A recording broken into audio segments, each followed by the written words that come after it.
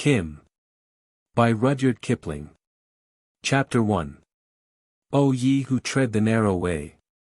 By Tophet flare to judgment day. Be gentle when the heathen pray. To Buddha at Kamakura. He sat, in defiance of municipal orders, astride the gun Zam Zama on her brick platform opposite the old Ajaibghar, the Wonder House, as the natives call the Lahore Museum. Who hold Zam Zama, that fire-breathing dragon, hold the Punjab, for the great green bronze piece is always first of the conqueror's loot. There was some justification for Kim. He had kicked Lala Dinanath's boy off the trunnions, since the English held the Punjab and Kim was English. Though he was burned black as any native. Though he spoke the vernacular by preference, and his mother tongue in a clipped uncertain sing-song, though he consorted on terms of perfect equality with the small boys of the bazaar, Kim was white, a poor white of the very poorest. The half-caste woman who looked after him, she smoked opium, and pretended to keep a second-hand furniture shop by the square where the cheap cabs wait, told the missionaries that she was Kim's mother's sister. But his mother had been nursemaid in a colonel's family and had married Kimball O'Hara, a young color sergeant of the Mavericks, an Irish regiment. He afterwards took a post on the Sindh, Punjab, and Delhi Railway, and his regiment went home without him. The wife died of cholera in Ferozepur, and O'Hara fell to drink and loafing up and down the line with the keen-eyed 3-year-old baby. Societies and chaplains, anxious for the child, tried to catch him, but O'Hara drifted away, till he came across the woman who took opium and learned the taste from her, and died as poor whites die in India. His estate at death consisted of 3 papers, one he called his Any Varietor, because those words were written below his signature thereon, and another his clearance certificate. The third was Kim's birth certificate. Those things, he was used to say, in his glorious opium hours, would yet make little Kimball a man. On no account was Kim to part with them, for they belonged to a great piece of magic, such magic as men practiced over yonder behind the museum, in the big blue and white Jadughar, the magic house, as we named the Masonic Lodge. It would, he said, all come right some day, and Kim's horn would be exalted between pillars, monstrous pillars, of beauty and strength. The colonel himself, riding on a horse, at the head of the finest regiment in the world, would attend to Kim, little Kim that should have been better off than his father. 900 first-class devils, whose god was a red bull on a green field, would attend to Kim, if they had not forgotten O'Hara, poor O'Hara that was gang foreman on the Ferozepur line. Then he would weep bitterly in the broken rush chair on the veranda. So it came about after his death that the woman sewed parchment, paper, and birth certificate into a leather amulet case which she strung round Kim's neck. And some day, she said, confusedly remembering O'Hara's prophecies, there will come for you a great red bull on a green field, and the colonel riding on his tall horse, yes, and, dropping into English, 900 devils. Ah, said Kim, I shall remember. A red bull and a colonel on a horse will come, but first, my father said, will come the 2 men making ready the ground for these matters. That is how my father said they always did. And it is always so when men work magic. If the woman had sent Kim up to the local Jadughar with those papers, he would, of course, have been taken over by the provincial lodge and sent to the Masonic orphanage in the hills. But what she had heard of magic she distrusted. Kim, too, held views of his own. As he reached the years of indiscretion, he learned to avoid missionaries and white men of serious aspect who asked who he was, and what he did. For Kim did nothing with an immense success. True, he knew the wonderful walled city of Lahore from the Delhi gate to the outer fort ditch, was hand in glove with men who led lives stranger than anything Harun al-Rashid dreamed of. And he lived in a life wild as that of the Arabian Nights, but missionaries and secretaries of charitable societies could not see the beauty of it. His nickname through the wards was, Little Friend of All the World. And very often, being lithe and inconspicuous, he executed commissions by night on the crowded housetops for sleek and shiny young men of fashion. It was intrigue, of course he knew that much, as he had known all evil since he could speak, but what he loved was the game for its own sake, the stealthy prowl through the dark gullies and lanes, the crawl up a water pipe. The sights and sounds of the women's world on the flat roofs, and the headlong flight from housetop to housetop under cover of the hot dark. Then there were holy men, ash-smeared fakirs by their brick shrines under the trees at the riverside, with whom he was quite familiar, greeting them as they returned from begging tours, and, when no one was by, eating from the same dish. The woman who looked after him insisted with tears that he should wear European clothes, trousers, a shirt and a battered hat. Kim found it easier to slip into Hindu or Mohammedan garb when engaged on certain businesses. One of the young men of fashion, he who was found dead at the bottom of a well on the night of the earthquake, had once given him a complete suit of Hindu kit, the costume of a low-caste street boy. And Kim stored it in a secret place under some bogs in Neela Ram's timber yard, beyond the Punjab High Court, where the fragrant deodar logs lie seasoning after they have driven down the Ravi. When there was business or frolic afoot, Kim would use his properties, returning at dawn to the veranda, all tired out from shouting at the heels of a marriage procession, or yelling at a Hindu festival. Sometimes there was food in the house, more often there was not, and then Kim went out again to eat with his native friends. As he drummed his heels against Zamzama he turned now and again from his king of the castle game with little Chota Lal and Abdullah the sweetmeat seller's son, to make a rude remark to the native policeman on guard over rows of shoes at the museum door. The big Punjabi grinned tolerantly, he knew Kim of old. So did the water carrier, sluicing water on the dry road from his goatskin bag. So did Jawahir Singh, the museum carpenter, bent over new packing cases.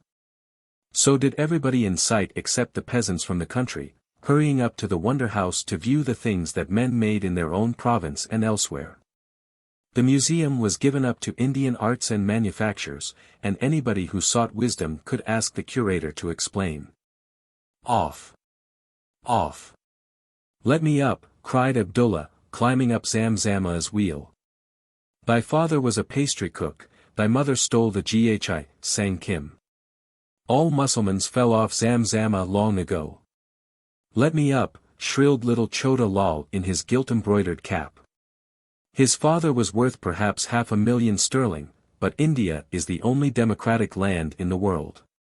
The Hindus fell off Zamzama too. The Mussulmans pushed them off. Thy father was a pastry cook. He stopped. For there shuffled round the corner, from the roaring Modi Bazaar, such a man as Kim, who thought he knew all castes, had never seen. He was nearly 6 feet high, dressed in fold upon fold of dingy stuff like horse blanketing, and not one fold of it could Kim refer to any known trade or profession. At his belt hung a long openwork iron pencase and a wooden rosary such as holy men wear.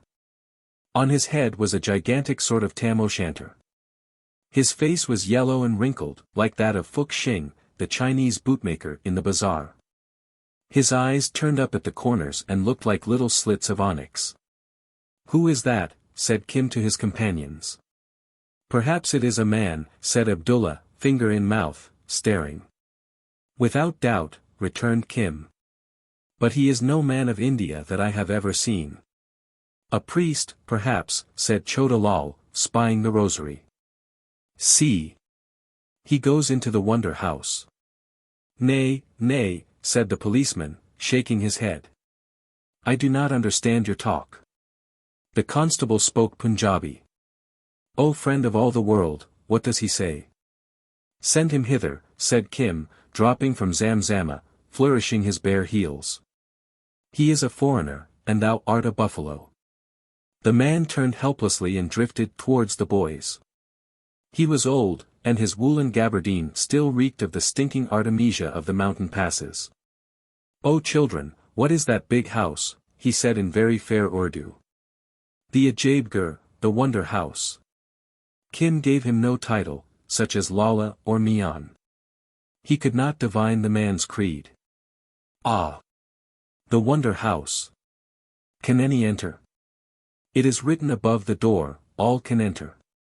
Without payment? I go in and out. I am no banker, laughed Kim. Alas! I am an old man. I did not know.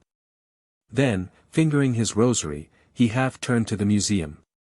What is your caste? Where is your house? Have you come far? Kim asked. I came by Kulu, from beyond the Kailas, but what know you? From the hills where, he sighed, the air and water are fresh and cool. Aha! Kaitai, a Chinaman, said Abdullah proudly. Fuxing had once chased him out of his shop for spitting at the joss above the boots. Pahari, a hillman, said little Chota Lal. I, child, a hillman from hills thou lt never see. Didst hear of Bhotial, Tibet? I am no Kaitai, but a Bhotia, Tibetan, since you must know, a Lama, or, say, a guru in your tongue. A guru from Tibet, said Kim. I have not seen such a man. They be Hindus in Tibet, then. We be followers of the middle way, living in peace in our lamaseries, and I go to see the 4 holy places before I die. Now do you, who are children, know as much as I do who am old. He smiled benignantly on the boys. Hast thou eaten? He fumbled in his bosom and drew forth a worn, wooden begging bowl. The boys nodded. All priests of their acquaintance begged. I do not wish to eat yet. He turned his head like an old tortoise in the sunlight. Is it true that there are many images in the wonder house of Lahore? He repeated the last words as one making sure of an address. That is true, said Abdullah. It is full of heathen butts. Thou also art an idolater. Never mind him, said Kim. That is the government's house and there is no idolatry in it, but only a sahib with a white beard. Come with me and I will show. Strange priests eat boys, whispered Chota Lal. And he is a stranger and a butt-perist, idolater, said Abdullah, the Mohammedan. Kim laughed. He is new. Run to your mother's laps, and be safe. Come. Kim clicked round the self-registering turnstile, the old man followed and halted amazed. In the entrance hall stood the larger figures of the Greco-Buddhist sculptures done, savants know how long since, by forgotten workmen whose hands were feeling, and not unskillfully, for the mysteriously transmitted Grecian touch. There were hundreds of pieces, friezes of figures in relief, fragments of statues and slabs crowded with figures that had encrusted the brick walls of the Buddhist stupas and viharas of the North Country and now, dug up and labeled. Made the pride of the museum. In open-mouthed wonder the Lama turned to this and that, and finally checked in rapt attention before a large alto relief representing a coronation or apotheosis of the Lord Buddha. The master was represented seated on a lotus the petals of which were so deeply undercut as to show almost detached. Round him was an adoring hierarchy of kings, elders, and old-time Buddhas. Below were lotus-covered waters with fishes and water-birds. 2 butterfly-winged devas held a wreath over his head, above them another pair supported an umbrella surmounted by the jeweled headdress of the bodhisattva. The Lord! The Lord! It is Sakya Muni himself, the Lama half sobbed, and under his breath began the wonderful Buddhist invocation. To him the way, the law, apart. Whom Maya held beneath her heart. Ananda's Lord, the Bodhisattva. And he is here. The most excellent law is here also. My pilgrimage is well begun. And what work? What work? Yonder is the Sahib, said Kim, and dodged sideways among the cases of the arts and manufacturers wing. A white-bearded Englishman was looking at the Lama, who gravely turned and saluted him and after some fumbling drew forth a notebook and a scrap of paper. Yes, that is my name, smiling at the clumsy, childish print. One of us who had made pilgrimage to the holy places, he is now abbot of the Lungcho monastery, gave it me, stammered the Lama. He spoke of these. His lean hand moved tremulously round. Welcome, then, O Lama from Tibet. Here be the images, and I am here, he glanced at the Lama's face, to gather knowledge. Come to my office a while. The old man was trembling with excitement. The office was but a little wooden cubicle partitioned off from the sculpture-lined gallery. Kim laid himself down, his ear against a crack in the heat-split cedar door, and, following his instinct, stretched out to listen and watch. Most of the talk was altogether above his head. The Lama, haltingly at first, spoke to the curator of his own lamasery, the Such Zen, opposite the painted rocks, 4 months' march away. The curator brought out a huge book of photos and showed him that very place, perched on its crag, overlooking the gigantic valley of many-hued strata. Aye. The Lama mounted a pair of horn-rimmed spectacles of Chinese work. Here is the little door through which we bring wood before winter. And thou, the English know of these things. He who is now abbot of Lung Cho told me, but I did not believe. The Lord, the Excellent One, he has honor here too. And his life is known. It is all carven upon the stones. Come and see, if thou art rested. Out shuffled the Lama to the main hall, and, the curator beside him, went through the collection with the reverence of a devotee and the appreciative instinct of a craftsman. Incident by incident in the beautiful story he identified on the blurred stone, puzzled here and there by the unfamiliar Greek convention, but delighted as a child at each new trove.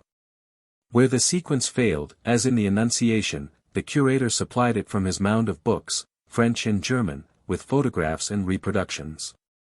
Here was the devout Asita, the pendant of Simeon in the Christian story, holding the Holy Child on his knee while mother and father listened, and here were incidents in the legend of the cousin Devdatta. Here was the wicked woman who accused the master of impurity, all confounded. Here was the teaching in the deer park, the miracle that stunned the fire worshippers. Here was the Bodhisat in royal state as a prince, the miraculous birth. The death at Kusinagara, where the weak disciple fainted, while there were almost countless repetitions of the meditation under the Bodhi tree, and the adoration of the alms bowl was everywhere. In a few minutes the curator saw that his guest was no mere bead-telling mendicant, but a scholar of parts. And they went at it all over again, the Lama taking snuff, wiping his spectacles, and talking at railway speed in a bewildering mixture of Urdu and Tibetan. He had heard of the travels of the Chinese pilgrims, Fu Haiyuan and Wenxiang, and was anxious to know if there was any translation of their record. He drew in his breath as he turned helplessly over the pages of Beale and Stanislas Julian. "'Tis all here. A treasure locked." Then he composed himself reverently to listen to fragments hastily rendered into Urdu. For the first time he heard of the labors of European scholars, who by the help of these and 100 other documents have identified the holy places of Buddhism. Then he was shown a mighty map, spotted and traced with yellow. The brown finger followed the curator's pencil from point to point.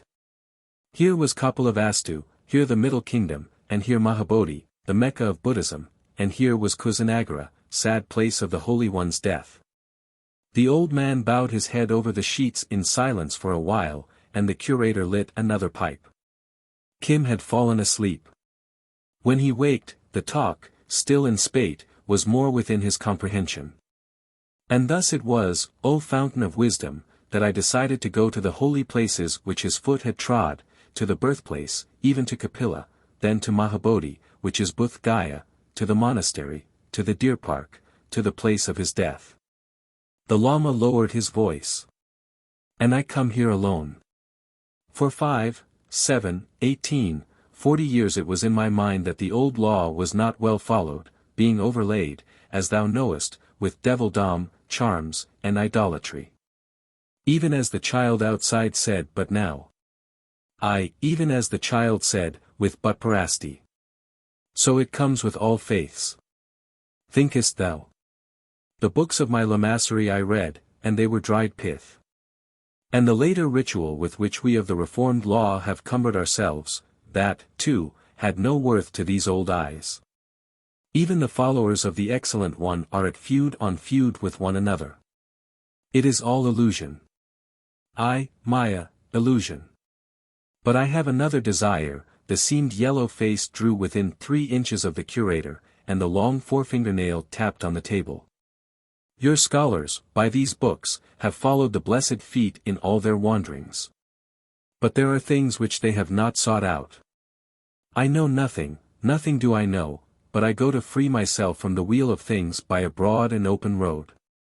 He smiled with most simple triumph. As a pilgrim to the holy places I acquire merit. But there is more. Listen to a true thing. When our gracious Lord, being as yet a youth, sought a mate, men said, in his father's court, that he was too tender for marriage. Thou knowest. The curator nodded, wondering what would come next. So they made the triple trial of strength against all comers. And at the test of the bow, our Lord first breaking that which they gave him, called for such a bow as none might bend. Thou knowest.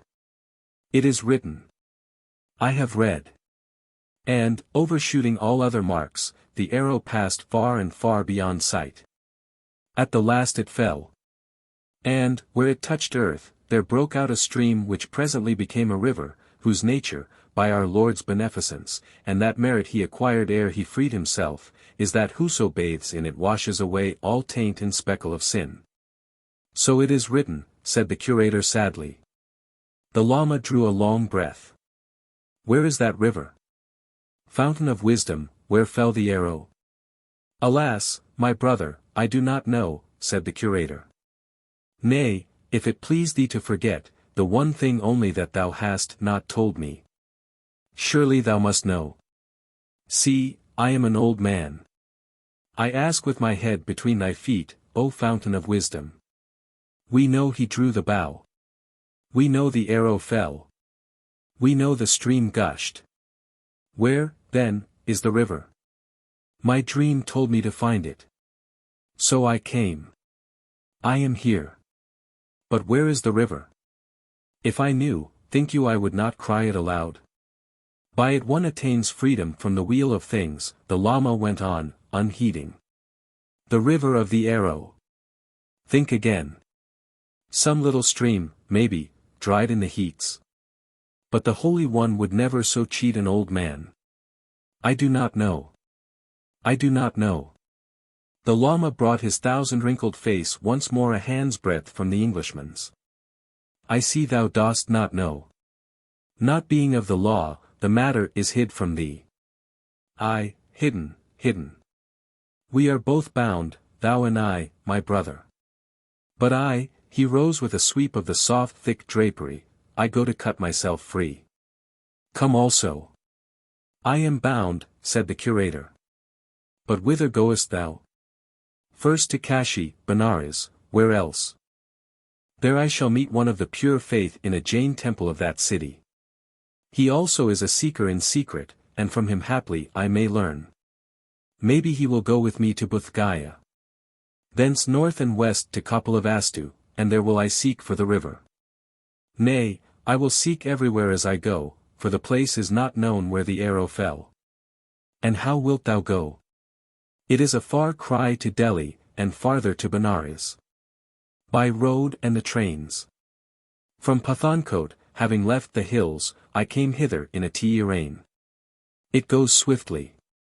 At first I was amazed to see those tall poles by the side of the road snatching up their threads. He illustrated the stoop and whirl of a telegraph pole flashing past the train. But later, I was cramped and desired to walk, as I am used. And thou art sure of thy road, said the curator. Oh, for that one but asks a question and pays money, and the appointed persons dispatch all to the appointed place. That much I knew in my lamassery from sure report, said the Lama proudly. And when dost thou go? The curator smiled at the mixture of old-world piety and modern progress that is the note of India today. As soon as may be. I follow the places of his life till I come to the river of the arrow. There is, moreover, a written paper of the hours of the trains that go south. And for food? Lamas, as a rule, have good store of money somewhere about them, but the curator wished to make sure. For the journey, I take up the master's begging bowl. Yes. Even as he went so go I, forsaking the ease of my monastery. There was with me when I left the hills a chela, disciple, who begged for me as the rule demands, but halting in Kulu a while a fever took him and he died.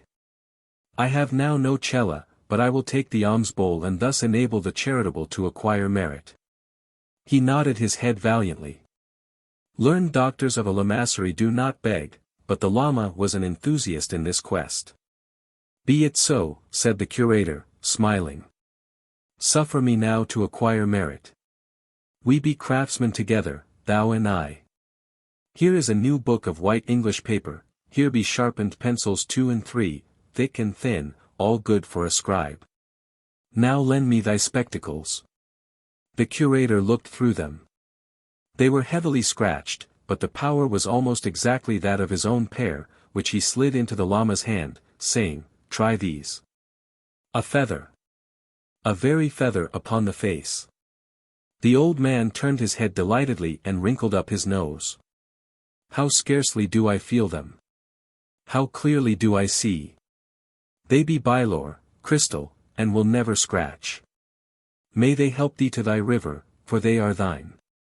I will take them and the pencils and the white notebook, said the Lama, as a sign of friendship between priest, and now, he fumbled at his belt, detached the openwork iron pincers, and laid it on the curator's table. That is for a memory between thee and me, my pen case. It is something old, even as I am. It was a piece of ancient design, Chinese, of an iron that is not smelted these days. And the collector's heart in the curator's bosom had gone out to it from the first. For no persuasion would the Lama resume his gift. When I return, having found the river, I will bring thee a written picture of the Padma Santhara such as I used to make on silk at the Lamasery. Yes, and of the wheel of life, he chuckled, for we be craftsmen together, thou and I. The curator would have detained him. They are few in the world who still have the secret of the conventional brush-pen Buddhist pictures which are, as it were, half written and half drawn. But the Lama strode out, head high in air, and pausing an instant before the great statue of a bodhisattva in meditation, brushed through the turnstiles. Kim followed like a shadow. What he had overheard excited him wildly. This man was entirely new to all his experience, and he meant to investigate further, precisely as he would have investigated a new building or a strange festival in Lahore city. The Lama was his trove, and he purposed to take possession. Kim's mother had been Irish, too. The old man halted by Zamzama and looked round till his eye fell on Kim. The inspiration of his pilgrimage had left him for a while, and he felt old, forlorn, and very empty. "Do not sit under that gun," said the policeman loftily. "Ha! Owl," was Kim's retort on the Lama's behalf. "Sit under that gun if it please thee. When didst thou steal the milkwoman's slippers, Danu?" That was an utterly unfounded charge sprung on the spur of the moment, but it silenced Danu, who knew that Kim's clear yell could call up legions of bad bazaar boys if need arose. "And whom didst thou worship within?" said Kim affably, squatting in the shade beside the Lama. "I worshipped none, child. I bowed before the excellent law." Kim accepted this new god without emotion. He knew already a few score. "And what dost thou do? I beg.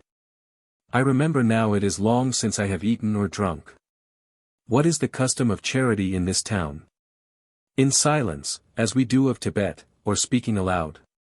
"Those who beg in silence starve in silence," said Kim, quoting a native proverb. The Lama tried to rise, but sank back again, sighing for his disciple, dead in faraway Kulu. Kim watched head to one side, considering and interested. "Give me the bowl. I know the people of this city, all who are charitable. Give, and I will bring it back filled." Simply as a child the old man handed him the bowl. "Rest, thou. I know the people." He trotted off to the open shop of a country, a low-caste vegetable seller, which lay opposite the belt tramway line down the Modi Bazaar. She knew Kim of old. "Oh ho, hast thou turned yogi with thy begging bowl?" she cried. "Nay," said Kim proudly. "There is a new priest in the city, a man such as I have never seen." "Old priest, young tiger," said the woman angrily. "I am tired of new priests. They settle on our wares like flies. Is the father of my son a well of charity to give to all who ask?" "No," said Kim. "Thy man is rather yogi, bad-tempered, than yogi, a holy man. But this priest is new. The sahib in the wonder house has talked to him like a brother. "Oh my mother, fill me this bowl." He waits. That bowl indeed. That cow-bellied basket. Thou hast as much grace as the holy bull of Shiv. He has taken the best of a basket of onions already, this morn, and forsooth, I must fill thy bowl.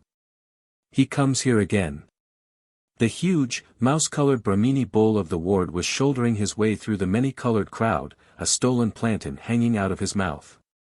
He headed straight for the shop, well knowing his privileges as a sacred beast, lowered his head, and puffed heavily along the line of baskets ere making his choice. Up flew Kim's hard little heel and caught him on his moist blue nose. He snorted indignantly, and walked away across the tram rails, his hump quivering with rage. See! I have saved more than the bowl will cost thrice over. Now, mother, a little rice and some dried fish atop, yes, and some vegetable curry. A growl came out of the back of the shop, where a man lay. He drove away the bull, said the woman in an undertone. It is good to give to the poor. She took the bowl and returned it full of hot rice. But my yogi is not a cow, said Kim gravely, making a hole with his fingers in the top of the mound. A little curry is good, and a fried cake, and a morsel of conserve would please him, I think. It is a hole as big as thy head, said the woman fretfully. But she filled it, none the less, with good, steaming vegetable curry, clapped a fried cake atop, and a morsel of clarified butter on the cake, dabbed a lump of sour tamarind conserve at the side, and Kim looked at the load lovingly. That is good. When I am in the bazaar the bull shall not come to this house. He is a bold beggarman. And thou, laughed the woman. But speak well of bulls. Hast thou not told me that some day a red bull will come out of a field to help thee? Now hold all straight and ask for the holy man's blessing upon me. Perhaps, too, he knows a cure for my daughter's sore eyes. Ask him that also, O thou little friend of all the world. But Kim had danced off ere the end of the sentence, dodging pariah dogs and hungry acquaintances. Thus do we beg who know the way of it, said he proudly to the Lama, who opened his eyes at the contents of the bowl. Eat now and, I will eat with thee. Oh hey Bisti, he called to the water carrier, sluicing the crotons by the museum. Give water here. We men are thirsty. We men, said the Bisti, laughing. Is one skinful enough for such a pair? Drink, then, in the name of the compassionate. He loosed a thin stream into Kim's hands, who drank native fashion, but the Lama must needs pull out a cup from his inexhaustible upper draperies and drink ceremonially. Pardesi, a foreigner, Kim explained, as the old man delivered in an unknown tongue what was evidently a blessing. They ate together in great content, clearing the begging bowl. Then the Lama took snuff from a portentous wooden snuff gourd, fingered his rosary a while, and so dropped into the easy sleep of age, as the shadow of Zamzama grew long.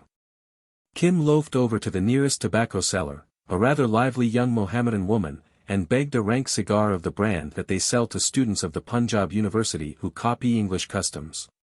Then he smoked and thought, knees to chin, under the belly of the gun, and the outcome of his thoughts was a sudden and stealthy departure in the direction of Neela Ram's timber yard. The Lama did not wake till the evening life of the city had begun with lamplighting and the return of white-robed clerks and subordinates from the government offices. He stared dizzily in all directions, but none looked at him save a Hindu urchin in a dirty turban and Isabella-colored clothes. Suddenly he bowed his head on his knees and wailed. What is this, said the boy, standing before him. Hast thou been robbed? It is my new chela, disciple, that is gone away from me, and I know not where he is. And what like of man was thy disciple? It was a boy who came to me in place of him who died, on account of the merit which I had gained when I bowed before the law within there. He pointed towards the museum. He came upon me to show me a road which I had lost. He led me into the wonder house, and by his talk emboldened me to speak to the keeper of the images, so that I was cheered and made strong. And when I was faint with hunger he begged for me, as would a chela for his teacher. Suddenly was he sent. Suddenly has he gone away. It was in my mind to have taught him the law upon the road to Benares. Kim stood amazed at this, because he had overheard the talk in the museum, and knew that the old man was speaking the truth, which is a thing a native on the road seldom presents to a stranger. But I see now that he was but sent for a purpose. By this I know that I shall find a certain river for which I seek. The river of the arrow, said Kim, with a superior smile. Is this yet another sending? Cried the Lama. To none have I spoken of my search, save to the priest of the images. Who art thou? Thy Chela, said Kim simply, sitting on his heels. I have never seen anyone like to thee in all this my life. I go with thee to Benares. And, too, I think that so old a man as thou, speaking the truth to chance-met people at dusk, is in great need of a disciple.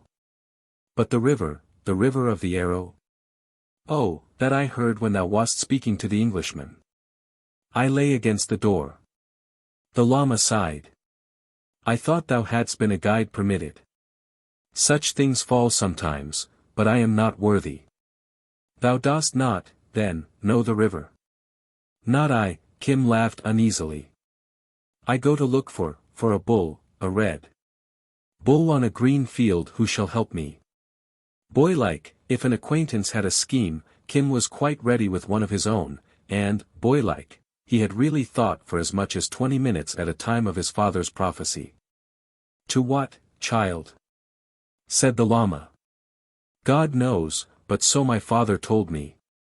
I heard thy talk in the wonder house of all those new strange places in the hills, and if one so old and so little, so used to truth-telling, may go out for the small matter of a river, it seemed to me that I too must go a-travelling.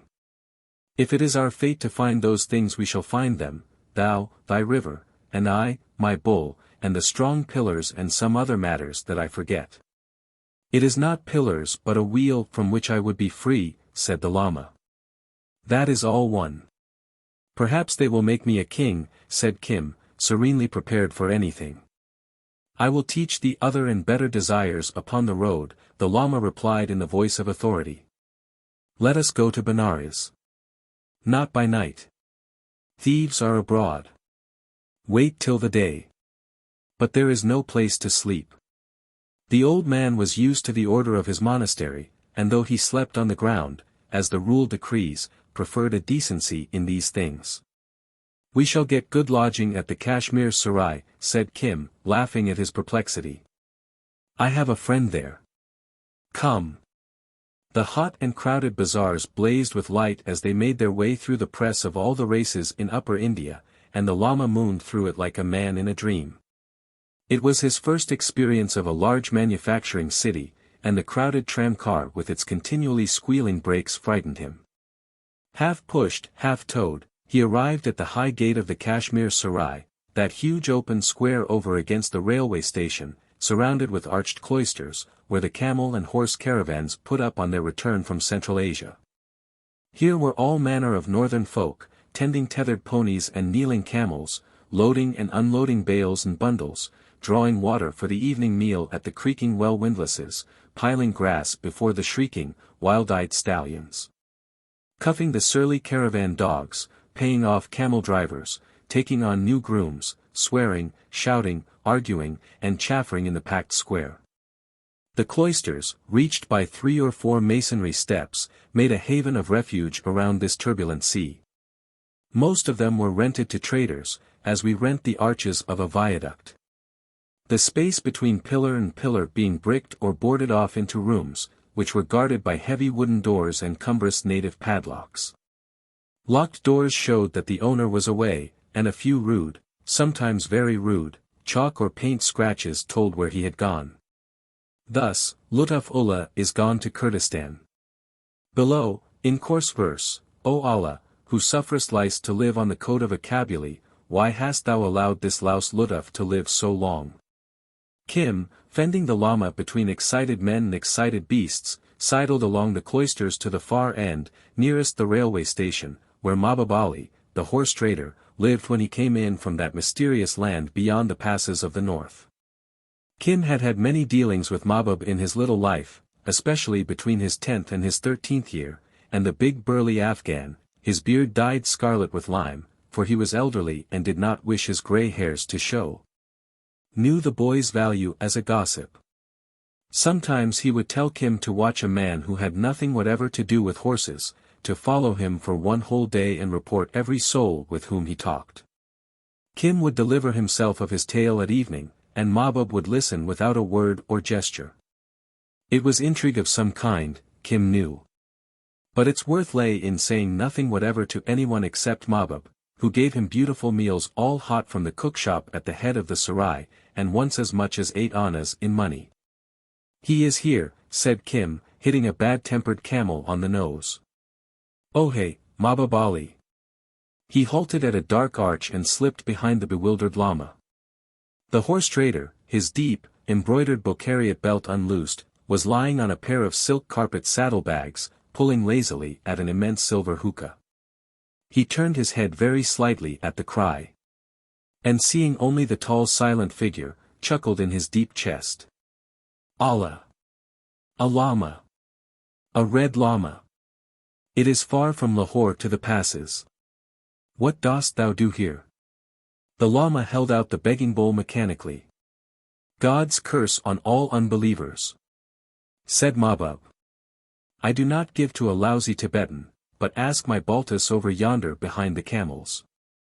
They may value your blessings.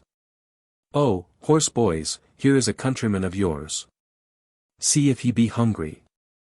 A shaven, crouching Balti, who had come down with the horses, and who was nominally some sort of degraded Buddhist, fawned upon the priest, and in thick gutturals besought the Holy One to sit at the horseboy's fire.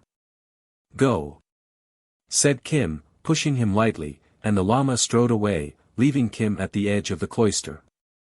"Go," said Mahbub Ali, returning to his hookah. "Little Hindu, run away. God's curse on all unbelievers. Beg from those of my tale who are of thy faith." "Maharaj," whined Kim, using the Hindu form of address, and thoroughly enjoying the situation, "my father is dead, my mother is dead, my stomach is empty. Beg from my men among the horses, I say. There must be some Hindus in my tale." "Oh, Mahbub Ali, but am I a Hindu?" said Kim in English. The trader gave no sign of astonishment, but looked under shaggy eyebrows. "Little friend of all the world," said he, "what is this?" "Nothing. I am now that holy man's disciple, and we go a pilgrimage together, to Benares," he says. "He is quite mad, and I am tired of Lahore city. I wish new air and water. But for whom dost thou work? Why come to me?" The voice was harsh with suspicion. "To whom else should I come? I have no money. It is not good to go about without money. Thou wilt sell many horses to the officers. They are very fine horses, these new ones, I have seen them. Give me a rupee, Mahbub Ali, and when I come to my wealth I will give thee a bond and pay." Said Mahbub Ali, thinking swiftly. "Thou hast never before lied to me. Call that Lama, stand back in the dark." "Oh, our tales will agree," said Kim, laughing. "We go to Benares," said the Lama, as soon as he understood the drift of Mahbub Ali's questions. "The boy and I go to seek for a certain river." "Maybe, but the boy? He is my disciple. He was sent, I think, to guide me to that river. Sitting under a gun was I when he came suddenly. Such things have befallen the fortunate to whom guidance was allowed. But I remember now, he said he was of this world, a Hindu. And his name? That I did not ask. Is he not my disciple? His country, his race, his village? Mussulman, Sikh, Hindu, Jain, low caste or high? Why should I ask? There is neither high nor low in the middle way. If he is my chela, can anyone take him from me? For, look you, without him I shall not find my river." He wagged his head solemnly. "None shall take him from thee. Go, sit among my Baltus," said Mahbub Ali, and the Lama drifted off, soothed by the promise. "Is he not quite mad?" said Kim, coming forward to the light again. "Why should I lie to thee, Haji? Mahbub puffed his hookah in silence. Then he began, almost whispering, Umballa is on the road to Benares, if indeed ye too go there. TCK. TCK. I tell thee he does not know how to lie, as we too know. And if thou wilt carry a message for me as far as Umballa, I will give thee money.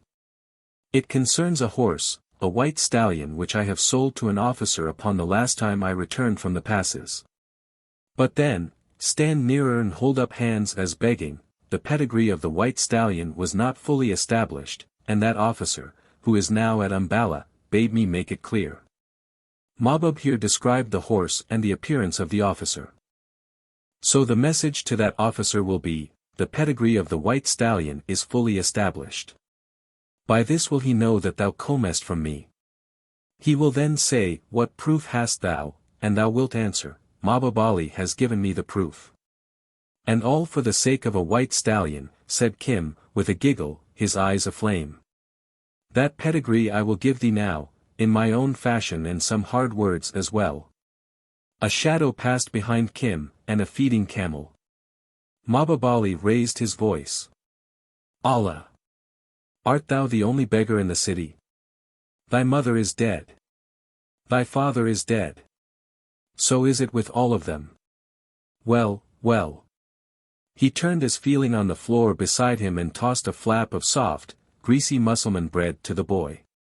Go and lie down among my horseboys for tonight, thou and the Lama. Tomorrow I may give thee service. Kim slunk away, his teeth in the bread, and, as he expected, he found a small wad of folded tissue paper wrapped in oilskin, with 3 silver rupees, enormous largesse. He smiled and thrust money and paper into his leather amulet case. The Lama, sumptuously fed by Mahbub's Baltus, was already asleep in a corner of one of the stalls. Kim lay down beside him and laughed. He knew he had rendered a service to Mahbub Ali, and not for one little minute did he believe the tale of the stallion's pedigree. But Kim did not suspect that Mahbub Ali, known as one of the best horse dealers in the Punjab, a wealthy and enterprising trader, whose caravans penetrated far and far into the back of beyond, was registered in one of the locked books of the Indian Survey Department as C25 IB. Twice or thrice yearly C25 would send in a little story, baldly told but most interesting, and generally, it was checked by the statements of our 17 and M4, quite true. It concerned all manner of out-of-the-way mountain principalities, explorers of nationalities other than English, and the gun trade, was, in brief, a small portion of that vast mass of information received, on which the Indian government acts. But, recently, 5 confederated kings, who had no business to confederate, had been informed by a kindly northern power that there was a leakage of news from their territories into British India. So those kings' prime ministers were seriously annoyed and took steps, after the Oriental fashion. They suspected, among many others, the bullying, red-bearded horse dealer whose caravans ploughed through their fastnesses belly-deep in snow. At least, his caravan that season had been ambushed and shot at twice on the way down, when Mahbub's men accounted for 3 strange ruffians who might, or might not, have been hired for the job. Therefore Mahbub had avoided halting at the insalubrious city of Peshawar, and had come through without stop to Lahore, where, knowing his country people, he anticipated curious developments. And there was that on Mahbub Ali which he did not wish to keep an hour longer than was necessary, a wad of closely folded tissue paper, wrapped in oilskin, an impersonal, unaddressed statement, with 5 microscopic pinholes in one corner. That most scandalously betrayed the 5 confederated kings, the sympathetic northern power, a Hindu banker in Peshawar, a firm of gunmakers in Belgium, and an important, semi-independent Mohammedan ruler to the south. This last was our 17's work, which Mahbub had picked up beyond the Dora Pass and was carrying in for our 17, who, owing to circumstances over which he had no control, could not leave his post of observation. Dynamite was milky and innocuous beside that report of C25, and even an Oriental, with an Oriental's views of the value of time, could see that the sooner it was in the proper hands the better. Mahbub had no particular desire to die by violence, because 2 or 3 family blood feuds across the border hung unfinished on his hands, and when these scores were cleared he intended to settle down as a more or less virtuous citizen.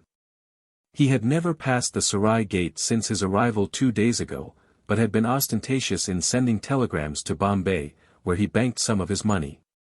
To Delhi, where a sub-partner of his own clan was selling horses to the agent of a Rajputana estate, and to Ambala, where an Englishman was excitedly demanding the pedigree of a white stallion. The public letter writer, who knew English, composed excellent telegrams, such as, Creighton, Laurel Bank, Ambala. Horse is Arabian as already advised. Sorrowful delayed pedigree which am translating. And later to the same address, much sorrowful delay. Will forward pedigree. To his sub-partner at Delhi he wired, Ludafola. Have wired 2,000 rupees your credit Luchman Narain's bank.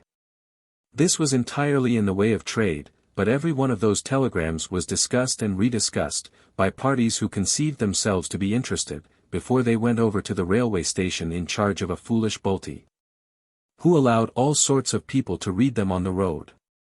When, in Mahbub's own picturesque language, he had muddied the wells of inquiry with the stick of precaution, Kim had dropped on him, sent from heaven.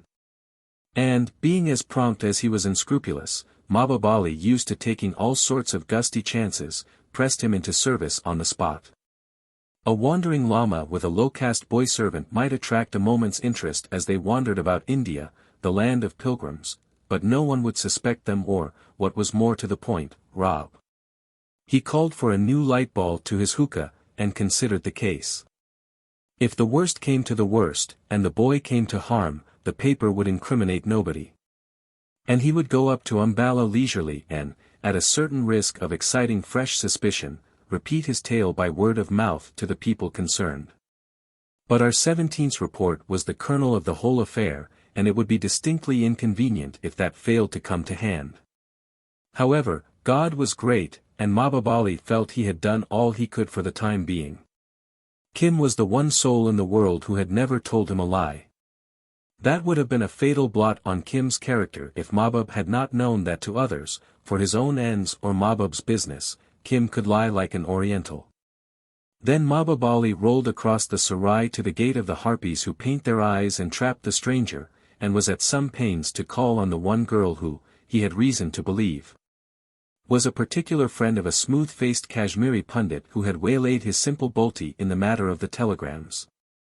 It was an utterly foolish thing to do. Because they fell to drinking perfumed brandy against the law of the Prophet, and Mahbub grew wonderfully drunk, and the gates of his mouth were loosened. And he pursued the flower of delight with the feet of intoxication till he fell flat among the cushions, where the flower of delight, aided by a smooth-faced Kashmiri pundit, searched him from head to foot most thoroughly. About the same hour Kim heard soft feet in Mahbub's deserted stall. The horse-trader, curiously enough, had left his door unlocked, and his men were busy celebrating their return to India with a whole sheep of Mahbub's bounty. A sleek young gentleman from Delhi, armed with a bunch of keys which the flower had unshackled from the senseless one's belt, went through every single box, bundle, mat, and saddlebag in Mahbub's possession even more systematically than the flower and the pundit were searching the owner. And I think, said the flower scornfully an hour later, one rounded elbow on the snoring carcass, that he is no more than a pig of an Afghan horse-dealer, with no thought except women and horses. Moreover, he may have sent it away by now, if ever there were such a thing. Nay, in a matter touching 5 kings it would be next his black heart, said the pundit. Was there nothing? The Delhi man laughed and resettled his turban as he entered. I searched between the soles of his slippers as the flower searched his clothes. This is not the man but another. I leave little unseen.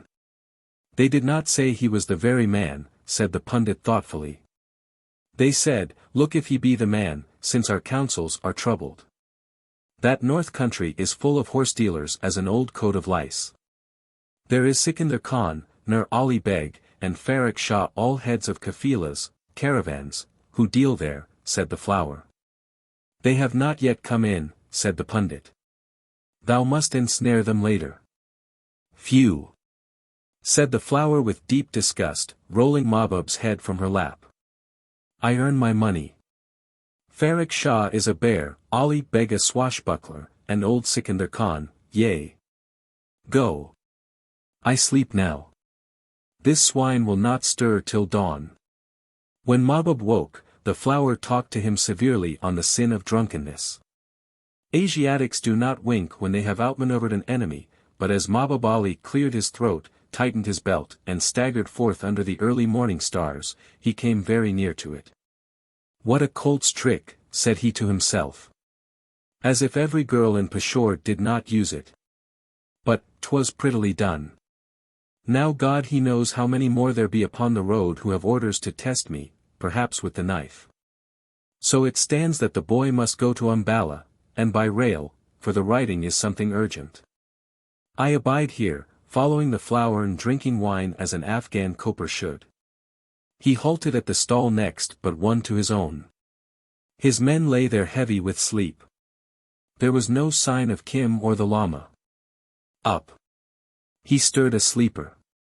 Whither went those who lay here last even, the Lama and the boy? Is aught missing? Nay, grunted the man, the old madman rose at second cockcrow saying he would go to Benares, and the young one led him away. The curse of Allah on all unbelievers, said Mahbub heartily, and climbed into his own stall, growling in his beard. But it was Kim who had wakened the Lama, Kim with one eye laid against a knot-hole in the planking, who had seen the Delhi man search through the boxes. This was no common thief that turned over letters, bills, and saddles, no mere burglar who ran a little knife sideways into the soles of Mahbub's slippers, or picked the seams of the saddlebags so deftly. At first Kim had been minded to give the alarm, the long-drawn chor. Thief! Thief, that sets the Sarai ablaze of nights, but he looked more carefully, and, hand on amulet, drew his own conclusions. It must be the pedigree of that made-up horselie, said he, the thing that I carry to Umballa. Better that we go now. Those who search bags with knives may presently search bellies with knives. Surely there is a woman behind this. Hi! Hi! In a whisper to the light-sleeping old man. Come. It is time to go to Benares. The Lama rose obediently, and they passed out of the Sarai like shadows. Chapter 2. And whoso will, from pride released, contemning neither creed nor priest, may feel the soul of all the East. About him at Kamakura. They entered the fort-like railway station, black in the end of night. The electrics sizzling over the goods yard ere they handle the heavy northern grain traffic. This is the work of devils, said the Lama, recoiling from the hollow echoing darkness, the glimmer of rails between the masonry platforms, and the maze of girders above. He stood in a gigantic stone hall paved, it seemed, with the sheeted dead third-class passengers who had taken their tickets overnight and were sleeping in the waiting rooms. All hours of the 24 are alike to Orientals, and their passenger traffic is regulated accordingly. This is where the fire carriages come. One stands behind that hole, Kim pointed to the ticket office, who will give thee a paper to take thee to Umballa. But we go to Benares, he replied petulantly. All one. Benares then. Quick, she comes. Take thou the purse. The Lama, not so well used to trains as he had pretended, started as the 3:25 a.m. southbound roared in. The sleepers sprang to life, and the station filled with clamor and shoutings, cries of water and sweetmeat vendors, shouts of native policemen, and shrill yells of women gathering up their baskets, their families, and their husbands. It is the train, only the Tehran. It will not come here. Wait. Amazed at the Lama's immense simplicity, he had handed him a small bag full of rupees. Kim asked and paid for a ticket to Umballa. A sleepy clerk grunted and flung out a ticket to the next station, just 6 miles distant. Nay, said Kim, scanning it with a grin. This may serve for farmers, but I live in the city of Lahore.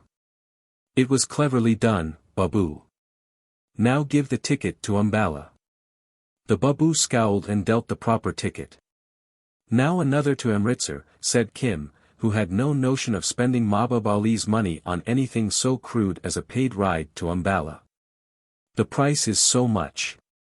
The small money in return is just so much. I know the ways of the Tirane. Never did yogi need chela as thou dost, he went on merrily to the bewildered Lama. They would have flung thee out at Mian Mir but for me. This way. Come. He returned the money, keeping only 1 anna in each rupee of the price of the Ambala ticket as his commission, the immemorial commission of Asia. The Lama jibbed at the open door of a crowded third-class carriage. Were it not better to walk? Said he weakly. A burly Sikh artisan thrust forth his bearded head. Is he afraid? Do not be afraid. I remember the time when I was afraid of the train. Enter. This thing is the work of the government.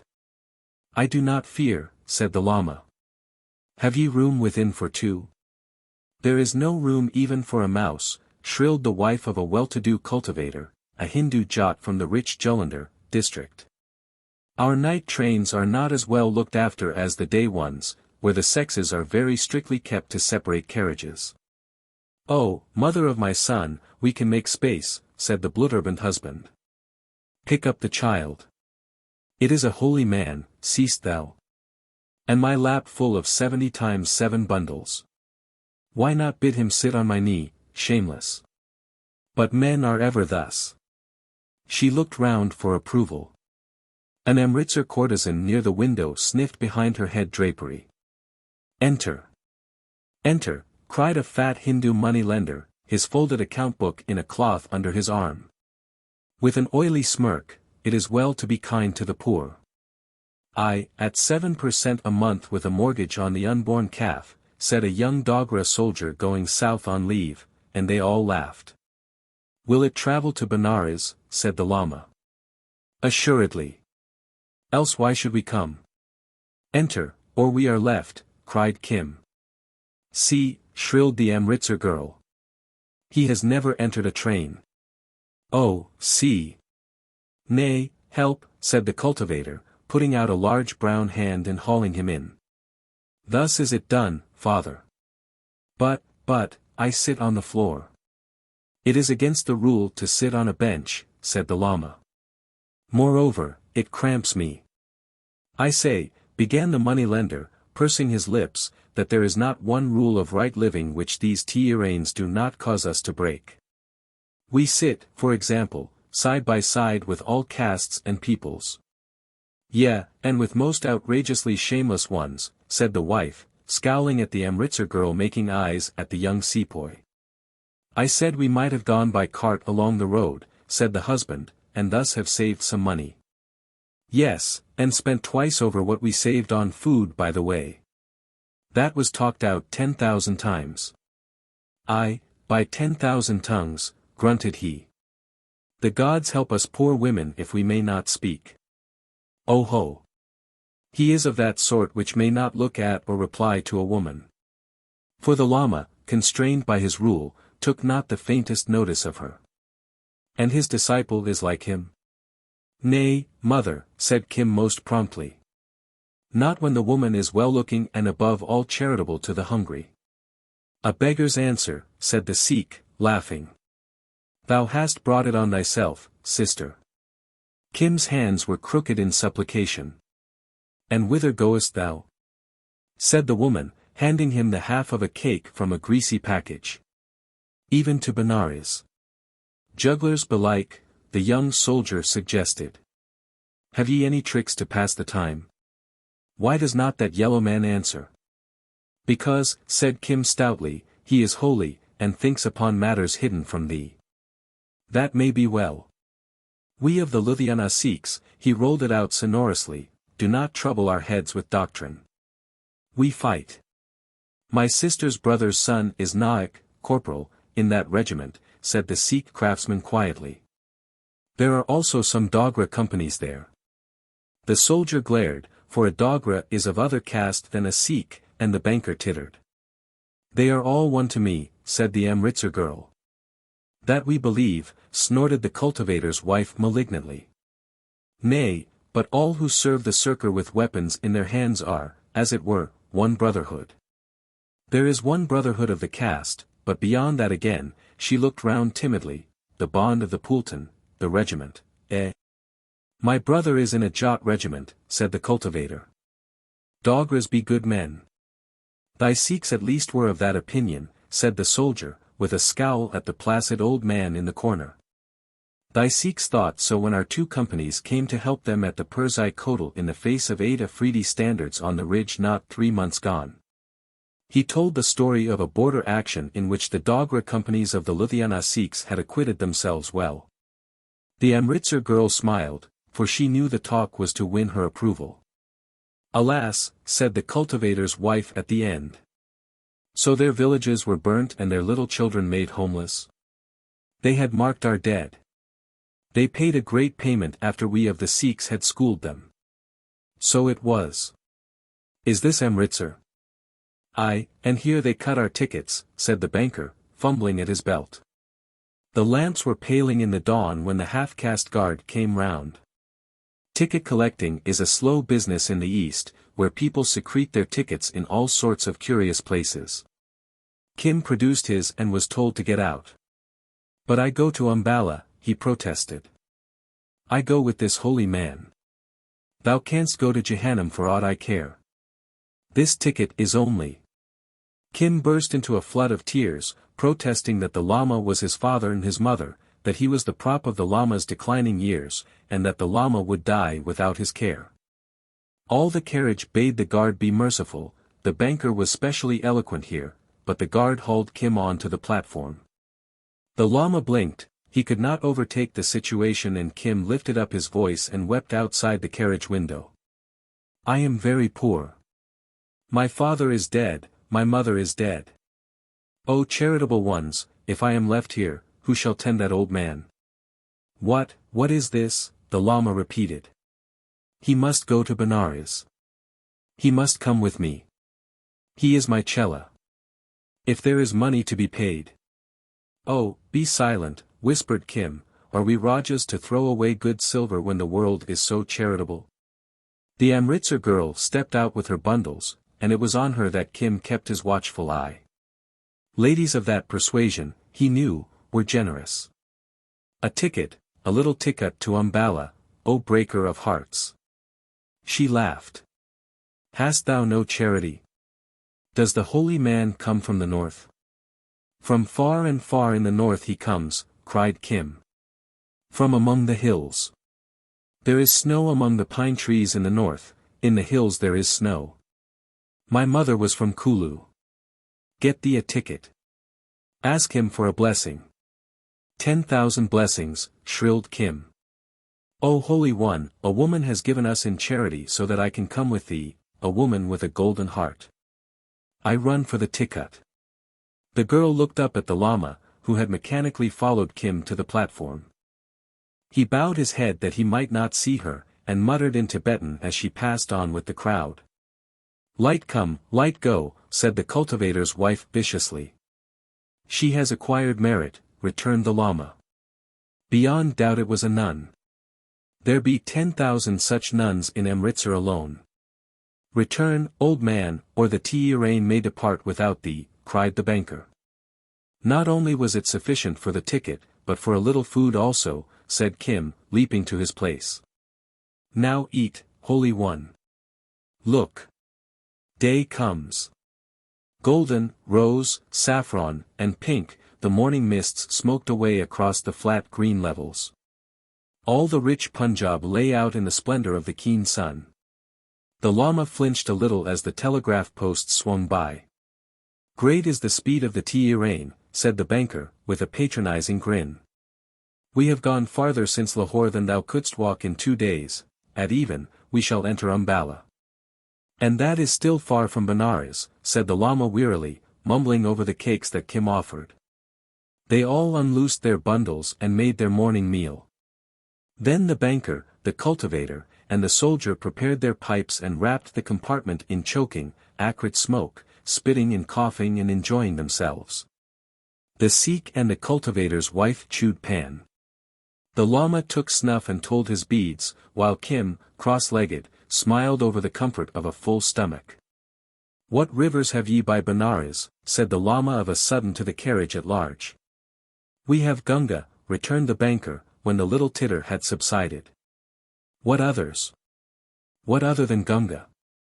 "Nay, but in my mind was the thought of a certain river of healing. That is Gunga. Who bathes in her is made clean and goes to the gods. Thrice have I made pilgrimage to Gunga." He looked round proudly. "There was need," said the young sepoy drily, and the traveller's laugh turned against the banker.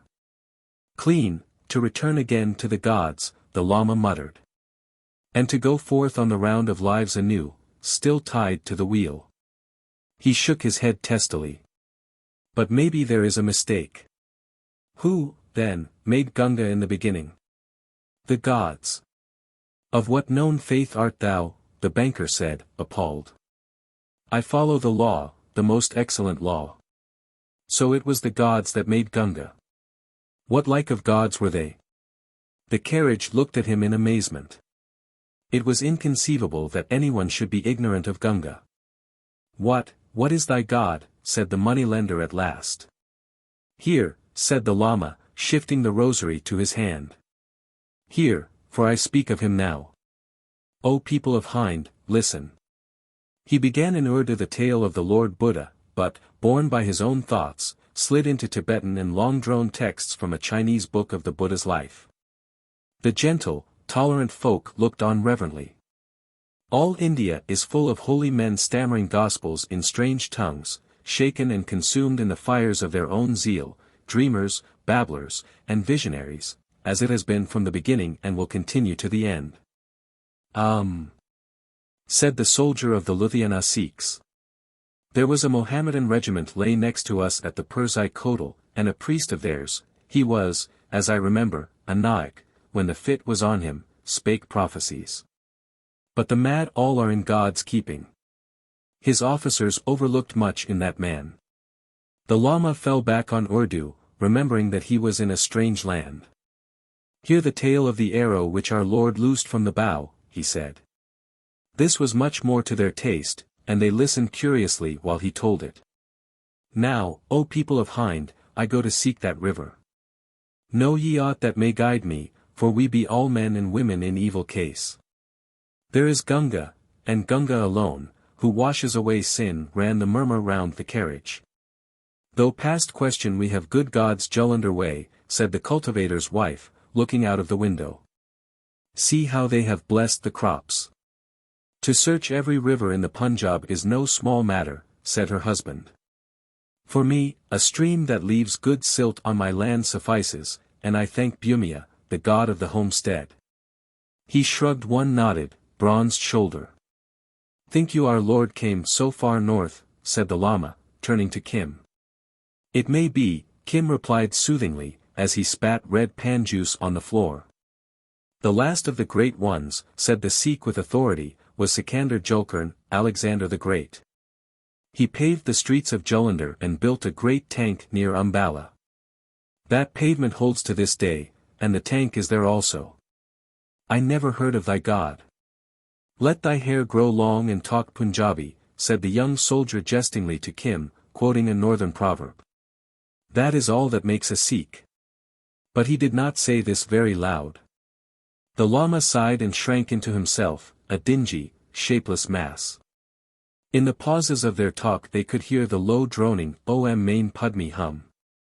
Om Main Padme hum. And the thick click of the wooden rosary beads. "It irks me," he said at last. "The speed and the clatter irk me. Moreover, my Chela, I think that maybe we have overpassed that river." "Peace, peace," said Kim. "Was not the river near Benares? We are yet far from the place. But, if our Lord came north, it may be any one of these little ones that we have run across. I do not know. But thou wast sent to me, for the merit I had acquired over yonder at such sen. From beside the cannon didst thou come, bearing 2 faces, and 2 garbs. Peace. One must not speak of these things here," whispered Kim. There was but one of me. Think again and thou wilt remember. A boy, a Hindu boy, by the great green cannon. But was there not also an Englishman with a white beard holy among images, who himself made more sure my assurance of the river of the arrow? We, went to the Ajabgarh in Lahore to pray before the gods there, Kim explained to the openly listening company. And the Sahib of the Wonder House talked to him. Yes, this is truth as a brother. He is a very holy man, from far beyond the hills. Rest, thou. In time we come to Ambala. But my river, the river of my healing. And then, if it please thee, we will go hunting for that river on foot. So that we miss nothing, not even a little rivulet in a field side. But thou hast a search of thine own. The Lama, very pleased that he remembered so well, sat bolt upright. I, said Kim, humoring him. The boy was entirely happy to be out chewing pan and seeing new people in the great good-tempered world. It was a bull, a red bull that shall come and help thee and carry thee, whither? I have forgotten. A red bull on a green field, was it not? Nay, it will carry me nowhere, said Kim. It is but a tale I told thee. What is this? The cultivator's wife leaned forward, her bracelets clinking on her arm. D'ye both dream dreams? A red bull on a green field, that shall carry thee to the heavens or what? Was it a vision? Did one make a prophecy? We have a red bull in our village behind Jalandhar city, and he grazes by choice in the very greenest of our fields. Give a woman an old wife's tale and a weaver bird a leaf and a thread, they will weave wonderful things, said the Sikh. All holy men dream dreams, and by following holy men their disciples attain that power. A red bull on a green field, was it? The Lama repeated. In a former life it may be thou hast acquired merit, and the bull will come to reward thee. Nay, it was but a tale one told to me, for a jest belike. But I will seek the bull about Ambala, and thou canst look for thy river and rest from the clatter of the train. It may be that the bull knows, that he is sent to guide us both, said the Lama, hopefully as a child. Then to the company, indicating Kim, this one was sent to me but yesterday. He is not, I think, of this world. Beggars aplenty have I met, and holy men to boot, but never such a yogi nor such a disciple, said the woman. Her husband touched his forehead lightly with one finger and smiled. But the next time the Lama would eat they took care to give him of their best. And at last, tired, sleepy, and dusty, they reached Ambala city station. We abide here upon a lawsuit, said the cultivator's wife to Kim. We lodge with my man's cousin's younger brother. There is room also in the courtyard for thy yogi and for thee. Will he give me a blessing? O holy man! A woman with a heart of gold gives us lodging for the night. It is a kindly land, this land of the south. See how we have been helped since the dawn. The Lama bowed his head in benediction. To fill my cousin's younger brother's house with wastrels, the husband began, as he shouldered his heavy bamboo staff. Thy cousin's younger brother owes my father's cousin something yet on his daughter's marriage feast, said the woman crisply. Let him put their food to that account. The yogi will beg, I doubt not. I beg for him, said Kim, anxious only to get the Lama under shelter for the night, that he might seek Mahbub Ali's Englishman and deliver himself of the white stallion's pedigree. Now, said he, when the Lama had come to an anchor in the inner courtyard of a decent Hindu house behind the cantonments, I go away for a while, to buy us victual in the bazaar. Do not stray abroad till I return. Thou wilt return. Thou wilt surely return. The old man caught at his wrist. And thou wilt return in this very same shape. Is it too late to look tonight for the river? Too late and too dark. Be comforted. Think how far thou art on the road, 100 kos from Lahore already.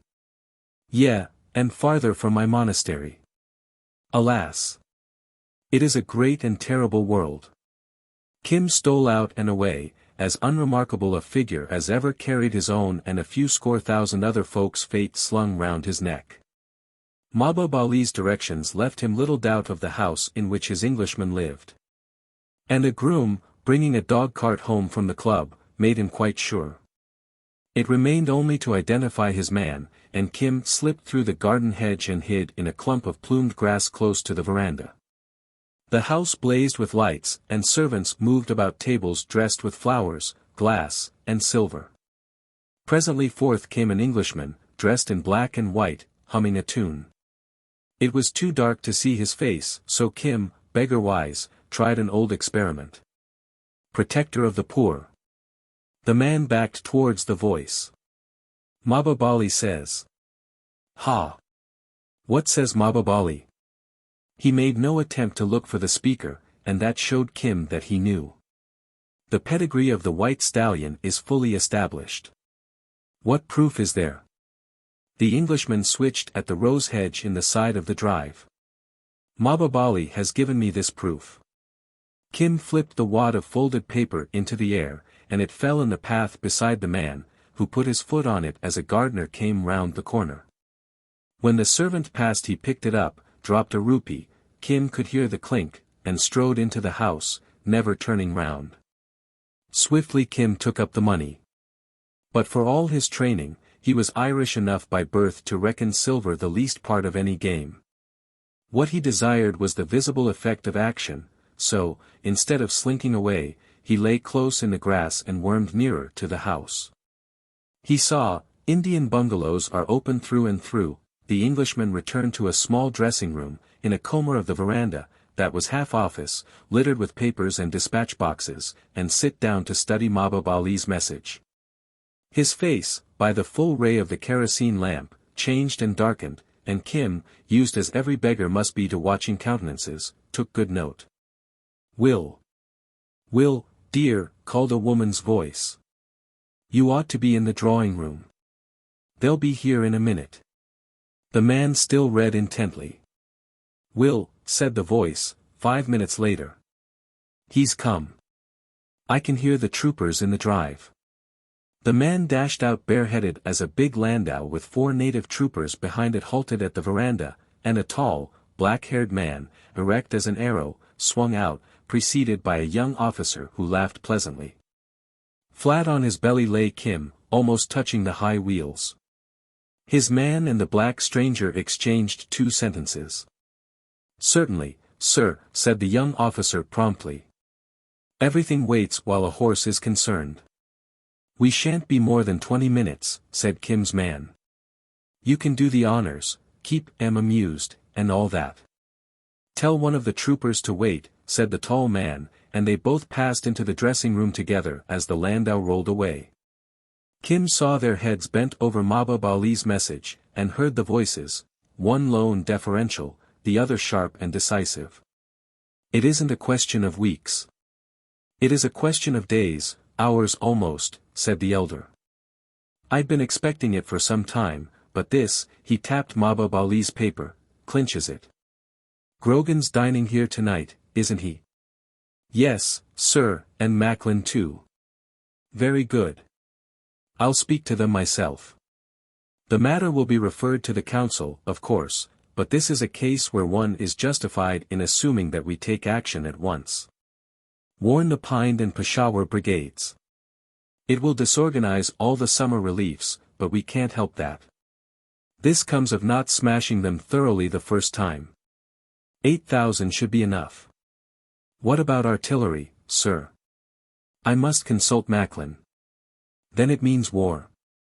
"No. Punishment. When a man is bound by the action of his predecessor.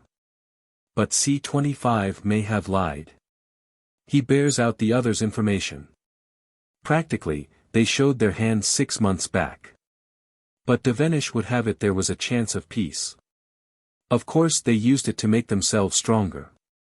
Send off those telegrams at once, the new code, not the old, mine and Wharton's. I don't think we need keep the ladies waiting any longer. We can settle the rest over the cigars. I thought it was coming. It's punishment, not war.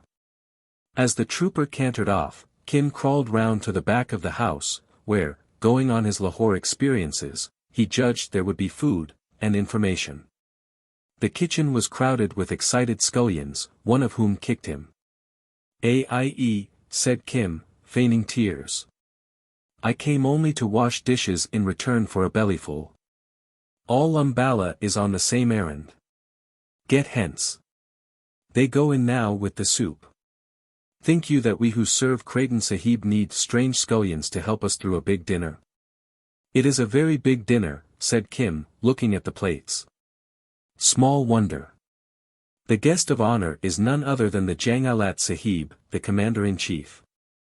"Ho," said Kim, with the correct guttural note of wonder. He had learned what he wanted, and when the scullion turned he was gone. "And all that trouble," said he to himself, thinking as usual in Hindustani, for a horse's pedigree. "Mahbub Ali should have come to me to learn a little lying. Every time before that I have borne a message it concerned a woman. Now it is men. Better. The tall man said that they will loose a great army to punish someone, somewhere. The news goes to Pindi and Peshawar. There are also guns. Would I had crept nearer. It is big news." He returned to find the cultivator's cousin's younger brother discussing the family lawsuit in all its bearings with the cultivator and his wife and a few friends, while the Lama dozed. After the evening meal someone passed him a water pipe. And Kim felt very much of a man as he pulled at the smooth coconut shell, his legs spread abroad in the moonlight, his tongue clicking in remarks from time to time. His hosts were most polite. For the cultivator's wife had told them of his vision of the Red Bull, and of his probable descent from another world. Moreover, the Lama was a great and venerable curiosity. The family priest, an old, tolerant Sarsit Brahmin, dropped in later, and naturally started a theological argument to impress the family. By creed, of course, they were all on their priest's side, but the Lama was the guest and the novelty.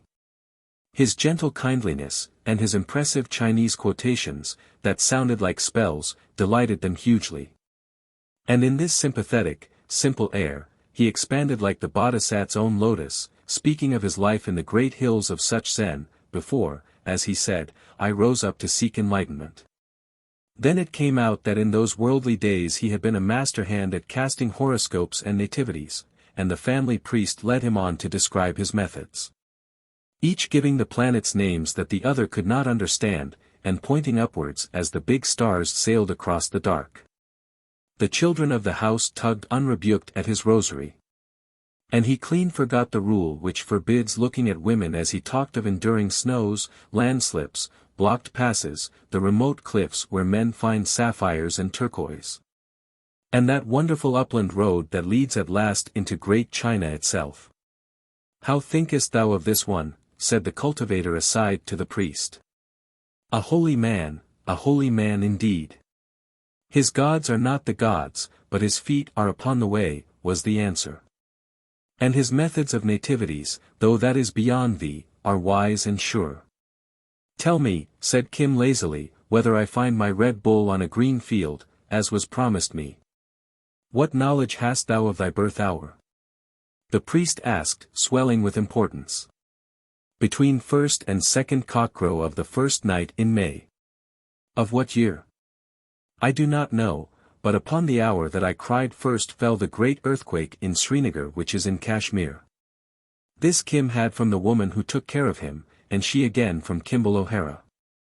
The earthquake had been felt in India, and for long stood a leading date in the Punjab. Aye, said a woman excitedly. This seemed to make Kim's supernatural origin more certain. Was not such an one's daughter born then? And her mother bore her husband 4 sons in 4 years, all likely boys, cried the cultivator's wife, sitting outside the circle in the shadow. None reared in the knowledge, said the family priest, forget how the planets stood in their houses upon that night. He began to draw in the dust of the courtyard. At least thou hast good claim to a half of the house of the bull. How runs thy prophecy? Upon a day, said Kim, delighted at the sensation he was creating, I shall be made great by means of a Red Bull on a green field, but first there will enter 2 men making all things ready. Yes, thus ever at the opening of a vision. A thick darkness that clears slowly, anon one enters with a broom making ready the place. Then begins the sight. 2 men, thou sayest. Aye, aye. The son, leaving the house of the bull, enters that of the twins. Hence the 2 men of the prophecy. Let us now consider. Fetch me a twig, little one. He knitted his brows, scratched, smoothed out, and scratched again in the dust mysterious signs, to the wonder of all save the Lama, who, with fine instinct, forbore to interfere. At the end of half an hour, he tossed the twig from him with a grunt. Ichem. Thus say the stars. Within 3 days come the 2 men to make all things ready. After them follows the bull, but the sign over against him is the sign of war and armed men. There was indeed a man of the Ludhiana Sikhs in the carriage from Lahore, said the cultivator's wife hopefully. TCK. Armed men, many hundreds. What concern hast thou with war, said the priest to Kim. Thine is a red and an angry sign of war to be loosed very soon. None, none, said the Lama earnestly. We seek only peace and our river. Kim smiled, remembering what he had overheard in the dressing room. Decidedly he was a favorite of the stars. The priest brushed his foot over the rude horoscope. More than this I cannot see. In 3 days comes the bull to thee, boy. And my river, pleaded the Lama. I had hoped his bull would lead us both to the river. Alas, for that wondrous river, my brother, the priest replied. Such things are not common. Next morning, though they were pressed to stay, the Lama insisted on departure. They gave Kim a large bundle of good food and nearly 3 annas in copper money for the needs of the road, and with many blessings watched the 2 go southward in the dawn. Pity it is that these and such as these could not be freed from. Nay, then would only evil people be left on the earth, and who would give us meat and shelter, quoth Kim, stepping merrily under his burden. Yonder is a small stream. Let us look, said the Lama, and he led from the white road across the fields, walking into a very hornet's nest of pariah dogs. Chapter 3. Yea, voice of every soul that clung to life that strove from rung to rung. When Devdatta's rule was young. The warm wind brings Kamakura.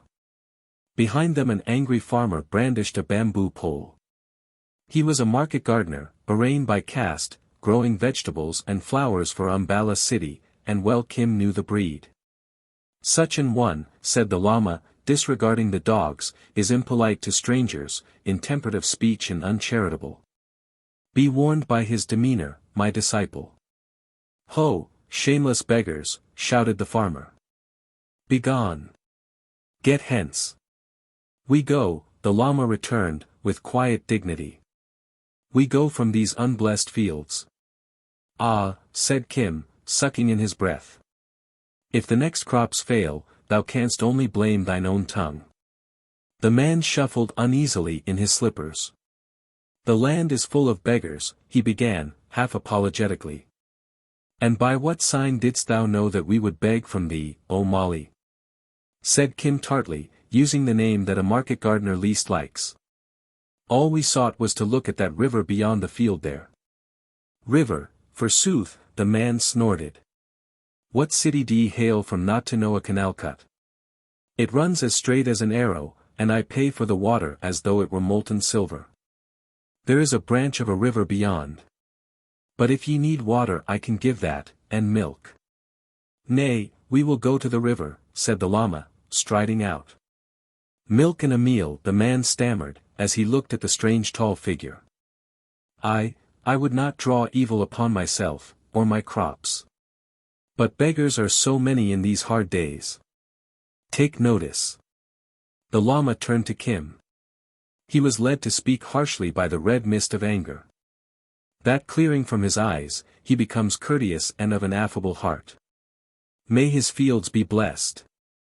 Beware not to judge men too hastily, O farmer. I have met holy ones who would have cursed thee from hearthstone to byre, said Kim to the abashed man. Is he not wise and holy? I am his disciple. He cocked his nose in the air loftily and stepped across the narrow field borders with great dignity. There is no pride, said the Lama, after a pause, there is no pride among such as follow the middle way.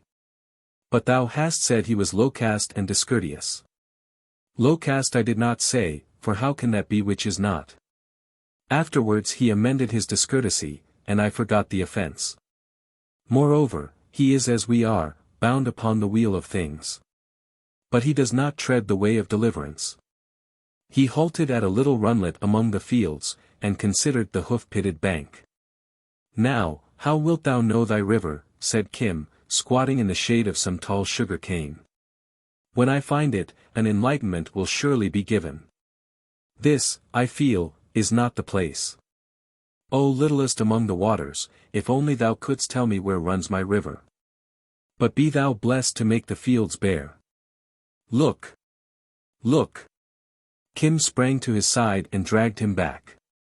A yellow and brown streak glided from the purple rustling stems to the bank, stretched its neck to the water, drank, and lay still, a big cobra with fixed, lidless eyes. I have no stick, said Kim. I will get me one and break his back. Why? He is upon the wheel as we are, a life ascending or descending, very far from deliverance. Great evil must the soul have done that is cast into this shape. I hate all snakes, said Kim. No native training can quench the white man's horror of the serpent. Let him live out his life. The coiled thing hissed and half opened its hood. May thy release come soon, brother, the Lama continued placidly. Hast thou knowledge, by chance, of my river? Never have I seen such a man as thou art, Kim whispered, overwhelmed. Do the very snakes understand thy talk? Who knows? He passed within a foot of the cobra's poised head. It flattened itself among the dusty coils. Come, thou, he called over his shoulder. Not I, said Kim. I go round. Come. He does no hurt. Kim hesitated for a moment. The Lama backed his order by some drone Chinese quotation which Kim took for a charm. He obeyed and bounded across the rivulet, and the snake, indeed, made no sign. Never have I seen such a man. Kim wiped the sweat from his forehead. And now, whither go we? That is for thee to say. I am old, and a stranger, far from my own place. But that the rail carriage fills my head with noises of devil drums I would go in it to Benares now. Yet by so going we may miss the river. Let us find another river. Where the hard-worked soil gives 3 and even 4 crops a year through patches of sugar cane, tobacco, long white radishes, and nalcol, all that day they strolled on, turning aside to every glimpse of water. Rousing village dogs and sleeping villages at noonday, the Lama replying to the volleyed questions with an unswerving simplicity. They sought a river of miraculous healing. Had any one knowledge of such a stream? Sometimes men laughed, but more often heard the story out to the end and offered them a place in the shade, a drink of milk, and a meal. The women were always kind, and the little children as children are the world over, alternately shy and venturesome. Evening found them at rest under the village tree of a mud-walled, mud-roofed hamlet, talking to the headman as the cattle came in from the grazing grounds and the women prepared the day's last meal. They had passed beyond the belt of market gardens round hungry Ambala, and were among the mile-wide green of the staple crops. He was a white-bearded and affable elder, used to entertaining strangers. He dragged out a string bedstead for the Lama, set warm cooked food before him, prepared him a pipe, and, the evening ceremonies being finished in the village temple, sent for the village priest. Kim told the older children tales of the size and beauty of Lahore, of railway travel, and such like city things, while the men talked, slowly as their cattle chew the cud. I cannot fathom it, said the headman at last to the priest. How readest thou this talk? The Lama, his tale told, was silently telling his beads. He is a seeker, the priest answered. The land is full of such. Remember him who came only last month, the fakir with the tortoise? But that man had right and reason, for Krishna himself appeared in a vision promising him paradise without the burning pyre if he journeyed to Priyag. This man seeks no God who is within my knowledge. Peace, he is old, he comes from far off, and he is mad, the smooth-shaven priest replied. Hear me. He turned to the Lama. 3 kos, 6 miles, to the westward runs the great road to Calcutta. But I would go to Benares, and to Benares also. It crosses all streams on this side of Hind. Now my word to thee, Holy One, is rest here till tomorrow. Then take the road, it was the Grand Trunk Road he meant, and test each stream that it overpasses. For, as I understand, the virtue of thy river lies neither in one pool nor place, but throughout its length. Then, if thy gods will, be assured that thou wilt come upon thy freedom. That is well said. The Lama was much impressed by the plan. We will begin tomorrow, and a blessing on thee for showing old feet such a near road. A deep, sing-song Chinese half-chant closed the sentence. Even the priest was impressed, and the headman feared an evil spell, but none could look at the Lama's simple, eager face and doubt him long. Sayest thou my chela, he said, diving into his snuff-gourd with an important sniff. It was his duty to repay courtesy with courtesy. I see, and hear. The headman rolled his eye where Kim was chatting to a girl in blue as she laid crackling thorns on a fire. He also has a search of his own. No river, but a bull. Yeah, a red bull on a green field will some day raise him to honor. He is, I think, not altogether of this world. He was sent of a sudden to aid me in this search, and his name is Friend of all the world. The priest smiled. Ho, there, Friend of all the world, he cried across the sharp-smelling smoke, what art thou? This Holy One's disciple, said Kim. He says thou art a spirit. Can buts eat? Said Kim, with a twinkle. For I am hungry. It is no jest, cried the Lama. A certain astrologer of that city whose name I have forgotten. That is no more than the city of Umballa where we slept last night, Kim whispered to the priest. Umballa was it? He cast a horoscope and declared that my chela should find his desire within 2 days. But what said he of the meaning of the stars, Friend of all the world? Kim cleared his throat and looked around at the village greybeards. The meaning of my star is war, he replied pompously. Somebody laughed at the little tattered figure strutting on the brickwork plinth under the great tree. Where a native would have lain down, Kim's white blood set him upon his feet.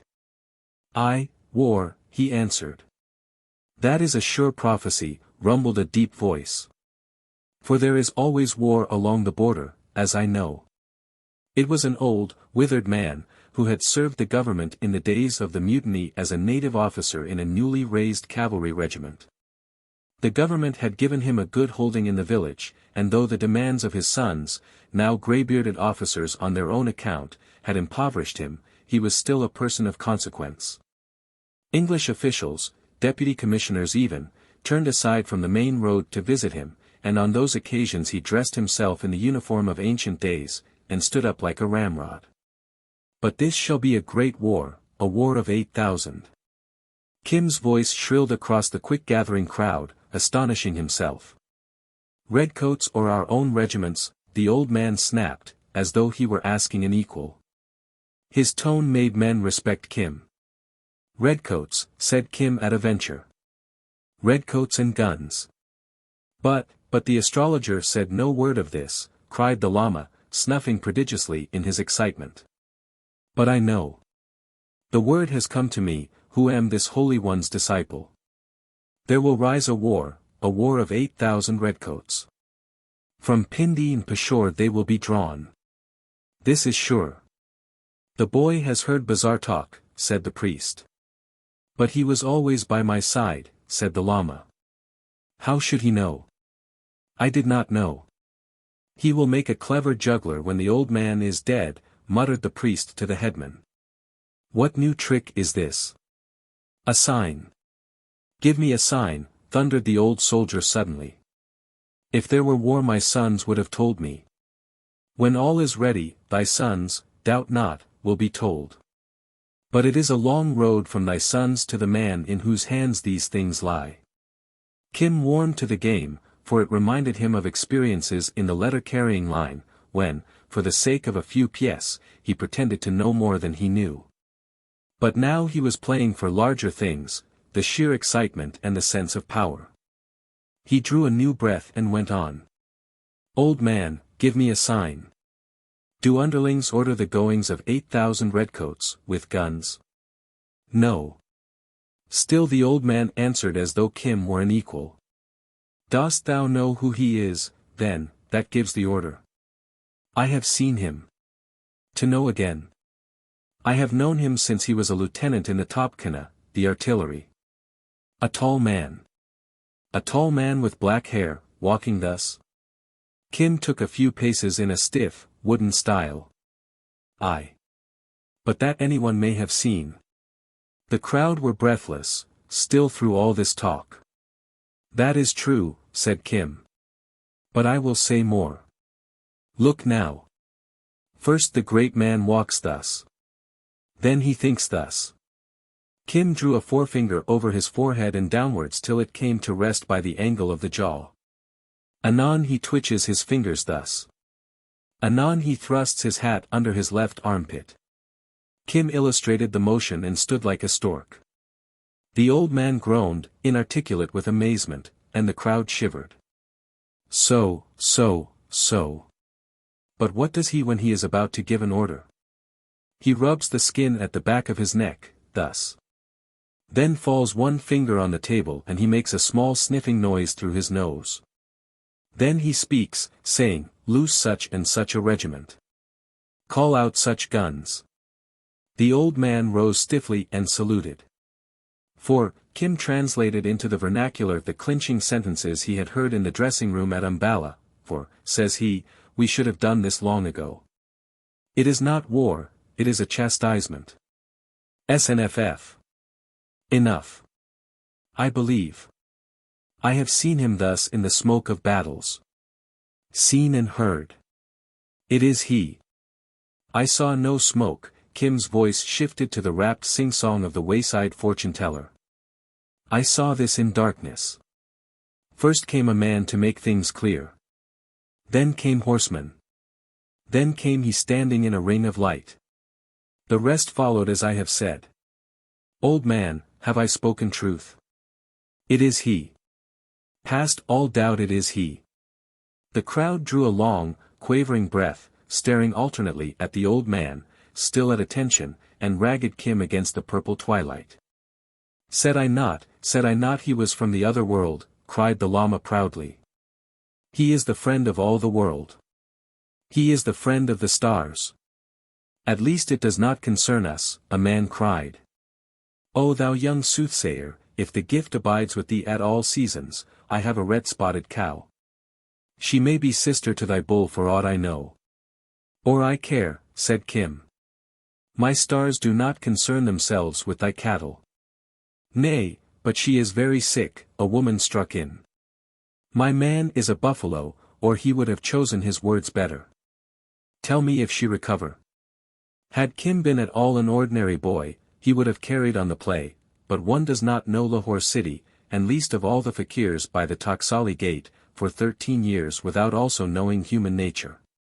The priest looked at him sideways, something bitterly, a dry and blighting smile. Is there no priest, then, in the village? I thought I had seen a great one even now, cried Kim. Aye, but, the woman began. But thou and thy husband hope to get the cow cured for a handful of thanks. The shot told, they were notoriously the closest-fisted couple in the village. It is not well to cheat the temples. Give a young calf to thine own priest, and, unless thy gods are angry past recall, she will give milk within a month. A master beggar art thou, purred the priest approvingly. Not the cunning of 40 years could have done better. Surely thou hast made the old man rich. A little flour, a little butter and a mouthful of cardamoms, Kim retorted, flushed with the praise, but still cautious, does one grow rich on that? And, as thou canst see, he is mad. But it serves me while I learn the road at least. He knew what the fakirs of the Taksali Gate were like when they talked among themselves, and copied the very inflection of their lewd disciples. Is his search, then, truth or a cloak to other ends? It may be treasure. He is mad, many times mad. There is nothing else. Here the old soldier bobbled up and asked if Kim would accept his hospitality for the night. The priest recommended him to do so, but insisted that the honor of entertaining the Lama belonged to the temple, at which the Lama smiled guilelessly. Kim glanced from one face to the other, and drew his own conclusions. Where is the money?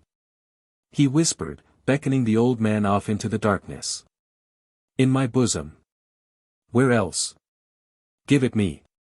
Quietly and swiftly give it me. But why? Here is no ticket to buy. Am I thy chela, or am I not? Do I not safeguard thy old feet about the ways? Give me the money and at dawn I will return it. He slipped his hand above the Lama's girdle and brought away the purse. Be it so, be it so. The old man nodded his head. This is a great and terrible world. I never knew there were so many men alive in it.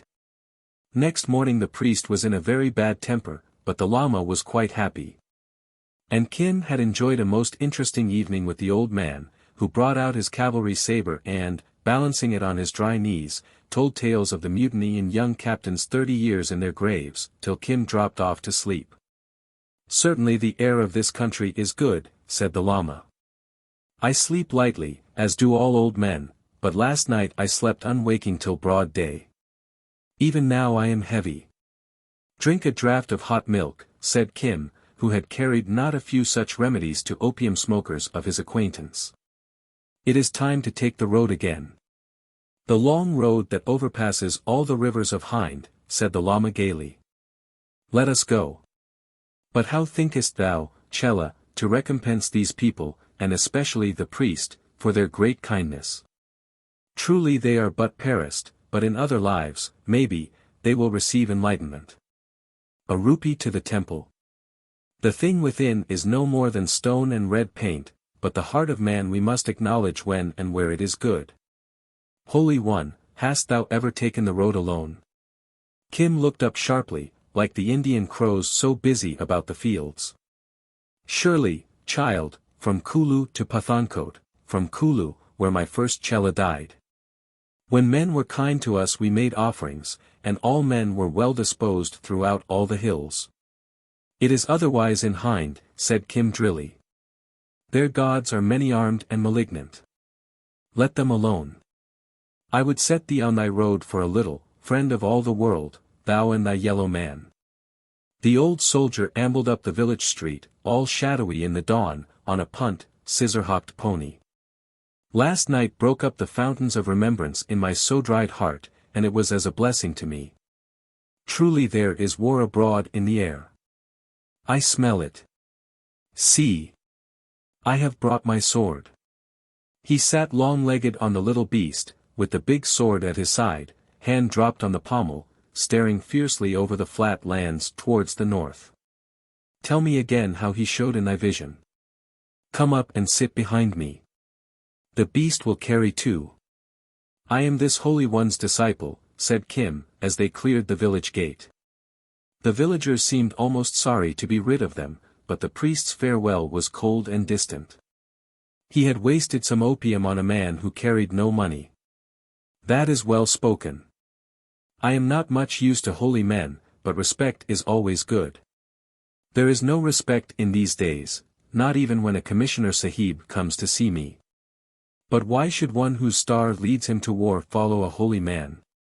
But he is a holy man, said Kim earnestly. In truth, and in talk and in act, holy. He is not like the others. I have never seen such an one. We be not fortune-tellers, or jugglers, or beggars. Thou art not. That I can see. But I do not know that other. He marches well, though. The first freshness of the day carried the Lama forward with long, easy, camel-like strides. He was deep in meditation, mechanically clicking his rosary. They followed the rutted and worn country road that wound across the flat between the great dark green mango groves, the line of the snow-capped Himalayas faint to the eastward.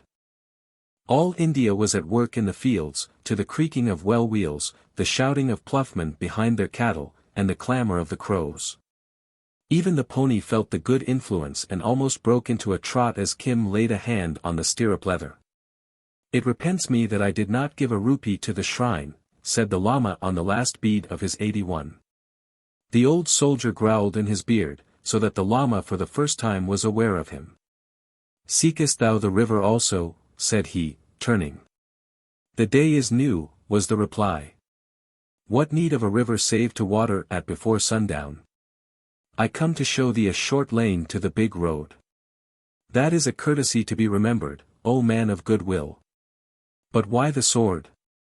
The old soldier looked as abashed as a child interrupted in his game of make-believe. "The sword," he said, fumbling it. "Oh, that was a fancy of mine, an old man's fancy. Truly the police orders are that no man must bear weapons throughout Hind, but," he cheered up and slapped the hilt, "all the constables hereabout know me." "It is not a good fancy," said the Lama. "What profit to kill men?" "Very little, as I know, but if evil men were not now and then slain it would not be a good world for weaponless dreamers. I do not speak without knowledge who have seen the land from Delhi south awash with blood. What madness was that, then? The gods, who sent it for a plague, alone know. A madness ate into all the army, and they turned against their officers. That was the first evil, but not past remedy if they had then held their hands. But they chose to kill the Sahib's wives and children. Then came the Sahibs from over the sea and called them to most strict account. Some such rumor, I believe, reached me once long ago. They called it the Black Year, as I remember. What manner of life hast thou led, not to know the year? A rumor indeed. All earth knew, and trembled. Our earth never shook but once, upon the day that the Excellent One received enlightenment. I saw Delhi shake at least, and Delhi is the navel of the world. So they turned against women and children. That was a bad deed, for which the punishment cannot be avoided. Many strove to do so, but with very small profit. I was then in a regiment of cavalry. It broke. Of 680 sabres stood fast to their salt, how many, think you? 3. Of whom I was one. The greater merit. Merit. We did not consider it merit in those days. My people, my friends, my brothers fell from me. They said, the time of the English is accomplished. Let each strike out a little holding for himself. But I had talked with the men of Sobraon, of Chilianwala, of Moodkee and Farazesha. I said, abide a little and the wind turns. There is no blessing in this work. In those days I rode 70 miles with an English memsahib and her babe on my saddlebow. Wow! That was a horse fit for a man. I placed them in safety, and back came I to my officer, the one that was not killed of our 5. Give me work, said I, for I am an outcast among my own kind, and my cousin's blood is wet on my sabre. Be content, said he. There is great work forward. When this madness is over there is a recompense. Aye, there is a recompense when the madness is over, surely, the Lama muttered half to himself. They did not hang medals in those days on all who by accident had heard a gun fired. No. In 19 pitched battles was I, in 46 skirmishes of horse, and in small affairs without number. 9 wounds I bear. A medal and 4 clasps and the medal of an order, for my captains, who are now generals, remembered me when the Kaisari Hind had accomplished 50 years of her reign, and all the land rejoiced. They said, give him the order of British India. I carry it upon my neck now. I have also my jagger, holding, from the hands of the state, a free gift to me and mine. The men of the old days, they are now commissioners, come riding to me through the crops, high upon horses so that all the village sees, and we talk out the old skirmishes, one dead man's name leading to another. And after, said the Lama. Oh, afterwards they go away, but not before my village has seen. And at the last what wilt thou do? At the last I shall die. And after? Let the gods order it. I have never pestered them with prayers. I do not think they will pester me. Look you, I have noticed in my long life that those who eternally break in upon those above with complaints and reports and bellowings and weepings are presently sent for in haste. As our colonel used to send for slack-jawed down-country men who talked too much. No, I have never wearied the gods.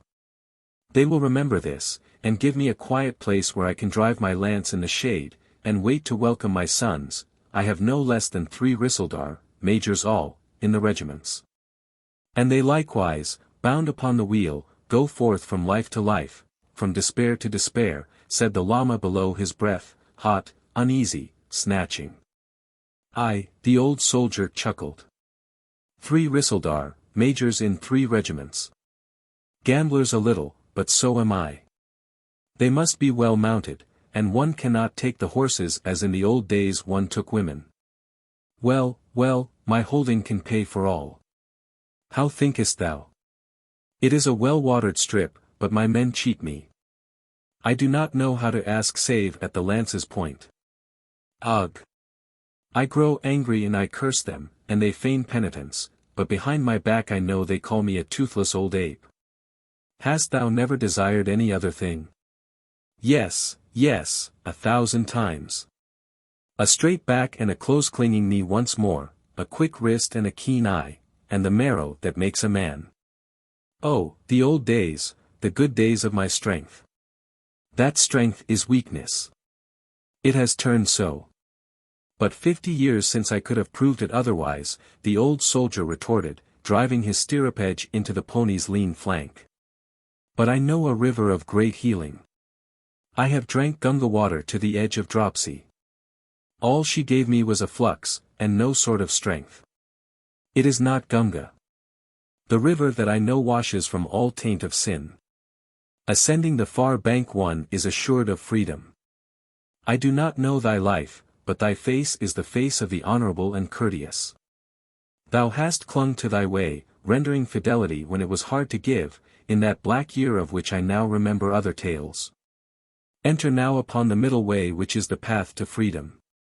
Hear the most excellent law, and do not follow dreams. Speak, then, old man, the soldier smiled, half saluting. We be all babblers at our age. The Lama squatted under the shade of a mango, whose shadow played checkerwise over his face. The soldier sat stiffly on the pony, and Kim, making sure that there were no snakes, lay down in the crotch of the twisted roots. There was a drowsy buzz of small life in hot sunshine, a cooing of doves, and a sleepy drone of well wheels across the fields. Slowly and impressively the Lama began. At the end of 10 minutes the old soldier slid from his pony, to hear better as he said, and sat with the reins round his wrist. The Lama's voice faltered, the periods lengthened. Kim was busy watching a gray squirrel. When the little scolding bunch of fur, close pressed to the branch, disappeared, preacher and audience were fast asleep, the old officer's strong-cut head pillowed on his arm, the Lama's thrown back against the tree bole, where it showed like yellow ivory. A naked child toddled up, stared, and, moved by some quick impulse of reverence, made a solemn little obeisance before the Lama, only the child was so short and fat that it toppled over sideways, and Kim laughed at the sprawling, chubby legs. The child, scared and indignant, yelled aloud. "Hi! Hi!" said the soldier, leaping to his feet. "What is it? What orders?" "It is, a child. I dreamed it was an alarm. Little one, do not cry. Have I slept? That was discourteous indeed. I fear. I am afraid," roared the child. "What is it to fear? 2 old men and a boy. How wilt thou ever make a soldier, princeling?" The Lama had waked too, but, taking no direct notice of the child, clicked his rosary. "What is that?" said the child, stopping a yell midway. I have never seen such things. Give them me. Aha! Said the Lama, smiling, and trailing a loop of it on the grass. This is a handful of cardamoms. This is a lump of GHI.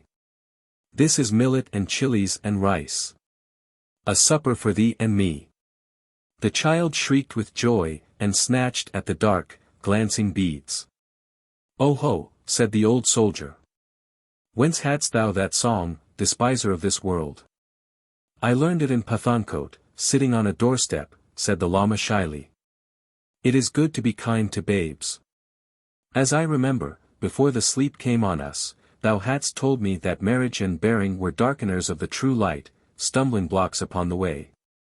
Do children drop from heaven in thy country? Is it the way to sing them songs? No man is all perfect, said the Lama gravely, recoiling the rosary. Run now to thy mother, little one. Hear him, said the soldier to Kim. He is ashamed for that he has made a child happy. There was a very good householder lost in thee, my brother. Hi, child. He threw it a pièce. Sweetmeats are always sweet. And as the little figure capered away into the sunshine, they grow up and become men. Holy One, I grieve that I slept in the midst of thy preaching. Forgive me. We be two old men, said the Lama. The fault is mine. I listened to thy talk of the world and its madness, and one fault led to the next. Hear him. What harm do thy gods suffer from play with a babe? And that psalm was very well sung. Let us go on and I will sing thee the song of Nikal Sane before Delhi, the old song. And they fared out from the gloom of the mango tope, the old man's high, shrill voice ringing across the field, as wail by long-drawn wail he unfolded the story of Nikal Sane, Nicholson, the song that men sing in the Punjab to this day. Kim was delighted, and the Lama listened with deep interest. Ahi! Nikal Sane is dead, he died before Delhi. Lances of the north, take vengeance for Nikal Sane. He quavered it out to the end, marking the trills with the flat of his sword on the pony's rump. And now we come to the big road, said he, after receiving the compliments of Kim, for the Lama was markedly silent. It is long since I have ridden this way, but thy boy's talk stirred me. See, Holy One, the great road which is the backbone of all Hind. For the most part it is shaded, as here, with 4 lines of trees. The middle road, all hard, takes the quick traffic. In the days before rail carriages the sahibs travelled up and down here in hundreds. Now there are only country carts and such like. Left and right is the rougher road for the heavy carts, grain and cotton and timber, fodder, lime and hides. A man goes in safety here, for at every few kos is a police station. The police are thieves and extortioners. I myself would patrol it with cavalry, young recruits under a strong captain, but at least they do not suffer any rivals. All castes and kinds of men move here. Look! Brahmins and chumars, bankers and tinkers, barbers and bunyas, pilgrims and potters, all the world going and coming. It is to me as a river from which I am withdrawn like a log after a flood. And truly the Grand Trunk Road is a wonderful spectacle. It runs straight, bearing without crowding India's traffic for 1,500 miles, such a river of life as nowhere else exists in the world. They looked at the green-arched, shade-flecked length of it, the white breadth speckled with slow-pacing folk, and the 2-roomed police station opposite. Who bears arms against the law? A constable called out laughingly, as he caught sight of the soldier's sword. Are not the police enough to destroy evildoers? It was because of the police I bought it, was the answer. Does all go well in Hind? Risaldar Sahib, all goes well. I am like an old tortoise, look you, who puts his head out from the bank and draws it in again. Aye, this is the road of Hindustan. All men come by this way. Son of a swine, is the soft part of the road meant for thee to scratch thy back upon? Father of all the daughters of shame and husband of 10,000 virtueless ones, thy mother was devoted to a devil, being led thereto by her mother. Thy aunts have never had a nose for 7 generations. Thy sister, what owl's folly told thee to draw thy carts across the road? A broken wheel? Then take a broken head and put the two together at leisure. The voice and a venomous whip cracking came out of a pillar of dust 50 yards away, where a cart had broken down.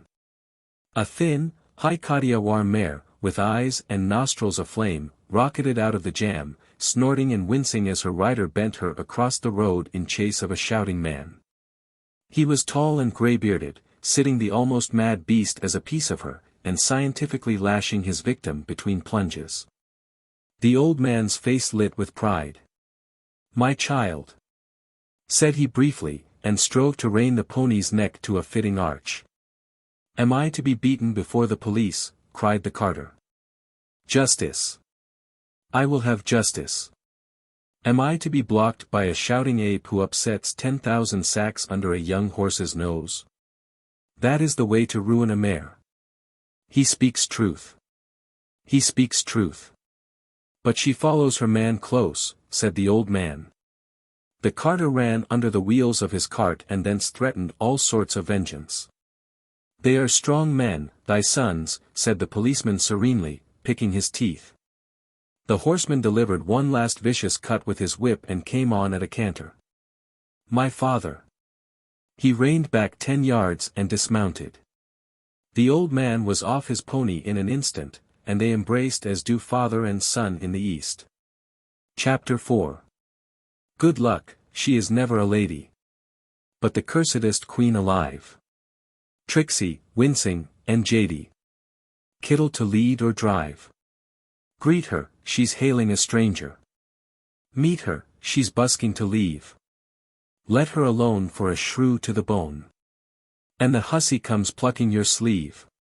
Largesse. Largesse, O fortune. Give or hold at your will. If I've no care for fortune, fortune must follow me still. The wishing caps. Then, lowering their voices, they spoke together. Kim came to rest under a tree, but the Lama tugged impatiently at his elbow. "Let us go on. The river is not here. Hai mai. Have we not walked enough for a little? Our river will not run away. Patience, and he will give us a dole. This," said the old soldier suddenly, "is the friend of the stars. He brought me the news yesterday.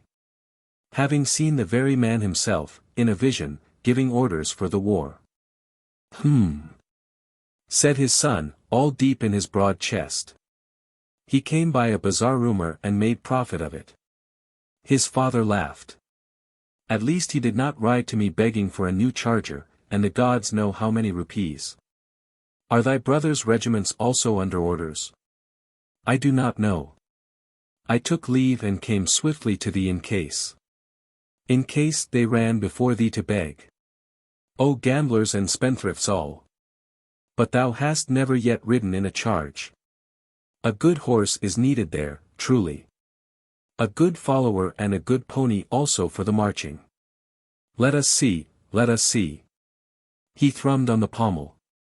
"This is no place to cast accounts in, my father. Let us go to thy house. At least pay the boy, then. I have no pièce with me," and he brought auspicious news. "Ho! Friend of all the world, a war is toward as thou hast said."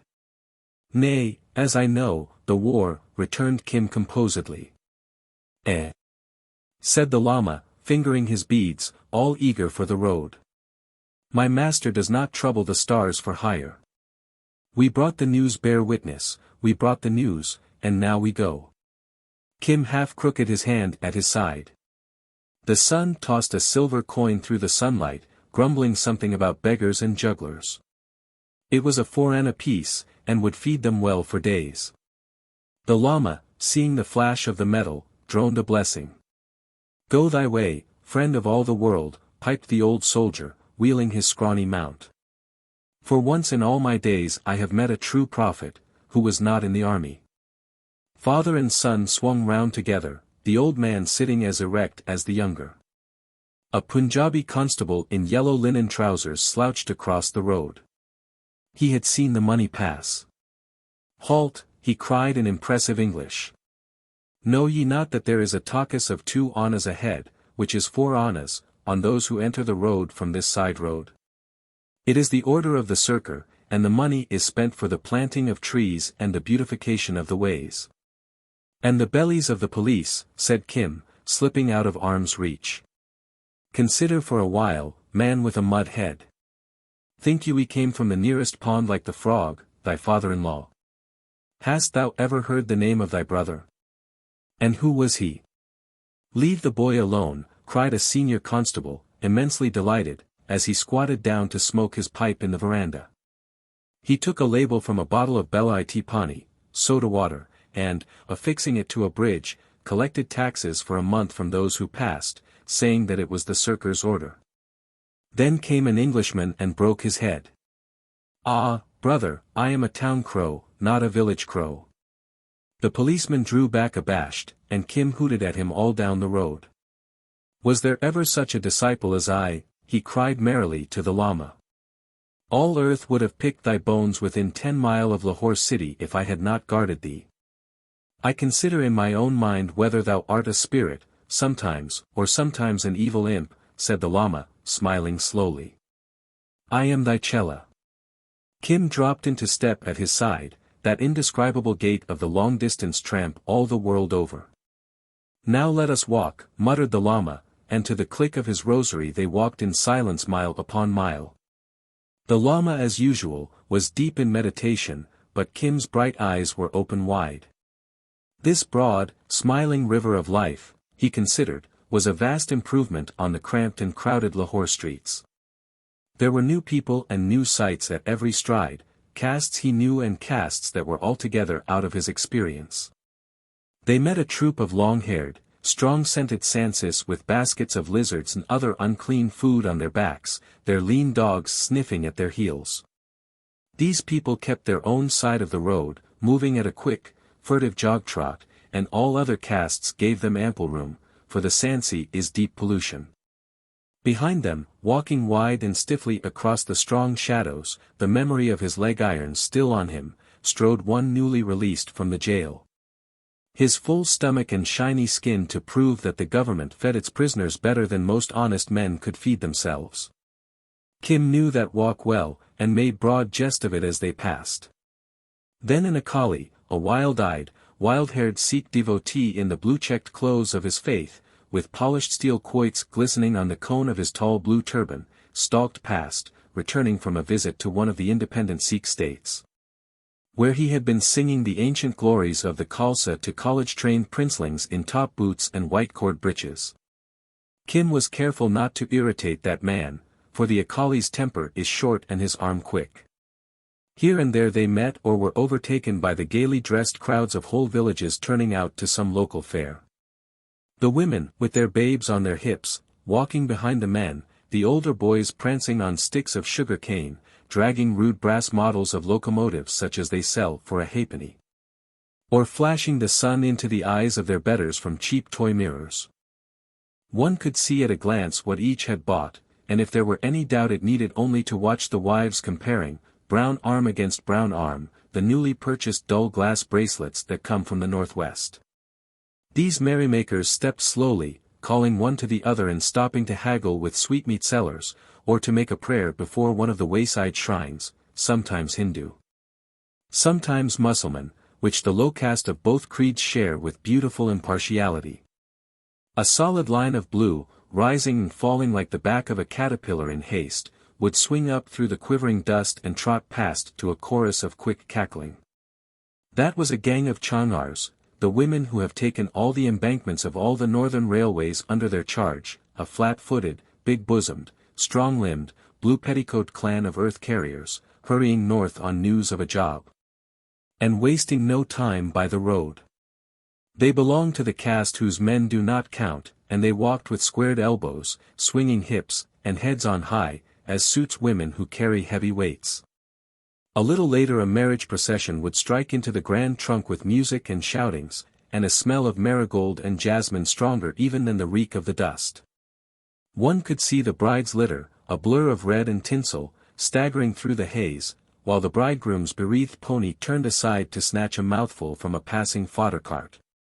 Then Kim would join the Kentish fire of good wishes and bad jokes, wishing the couple 100 sons and no daughters, as the saying is. Still more interesting and more to be shouted over it was when a strolling juggler with some half-trained monkeys, or a panting, feeble bear, or a woman who tied goat's horns to her feet, and with these danced on a slack rope. Set the horses to shying and the women to shrill, long-drawn quavers of amazement. The Lama never raised his eyes. He did not note the money-lender on his goose-rumped pony, hastening along to collect the cruel interest. Or the long-shouting, deep-voiced little mob, still in military formation, of native soldiers on leave, rejoicing to be rid of their breeches and puttees, and saying the most outrageous things to the most respectable women in sight. Even the seller of Ganges water he did not see, and Kim expected that he would at least buy a bottle of that precious stuff. He looked steadily at the ground, and strode as steadily hour after hour, his soul busied elsewhere. But Kim was in the seventh heaven of joy. The Grand Trunk at this point was built on an embankment to guard against winter floods from the foothills, so that one walked, as it were, a little above the country, along a stately corridor, seeing all India spread out to left and right. It was beautiful to behold the many-yoked grain and cotton wagons crawling over the country roads. One could hear their axles, complaining a mile away, coming nearer. Till with shouts and yells and bad words they climbed up the steep incline and plunged on to the hard main road, carter reviling carter. It was equally beautiful to watch the people, little clumps of red and blue and pink and white and saffron, turning aside to go to their own villages, dispersing and growing small by twos and threes across the level plain. Kim felt these things, though he could not give tongue to his feelings, and so contented himself with buying peeled sugar cane and spitting the pith generously about his path. From time to time the Lama took snuff, and at last Kim could endure the silence no longer. "This is a good land, the land of the south," said he. "The air is good, the water is good." "And they are all bound upon the wheel," said the Lama. "Bound from life after life. To none of these has the way been shown." He shook himself back to this world. "And now we have walked a weary way," said Kim. "Surely we shall soon come to a pareo, a resting place. Shall we stay there? Look, the sun is sloping. Who will receive us this evening? That is all one. This country is full of good folk. Besides," he sunk his voice beneath a whisper, "we have money." The crowd thickened as they neared the resting place which marked the end of their day's journey. A line of stalls selling very simple food and tobacco, a stack of firewood, a police station, well, a horse trough, a few trees, and, under them, some trampled ground dotted with the black ashes of old fires, are all that mark a pareo on the Grand Trunk. If you except the beggars and the crows, both hungry. By this time the sun was driving broad golden spokes through the lower branches of the mango trees, the parakeets and doves were coming home in their hundreds. The chattering, grey-backed 7 sisters, talking over the day's adventures, walked back and forth in 2s and 3s almost under the feet of the travelers. And shufflings and scufflings in the branches showed that the bats were ready to go out on the night picket. Swiftly the light gathered itself together, painted for an instant the faces and the cartwheels and the bullocks' horns as red as blood. Then the night fell, changing the touch of the air, drawing a low, even haze, like a gossamer veil of blue, across the face of the country, and bringing out, keen and distinct, the smell of wood smoke and cattle and the good scent of wheaten cakes cooked on ashes. The evening patrol hurried out of the police station with important coughings and reiterated orders. And a live charcoal ball in the cup of a wayside carter's hookah glowed red while Kim's eye mechanically watched the last flicker of the sun on the brass tweezers. The life of the pareo was very like that of the Kashmir Sarai on a small scale. Kim dived into the happy Asiatic disorder which, if you only allow time, will bring you everything that a simple man needs. His wants were few, because, since the Lama had no caste scruples, cooked food from the nearest stall would serve. But, for luxury's sake, Kim bought a handful of dung cakes to build a fire. All about, coming and going round the little flames, men cried for oil, or grain, or sweetmeats, or tobacco, jostling one another while they waited their turn at the well. And under the men's voices you heard from halted, shuttered carts the high squeals and giggles of women whose faces should not be seen in public. Nowadays, well-educated natives are of opinion that when their womenfolk travel, and they visit a good deal, it is better to take them quickly by rail in a properly screened compartment, and that custom is spreading.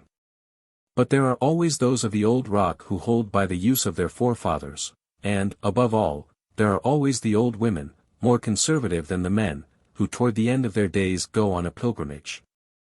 They, being withered and undesirable, do not, under certain circumstances, object to unveiling. After their long seclusion, during which they have always been in business touch with 1,000 outside interests, they love the bustle and stir of the open road, the gatherings at the shrines, and the infinite possibilities of gossip with like-minded dowagers. Very often it suits a long-suffering family that a strong-tongued, iron-willed old lady should disport herself about India in this fashion, for certainly pilgrimage is grateful to the gods. So all about India, in the most remote places, as in the most public, you find some knot of grizzled servitors in nominal charge of an old lady who is more or less curtained and hid away in a bullock cart. Such men are staid and discreet, and when a European or a high-caste native is near will net their charge with most elaborate precautions, but in the ordinary haphazard chances of pilgrimage the precautions are not taken. The old lady is, after all, intensely human, and lives to look upon life. Kim marked down a gaily ornamented Ruth or family bullock cart, with a broidered canopy of 2 domes, like a double-humped camel, which had just been drawn into the pareo. 8 men made its retinue, and 2 of the 8 were armed with rusty sabres, sure signs that they followed a person of distinction, for the common folk do not bear arms. An increasing cackle of complaints, orders, and jests, and what to a European would have been bad language, came from behind the curtains. Here was evidently a woman used to command. Kim looked over the retinue critically. Half of them were thin-legged, grey-bearded Orias from down country.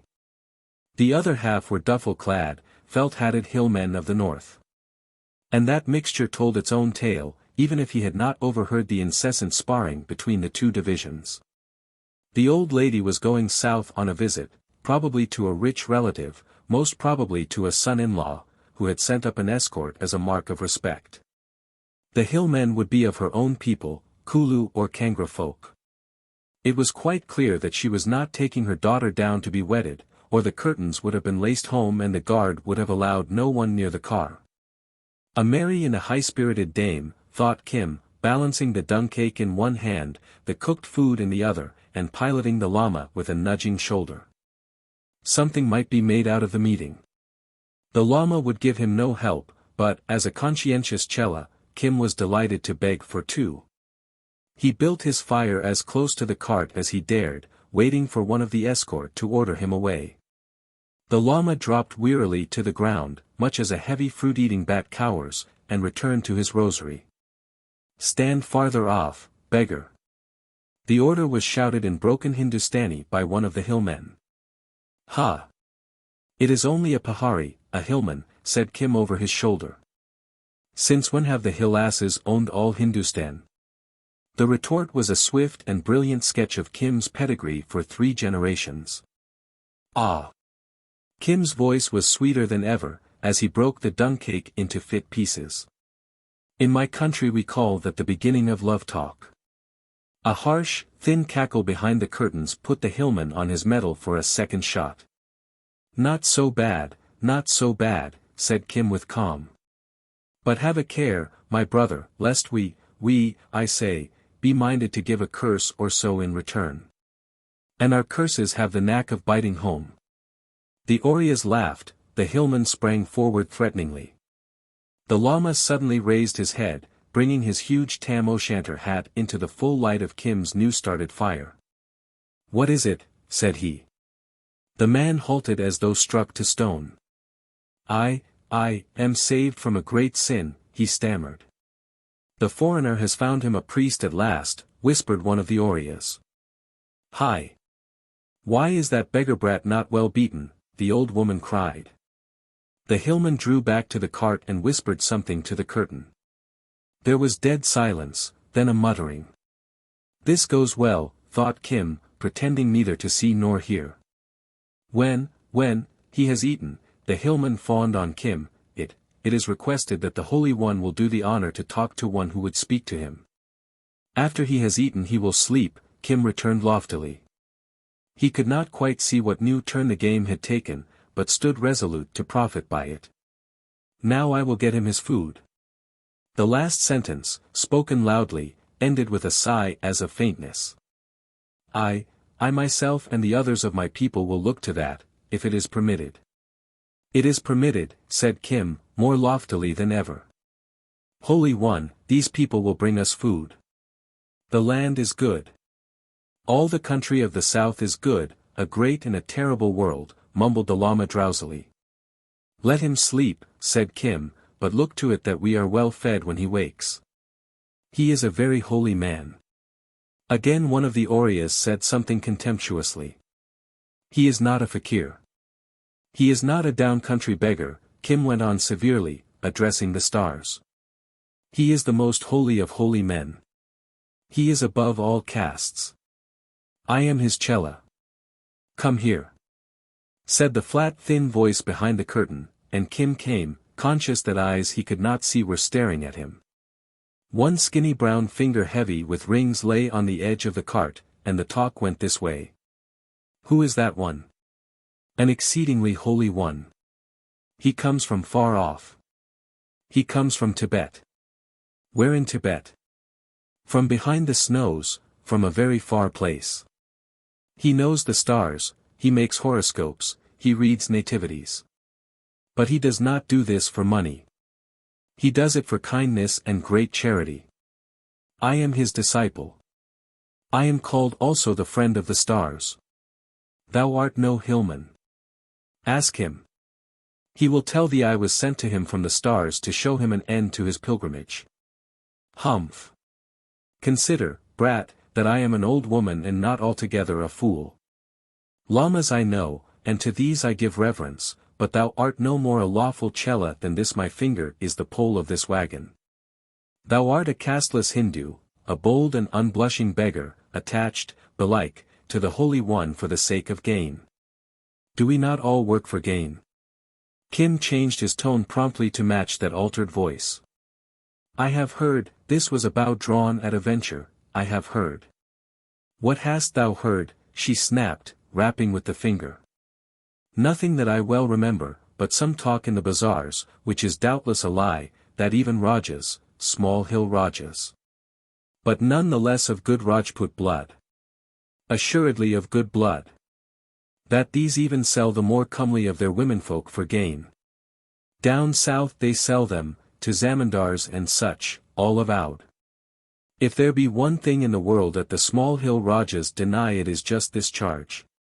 But it happens to be one thing that the bazaars believe, when they discuss the mysterious slave traffics of India.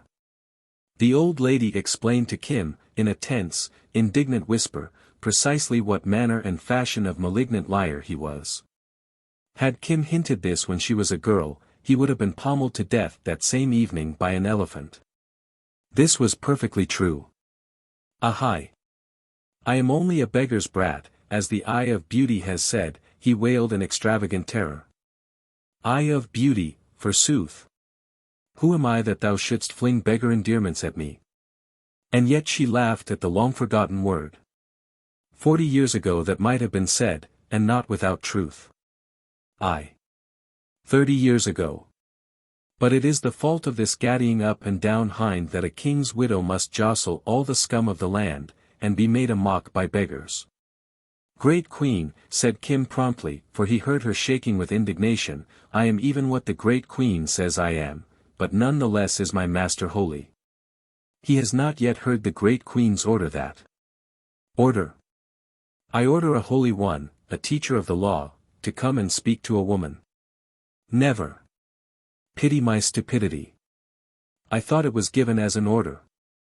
It was not. It was a petition. Does this make all clear? A silver coin clicked on the edge of the cart. Kim took it and salaamed profoundly.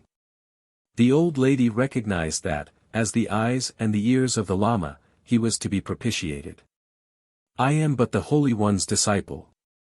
When he has eaten perhaps he will come. Oh, villain and shameless rogue! The jeweled forefinger shook itself at him reprovingly, but he could hear the old lady's chuckle. Nay, what is it, he said, dropping into his most caressing and confidential tone, the one, he well knew, that few could resist. Is there any need of a son in thy family? Speak freely, for we priests, that last was a direct plagiarism from a fakir by the Taksali gate. We priests. Thou art not yet old enough to, she checked the joke with another laugh. Believe me, now and again, we women, O priest, think of other matters than sons. Moreover, my daughter has borne her man-child. 2 arrows in the quiver are better than 1, and 3 are better still. Kim quoted the proverb with a meditative cough, looking discreetly earthward. True, oh, true. But perhaps that will come. Certainly those down-country Brahmins are utterly useless. I sent gifts and monies and gifts again to them, and they prophesied. Ah, drawled Kim, with infinite contempt, they prophesied. A professional could have done no better. And it was not till I remembered my own gods that my prayers were heard. I chose an auspicious hour, and, perhaps thy Holy One has heard of the abbot of the Lung Cho Lamasery. It was to him I put the matter, and behold in the due time all came about as I desired. The Brahmin in the house of the father of my daughter's son has since said that it was through his prayers, which is a little error that I will explain to him when we reach our journey's end. And so afterwards I go to Bodh Gaya, to make Shraddha for the father of my children. Thither go we. Doubly auspicious, chirruped the old lady. A second son at least. O friend of all the world! The Lama had waked, and, simply as a child bewildered in a strange bed, called for Kim. I come. I come, Holy One. He dashed to the fire, where he found the Lama already surrounded by dishes of food, the hillmen visibly adoring him and the southerners looking sourly. Go back. Withdraw. Kim cried. Do we eat publicly like dogs? They finished the meal in silence, each turned a little from the other, and Kim topped it with a native-made cigarette. Have I not said 100 times that the South is a good land? Here is a virtuous and high-born widow of a hill Raja on pilgrimage, she says, to Buddha Gay. She it is sends us those dishes, and when thou art well rested she would speak to thee. Is this also thy work? The Lama dipped deep into his snuff-gourd. Who else watched over thee since our wonderful journey began? Kim's eyes danced in his head as he blew the rank smoke through his nostrils and stretched him on the dusty ground. Have I failed to oversee thy comforts, Holy One? A blessing on thee. The Lama inclined his solemn head. I have known many men in my so long life, and disciples not a few. But to none among men, if so be thou art woman-born, has my heart gone out as it has to thee, thoughtful, wise, and courteous, but something of a small imp. And I have never seen such a priest as thou. Kim considered the benevolent yellow face wrinkle by wrinkle. It is less than 3 days since we took the road together, and it is as though it were 100 years. Perhaps in a former life it was permitted that I should have rendered thee some service. Maybe, he smiled, I freed thee from a trap, or, having caught thee on a hook in the days when I was not enlightened, cast thee back into the river. Maybe, said Kim quietly. He had heard this sort of speculation again and again, from the mouths of many whom the English would not consider imaginative. Now, as regards that woman in the bullock cart. I think she needs a second son for her daughter. That is no part of the way, sighed the Lama. But at least she is from the hills. Ah, the hills, and the snow of the hills. He rose and stalked to the cart. Kim would have given his ears to come too, but the Lama did not invite him, and the few words he caught were in an unknown tongue, for they spoke some common speech of the mountains. The woman seemed to ask questions which the Lama turned over in his mind before answering. Now and again he heard the sing-song cadence of a Chinese quotation. It was a strange picture that Kim watched between drooped eyelids. The Lama, very straight and erect, the deep folds of his yellow clothing slashed with black in the light of the pareo fires precisely as a knotted tree trunk is slashed with the shadows of the low sun. Addressed a tinsel and lacquered roof which burned like a many-colored jewel in the same uncertain light. The patterns on the gold-worked curtains ran up and down, melting and reforming as the folds shook and quivered to the night wind. And when the talk grew more earnest the jeweled forefinger snapped out little sparks of light between the embroideries. Behind the cart was a wall of uncertain darkness speckled with little flames and alive with half-caught forms and faces and shadows. The voices of early evening had settled down to one soothing hum whose deepest note was the steady chumping of the bullocks above their chopped straw, and whose highest was the tinkle of a Bengali dancing girl's sitar. Most men had eaten and pulled deep at their gurgling, grunting hookahs, which in full blast sound like bullfrogs. At last the Lama returned. A hillman walked behind him with a wadded cotton quilt and spread it carefully by the fire. She deserves 10,000 grandchildren, thought Kim. None the less, but for me, those gifts would not have come. A virtuous woman, and a wise one. The Lama slackened off, joint by joint, like a slow camel. The world is full of charity to those who follow the way. He flung a fair half of the quilt over Kim. And what said she? Kim rolled up in his share of it. She asked me many questions and propounded many problems, the most of which were idle tales which she had heard from devil-serving priests who pretend to follow the way.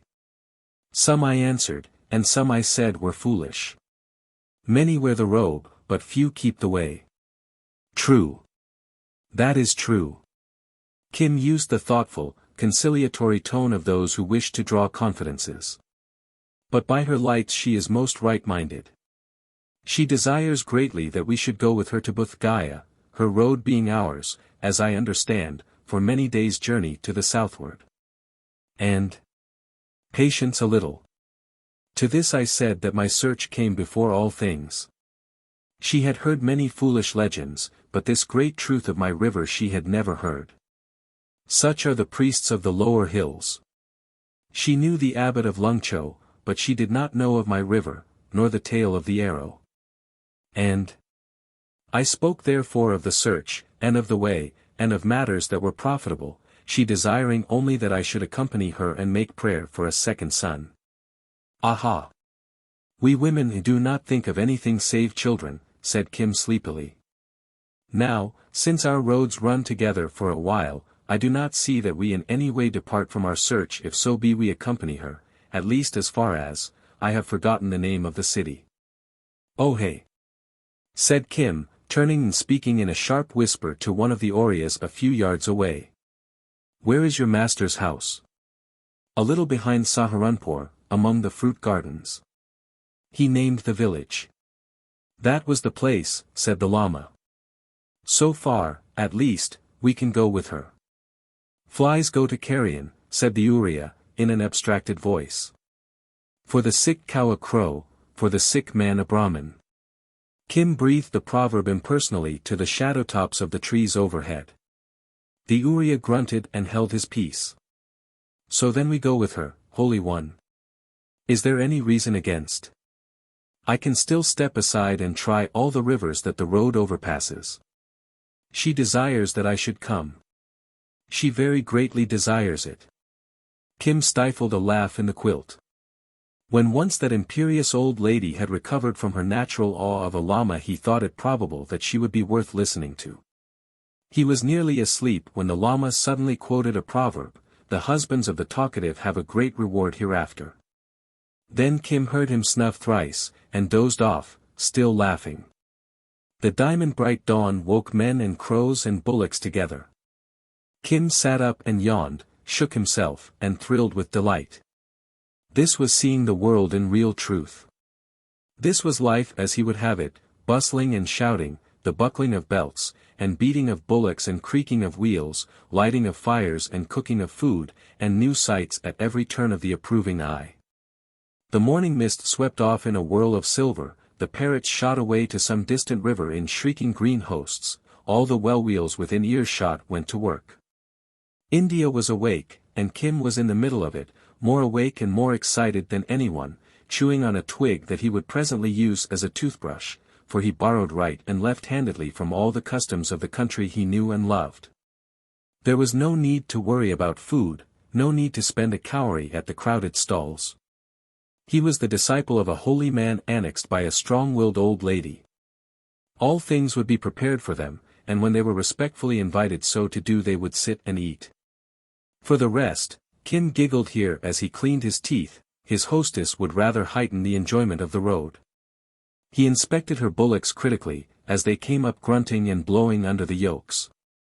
If they went too fast, it was not likely, there would be a pleasant seat for himself along the pole, the Lama would sit beside the driver. The escort, of course, would walk. The old lady, equally of course, would talk a great deal, and by what he had heard that conversation would not lack salt. She was already ordering, haranguing, rebuking, and, it must be said, cursing her servants for delays. Get her her pipe. In the name of the gods, get her her pipe and stop her ill-omened mouth, cried Anuria, tying up his shapeless bundles of bedding. She and the parrots are alike. They screech in the dawn. The lead bullocks. Hi! Look to the lead bullocks. They were backing and wheeling as a grain cart's axle caught them by the horns. Son of an owl, where dost thou go? This to the grinning carter. Ai. Yai. Yai. That within there is the Queen of Delhi going to pray for a son, the man called back over his high load. Room for the Queen of Delhi and her Prime Minister the grey monkey climbing up his own sword. Another cart loaded with bark for a down-country tannery followed close behind, and its driver added a few compliments as the Ruth bullocks backed and backed again. From behind the shaking curtains came one volley of invective. It did not last long, but in kind and quality, in blistering, biting appropriateness, it was beyond anything that even Kim had heard. He could see the carter's bare chest collapse with amazement, as the man salaamed reverently to the voice, leaped from the pole, and helped the escort haul their volcano on to the main road. Here the voice told him truthfully what sort of wife he had wedded, and what she was doing in his absence.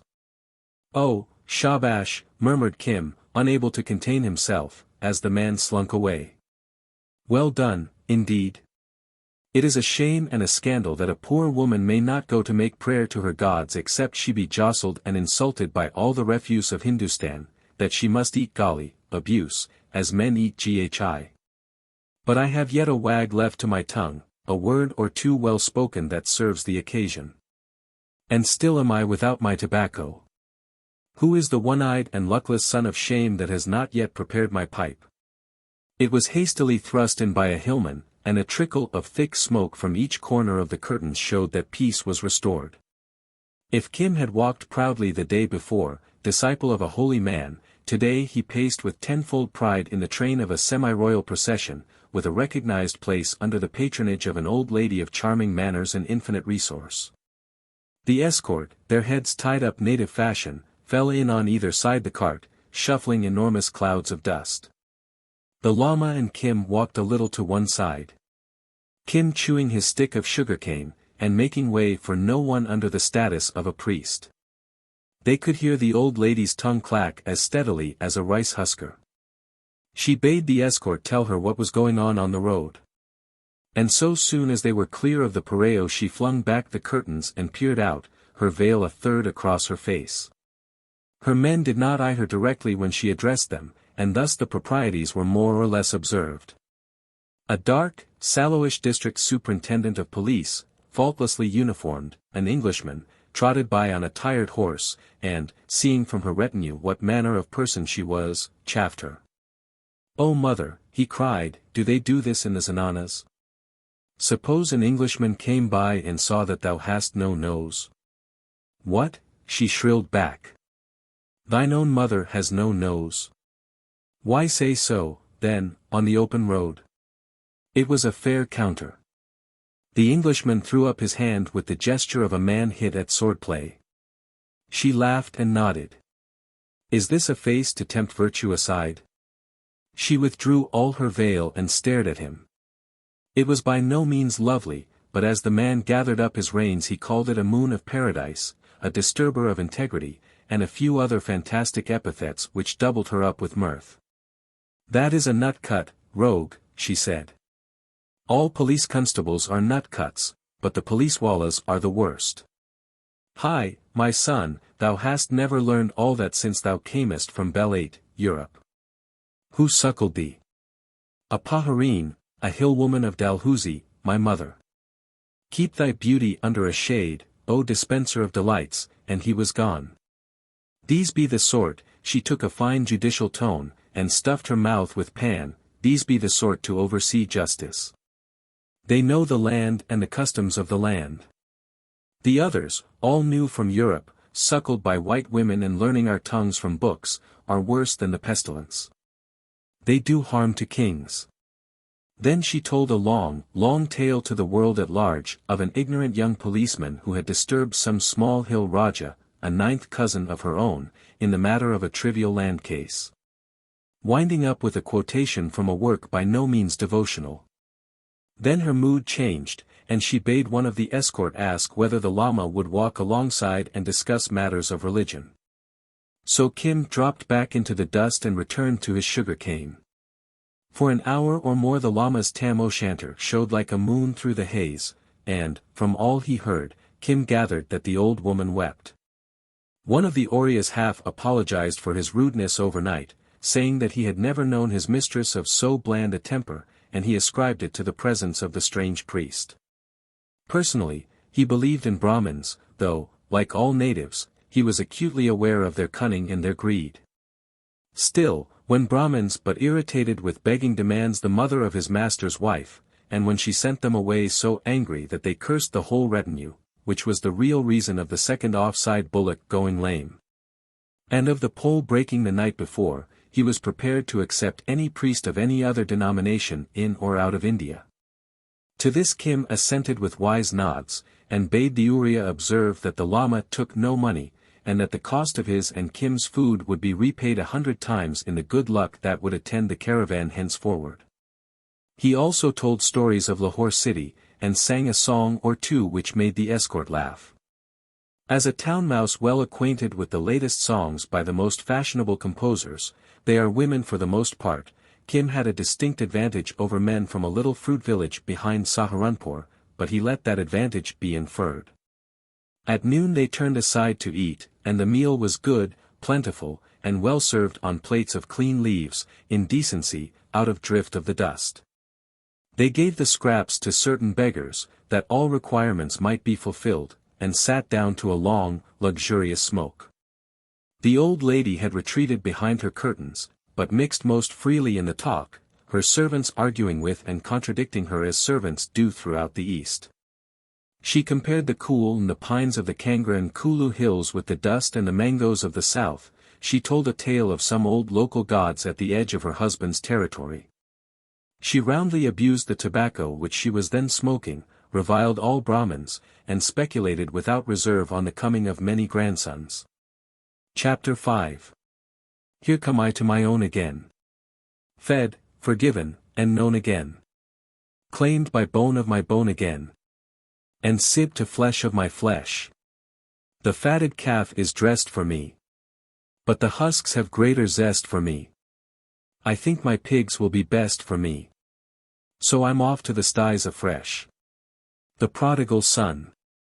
Once more the lazy, string-tied, shuffling procession got under way, and she slept till they reached the next halting stage.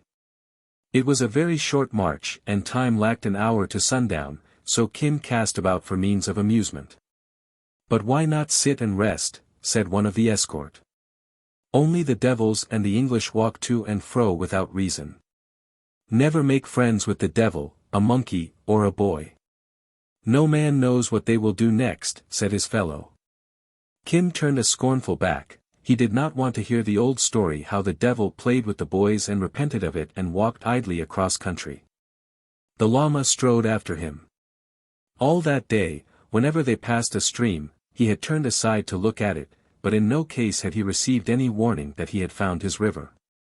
Insensibly, too, the comfort of speaking to someone in a reasonable tongue, and of being properly considered and respected as her spiritual adviser by a well-born woman, had weaned his thoughts a little from the search.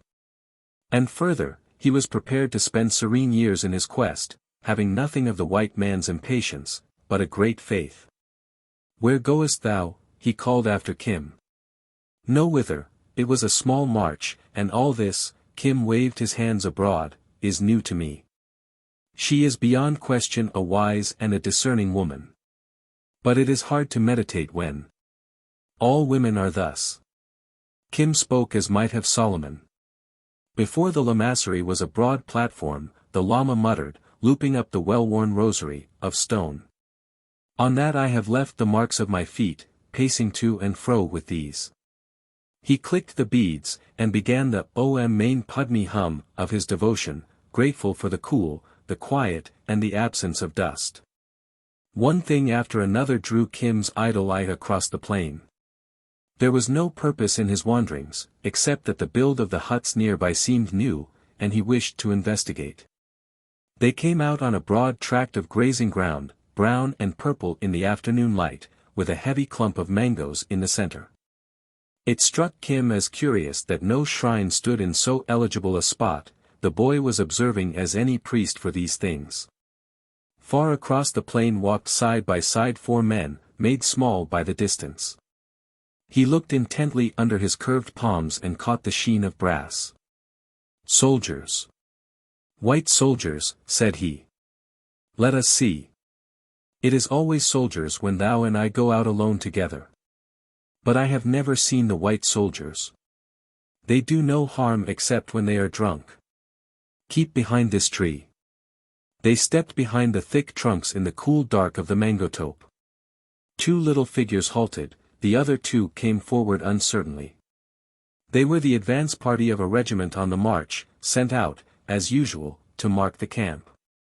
They bore 5-foot sticks with fluttering flags, and called to each other as they spread over the flat earth. At last they entered the mango grove, walking heavily. "It's here or hereabouts, officers' tents under the trees, I take it, and the rest of us can stay outside. Have they marked out for the baggage wagons behind?" They cried again to their comrades in the distance, and the rough answer came back faint and mellowed. "Shove the flag in here, then," said one. "What do they prepare?" said the Lama, wonderstruck. "This is a great and terrible world. What is the device on the flag?" A soldier thrust a stave within a few feet of them, grunted discontentedly, pulled it up again, conferred with his companion, who looked up and down the shaded cave of greenery, and returned it. Kim stared with all his eyes, his breath coming short and sharp between his teeth. The soldiers stamped off into the sunshine. "Oh Holy One," he gasped. "My horoscope. The drawing in the dust by the priest at Umballa. Remember what he said. First come 2, fair ashes, to make all things ready, in a dark place, as it is always at the beginning of a vision. But this is not vision," said the Lama. "It is the world's illusion, and no more. And after them comes the bull, the red bull on the green field. Look! It is he." He pointed to the flag that was snapping in the evening breeze not 10 feet away. It was no more than an ordinary camp marking flag. But the regiment, always punctilious in matters of millinery, had charged it with the regimental device, the Red Bull, which is the crest of the Mavericks, the great red bull on a background of Irish green. "I see, and now I remember," said the Lama. "Certainly it is thy bull." Certainly, also, the 2 men came to make all ready. "They are soldiers, white soldiers." What said the priest? "The sign over against the bull is the sign of war and armed men." "Holy One, this thing touches my search." "True. It is true." The Lama stared fixedly at the device that flamed like a ruby in the dusk. "The priest at Umballa said that thine was the sign of war. What is to do now?" "Wait. Let us wait. Even now the darkness clears," said Kim. It was only natural that the descending sun should at last strike through the tree trunks, across the grove, filling it with mealy gold light for a few minutes, but to Kim it was the crown of the Umballa Brahmin's prophecy. "Hark," said the Lama. "One beats a drum, far off." At first the sound, carrying diluted through the still air, resembled the beating of an artery in the head. Soon a sharpness was added. "Ah! The music," Kim explained. He knew the sound of a regimental band, but it amazed the Lama. At the far end of the plain a heavy, dusty column crawled in sight. Then the wind brought the tune. "We crave your condescension to tell you what we know of marching in the Mulligan Guards to Sligo port below." Here broke in the shrill-tongued fifes. "We shouldered arms. We marched away from Phoenix Park. We marched to Dublin Bay. The drums and the fifes. Oh, sweetly they did play. As we marched, with the Mulligan Guards." It was the band of the Mavericks playing the regiment to camp. For the men were route marching with their baggage. The rippling column swung into the level, carts behind it divided left and right, ran about like an ant-hill, and— "But this is sorcery," said the Lama. The plain dotted itself with tents that seemed to rise, all spread, from the carts. Another rush of men invaded the grove, pitched a huge tent in silence, ran up yet 8 or 9 more by the side of it, unearthed cooking pots, pans, and bundles, which were taken possession of by a crowd of native servants. And behold, the mango tope turned into an orderly town as they watched. "Let us go," said the Lama, sinking back afraid, as the fires twinkled and white officers with jingling swords stalked into the mess tent. "Stand back in the shadow. No one can see beyond the light of a fire," said Kim, his eyes still on the flag. He had never before watched the routine of a seasoned regiment pitching camp in 30 minutes. "Look! Look! Look!" clucked the Lama. "Yonder comes a priest." It was Bennett, the Church of England chaplain of the regiment, limping in dusty black. One of his flock had made some rude remarks about the chaplain's medal, and to abash him Bennett had marched step by step with the men that day. The black dress, gold cross on the watch chain, the hairless face, and the soft, black Wadiwake hat would have marked him as a holy man anywhere in all India. He dropped into a camp chair by the door of the mess tent and slid off his boots. 3 or 4 officers gathered round him, laughing and joking over his exploit. "The talk of white men is wholly lacking in dignity," said the Lama, who judged only by tone. "But I considered the countenance of that priest and I think he is learned. Is it likely that he will understand our talk? I would talk to him of my search." "Never speak to a white man till he is fed," said Kim, quoting a well-known proverb. "They will eat now, and I do not think they are good to beg from. Let us go back to the resting place. After we have eaten we will come again." It certainly was a Red Bull, my Red Bull. They were both noticeably absent-minded when the old lady's retinue set their meal before them, so none broke their reserve, for it is not lucky to annoy guests. "Now," said Kim, picking his teeth, "we will return to that place. But thou, O Holy One, must wait a little way off, because thy feet are heavier than mine and I am anxious to see more of that Red Bull. But how canst thou understand the talk? Walk slowly. The road is dark," the Lama replied uneasily. Kim put the question aside. "I marked a place near to the trees," said he, "where thou canst sit till I call." "Nay," as the Lama made some sort of protest, "remember this is my search, the search for my Red Bull.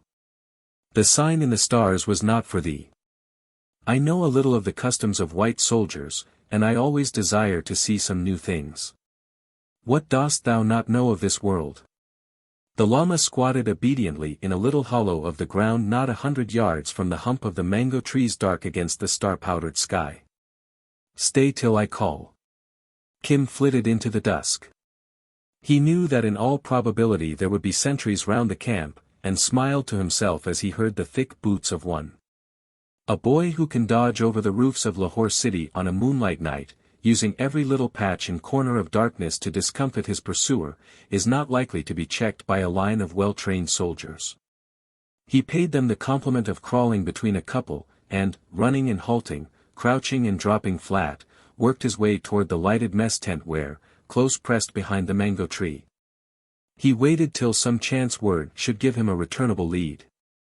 The one thing now in his mind was further information as to the Red Bull. For aught he knew, and Kim's limitations were as curious and sudden as his expansions, the men, the 900 thorough devils of his father's prophecy, might pray to the beast after dark, as Hindus pray to the holy cow. That at least would be entirely right and logical, and the padre with the gold cross would be therefore the man to consult in the matter. On the other hand, remembering sober-faced padres whom he had avoided in Lahore city, the priest might be an inquisitive nuisance who would bid him learn. But had it not been proven at Umballa that his sign in the high heavens portended war and armed men? Was he not the friend of the stars as well as of all the world, crammed to the teeth with dreadful secrets? Lastly, and firstly as the undercurrent of all his quick thoughts, this adventure, though he did not know the English word, was a stupendous lark, a delightful continuation of his old flights across the housetops, as well as the fulfillment of sublime prophecy. He lay belly flat and wriggled towards the mess tent door, a hand on the amulet round his neck. It was as he suspected. The sahibs prayed to their god. For in the center of the mess table, its sole ornament when they were on the line of march, stood a golden bull fashioned from old-time loot of the summer palace at Pekin, a red gold bull with lowered head, ramping upon a field of Irish green. To him the sahibs held out their glasses and cried aloud confusedly. Now the Reverend Arthur Bennett always left mess after that toast, and being rather tired by his march his movements were more abrupt than usual. Kim, with slightly raised head, was still staring at his totem on the table, when the chaplain stepped on his right shoulder blade. Kim flinched under the leather, and, rolling sideways, brought down the chaplain, who, ever a man of action, caught him by the throat and nearly choked the life out of him. Kim then kicked him desperately in the stomach. Mr. Bennett gasped and doubled up, but without relaxing his grip, rolled over again, and silently hauled Kim to his own tent. The mavericks were incurable practical jokers. And it occurred to the Englishman that silence was best till he had made complete inquiry. "Why, it's a boy," he said, as he drew his prize under the light of the tent-pole lantern, then shaking him severely cried, "What were you doing? You're a thief. Chor. Malum." His Hindustani was very limited, and the ruffled and disgusted Kim intended to keep to the character laid down for him. As he recovered his breath he was inventing a beautifully plausible tale of his relations to some scullion, and at the same time keeping a keen eye on and a little under the chaplain's left armpit. The chance came. He ducked for the doorway, but a long arm shot out and clutched at his neck, snapping the amulet string and closing on the amulet. "Give it me. Oh, give it me. Is it lost? Give me the papers." The words were in English, the tinny, saw-cut English of the native bred, and the chaplain jumped. "A scapular," said he, opening his hand. "No, some sort of heathen charm." Why, do you speak English? Little boys who steal are beaten. You know that? I do not, I did not steal." Kim danced in agony like a terrier at a lifted stick. "Oh, give it me. It is my charm. Do not thieve it from me." The chaplain took no heed, but, going to the tent door, called aloud. A fattish, clean-shaven man appeared. "I want your advice, Father Victor," said Bennett. "I found this boy in the dark outside the mess tent. Ordinarily, I should have chastised him and let him go, because I believe him to be a thief. But it seems he talks English, and he attaches some sort of value to a charm round his neck. I thought perhaps you might help me." Between himself and the Roman Catholic chaplain of the Irish contingent lay, as Bennett believed, an unbridgeable gulf. But it was noticeable that whenever the Church of England dealt with a human problem she was very likely to call in the Church of Rome. Bennett's official abhorrence of the Scarlet Woman and all her ways was only equalled by his private respect for Father Victor. A thief talking English, is it? Let's look at his charm. No, it's not a scapular, Bennett. He held out his hand. But have we any right to open it? A sound whipping. I did not thieve, protested Kim. You have hit me kicks all over my body. Now give me my charm and I will go away. Not quite so fast. We'll look first, said Father Victor, leisurely rolling out poor Kimball O'Hara's any varietor parchment, his clearance certificate, and Kim's baptismal certificate.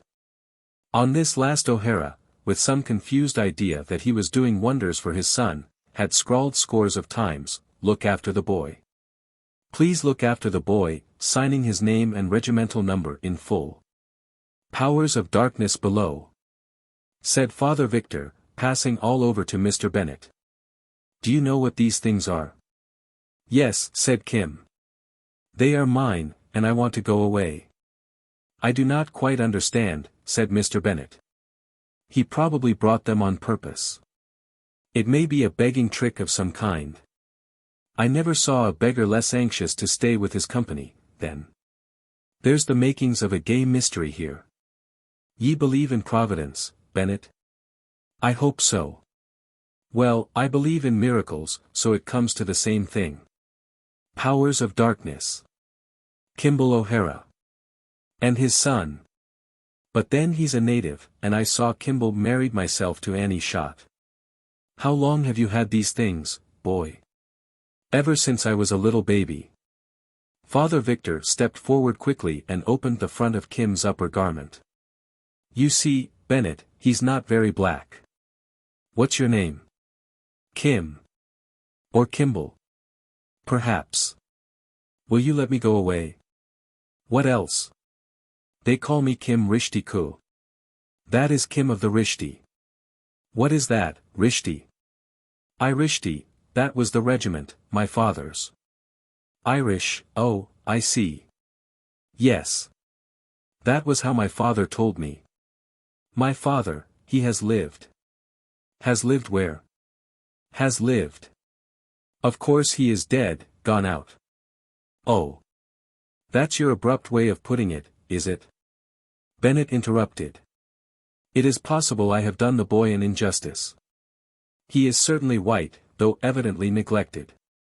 I am sure I must have bruised him. I do not think spirits.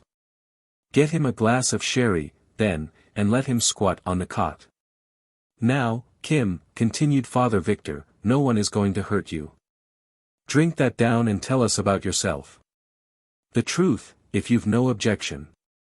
Kim coughed a little as he put down the empty glass, and considered.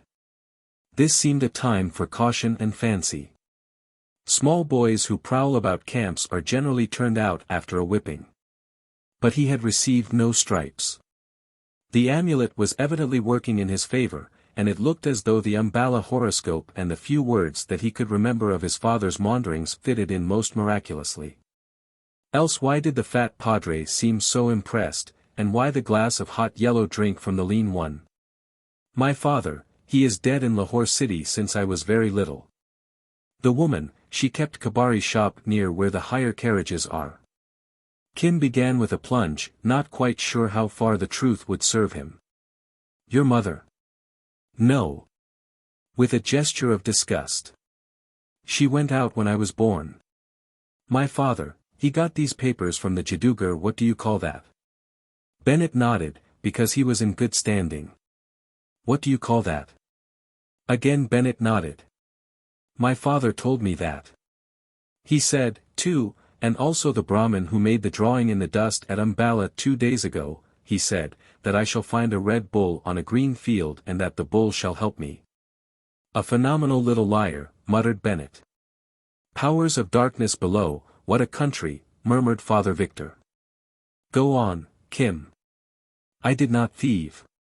Besides, I am just now disciple of a very holy man. He is sitting outside. We saw 2 men come with flags, making the place ready. That is always so in a dream, or on account of a prophecy. So I knew it was come true. I saw the red bull on the green field, and my father he said, 900 pukka devils and the colonel riding on a horse will look after you when you find the red bull. I did not know what to do when I saw the bull, but I went away and I came again when it was dark. I wanted to see the bull again, and I saw the bull again with the sahibs praying to it. I think the bull shall help me. The holy man said so too. He is sitting outside. Will you hurt him if I call him a shout now? He is very holy. He can witness to all the things I say, and he knows I am not a thief. Sahibs praying to a bull. What in the world do you make of that? Said Bennett. Disciple of a holy man. Is the boy mad? It's O'Hara's boy, sure enough. O'Hara's boy leagued with all the powers of darkness. It's very much what his father would have done if he was drunk. We'd better invite the holy man. He may know something. He does not know anything, said Kim. I will show you him if you come. He is my master. Then afterwards we can go. Powers of darkness. Was all that Father Victor could say, as Bennett marched off, with a firm hand on Kim's shoulder. They found the Lama where he had dropped. The search is at an end for me, shouted Kim in the vernacular. I have found the bull, but God knows what comes next. They will not hurt you. Come to the fat priest's tent with this thin man and see the end. It is all new, and they cannot talk Hindi. They are only uncurried donkeys. Then it is not well to make a jest of their ignorance, the Lama returned. I am glad if thou art rejoiced, Chela. Dignified and unsuspicious, he strode into the little tent, saluted the churches as a churchman, and sat down by the open charcoal brazier. The yellow lining of the tent reflected in the lamplight made his face red gold. Bennett looked at him with the triple-ringed uninterest of the creed that lumps 9/10 of the world under the title of heathen. And what was the end of the search? What gift has the Red Bull brought? The Lama addressed himself to Kim. He says, what are you going to do? Bennett was staring uneasily at Father Victor, and Kim, for his own ends, took upon himself the office of interpreter. I do not see what concern this fakir has with the boy, who is probably his dupe or his confederate, Bennett began. We cannot allow an English boy, assuming that he is the son of a mason, the sooner he goes to the Masonic orphanage the better. Ah! That's your opinion as secretary to the regimental lodge, said Father Victor, but we might as well tell the old man what we are going to do. He doesn't look like a villain. My experience is that one can never fathom the Oriental mind. Now, Kimball, I wish you to tell this man what I say word for word. Kim gathered the import of the next few sentences and began thus. Holy One, the thin fool who looks like a camel says that I am the son of a sahib. But how? Oh, it is true. I knew it since my birth, but he could only find it out by rending the amulet from my neck and reading all the papers. He thinks that once a sahib is always a sahib, and between the two of them they purpose to keep me in this regiment or to send me to a madrasa, a school. It has happened before. I have always avoided it. The fat fool is of one mind and the camel-like one of another. But that is no odds. I may spend one night here and perhaps the next. It has happened before. Then I will run away and return to thee. But tell them that thou art my Chela. Tell them how thou didst come to me when I was faint and bewildered. Tell them of our search, and they will surely let thee go now. I have already told them. They laugh, and they talk of the police. What are you saying? Asked Mr. Bennett. Oh He only says that if you do not let me go it will stop him in his business, his urgent private affairs. This last was a reminiscence of some talk with a Eurasian clerk in the canal department, but it only drew a smile, which nettled him. And if you did know what his business was you would not be in such a beastly hurry to interfere. What is it then? Said Father Victor, not without feeling, as he watched the Lama's face. There is a river in this country which he wishes to find so very much. It was put out by an arrow which, Kim tapped his foot impatiently as he translated in his own mind from the vernacular to his clumsy English. It was made by our Lord God Buddha, you know, and if you wash there you are washed away from all your sins and made as white as cotton wool. Kim had heard mission talk in his time. I am his disciple, and we must find that river. It is so very valuable to us. Say that again, said Bennett. Kim obeyed, with amplifications. But this is gross blasphemy, cried the Church of England. TCK. TCK, said Father Victor sympathetically. I'd give a good deal to be able to talk the vernacular. A river that washes away sin. And how long have you two been looking for it? Oh, many days.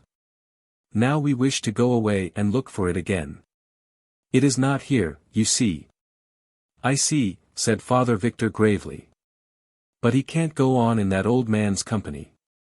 It would be different, Kim, if you were not a soldier's son. Tell him that the regiment will take care of you and make you as good a man as can be. Tell him that if he believes in miracles he must believe that. There is no need to play on his credulity, Bennett interrupted. I'm doing no such thing. He must believe that the boy's coming here, to his own regiment, in search of his Red Bull is in the nature of a miracle. Consider the chances against it, Bennett. This one boy in all India, and our regiment of all others on the line march for him to meet with. It's predestined on the face of it. Yes, tell him it's Kismet. Kismet, Mawlum. Do you understand?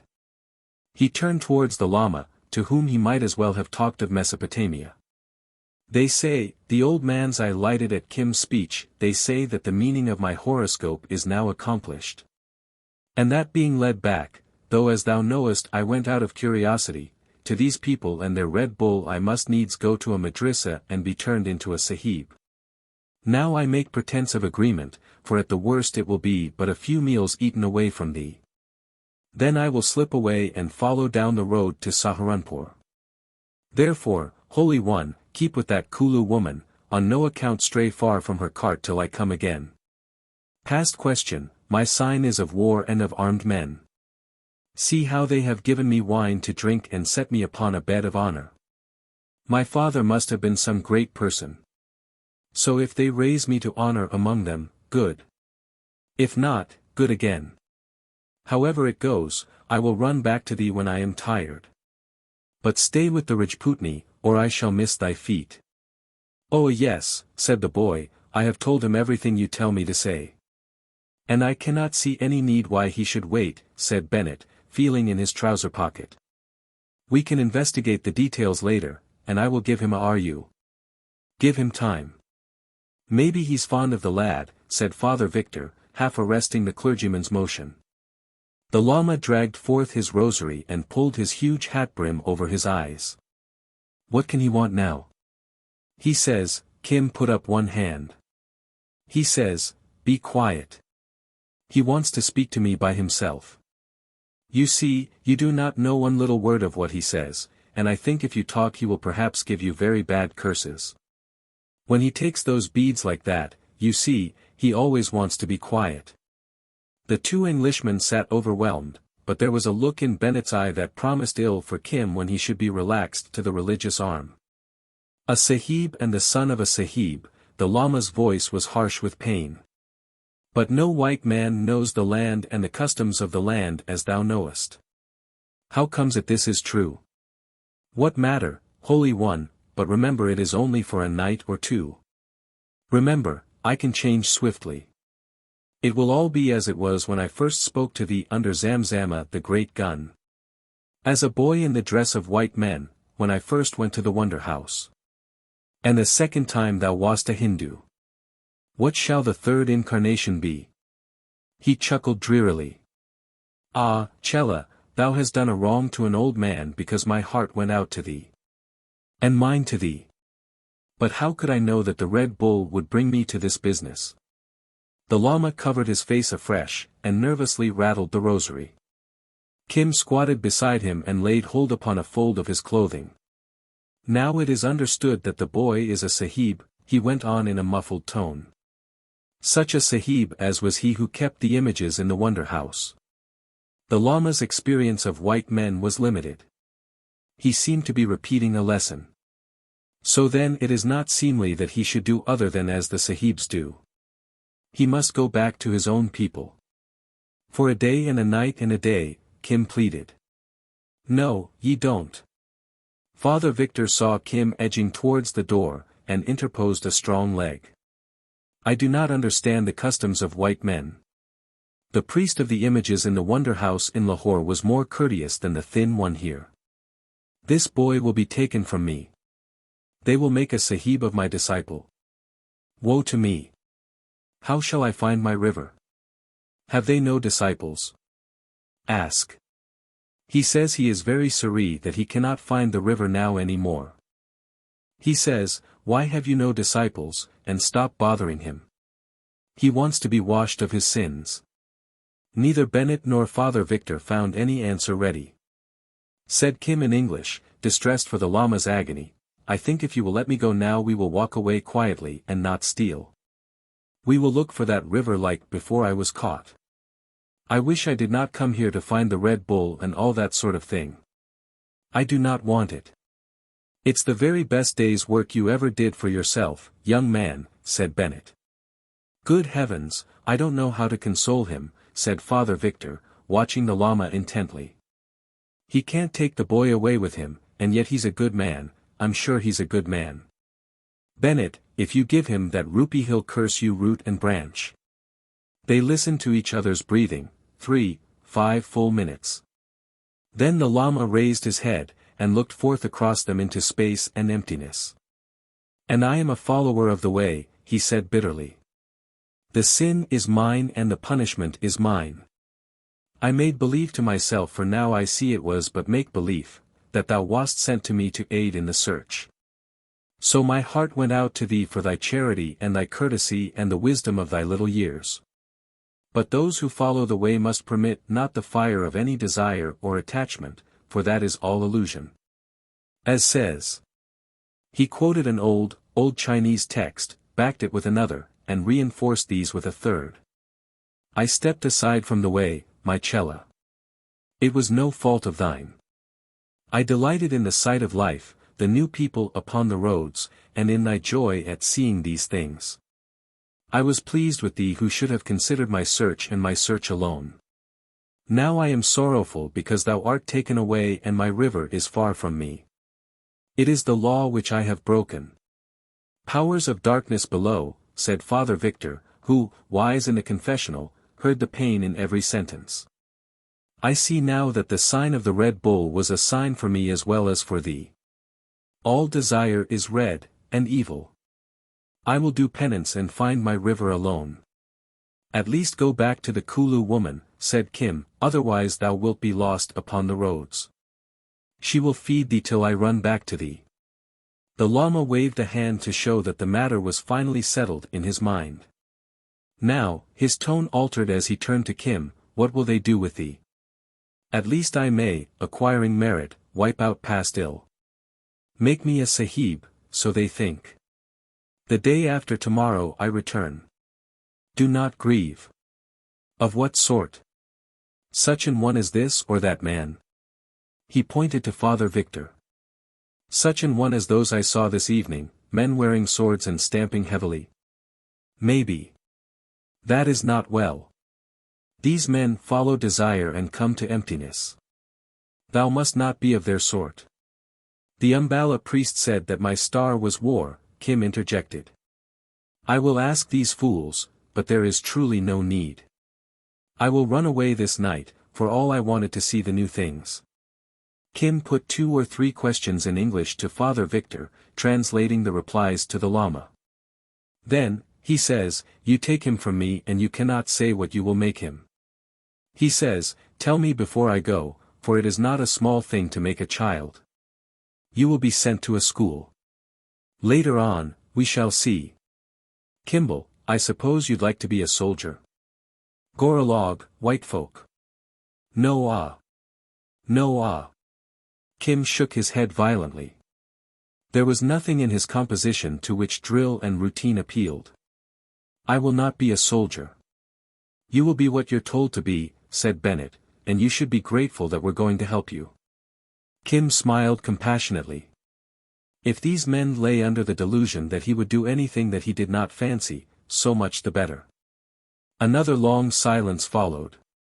Bennett fidgeted with impatience, and suggested calling a sentry to evict the fakir. Do they give or sell learning among the sahibs? Ask them, said the Lama, and Kim interpreted. They say that money is paid to the teacher, but that money the regiment will give. What need? It is only for a night. And, the more money is paid the better learning is given. The Lama disregarded Kim's plans for an early flight. It is no wrong to pay for learning. To help the ignorant to wisdom is always a merit. The rosary clicked furiously as an abacus. Then he faced his oppressors. Ask them for how much money do they give a wise and suitable teaching. And in what city is that teaching given? Well, said Father Victor in English, when Kim had translated, that depends. The regiment would pay for you all the time you are at the military orphanage, or you might go on the Punjab Masonic orphanages list, not that he or you'd understand what that means. But the best schooling a boy can get in India is, of course, at St. Xavier's in Party Bus at Lucknow. This took some time to interpret, for Bennett wished to cut it short. He wants to know how much, said Kim placidly. 200 or 300 rupees a year. Father Victor was long past any sense of amazement. Bennett, impatient, did not understand. He says, write that name and the money upon a paper and give it him.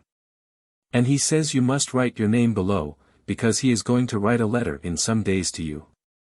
He says you are a good man. He says the other man is a fool. He is going away. The Lama rose suddenly. I follow my search, he cried, and was gone. He'll run slap into the sentries, cried Father Victor, jumping up as the Lama stalked out, but I can't leave the boy. Kim made swift motion to follow, but checked himself. There was no sound of challenge outside. The Lama had disappeared. Kim settled himself composedly on the chaplain's cot. At least the Lama had promised that he would stay with the Raiput woman from Kulu, and the rest was of the smallest importance. It pleased him that the two padres were so evidently excited. They talked long in undertones, Father Victor urging some scheme on Mr. Bennett, who seemed incredulous. All this was very new and fascinating, but Kim felt sleepy. They called men into the tent, one of them certainly was the colonel, as his father had prophesied, and they asked him an infinity of questions, chiefly about the woman who looked after him, all of which Kim answered truthfully. They did not seem to think the woman a good guardian. After all, this was the newest of his experiences. Sooner or later, if he chose, he could escape into great, grey, formless India, beyond tents and padres and colonels. Meantime, if the sahibs were to be impressed, he would do his best to impress them. He too was a white man. After much talk that he could not comprehend, they handed him over to a sergeant, who had strict instructions not to let him escape. The regiment would go on to Ambala, and Kim would be sent up, partly at the expense of the lodge and in part by subscription, to a place called Sanawar. It's miraculous past all whooping, Colonel, said Father Victor, when he had talked without a break for 10 minutes. His Buddhist friend has Levant after taking my name and address. I can't quite make out whether he'll pay for the boy's education or whether he is preparing some sort of witchcraft on his own account. Then to Kim, you'll live to be grateful to your friend the Red Bull yet. We'll make a man of you at Sanawar, even at the price of making you a Protestant. Certainly, most certainly, said Bennett. But you will not go to Sanawar, said Kim. But we will go to Sanawar, little man. That's the order of the Commander-in-Chief, who's a trifle more important than O'Hara's son. You will not go to Sanawar. You will go to the war. There was a shout of laughter from the full tent. When you know your own regiment a trifle better you won't confuse the line of march with line of battle, Kim. We hope to go to the war sometime. Oh I know all that. Kim drew his bow again at a venture. If they were not going to the war, at least they did not know what he knew of the talk in the veranda at Umballa. I know you are not at the war now, but I tell you that as soon as you get to Umballa you will be sent to the war, the new war. It is a war of 8,000 men, besides the guns. That's explicit. Jew, add prophecy to your other gifts. Take him along, Sergeant. Take up a suit for him from the drums, and take care he doesn't slip through your fingers. Who says the age of miracles is gone by? I think I'll go to bed. My poor mind's weakening. At the far end of the camp, silent as a wild animal, an hour later sat Kim, newly washed all over, in a horrible stiff suit that rasped his arms and legs. A most amazin' young bird, said the sergeant. He turns up in charge of a yellow-headed buck Brahmin priest, with his father's lodge certificates round his neck, talkin' God knows what all of a Red Bull. The buck Brahmin evaporates without explanations, and the boy sets cross-legged on the chaplain's bed prophesying bloody war to the men at large. India's a wild land for a God-fearing man. I'll just tie his leg to the tent pole in case he'll go through the roof. What did ye say about the war? 8,000 men, besides guns, said Kim. Very soon you will see. You're a consolin' little imp. Lie down between the drums and go to bye-bye. Those two boys will watch your slumbers. Chapter 6. Now I remember comrades. Old playmates on new seas. When as we traded orpiment. Among the savages. 10,000 leagues to southward. And 30 years removed. They knew not noble Valdez. But me they knew and loved. Song of Diego Valdez. Very early in the morning the white tents came down and disappeared as the Mavericks took a side road to Umballa. It did not skirt the resting place, and Kim, trudging beside a baggage cart under fire of comments from soldiers' wives, was not so confident as overnight. He discovered that he was closely watched, Father Victor on the one side, and Mr. Bennett on the other. In the forenoon the column checked. A camel orderly handed the colonel a letter. He read it, and spoke to a major. Half a mile in the rear, Kim heard a hoarse and joyful clamor rolling down on him through the thick dust. Then someone beat him on the back, crying, Tell us how ye knew, ye little limb of Satan. Father dear, see if ye can make him tell. A pony ranged alongside, and he was hauled on to the priest's saddlebow. Now, my son, your prophecy of last night has come true. Our orders are to entrain at Umballa for the front tomorrow. What is that? Said Kim, for front and entrain were newish words to him. We are going to the war, as you called it. Of course you are going to the war. I said last night. Ye did, but, powers o' darkness, how did ye know? Kim's eyes sparkled. He shut his lips, nodded his head, and looked unspeakable things. The chaplain moved on through the dust, and privates, sergeants, and subalterns called one another's attention to the boy. The colonel, at the head of the column, stared at him curiously. It was probably some bizarre rumor, he said, but even then, he referred to the paper in his hand. Hang it all, the thing was only decided within the last 48 hours. Are there many more like you in India, said Father Victor, or are you by way o' being a lusus naturae? Now I have told you, said the boy, will you let me go back to my old man? If he has not stayed with that woman from Kulu, I am afraid he will die. By what I saw of him he's as well able to take care of himself as you. No. Ye've brought us luck, and we're goin' to make a man of you. I'll take ye back to your baggage cart and ye'll come to me this evening. For the rest of the day Kim found himself an object of distinguished consideration among a few hundred white men. The story of his appearance in camp, the discovery of his parentage, and his prophecy, had lost nothing in the telling. A big, shapeless white woman on a pile of bedding asked him mysteriously whether he thought her husband would come back from the war. Kim reflected gravely, and said that he would, and the woman gave him food. In many respects, this big procession that played music at intervals, This crowd that talked and laughed so easily, resembled a festival in Lahore city. So far, there was no sign of hard work, and he resolved to lend the spectacle his patronage. At evening there came out to meet them bands of music, and played the Mavericks into camp near Umballa railway station. That was an interesting night. Men of other regiments came to visit the Mavericks. The Mavericks went visiting on their own account. Their pickets hurried forth to bring them back, met pickets of strange regiments on the same duty, and, after a while, the bugles blew madly for more pickets with officers to control the tumult. The Mavericks had a reputation for liveliness to live up to. But they fell in on the platform next morning in perfect shape and condition. And Kim, left behind with the sick, women, and boys, found himself shouting farewells excitedly as the trains drew away. Life as a sahib was amusing so far, but he touched it with a cautious hand. Then they marched him back in charge of a drummer boy to empty, lime-washed barracks, whose floors were covered with rubbish and string and paper, and whose ceilings gave back his lonely footfall. Native fashion, he curled himself up on a stripped cot and went to sleep. An angry man stumped down the veranda, woke him up, and said he was a schoolmaster. This was enough for Kim, and he retired into his shell.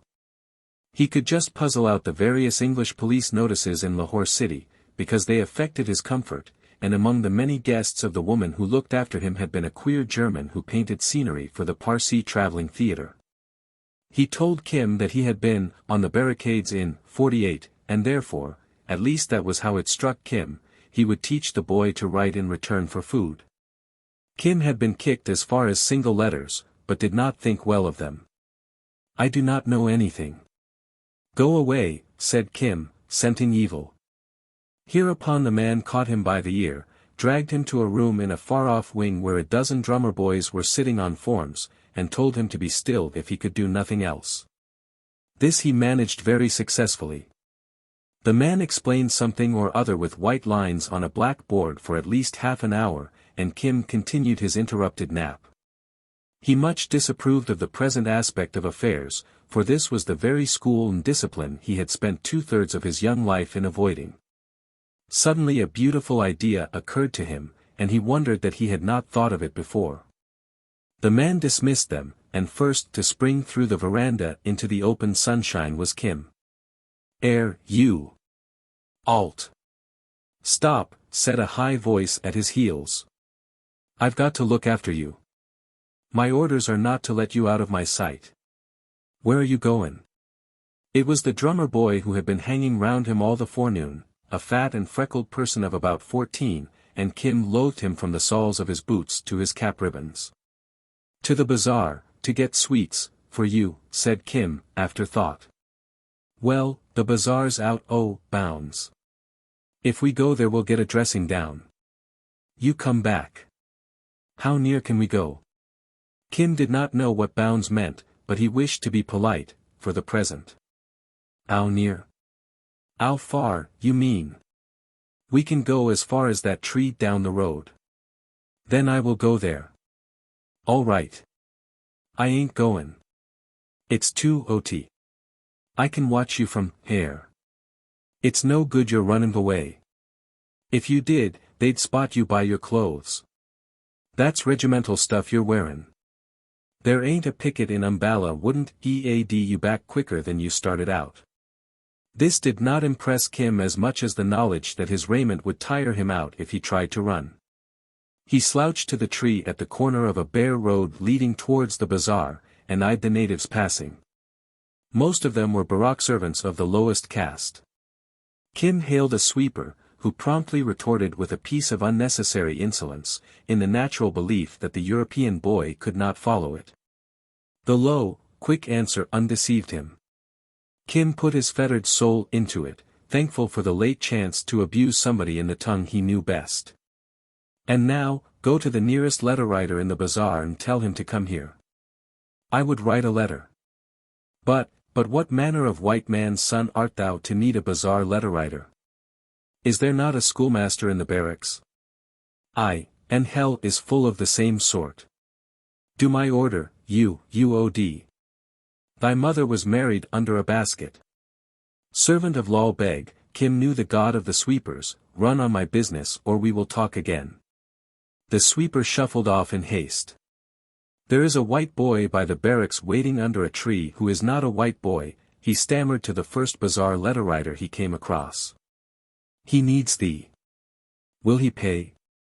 Said the spruce scribe, gathering up his desk and pens and sealing wax all in order. I do not know. He is not like other boys. Go and see. It is well worth. Kim danced with impatience when the slim young Kaith hove in sight. As soon as his voice could carry he cursed him volubly. First I will take my pay, the letter writer said. Bad words have made the price higher. But who art thou, dressed in that fashion, to speak in this fashion? Aha! That is in the letter which thou shalt write. Never was such a tale. But I am in no haste. Another writer will serve me. Umballa city is as full of them as is Lahore. For Annas, said the writer, sitting down and spreading his cloth in the shade of a deserted barrack wing. Mechanically Kim squatted beside him, squatted as only the natives can, in spite of the abominable clinging trousers. The writer regarded him sideways. That is the price to ask of sahibs, said Kim. Now fix me a true one. An anna and a half. How do I know, having written the letter, that thou wilt not run away? I must not go beyond this tree, and there is also the stamp to be considered. I get no commission on the price of the stamp. Once more, what manner of white boy art thou? That shall be said in the letter, which is to Mahbub Ali, the horse dealer in the Kashmir Sarai, at Lahore. He is my friend. Wonder on wonder, murmured the letter writer, dipping a reed in the inkstand. To be written in Hindi? Assuredly. To Mahbub Ali then. Begin. I have come down with the old man as far as Umballa in the train. At Umballa I carried the news of the bay mare's pedigree. After what he had seen in the garden, he was not going to write of white stallions. Slower a little. What has a bay mare to do? Is it Mahbub Ali, the great dealer? Who else? I have been in his service. Take more ink. Again. As the order was, so I did it. We then went on foot towards Benares, but on the third day we found a certain regiment. Is that down? Aye, Poulton, murmured the writer, all ears. I went into their camp and was caught, and by means of the charm about my neck, which thou knowest, it was established that I was the son of some man in the regiment, according to the prophecy of the Red Bull. Which thou knowest was common talk of our bazaar. Kim waited for this shaft to sink into the letter writer's heart, cleared his throat, and continued, a priest clothed me and gave me a new name. One priest, however, was a fool. The clothes are very heavy, but I am a sahib and my heart is heavy too. They send me to a school and beat me. I do not like the air and water here. Come then and help me, Mahbub Ali, or send me some money, for I have not sufficient to pay the writer who writes this. Who writes this? It is my own fault that I was tricked. Thou art as clever as Hussein Bucks that forged the treasury stamps at Nucleo. But what a tale! What a tale! Is it true by any chance? It does not profit to tell lies to Mahbub Ali. It is better to help his friends by lending them a stamp. When the money comes I will repay. The writer grunted doubtfully, but took a stamp out of his desk, sealed the letter, handed it over to Kim, and departed. Mahbub Ali's was a name of power in Umballa. That is the way to win a good account with the gods, Kim shouted after him. Pay me twice over when the money comes, the man cried over his shoulder. What was you bucking to that nigger about? Said the drummer boy when Kim returned to the veranda. I was watching you. I was only talking to him. You talk the same as a nigger, don't you? No. No. I only speak a little. What shall we do now? The bugles'll go for dinner in 1/2 a minute. My God! I wish I'd gone up to the front with the regiment. It's awful doin' nothin' but school down there. Don't you hate it? Oh, yes. I'd run away if I knew where to go to, but, as the men say, in this bloomin' India you're only a prisoner at large. You can't desert without bein' took back at once. I'm fair sick of it. You have been in England. I only come out last troopin' season with my mother. I should think I've been in England. What a ignorant little beggar you are. You was brought up in the gutter, wasn't you? Oh, yes. Tell me something about England. My father he came from there. Though he would not say so, Kim of course disbelieved every word the drummer boy spoke about the Liverpool suburb which was his England. It passed the heavy time till dinner, a most unappetizing meal served to the boys and a few invalids in a corner of a barak room. But that he had written to Mahbub Ali, Kim would have been almost depressed. The indifference of native crowds he was used to, but this strong loneliness among white men preyed on him. He was grateful when, in the course of the afternoon, a big soldier took him over to Father Victor, who lived in another wing across another dusty parade ground. The priest was reading an English letter written in purple ink. He looked at Kim more curiously than ever. "And, how do you like it, my son, as far as you've gone?" "Not much, eh? It must be hard, very hard on a wild animal. Listen now. I've an amazin' epistle from your friend. Where is he? Is he well? Oh If he knows to write me letters, it is all right. You're fond of him then?" "Of course I am fond of him. He was fond of me. It seems so by the look of this. He can't write English, can he?" "Oh no. Not that I know, but of course he found a letter writer who can write English very well, and so he wrote. I do hope you understand. That accounts for it. Do you know anything about his money affairs?" Kim's face showed that he did not. "How can I tell? That's what I'm askin. Now listen if you can make head or tail o' this. We'll skip the first part. It's written from Jagadhir Road. Sitting on wayside in grave meditation, trusting to be favored with your honor's applause of present step, which recommend your honor to execute for Almighty God's sake. Education is greatest blessing if of best sorts. Otherwise no earthly use. Faith, the old man's hit the bullseye that time. If your honor condescending giving my boy best education Xavier, I suppose that St. Xavier's in partibus, in terms of our conversation dated in your 10th 15th instant, a business-like touch there. Then Almighty God blessing your honor's succeedings to 3rd and 4th generation and, now listen. Confide in your honor's humble servant for adequate remuneration per hundi per annum 300 rupees a year to one expensive education St. Xavier, Lucknow. And allow small time to forward same per hundi sent to any part of India as your honor shall address yourself. This servant of your honor has presently no place to lay crown of his head, but going to Benares by train on account of persecution of old woman talking so much and unanxious residing Saharanpur in any domestic capacity. Now what in the world does that mean? She has asked him to be her puro, her clergyman, at Saharanpur, I think. He would not do that on account of his river.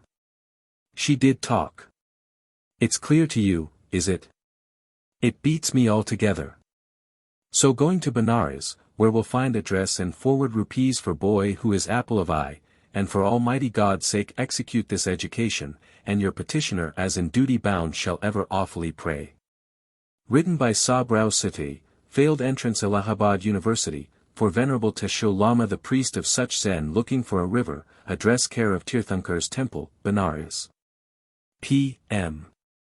Please note boy is apple of eye, and rupees shall be sent per hundi 300 per annum. For God Almighty's sake. Now, is that ravened lunacy or a business proposition? I ask you, because I'm fairly at my wit's end. He says he will give me 300 rupees a year. So he will give me them. Oh, that's the way you look at it, is it? Of course. If he says so. The priest whistled, then he addressed Kim as an equal. I don't believe it, but we'll see. You were going off today to the military orphanage at Sanawar, where the regiment would keep you till you were old enough to enlist. Ye'd be brought up to the Church of England. Bennett arranged for that. On the other hand, if ye go to St. Xavier's ye'll get a better education and can have the religion. D'ye see my dilemma? Kim saw nothing save a vision of the Lama going south in a train with none to beg for him. Like most people, I'm going to temporize. If your friend sends the money from Benares, powers of darkness below, where's a street beggar to raise 300 rupees? Ye'll go down to Lucknow and I'll pay your fare, because I can't touch the subscription money if I intend, as I do, to make ye a Catholic. If he doesn't, ye'll go to the military orphanage at the regiment's expense. I'll allow him 3 days' grace, though I don't believe it at all. Even then, if he fails in his payments later on, but it's beyond me. We can only walk one step at a time in this world, praise God. And they sent Bennett to the front and left me behind. Bennett can't expect everything. Oh yes, said Kim vaguely. The priest leaned forward. I'd give a month's pay to find what's goin' on inside that little round head of yours. There is nothing, said Kim, and scratched it. He was wondering whether Mahbub Ali would send him as much as a whole rupee. Then he could pay the letter writer and write letters to the Lama at Benares. Perhaps Mahbub Ali would visit him next time he came south with horses. Surely he must know that Kim's delivery of the letter to the officer at Ambala had caused the great war which the men and boys had discussed so loudly over the Barak dinner tables. But if Mahbub Ali did not know this, it would be very unsafe to tell him so. Mahbub Ali was hard upon boys who knew, or thought they knew, too much. Well, till I get further news, Father Victor's voice interrupted the reverie. Ye can run along now and play with the other boys. They'll teach ye something, but I don't think ye'll like it. The day dragged to its weary end. When he wished to sleep he was instructed how to fold up his clothes and set out his boots. The other boys deriding. Bugles waked him in the dawn, the schoolmaster caught him after breakfast, thrust a page of meaningless characters under his nose, gave them senseless names and whacked him without reason. Kim meditated poisoning him with opium borrowed from a Barak sweeper, but reflected that, as they all ate at one table in public, this was peculiarly revolting to Kim, who preferred to turn his back on the world at meals. The stroke might be dangerous. Then he attempted running off to the village where the priest had tried to drug the Lama, the village where the old soldier lived. But far-seeing sentries at every exit headed back the little scarlet figure. Trousers and jacket crippled body and mind alike, so he abandoned the project and fell back, Oriental fashion, on time and chance. 3 days of torment passed in the big, echoing white rooms.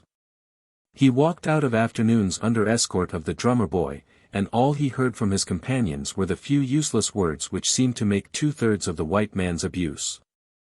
Kim knew and despised them all long ago. The boy resented his silence and lack of interest by beating him, as was only natural. He did not care for any of the bazaars which were in bounds. He styled all natives niggers. Yet servants and sweepers called him abominable names to his face, and, misled by their deferential attitude, he never understood. This somewhat consoled Kim for the beatings. On the morning of the 4th day a judgment overtook that drummer. They had gone out together towards Umballa racecourse. He returned alone, weeping, with news that young O'Hara, to whom he had been doing nothing in particular, had hailed a scarlet-bearded nigger on horseback. That the nigger had then and there laid into him with a peculiarly adhesive quirt, picked up young O'Hara, and borne him off at full gallop. These tidings came to Father Victor, and he drew down his long upper lip. He was already sufficiently startled by a letter from the temple of the Tirthankars at Benares, enclosing a native banker's note of hand for 300 rupees, and an amazing prayer to Almighty God. The Lama would have been more annoyed than the priest had he known how the bazaar letter-writer had translated his phrase, to acquire merit. Powers of darkness below. Father Victor fumbled with the note. And now he's off with another of his Peepode friends. I don't know whether it will be a greater relief to me to get him back or to have him lost. He's beyond my comprehension. How the devil, yes, he's the man I mean, can a street beggar raise money to educate white boys? 3 miles off, on Umballa racecourse, Mahbub Ali, reining a grey Kabuli stallion with Kim in front of him, was saying. But, little friend of all the world, there is my honour and reputation to be considered. All the officer sahibs in all the regiments, and all Umballa, know Mahbub Ali. Men saw me pick thee up and chastise that boy. We are seen now from far across this plain. How can I take thee away, or account for thy disappearing if I set thee down and let thee run off into the crops? They would put me in jail. Be patient. Once a sahib, always a sahib. When thou art a man, who knows? Thou wilt be grateful to Mahbub Ali. Take me beyond their centuries where I can change this red. Give me money and I will go to Benares and be with my Lama again. I do not want to be a sahib, and remember I did deliver that message. The stallion bounded wildly. Mahbub Ali had incautiously driven home the sharp-edged stirrup. He was not the new sort of fluent horse-dealer who wears English boots and spurs. Kim drew his own conclusions from that betrayal. That was a small matter. It lay on the straight road to Benares. I and the sahib have by this time forgotten it. I send so many letters and messages to men who ask questions about horses, I cannot well remember one from the other. Was it some matter of a bay mare that Peter Sahib wished the pedigree of? Kim saw the trap at once. If he had said bay mare, Mahbub would have known by his very readiness to fall in with the amendment that the boy suspected something. Kim replied therefore. Bay mare. No. I do not forget my messages thus. It was a white stallion. So it was. A white Arab stallion. But thou didst write bay mare to me. Who cares to tell truth to a letter writer? Kim answered, feeling Mahbub's palm on his heart. Hi! Mahbub, you old villain, pull up, cried a voice, and an Englishman raced alongside on a little polo pony. I've been chasing you half over the country. That Kabuli of yours can go. For sale, I suppose. I have some young stuff coming on made by heaven for the delicate and difficult polo game. He has no equal. He plays polo and waits at table. Yes. We know all that. What the deuce have you got there? A boy, said Mahbub gravely. He was being beaten by another boy. His father was once a white soldier in the big war. The boy was a child in Lahore city. He played with my horses when he was a babe. Now I think they will make him a soldier. He has been newly caught by his father's regiment that went up to the war last week. But I do not think he wants to be a soldier. I take him for a ride. Tell me where thy barracks are and I will set thee there. Let me go. I can find the barracks alone. And if thou runnest away, who will say it is not my fault? He'll run back to his dinner. Where has he to run to? The Englishman asked. He was born in the land. He has friends. He goes where he chooses. He is a chabuk sawai, a sharp chap. It needs only to change his clothing, and in a twinkling he would be a low-caste Hindu boy. The deuce he would. The Englishman looked critically at the boy as Mahbub headed towards the barracks. Kim ground his teeth. Mahbub was mocking him, as faithless Afghans will, for he went on. They will send him to a school and put heavy boots on his feet and swaddle him in these clothes. Then he will forget all he knows. Now, which of the barracks is thine? Kim pointed, he could not speak, to Father Victor's wing, all staring white nearby. Perhaps he will make a good soldier, said Mahbub reflectively. He will make a good orderly at least. I sent him to deliver a message once from Lahore. A message concerning the pedigree of a white stallion. Here was deadly insult on deadlier injury, and the sahib to whom he had so craftily given that war-waking letter heard it all. Kim beheld Mahbub Ali frying in flame for his treachery, but for himself he saw one long grey vista of barracks, schools, and barracks again. He gazed imploringly at the clear-cut face in which there was no glimmer of recognition. But even at this extremity it never occurred to him to throw himself on the white man's mercy or to denounce the Afghan. And Mahbub stared deliberately at the Englishman, who stared as deliberately at Kim, quivering and tongue-tied. "My horse is well trained," said the dealer. "Others would have kicked, Sahib." "Ah," said the Englishman at last, rubbing his pony's damp withers with his whip-butt. "Who makes the boy a soldier?"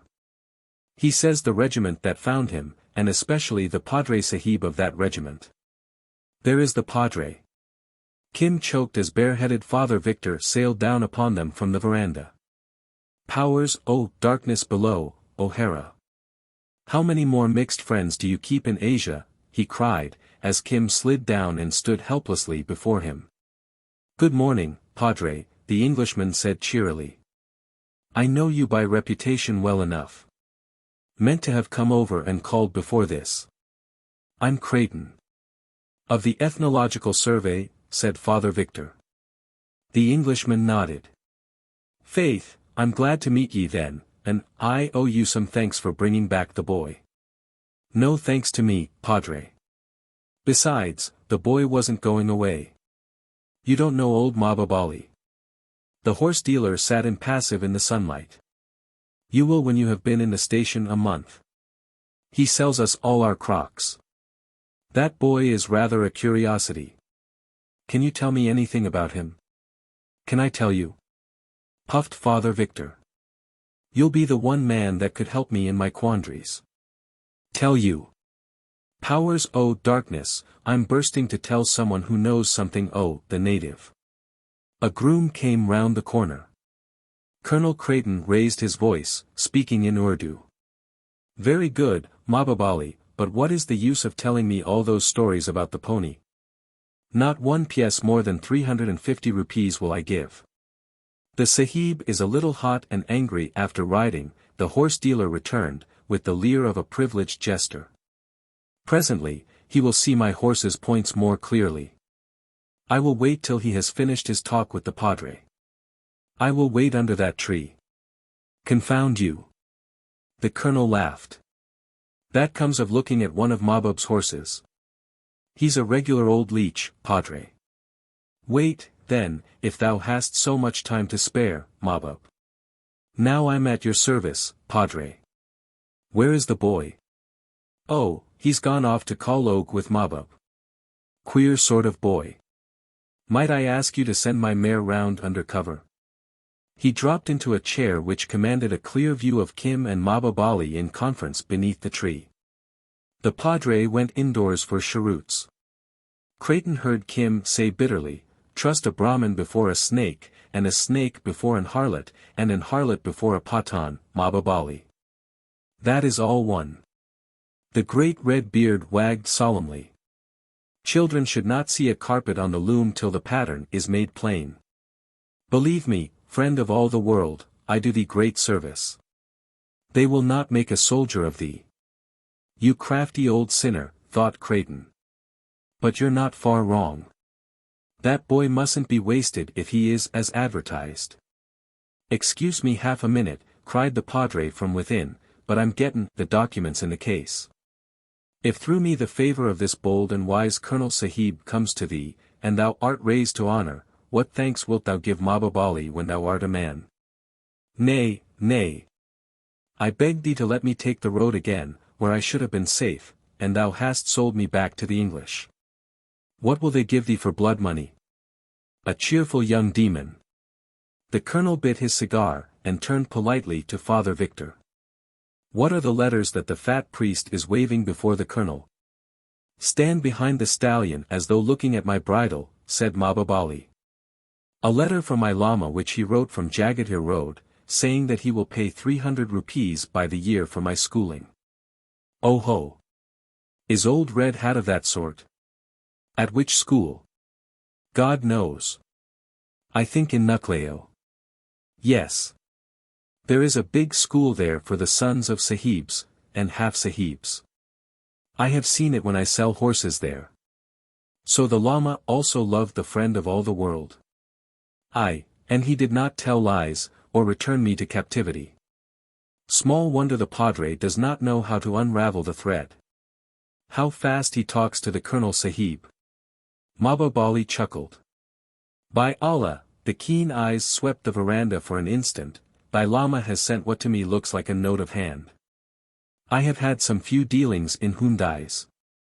The Colonel Sahib is looking at it. What good is all this to me, said Kim wearily. Thou wilt go away, and they will return me to those empty rooms where there is no good place to sleep and where the boys beat me. I do not think that. Have patience, child. All Pathans are not faithless, except in horseflesh. 5, 10, 15 minutes passed, Father Victor talking energetically or asking questions which the Colonel answered. Now I've told you everything that I know about the boy from beginning to end, and it's a blessed relief to me. Did ye ever hear the like? At any rate, the old man has sent the money.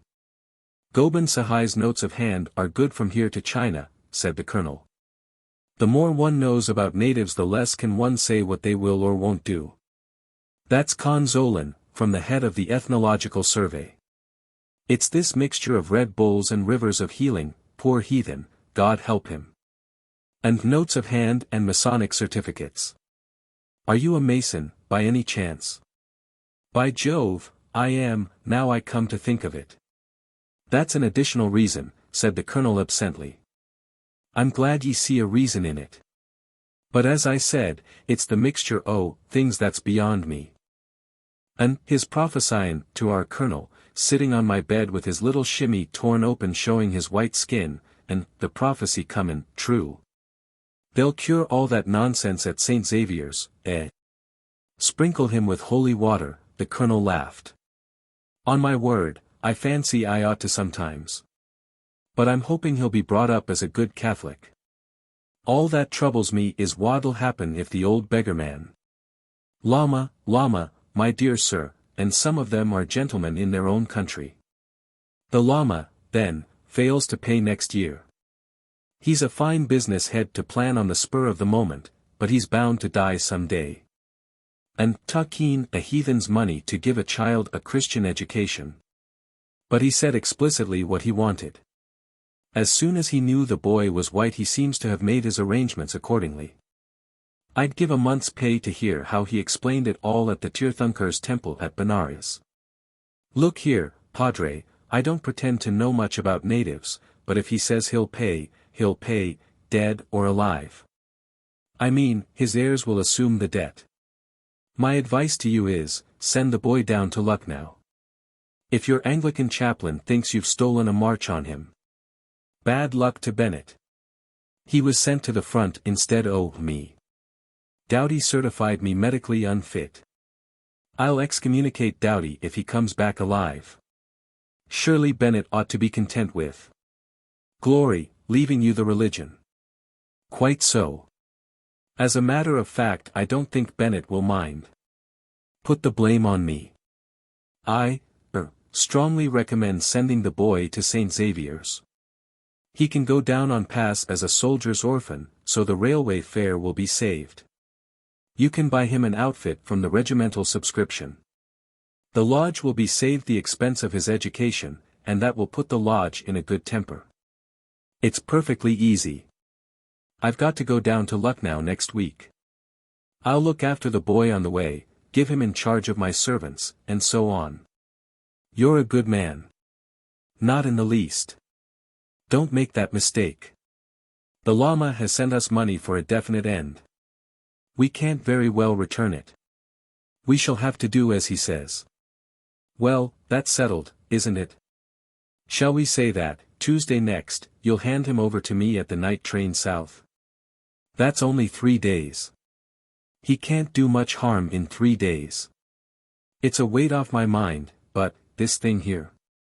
He waved the note of hand. I don't know Gobind Sahai, or his bank, which may be a hole in a wall. You've never been a subaltern in debt. I'll cash it if you like, and send you the vouchers in proper order. But with all your own work too. It's a skin. It's not the least trouble indeed.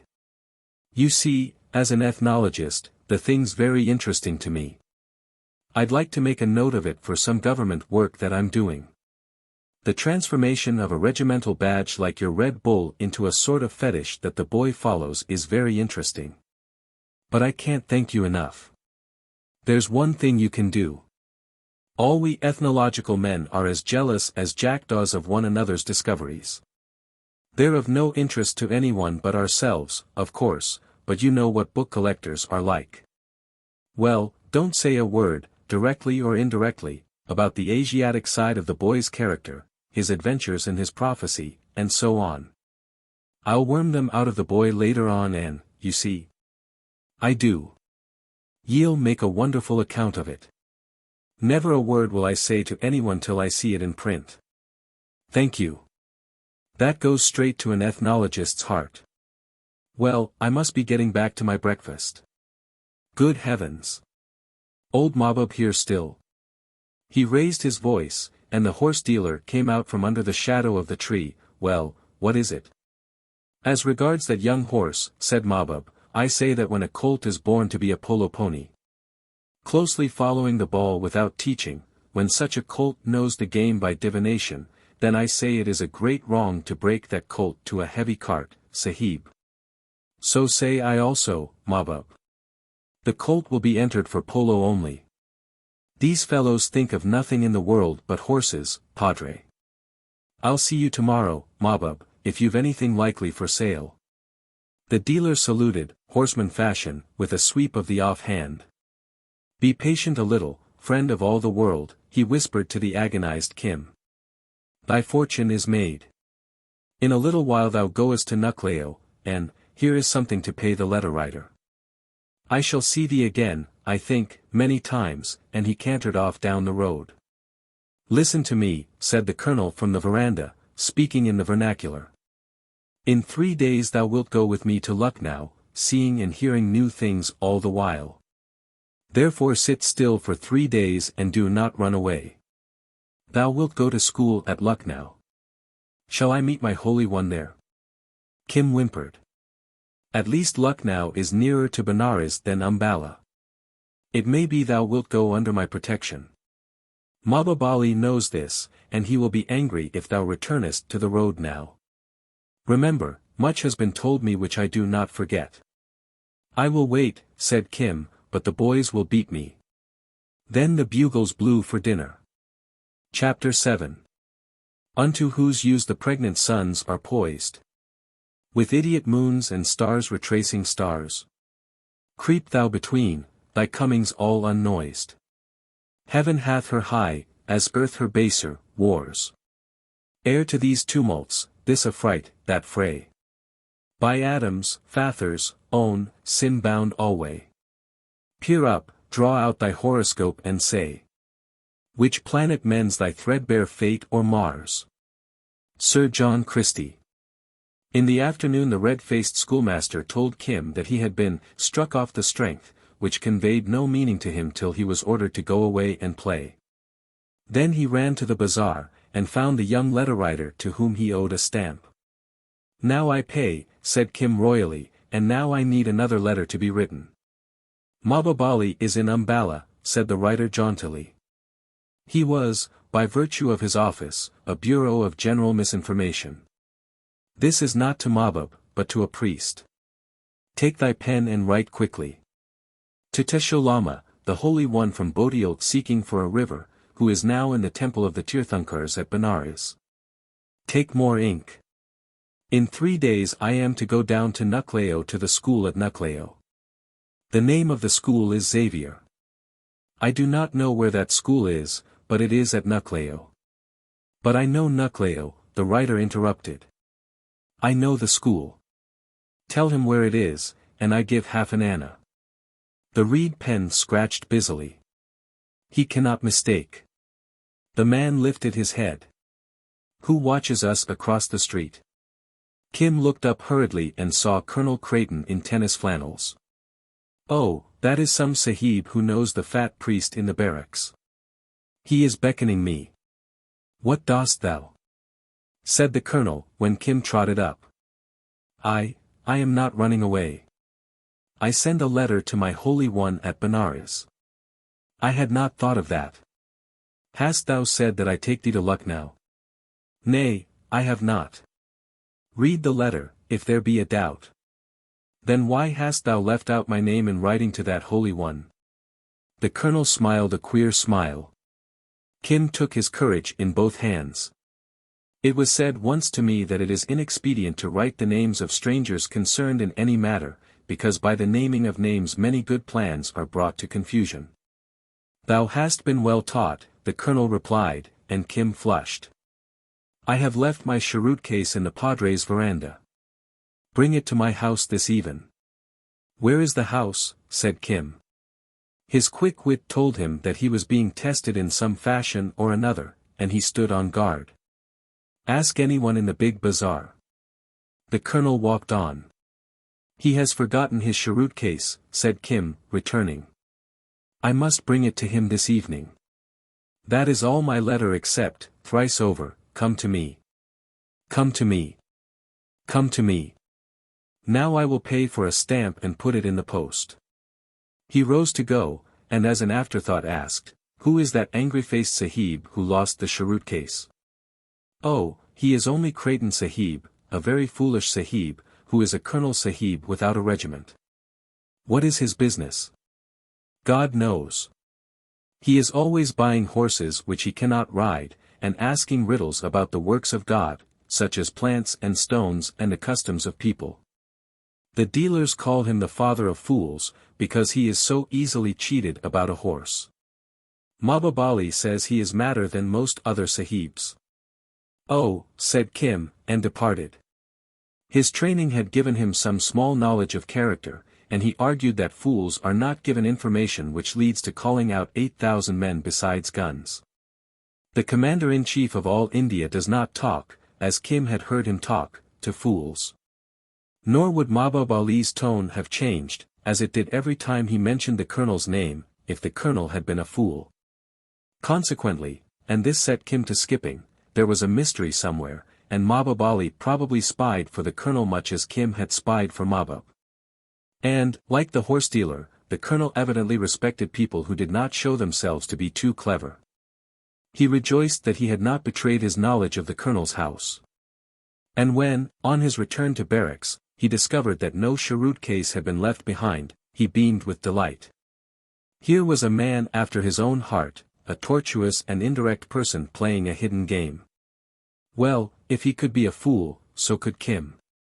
He showed nothing of his mind when Father Victor, for 3 long mornings, discoursed to him of an entirely new set of gods and godlings, notably of a goddess called Mary, who, he gathered, was one with Bibi Miriam of Mahbub Ali's theology.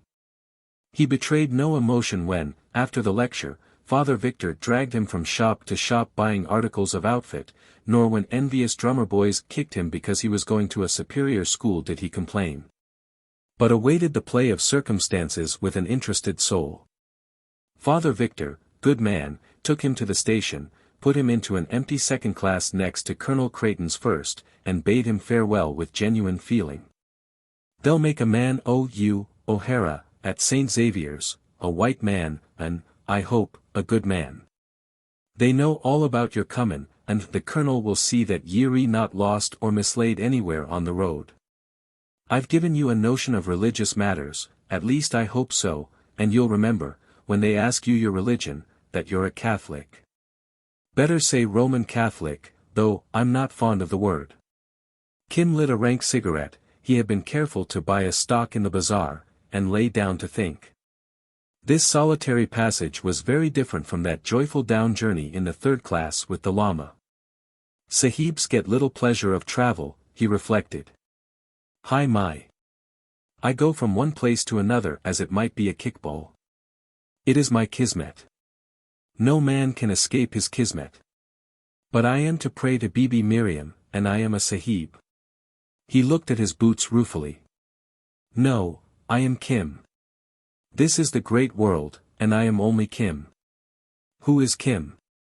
He considered his own identity, a thing he had never done before, till his head swam. He was one insignificant person in all this roaring whirl of India, going southward to he knew not what fate. Presently the colonel sent for him, and talked for a long time. So far as Kim could gather, he was to be diligent and enter the survey of India as a chainman. If he were very good, and passed the proper examinations, he would be earning 30 rupees a month at 17 years old, and Colonel Creighton would see that he found suitable employment. Kim pretended at first to understand perhaps one word in 3 of this talk. Then the colonel, seeing his mistake, turned to fluent and picturesque Urdu, and Kim was contented. No man could be a fool who knew the language so intimately, who moved so gently and silently, and whose eyes were so different from the dull fat eyes of other sahibs.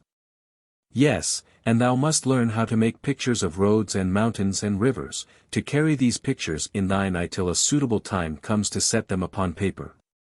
Perhaps some day, when thou art a chain man, I may say to thee when we are working together, go across those hills and see what lies beyond.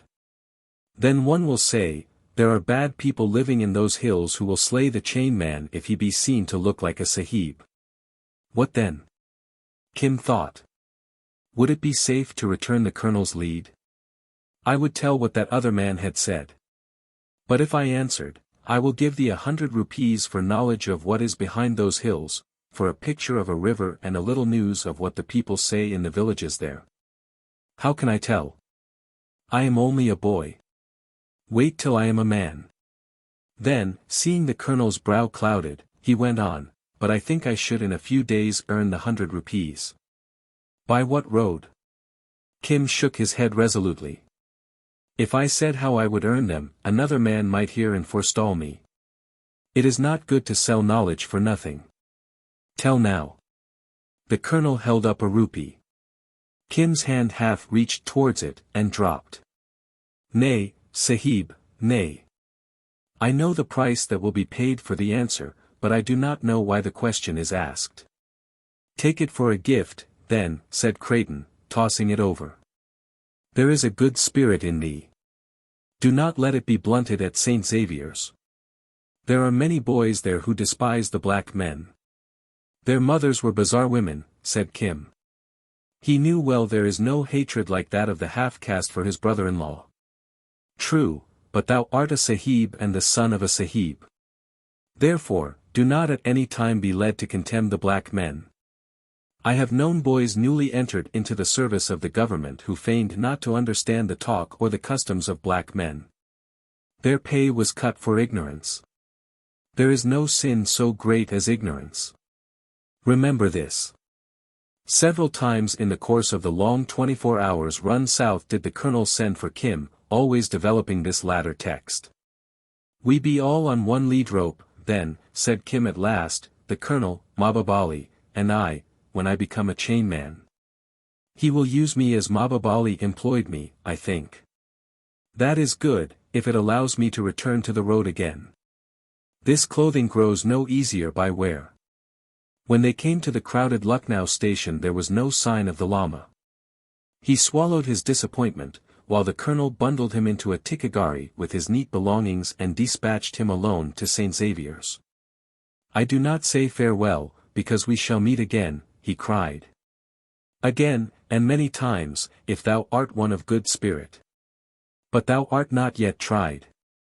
Not when I brought thee, Kim actually dared to use the tum of equals, a white stallion's pedigree that night. Much is gained by forgetting, little brother, said the colonel, with a look that pierced through Kim's shoulder blades as he scuttled into the carriage. It took him nearly 5 minutes to recover. Then he sniffed the new air appreciatively. A rich city, he said. Richer than Lahore. How good the bazaars must be. Coachman, drive me a little through the bazaars here. My order is to take thee to the school. The driver used the thou, which is rudeness when applied to a white man. In the clearest and most fluent vernacular Kim pointed out his error, climbed onto the box seat, and, perfect understanding established, drove for a couple of hours up and down, estimating, comparing, and enjoying. There is no city, except Bombay, the queen of all, more beautiful in her garish style than Lucknow, whether you see her from the bridge over the river, or from the top of the Amambra looking down on the gilt umbrellas of the Chutter Munzil. and the trees in which the town is bedded. Kings have adorned her with fantastic buildings, endowed her with charities, crammed her with pensioners, and drenched her with blood. She is the center of all idleness, intrigue, and luxury, and shares with Delhi the claim to talk the only pure Urdu. A fair city, a beautiful city. The driver, as a Lucknow man, was pleased with the compliment, and told Kim many astounding things where an English guide would have talked of the mutiny. "Now we will go to the school," said Kim at last. The great old school of St. Xavier's in Party Bus, block on block of low white buildings, stands in vast grounds over against the Gumti River, at some distance from the city. "What like of folk are they within?" said Kim. "Young sahibs, all devils. But to speak truth, and I drive many of them to and fro from the railway station, I have never seen one that had in him the making of a more perfect devil than thou, this young sahib whom I am now driving."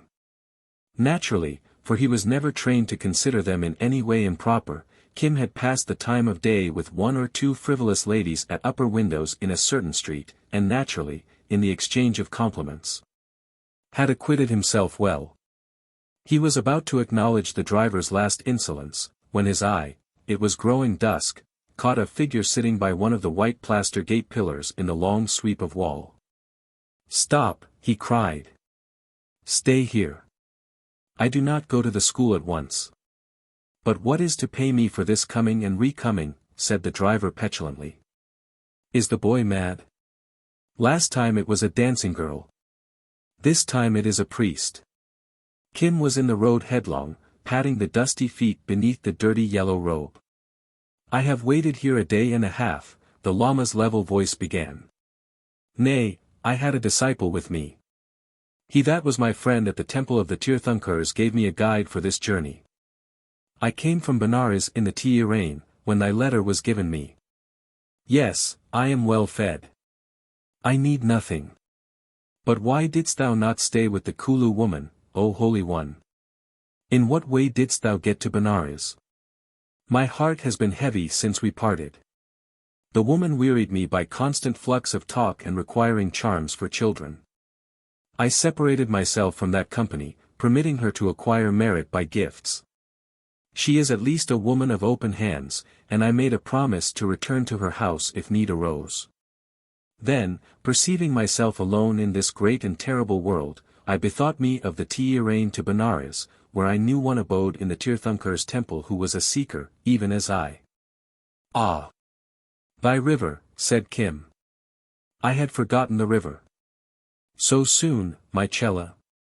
I have never forgotten it.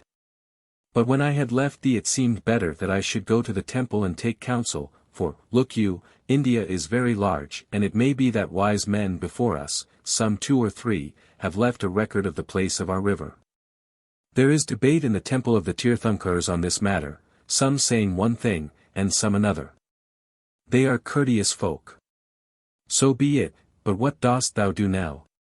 I acquire merit in that I help thee, my Chela, to wisdom.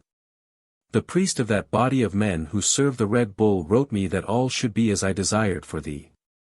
I sent the money to suffice for 1 year, and then I came, as thou sayest me, to watch for thee going up into the gates of learning.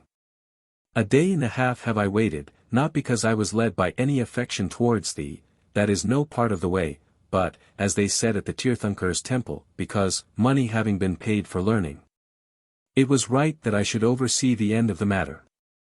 They resolved my doubts most clearly. I had a fear that, perhaps, I came because I wished to see thee, misguided by the red mist of affection. It is not so. Moreover, I am troubled by a dream. But surely, Holy One, thou hast not forgotten the road and all that befell on it. Surely it was a little to see me that thou didst come. The horses are cold, and it is past their feeding time, whined the driver. Go to Jehannam and abide there with thy reputationless aunt. Kim snarled over his shoulder. I am all alone in this land, I know not where I go nor what shall befall me. My heart was in that letter I sent thee. Except for Mahbub Ali, and he is a Pathan, I have no friend save thee, Holy One. Do not altogether go away. I have considered that also, the Lama replied, in a shaking voice. It is manifest that from time to time I shall acquire merit if before that I have not found my river, by assuring myself that thy feet are set on wisdom. What they will teach thee I do not know, but the priest wrote me that no son of a Sahib in all India will be better taught than thou. So from time to time, therefore, I will come again. Maybe thou wilt be such a Sahib as he who gave me these spectacles. The Lama wiped them elaborately, in the wonder house at Lahore. That is my hope, for he was a fountain of wisdom, wiser than many abbots. Again, maybe thou wilt forget me in our meetings. If I eat thy bread, cried Kim passionately, how shall I ever forget thee? No, no. He put the boy aside. I must go back to Benares.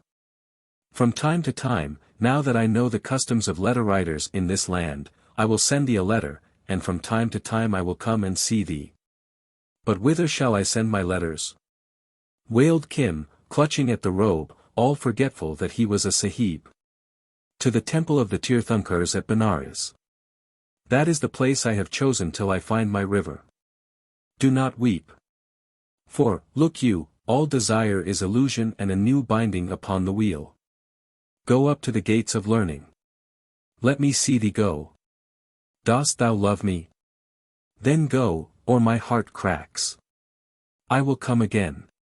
Surely I will come again. The Lama watched the Tikagari rumble into the compound, and strode off, snuffing between each long stride. The gates of learning shut with a clang. The country-born and bred boy has his own manners and customs, which do not resemble those of any other land, and his teachers approach him by roads which an English master would not understand. Therefore, you would scarcely be interested in Kim's experiences as a St. Xavier's boy among 200 or 300 precocious youths, most of whom had never seen the sea. He suffered the usual penalties for breaking out of bounds when there was cholera in the city. This was before he had learned to write fair English, and so was obliged to find a bazaar letter writer.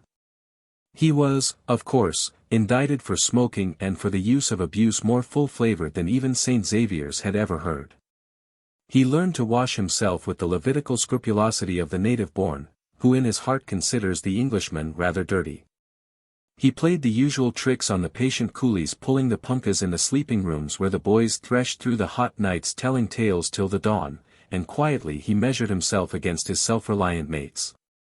They were sons of subordinate officials in the railway, telegraph, and canal services, of warrant officers, sometimes retired and sometimes acting as commanders-in-chief to a feudatory Raja's army. Of captains of the Indian Marine Government pensioners, planters, presidency shopkeepers, and missionaries. A few were cadets of the old Eurasian houses that have taken strong root in Dharamtala, Pereiras, De Souzas, and Silvas.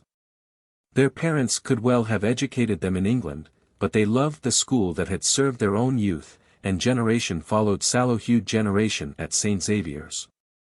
Their homes ranged from Hara of the railway people to abandoned cantonments like Munger and Chinar, lost tea gardens Shillangway, villages where their fathers were large landholders in Oudh or the Deccan.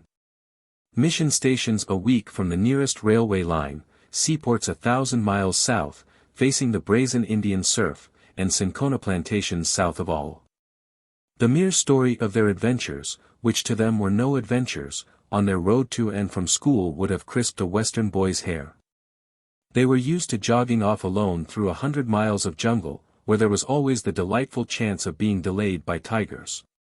But they would no more have bathed in the English Channel in an English August than their brothers across the world would have lain still while a leopard snuffed at their palanquin. There were boys of 15 who had spent a day and a half on an islet in the middle of a flooded river, taking charge, as by right, of a camp of frantic pilgrims returning from a shrine. There were seniors who had requisitioned a chance-met Raja's elephant, in the name of St. Francis Xavier, when the rains once blotted out the cart track that led to their father's estate, and had all but lost the huge beast in a quicksand. There was a boy who, he said, and none doubted, had helped his father to beat off with rifles from the veranda a rush of AKAs in the days when those headhunters were bold against lonely plantations. And every tale was told in the even, passionless voice of the native-born, mixed with quaint reflections, borrowed unconsciously from native foster mothers, and turns of speech that showed they had been that instant translated from the vernacular. Kim watched, listened, and approved.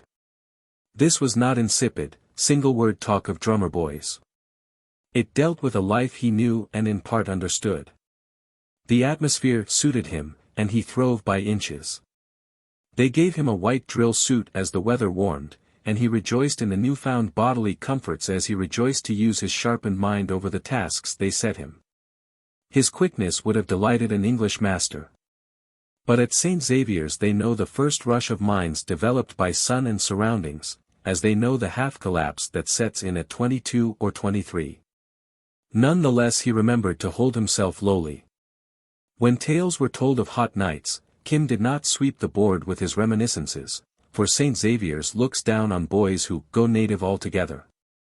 One must never forget that one is a sahib, and that some day, when examinations are passed, one will command natives.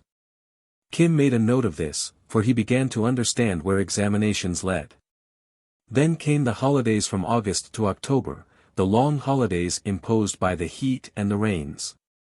Kim was informed that he would go north to some station in the hills behind Umballa, where Father Victor would arrange for him. A Baroque school? Said Kim, who had asked many questions and thought more.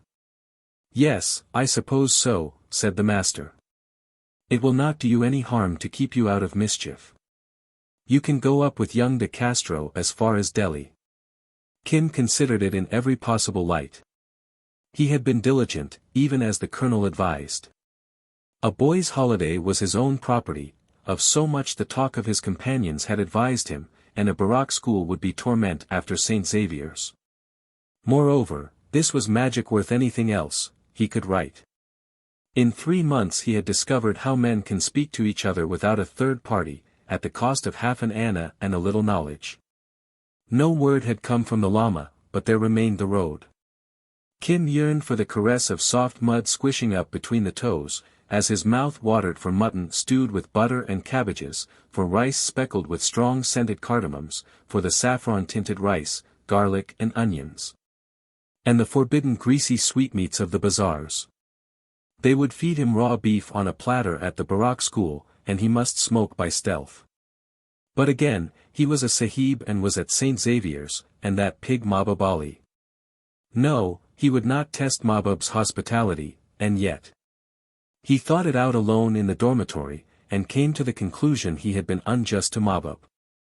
The school was empty, nearly all the masters had gone away. Colonel Creighton's railway pass lay in his hand, and Kim puffed himself that he had not spent Colonel Creighton's or Mahbub's money in riotous living. He was still lord of 2 rupees 7 annas. His new bullock trunk, marked K.O.H. and bedding roll lay in the empty sleeping room. Sahibs are always tied to their baggage, said Kim, nodding at them. You will stay here. He went out into the warm rain, smiling sinfully, and sought a certain house whose outside he had noted down some time before. R. Dost thou know what manner of women we be in this quarter? Oh, shame! Was I born yesterday? Kim squatted native fashion on the cushions of that upper room. A little dye-stuff and 3 yards of cloth to help out a jest. Is it much to ask? Who is she? Thou art full young, as sahibs go, for this devilry. Oh, she? She is the daughter of a certain schoolmaster of a regiment in the cantonments. He has beaten me twice because I went over their wall in these clothes. Now I would go as a gardener's boy. Old men are very jealous. That is true. Hold thy face still while I dab on the juice. Not too black, Nikon. I would not appear to her as a hupsher, nigger. Oh, love makes not of these things. And how old is she? 12 years, I think, said the shameless Kim. Spread it also on the breast. It may be her father will tear my clothes off me, and if I am piebald, he laughed. The girl worked busily, dabbing a twist of cloth into a little saucer of brown dye that holds longer than any walnut juice. Now send out and get me a cloth for the turban. Woe is me, my head is all unshaved. And he will surely knock off my turban. I am not a barber, but I will make shift. Thou wast born to be a breaker of hearts. All this disguise for one evening. Remember, the stuff does not wash away. She shook with laughter till her bracelets and anklets jingled. But who is to pay me for this? Hanifa herself could not have given thee better stuff. Trust in the gods, my sister, said Kim gravely, screwing his face round as the stain dried. Besides, hast thou ever helped to paint a sahib thus before? Never indeed. But a jest is not money. It is worth much more. Child, thou art beyond all dispute the most shameless son of Shaitan that I have ever known to take up a poor girl's time with this play, and then to say, is not the jest enough? Thou wilt go very far in this world. She gave the dancing girl's salutation in mockery. All one. Make haste and rough cut my head. Kim shifted from foot to foot, his eyes ablaze with mirth as he thought of the fat days before him. He gave the girl 4 annas, and ran down the stairs in the likeness of a low-caste Hindu boy, perfect in every detail. A cookshop was his next point of call, where he feasted in extravagance and greasy luxury. On Lucknow station platform he watched young de Castro, all covered with prickly heat, get into a second-class compartment. Kim patronized a third, and was the life and soul of it. He explained to the company that he was assistant to a juggler who had left him behind sick with fever, and that he would pick up his master at Umballa. As the occupants of the carriage changed, he varied this tale, or adorned it with all the shoots of a budding fancy, the more rampant for being held off native speech so long. In all India that night was no human being so joyful as Kim. At Umballa he got out and headed eastward, plashing over the sodden fields to the village where the old soldier lived. About this time Colonel Creighton at Simla was advised from Lucknow by wire that young O'Hara had disappeared. Mahbub Ali was in town selling horses, and to him the colonel confided the affair one morning cantering round Annandale racecourse. "Oh, that is nothing," said the horse-dealer. "Men are like horses. At certain times they need salt, and if that salt is not in the mangers they will lick it up from the earth. He has gone back to the road again for a while. The madrasa wearied him. I knew it would. Another time, I will take him upon the road myself. Do not be troubled, Creighton Sahib. It is as though a polo pony, breaking loose, ran out to learn the game alone. Then he is not dead, think you? Fever might kill him. I do not fear for the boy otherwise. A monkey does not fall among trees." Next morning, on the same course, Mahbub's stallion ranged alongside the colonel. "It is as I had thought," said the horse-dealer. "He has come through Umballa at least, and there he has written a letter to me, having learned in the bazaar that I was here." "Read," said the colonel, with a sigh of relief. It was absurd that a man of his position should take an interest in a little country-bred vagabond. But the colonel remembered the conversation in the train, and often in the past few months had caught himself thinking of the queer, silent, self-possessed boy. His evasion, of course, was the height of insolence, but it argued some resource and nerve. Mahbub's eyes twinkled as he reined out into the center of the cramped little plain, where none could come near unseen. The friend of the stars, who is the friend of all the world. What is this? A name we give him in Lahore city. The friend of all the world takes leave to go to his own places. He will come back upon the appointed day. Let the box and the betting roll be sent for, and if there has been a fault, let the hand of friendship turn aside the whip of calamity. There is yet a little more, but no matter, read. Certain things are not known to those who eat with forks. It is better to eat with both hands for a while. Speak soft words to those who do not understand this that the return may be propitious. Now the manner in which that was cast is, of course, the work of the letter-writer, but see how wisely the boy has devised the matter of it so that no hint is given except to those who know. Is this the hand of friendship to avert the whip of calamity? Laughed the colonel. See how wise is the boy. He would go back to the road again, as I said. Not knowing yet thy trade. I am not at all sure of that, the colonel muttered. He turns to me to make a peace between you. Is he not wise? He says he will return. He is but perfecting his knowledge. Think, Sahib. He has been 3 months at the school. And he is not mouthed to that bit. For my part, I rejoice. The pony learns the game. But another time he must not go alone. Why? He went alone before he came under the Colonel Sahib's protection. When he comes to the great game he must go alone, and at peril of his head. Then, if he spits, or sneezes, or sits down other than as the people do whom he watches, he may be slain.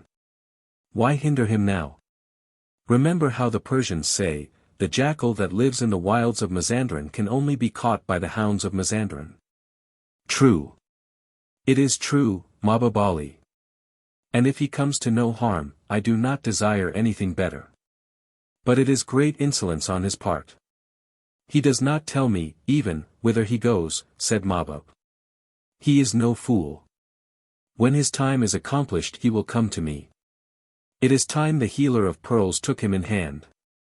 He ripens too quickly, as Sahibs reckon. This prophecy was fulfilled to the letter a month later. Mahbub had gone down to Ambala to bring up a fresh consignment of horses, and Kim met him on the Kalkar road at dusk riding alone, begged an alms of him, was sworn at, and replied in English. There was nobody within earshot to hear Mahbub's gasp of amazement. Oh ho! And where hast thou been?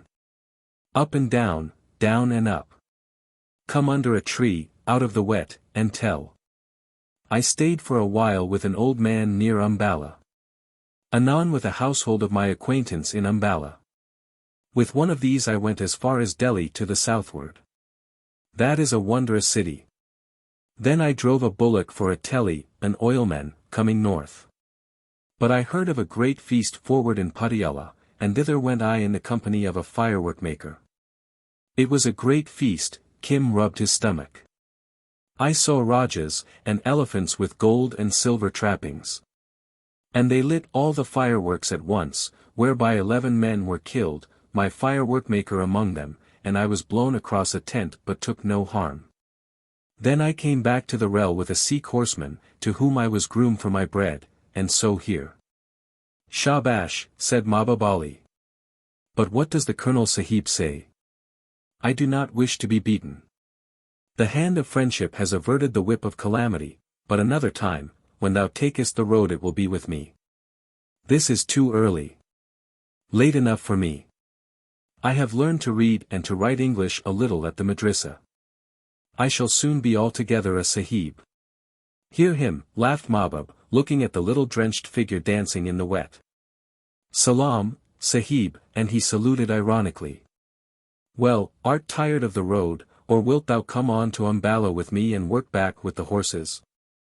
I come with thee, Mahbub Ali. Chapter 8. Something I owe to the soil that grew. More to the life that fed. But most to Allah who gave me 2 separate sides to my head. I would go without shirts or shoes, friends, tobacco or bread, sooner than for an instant lose either side of my head. Then in God's name take blue for red, said Mahbub, alluding to the Hindu color of Kim's disreputable turban. Kim countered with the old proverb, I will change my faith and my betting, but thou must pay for it. The dealer laughed till he nearly fell from his horse. At a shop on the outskirts of the city the change was made, and Kim stood up, externally at least, a Mohammedan.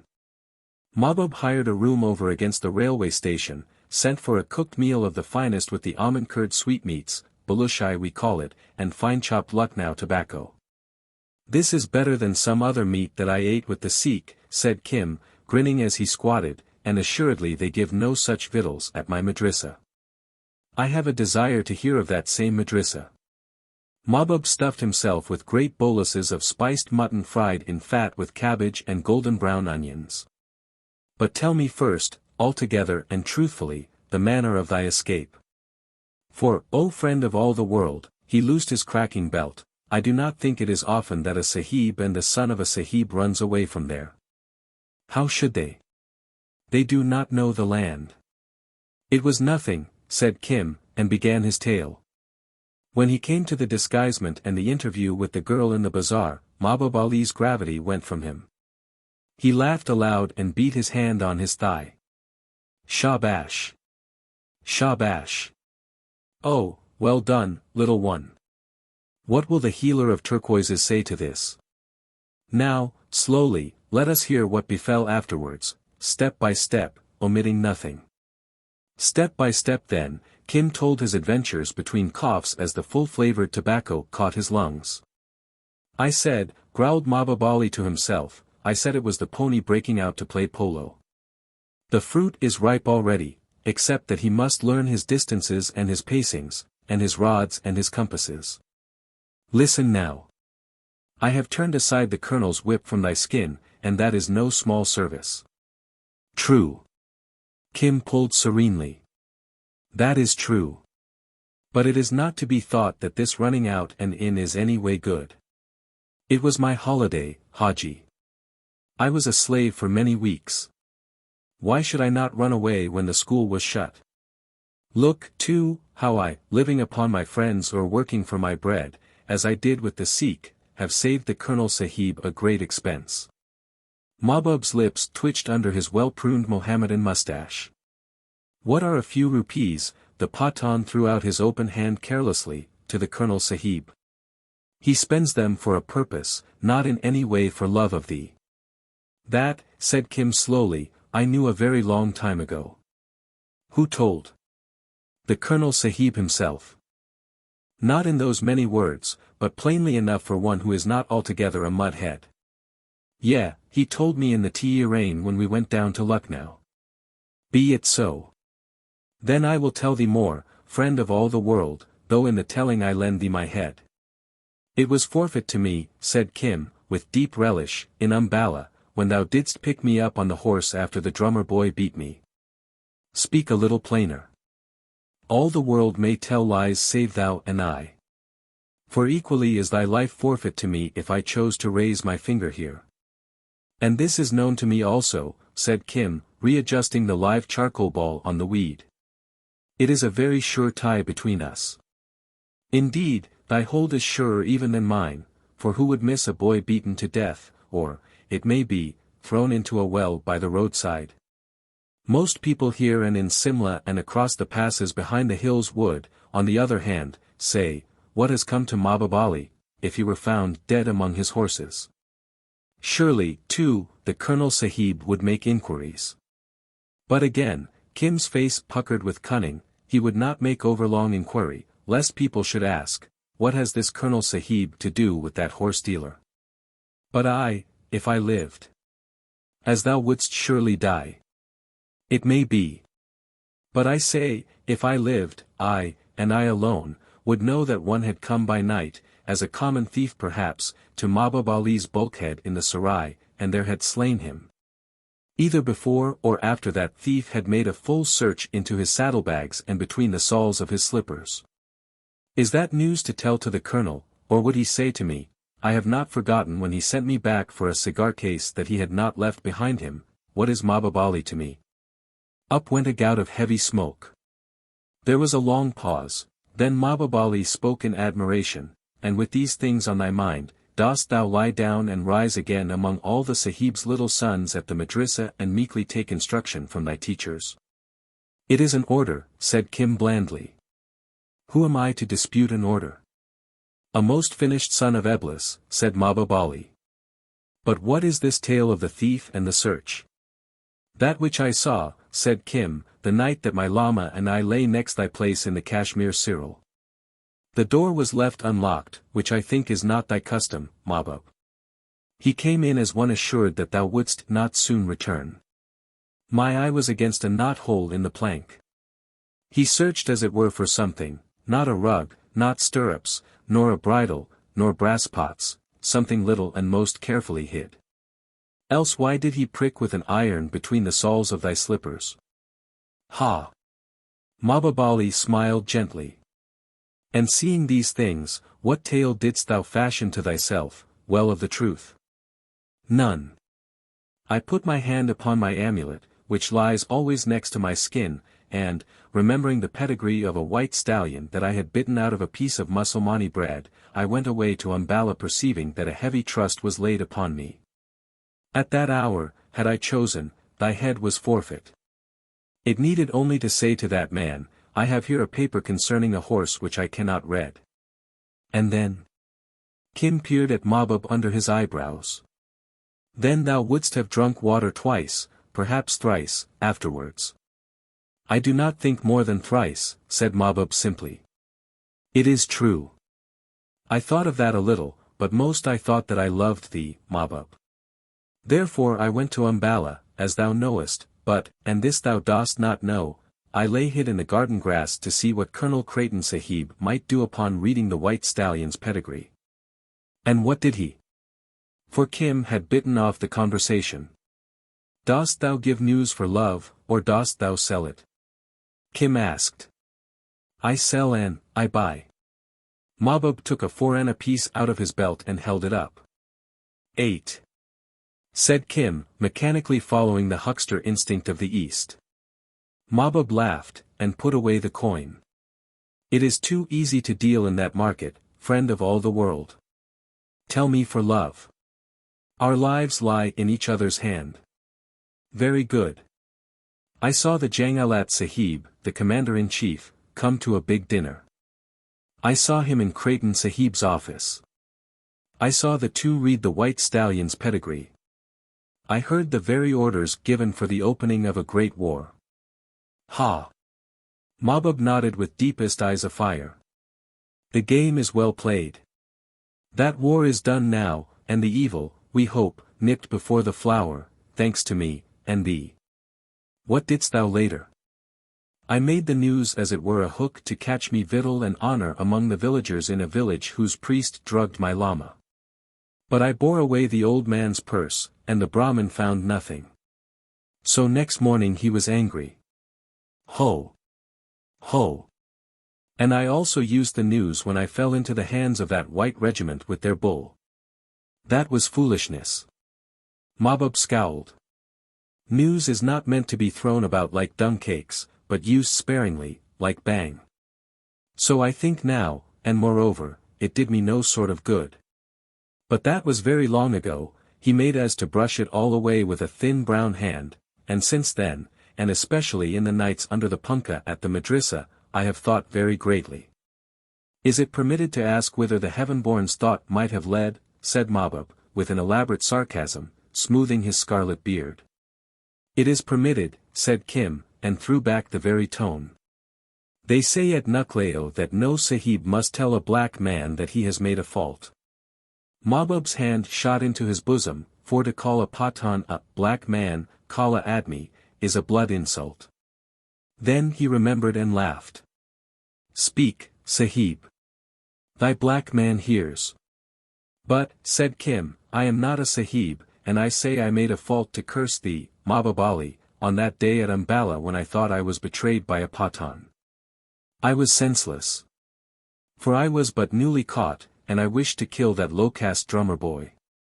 I say now, Haji, that it was well done, and I see my road all clear before me to a good service. I will stay in the madrasa till I am ripe. Well said. Especially are distances and numbers and the manner of using compasses to be learned in that game. One waits in the hills above to show thee. I will learn their teaching upon a condition, that my time is given to me without question when the madrasa is shut. Ask that for me of the colonel. But why not ask the colonel in the Sahib's tongue? The colonel is the servant of the government. He is sent hither and yon at a word, and must consider his own advancement. See how much I have already learned at Nucleo. Moreover, the colonel I know since 3 months only. I have known one Mahbub Ali for 6 years. So. To the madrasa I will go. At the madrasa I will learn. In the madrasa I will be a Sahib. But when the madrasa is shut, then must I be free and go among my people. Otherwise I die. And who are thy people, friend of all the world? This great and beautiful land, said Kim, waving his paw around the little clay-walled room where the oil lamp in its niche burned heavily through the tobacco smoke. And, further, I would see my Lama again. And, further, I need money. That is the need of everyone, said Mahbub ruefully. I will give thee 8 annas, for much money is not picked out of horses' hooves, and it must suffice for many days. As to all the rest, I am well pleased, and no further talk is needed. Make haste to learn, and in 3 years, or it may be less, thou wilt be an aid, even to me. Have I been such a hindrance till now? Said Kim, with a boy's giggle. Do not give answers, Mahbub grunted. Thou art my new horseboy. Go and bed among my men. They are near the north end of the station, with the horses. They will beat me to the south end of the station if I come without authority. Mahbub felt in his belt, wetted his thumb on a cake of Chinese ink, and dabbed the impression on a piece of soft native paper. From Balkh to Bombay men know that rough-ridged print with the old scar running diagonally across it. That is enough to show my headman. I come in the morning. By which road? Said Kim. By the road from the city. There is but one, and then we return to Creighton Sahib. I have saved thee a beating. Allah! What is a beating when the very head is loose on the shoulders? Kim slid out quietly into the night, walked half round the house, keeping close to the walls, and headed away from the station for a mile or so. Then, fetching a wide compass, he worked back at leisure, for he needed time to invent a story if any of Mahbub's retainers asked questions. They were camped on a piece of waste ground beside the railway, and, being natives, had not, of course, unloaded the 2 trucks in which Mahbub's animals stood among a consignment of countrybreds bought by the Bombay Tram Company. The headman, a broken-down, consumptive-looking Mohammedan, promptly challenged Kim, but was pacified at sight of Mahbub's sign manual. The Haji has of his favor given me service, said Kim testily. If this be doubted, wait till he comes in the morning. Meantime, a place by the fire. Followed the usual aimless babble that every low-caste native must raise on every occasion. It died down, and Kim lay out behind the little knot of Mahbub's followers, almost under the wheels of a horse truck, a borrowed blanket for covering. Now a bed among brickbats and ballast refuse on a damp night, between overcrowded horses and unwashed Baltus, would not appeal to many white boys, but Kim was utterly happy. Change of scene, service, and surroundings were the breath of his little nostrils, and thinking of the neat white cots of St. Xavier's all a row under the punkah gave him joy as keen as the repetition of the multiplication table in English. I am very old, he thought sleepily. Every month I become a year more old. I was very young, and a fool to boot, when I took Mahbub's message to Umballa. Even when I was with that white regiment I was very young and small and had no wisdom. But now I learn every day, and in 3 years the colonel will take me out of the madrasa and let me go upon the road with Mahbub hunting for horses' pedigrees, or maybe I shall go by myself, or maybe I shall find the Lama and go with him. Yes. That is best. To walk again as a chela with my Lama when he comes back to Benares. The thoughts came more slowly and disconnectedly. He was plunging into a beautiful dreamland when his ears caught a whisper, thin and sharp, above the monotonous babble round the fire. It came from behind the iron-skinned horse truck. He is not here, then. Where should he be but roistering in the city? Who looks for a rat in a frog pond? Come away. He is not our man. He must not go back beyond the passes a second time. It is the order.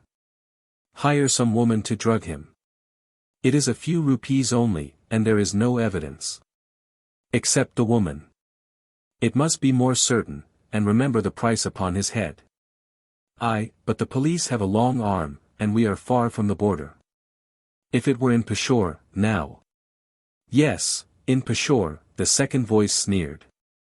Peshawar, full of his blood kin, full of bolt holes and women behind whose clothes he will hide. Yes, Peshawar or Jehannam would suit us equally well. Then what is the plan? Oh fool, have I not told it 100 times? Wait till he comes to lie down, and then one sure shot. The trucks are between us and pursuit. We have but to run back over the lines and go our way. They will not see whence the shot came. Wait here at least till the dawn. What manner of fakir art thou, to shiver at a little watching? Oh ho, thought Kim, behind close-shut eyes. Once again it is Mahbub. Indeed a white stallion's pedigree is not a good thing to peddle to sahibs. Or maybe Mahbub has been selling other news. Now what is to do, Kim? I know not where Mahbub houses, and if he comes here before the dawn they will shoot him. That would be no profit for thee, Kim. And this is not a matter for the police. That would be no profit for Mahbub, and, he giggled almost aloud, I do not remember any lesson at Nucleo which will help me. Allah! Here is Kim and yonder are they. First, then, Kim must wake and go away, so that they shall not suspect. A bad dream wakes a man, thus. He threw the blanket off his face, and raised himself suddenly with the terrible, bubbling, meaningless yell of the Asiatic roused by nightmare. Yalalala. Narain. The Churel. The Churel. A Churel is the peculiarly malignant ghost of a woman who has died in childbed. She haunts lonely roads, her feet are turned backwards on the ankles, and she leads men to torment. Louder rose Kim's quavering howl, till at last he leaped to his feet and staggered off sleepily, while the camp cursed him for waking them. Some 20 yards farther up the line he lay down again, taking care that the whisperers should hear his grunts and groans as he recomposed himself. After a few minutes he rolled towards the road and stole away into the thick darkness. He paddled along swiftly till he came to a culvert, and dropped behind it, his chin on a level with the coping stone. Here he could command all the night traffic, himself unseen. 2 or 3 carts passed, jingling out to the suburbs. A coughing policeman and a hurrying foot passenger or two who sang to keep off evil spirits. Then rapped the shod feet of a horse. Ah! This is more like Mahbub, thought Kim, as the beast shied at the little head above the culvert. Oh hey, Mahbub Ali, he whispered, have a care. The horse was reined back almost on its haunches, and forced towards the culvert. Never again, said Mahbub, will I take a shod horse for night work. They pick up all the bones and nails in the city. He stooped to lift its forefoot, and that brought his head within a foot of Kim's. Down, keep down, he muttered. The night is full of eyes. 2 men wait thy coming behind the horse trucks. They will shoot thee at thy lying down, because there is a price on thy head. I heard, sleeping near the horses. Didst thou see them? Hold still, sire of devils. This furiously to the horse. No. Was one dressed belike as a fakir? One said to the other, what manner of fakir art thou, to shiver at a little watching? Good. Go back to the camp and lie down. I do not die tonight. Mahbub wheeled his horse and vanished. Kim tore back down the ditch till he reached a point opposite his second resting place, slipped across the road like a weasel, and recoiled himself in the blanket. At least Mahbub knows, he thought contentedly. And certainly he spoke as one expecting it. I do not think those 2 men will profit by tonight's watch. An hour passed, and, with the best will in the world to keep awake all night, he slept deeply. Now and again a night train roared along the meadows within 20 feet of him, but he had all the Oriental's indifference to mere noise, and it did not even weave a dream through his slumber. Mahbub was anything but asleep. It annoyed him vehemently that people outside his tribe and unaffected by his casual amours should pursue him for the life.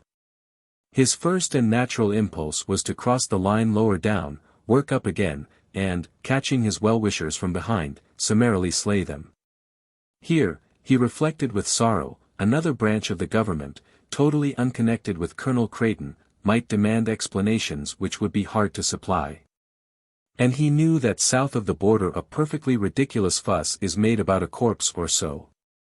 He had not been troubled in this way since he sent Kim to Umballa with the message, and hoped that suspicion had been finally diverted. Then a most brilliant notion struck him. The English do eternally tell the truth, he said, therefore we of this country are eternally made foolish. By Allah, I will tell the truth to an Englishman. Of what use is the government police if a poor Kabyle be robbed of his horses in their very trucks? This is as bad as Peshawar. I should lay a complaint at the station. Better still, some young sahib on the railway. They are zealous, and if they catch thieves it is remembered to their honor. He tied up his horse outside the station, and strode on to the platform. Hello, Mahbub Ali, said a young assistant district traffic superintendent who was waiting to go down the line, a tall, tow-haired, horsey youth in dingy white linen. What are you doing here? Selling weeds, eh? No, I am not troubled for my horses. I come to look for Luduf Ola. I have a truckload up the line. Could anyone take them out without the railway's knowledge? Shouldn't think so, Mahbub. You can claim against us if they do. I have seen two men crouching under the wheels of one of the trucks nearly all night. Fakirs do not steal horses, so I gave them no more thought. I would find Luduf Ola, my partner. The deuce you did. And you didn't bother your head about it. 'Pon my word, it's just almost as well that I met you. What were they like, eh? They were only fakirs. They will no more than take a little grain, perhaps, from one of the trucks. There are many up the line. The state will never miss the dole. I came here seeking for my partner, Luduf Ola. Never mind your partner. Where are your horse trucks? A little to this side of the farthest place where they make lamps for the trains. The signal box. Yes. And upon the rail nearest to the road upon the right-hand side, looking up the line thus. But as regards Luduf Ola, a tall man with a broken nose, and a Persian greyhound AIE. The boy had hurried off to wake up a young and enthusiastic policeman. For, as he said, the railway had suffered much from depredations in the goods yard. Mahbub Ali chuckled in his dyed beard. They will walk in their boots, making a noise, and then they will wonder why there are no fakirs. They are very clever boys, Barton Sahib and young Sahib. He waited idly for a few minutes, expecting to see them hurry up the line girt for action. A light engine slid through the station, and he caught a glimpse of young Barton in the cab. I did that child an injustice. He is not altogether a fool, said Mahbub Ali. To take a fire carriage for a thief is a new game. When Mahbub Ali came to his camp in the dawn, no one thought it worth while to tell him any news of the night. No one, at least, but one small horse boy, newly advanced to the great man's service, whom Mahbub called to his tiny tent to assist in some packing. It is all known to me, whispered Kim, bending above saddlebags. 2 sahibs came up on a TE train. I was running to and fro in the dark on this side of the trucks as the TE train moved up and down slowly. They fell upon 2 men sitting under this truck. Haji, what shall I do with this lump of tobacco? Wrap it in paper and put it under the salt bag? Yes, and struck them down. But one man struck at a sahib with a fakir's buck's horn. Kim meant the conjoined black buck horns, which are a fakir's sole temporal weapon. The blood came. So the other sahib, first smiting his own man senseless, smote the stabber with a short gun which had rolled from the first man's hand. They all raged as though mad together. Mahbub smiled with heavenly resignation. No. That is not so much Diwani, madness, or a case for the civil court, the word can be punned upon both ways, as Nizamat, a criminal case. A gun, sayest thou? 10 good years in jail. Then they both lay still, but I think they were nearly dead when they were put on the TE train. Their heads moved thus. And there is much blood on the line. Come and see. I have seen blood before. Jail is the sure place, and assuredly they will give false names, and assuredly no man will find them for a long time. They were unfriends of mine. Thy fate and mine seem on one string. What a tale for the healer of pearls. Now swiftly with the saddlebags and the cooking platter. We will take out the horses and away to Simla. Swiftly, as Orientals understand speed, with long explanations, with abuse and windy talk, carelessly, amid 100 checks for little things forgotten. The untidy camp broke up and led the half-dozen stiff and fretful horses along the Kalkar road in the fresh of the rain-swept dawn. Kim, regarded as Mahbub Ali's favorite by all who wished to stand well with the Pathan, was not called upon to work. They strolled on by the easiest of stages, halting every few hours at a wayside shelter. Very many sahibs travel along the Kalkar road, and, as Mahbub Ali says, every young sahib must needs esteem himself a judge of a horse, and, though he be overhead in debt to the money-lender, must make as if to buy. That was the reason that sahib after sahib, rolling along in a stage carriage, would stop and open talk. Some would even descend from their vehicles and feel the horse's legs. Asking inane questions, or, through sheer ignorance of the vernacular, grossly insulting the imperturbable trader. When first I dealt with sahibs, and that was when Colonel Sodhi Sahib was governor of Fort Abazai and flooded the commissioner's camping ground for spite, Mahbub confided to Kim as the boy filled his pipe under a tree. I did not know how greatly they were fools, and this made me wroth. As thus, and he told Kim a tale of an expression, misused in all innocence, that doubled Kim up with mirth. Now I see, however, he exhaled smoke slowly, that it is with them as with all men, in certain matters they are wise, and in others most foolish. Very foolish it is to use the wrong word to a stranger. For though the heart may be clean of offense, how is the stranger to know that? He is more like to search truth with a dagger. True. True talk, said Kim solemnly. Fools speak of a cat when a woman is brought to bed, for instance. I have heard them. Therefore, in one situate as thou art, it particularly behoves thee to remember this with both kinds of faces. Among sahibs, never forgetting thou art a sahib. Among the folk of Hind, always remembering thou art, he paused, with a puzzled smile. What am I? Mussulman, Hindu, Jain, or Buddhist? That is a hard knot. Thou art beyond question an unbeliever, and therefore thou wilt be damned. So says my law, or I think it does. But thou art also my little friend of all the world, and I love thee. So says my heart. This matter of creeds is like horseflesh. The wise man knows horses are good, that there is a profit to be made from all. And for myself, but that I am a good Sunni and hate the men of Tyre, I could believe the same of all the faiths. Now manifestly a Kathiawar mare taken from the sands of her birthplace and removed to the west of Bengal founders, nor is even a Balk stallion, and there are no better horses than those of Balk. Were they not so heavy in the shoulder, of any account in the great northern deserts beside the snow camels I have seen. Therefore I say in my heart the faiths are like the horses. Each has merit in its own country. But my Lama said altogether a different thing. Oh, he is an old dreamer of dreams from Bodial.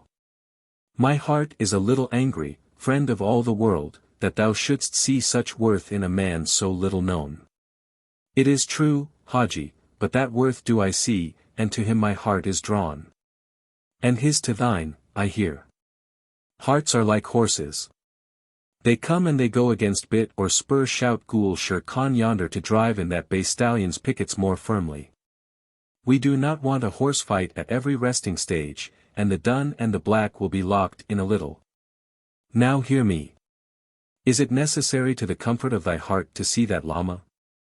It is one part of my bond, said Kim. If I do not see him, and if he is taken from me, I will go out of that madrasa in Nucleo and, once gone, who is to find me again? It is true. Never was colt held on a lighter heel rope than thou. Mahbub nodded his head. Do not be afraid. Kim spoke as though he could have vanished on the moment. My Lama has said that he will come to see me at the madrasa. A beggar and his bowl in the presence of those young Sa. Not all. Kim cut in with a snort. Their eyes are blued and their nails are blackened with low-caste blood, many of them. Sons of Meteranese, brothers-in-law to the Bungi, sweeper. We need not follow the rest of the pedigree, but Kim made his little point clearly and without heat, chewing a piece of sugar cane the while. "Friend of all the world," said Mahbub, pushing over the pipe for the boy to clean, "I have met many men, women, and boys, and not a few sahibs. I have never in all my days met such an imp as thou art. And why? When I always tell thee the truth. Perhaps the very reason, for this is a world of danger to honest men." Mahbub Ali hauled himself off the ground, girt in his belt, and went over to the horses. "Or sell it?" There was that in the tone that made Mahbub halt and turn. "What new devilry?" "8 annas, and I will tell," said Kim, grinning. "It touches thy peace." "O shaitan!" Mahbub gave the money. "Rememberest thou the little business of the thieves in the dark, down yonder at Ambala?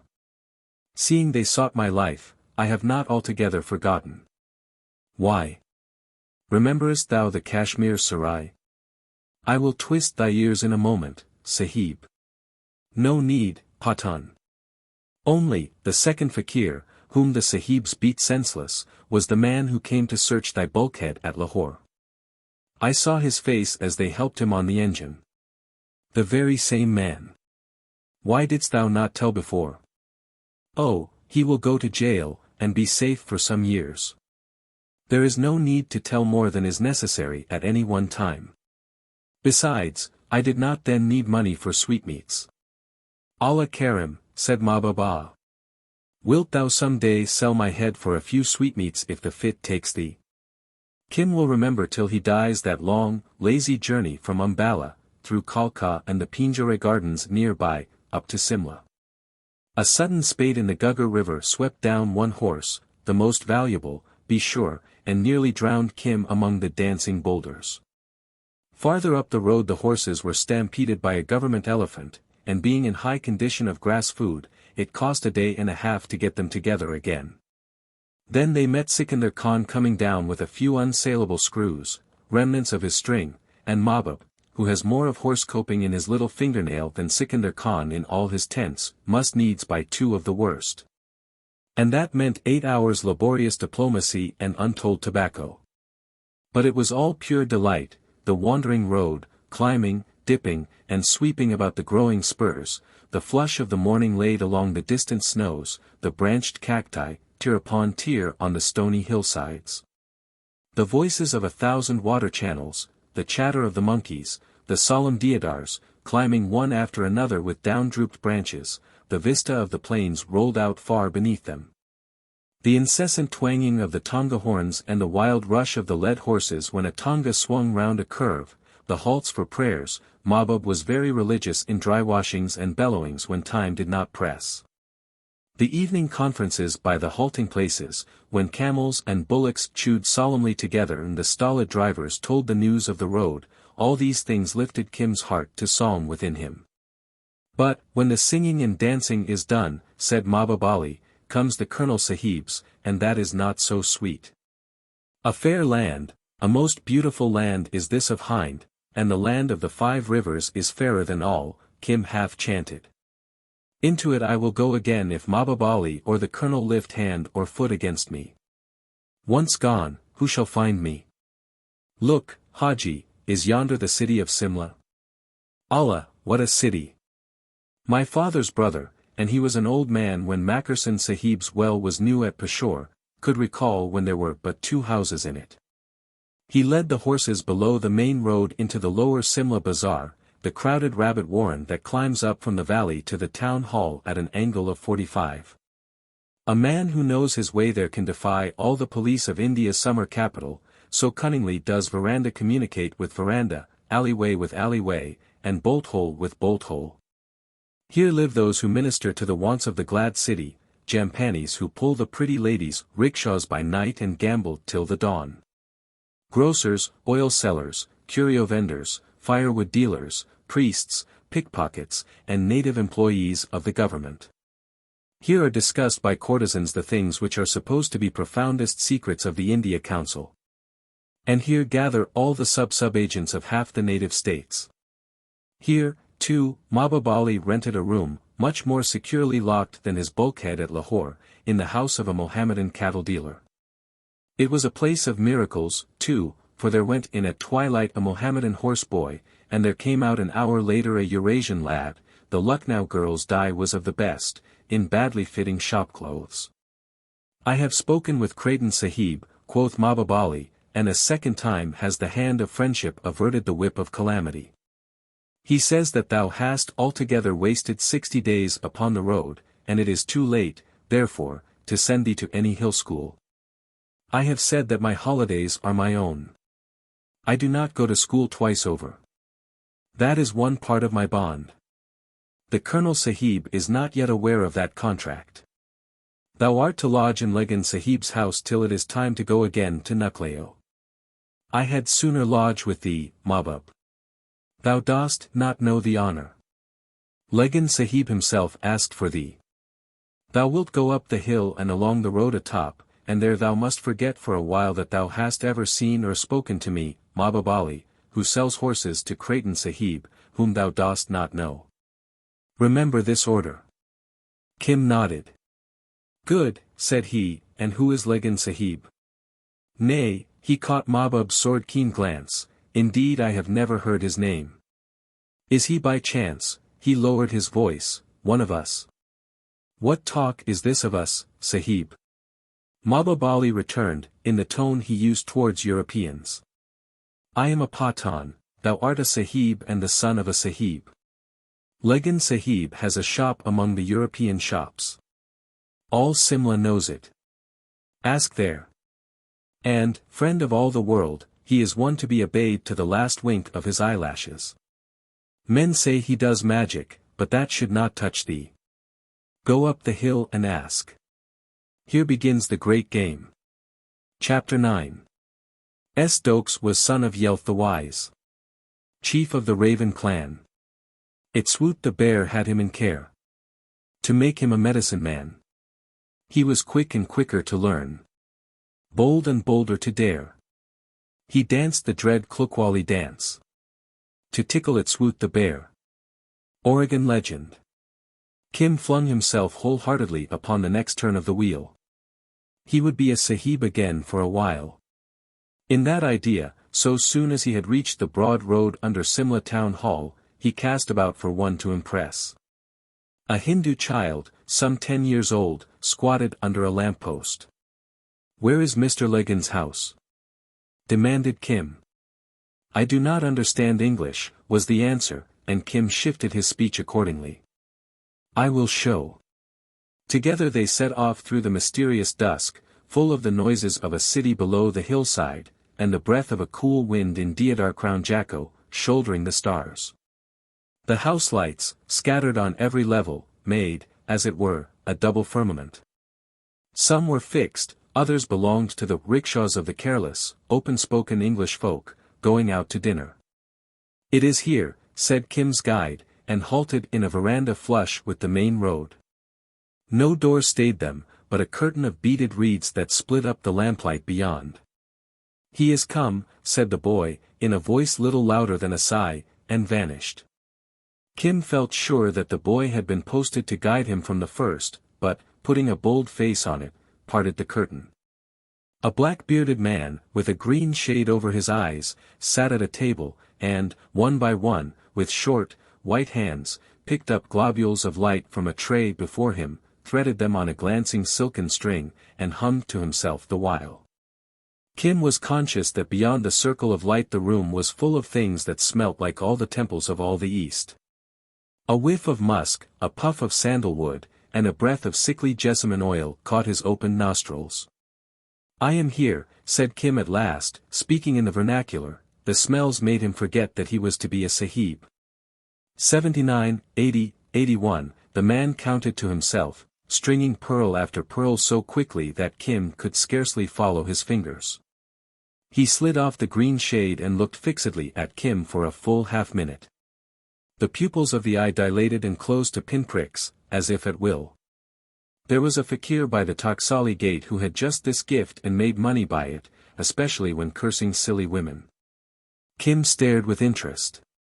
His disreputable friend could further twitch his ears, almost like a goat, and Kim was disappointed that this new man could not imitate him. "Do not be afraid," said Legan Sahib suddenly. "Why should I fear? Thou wilt sleep here tonight, and stay with me till it is time to go again to Nucleo." "It is an order." "It is an order," Kim repeated. "But where shall I sleep?" "Here, in this room." Legan Sahib waved his hand towards the darkness behind him. "So be it," said Kim composedly. "Now." He nodded and held the lamp above his head. As the light swept them, there leaped out from the walls a collection of Tibetan devil dance masks, hanging above the fiend-embroidered draperies of those ghastly functions, horned masks, scowling masks, and masks of idiotic terror. In a corner, a Japanese warrior, mailed and plumed, menaced him with a halberd, and a score of lances and kondas and kutars gave back the unsteady gleam. But what interested Kim more than all these things, he had seen devil dance masks at the Lahore Museum, was a glimpse of the soft-eyed Hindu child who had left him in the doorway. Sitting cross-legged under the table of pearls with a little smile on his scarlet lips. "I think that Legan Sahib wishes to make me afraid. And I am sure that that devil's brat below the table wishes to see me afraid. This place," he said aloud, "is like a wonder house. Where is my bed?" Legan Sahib pointed to a native quilt in a corner by the loathsome masks, picked up the lamp, and left the room black. "Was that Legan Sahib?" Kim asked as he cuddled down. No answer. He could hear the Hindu boy breathing, however, and, guided by the sound, crawled across the floor, and cuffed into the darkness, crying, "Give answer, devil! Is this the way to lie to a Sahib?" From the darkness he fancied he could hear the echo of a chuckle. It could not be his soft-fleshed companion, because he was weeping. So Kim lifted up his voice and called aloud. "Legan Sahib! O Legan Sahib! Is it an order that thy servant does not speak to me?" "It is an order." The voice came from behind him and he started. "Very good. But remember," he muttered, as he reset the quilt, "I will beat thee in the morning. I do not love Hindus." That was no cheerful night, the room being overfull of voices and music. Kim was waked twice by someone calling his name. The second time he set out in search, and ended by bruising his nose against a box that certainly spoke with a human tongue, but in no sort of human accent. It seemed to end in a tin trumpet and to be joined by wires to a smaller box on the floor, so far, at least, as he could judge by touch. And the voice, very hard and whirring, came out of the trumpet. Kim rubbed his nose and grew furious, thinking, as usual, in Hindi. This with a beggar from the bazaar might be good, but, I am a Sahib and the son of a Sahib and, which is twice as much more beside, a student of Nucleo. Yes, here he turned to English, a boy of St. Xavier's. Damn Mr. Legan's eyes, it is some sort of machinery like a sewing machine. Oh, it is a great cheek of him, we are not frightened that way at Lucknow, no. Then in Hindi, but what does he gain? He is only a trader, I am in his shop. But Creighton Sahib is a colonel, and I think Creighton Sahib gave orders that it should be done. How I will beat that Hindu in the morning. What is this? The trumpet box was pouring out a string of the most elaborate abuse that even Kim had ever heard, in a high uninterested voice, that for a moment lifted the short hairs of his neck. When the vile thing drew breath, Kim was reassured by the soft, sewing machine-like whir. "Chup! Be still," he cried, and again he heard a chuckle that decided him. "Chup, or I break your head." The box took no heed. Kim wrenched at the tin trumpet and something lifted with a click. He had evidently raised a lid. If there were a devil inside, now was its time, for, he sniffed, thus did the sewing machines of the bazaar smell. He would clean that shaitan. He slipped off his jacket, and plunged it into the box's mouth. Something long and round bent under the pressure, there was a whir and the voice stopped, as voices must if you ram a thrice-doubled coat onto the wax cylinder and into the works of an expensive phonograph. Kim finished his slumbers with a serene mind. In the morning he was aware of Legan Sahib looking down on him. "Oh," said Kim, firmly resolved to cling to his Sahibdom, "there was a box in the night that gave me bad talk. So I stopped it." "Was it your box?" The man held out his hand. "Shake hands, O'Hara," he said. "Yes, it was my box. I keep such things because my friends the Rajas like them. That one is broken, but it was cheap at the price. Yes, my friends, the kings, are very fond of toys, and so am I sometimes." Kim looked him over out of the corners of his eyes. He was a Sahib in that he wore Sahib's clothes. The accent of his Urdu, the intonation of his English, showed that he was anything but a Sahib.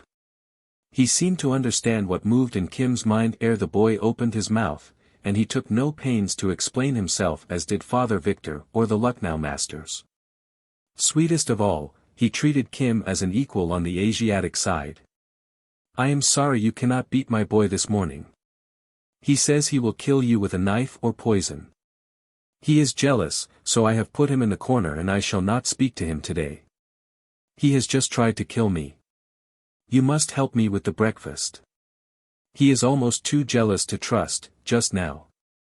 Now a genuine imported Sahib from England would have made a great to-do over this tale. Legan Sahib stated it as simply as Mahbub Ali was used to record his little affairs in the north. The back veranda of the shop was built out over the sheer hillside, and they looked down into their neighbors' chimney pots, as is the custom of Simla. But even more than the purely Persian meal cooked by Legan Sahib with his own hands, the shop fascinated Kim. The Lahore Museum was larger, but here were more wonders: ghost daggers and prayer wheels from Tibet, turquoise and raw amber necklaces, green jade bangles, curiously packed incense sticks in jars crusted over with raw garnets, the devil masks of overnight and a wall full of peacock blue draperies, gilt figures of Buddha, and little portable lacquer altars. Russian samovars with turquoises on the lid, eggshell china sets in quaint octagonal cane boxes, yellow ivory crucifixes, from Japan of all places in the world, so Legan Sahib said. Carpets in dusty bales, smelling atrociously, pushed back behind torn and rotten screens of geometrical work, Persian water jugs for the hands after meals. Dull copper incense burners neither Chinese nor Persian, with friezes of fantastic devils running round them, tarnished silver belts that nodded like raw hide, hairpins of jade, ivory, and plasma. Arms of all sorts and kinds, and 1,000 other oddments were cased, or piled, or merely thrown into the room, leaving a clear space only round the rickety deal table, where Legan Sahib worked. "Those things are nothing," said his host, following Kim's glance. "I buy them because they are pretty, and sometimes I sell, if I like the buyer's look. My work is on the table, some of it." It blazed in the morning light, all red and blue and green flashes, picked out with the vicious blue-white spurt of a diamond here and there. Kim opened his eyes. "Oh, they are quite well, those stones. It will not hurt them to take the sun. Besides, they are cheap. But with 6 stones it is very different." He piled Kim's plate anew. "There is no one but me can doctor a sick pearl and re-blue turquoises. I grant you opals, any fool can cure an opal, but for a sick pearl there is only me. Suppose I were to die. Then there would be no one." "Oh no. You cannot do anything with jewels. It will be quite enough if you understand a little about the turquoise, some day." He moved to the end of the veranda to refill the heavy, porous clay water jug from the filter. "Do you want drink?" Kim nodded. Legan Sahib, 15 feet off, laid one hand on the jar. Next instant it stood at Kim's elbow, full to within half an inch of the brim, the white cloth only showing, by a small wrinkle, where it had slid into place. "Wah!" said Kim in most utter amazement. "That is magic." Legan Sahib's smile showed that the compliment had gone home. "Throw it back. It will break. I say, throw it back." Kim pitched it at random. It fell short and crashed into 50 pieces, while the water dripped through the rough veranda boarding. "I said it would break." All one. Look at it. Look at the largest piece. That lay with a sparkle of water in its curve, as it were a star on the floor. Kim looked intently. Legan Sahib laid one hand gently on the nape of his neck, stroked it twice or thrice, and whispered, "Look. It shall come to life again, piece by piece. First the big piece shall join itself to two others on the right and the left, on the right and the left. Look." To save his life, Kim could not have turned his head. The light touch held him as in a vice, and his blood tingled pleasantly through him. There was one large piece of the jar where there had been three, and above them the shadowy outline of the entire vessel. He could see the veranda through it, but it was thickening and darkening with each beat of his pulse. Yet the jar, how slowly the thoughts came, the jar had been smashed before his eyes. Another wave of prickling fire raced down his neck, as Legan Sahib moved his hand. "Look. It is coming into shape," said Legan Sahib. So far Kim had been thinking in Hindi, but a tremor came on him, and with an effort like that of a swimmer before sharks, who hurls himself half out of the water. His mind leaped up from a darkness that was swallowing it and took refuge in, the multiplication table in English. "Look. It is coming into shape," whispered Legan Sahib.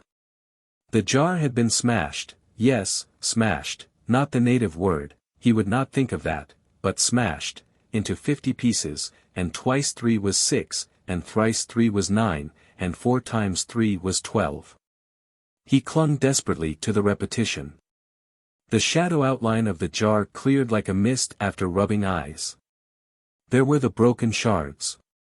There was the spilt water drying in the sun, and through the cracks of the veranda showed, all ribbed, the white house wall below, and thrice 12 was 36.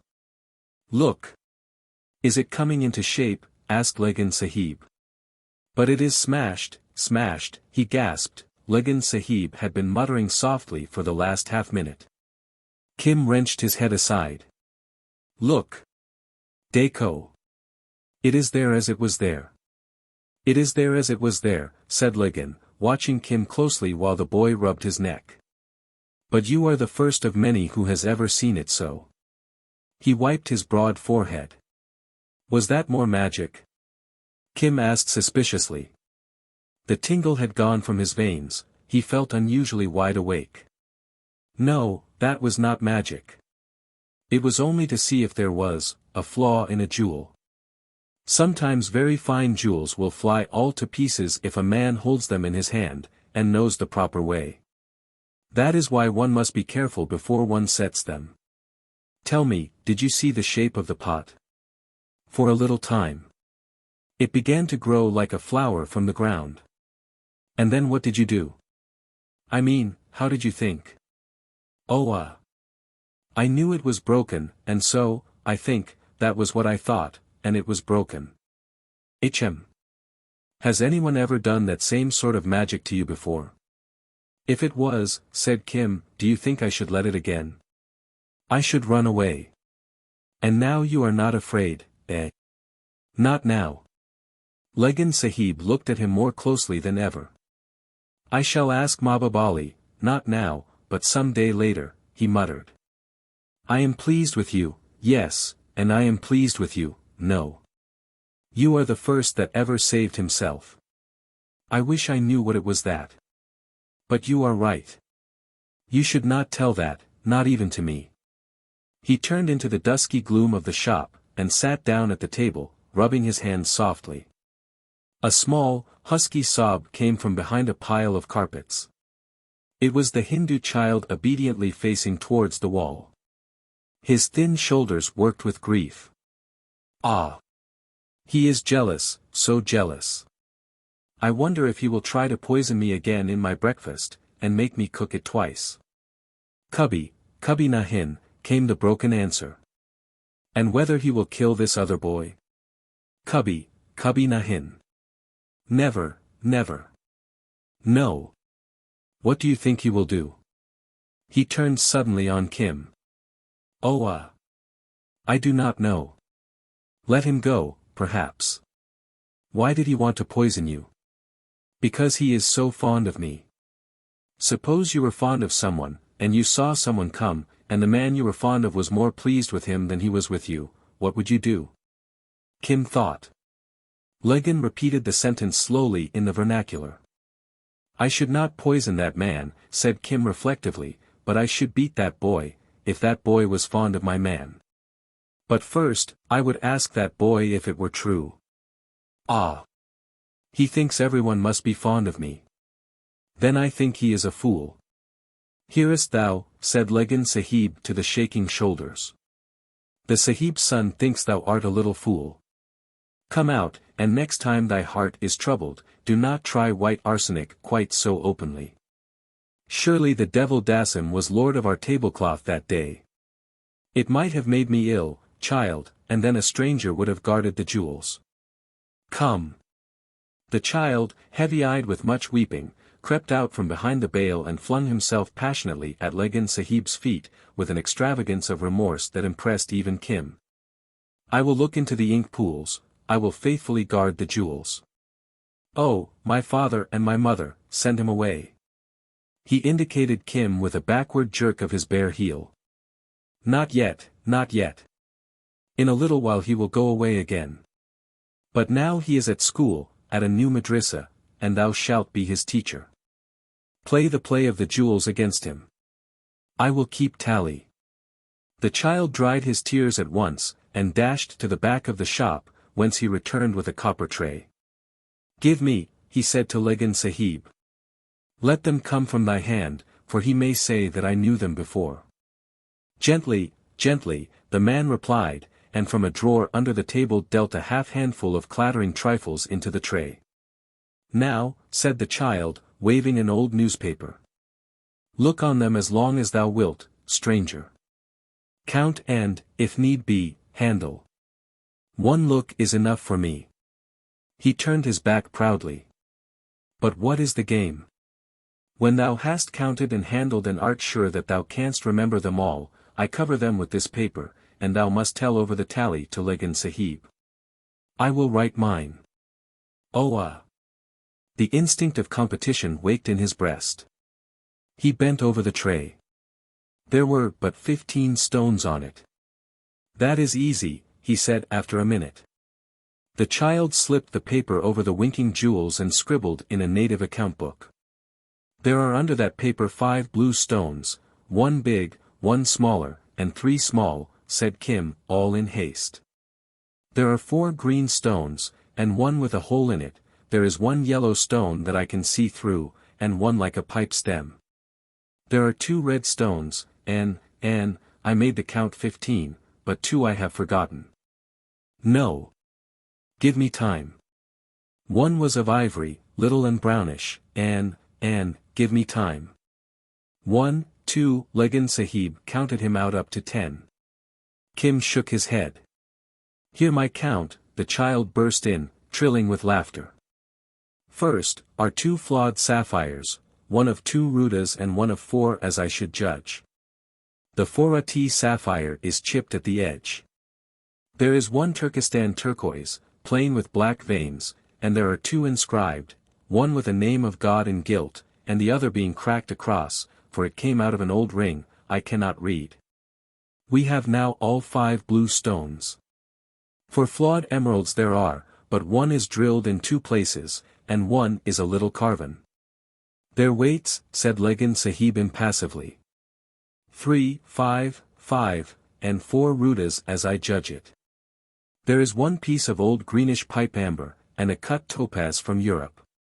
There is 1 ruby of Burma, of 2 rudas, without a flaw, and there is a balas ruby, flawed, of 2 rudas. There is a carved ivory from China representing a rat sucking an egg, and there is last, aha, a ball of crystal as big as a bean set on a gold leaf. He clapped his hands at the close. He is thy master, said Legan Sahib, smiling. Ha! He knew the names of the stones, said Kim, flushing. Try again. With common things such as he and I both know.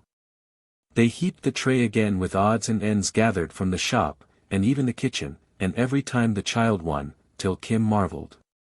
Bind my eyes, let me feel once with my fingers, and even then I will leave thee open-eyed behind," he challenged.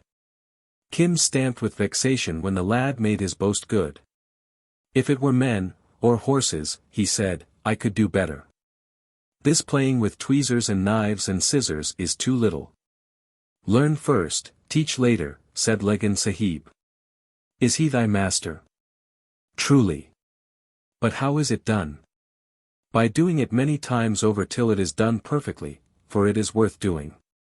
The Hindu boy, in highest feather, actually patted Kim on the back. "Do not despair," he said. "I myself will teach thee. And I will see that thou art well taught," said Legan Sahib, still speaking in the vernacular, for except my boy here, it was foolish of him to buy so much white arsenic when, if he had asked, I could have given it, except my boy here I have not in a long time met with one better worth teaching. And there are 10 days more ere thou canst return to Lucknow where they teach nothing, at the long price. We shall, I think, be friends. They were a most mad 10 days, but Kim enjoyed himself too much to reflect on their craziness. In the morning they played the jewel game, sometimes with veritable stones, sometimes with piles of swords and daggers, sometimes with photographs of natives. Through the afternoons he and the Hindu boy would mount guard in the shop, sitting dumb behind a carpet bale or a screen and watching Mr. Legan's many and very curious visitors. There were small Rajas, escorts coughing in the veranda, who came to buy curiosities, such as phonographs and mechanical toys. There were ladies in search of necklaces, and men, it seemed to Kim, but his mind may have been vitiated by early training, in search of the ladies. Natives from independent and feudatory courts whose ostensible business was the repair of broken necklaces, rivers of light poured out upon the table, but whose true end seemed to be to raise money for angry Maharanis or young Rajas. There were Babus to whom Legan Sahib talked with austerity and authority, but at the end of each interview he gave them money in coins, silver and currency notes. There were occasional gatherings of long-coated theatrical natives who discussed metaphysics in English and Bengali, to Mr. Legan's great edification. He was always interested in religions. At the end of the day, Kim and the Hindu boy, whose name varied at Legan's pleasure, were expected to give a detailed account of all that they had seen and heard, their view of each man's character, as shown in his face, talk, and manner, and their notions of his real errand. After dinner, Legan Sahib's fancy turned more to what might be called dressing up, in which game he took a most informing interest. He could paint faces to a marvel, with a brush dab here and a line there changing them past recognition. The shop was full of all manner of dresses and turbans, and Kim was apparelled variously as a young Mohammedan of good family, an oilman, and once, which was a joyous evening, as the son of an Oud landholder in the fullest of full dress. Legan Sahib had a hawk's eye to detect the least flaw in the make-up. And lying on a worn teakwood couch, would explain by the half-hour together how such and such a caste talked, or walked, or coughed, or spat, or sneezed, and, since hows matter little in this world, the why of everything.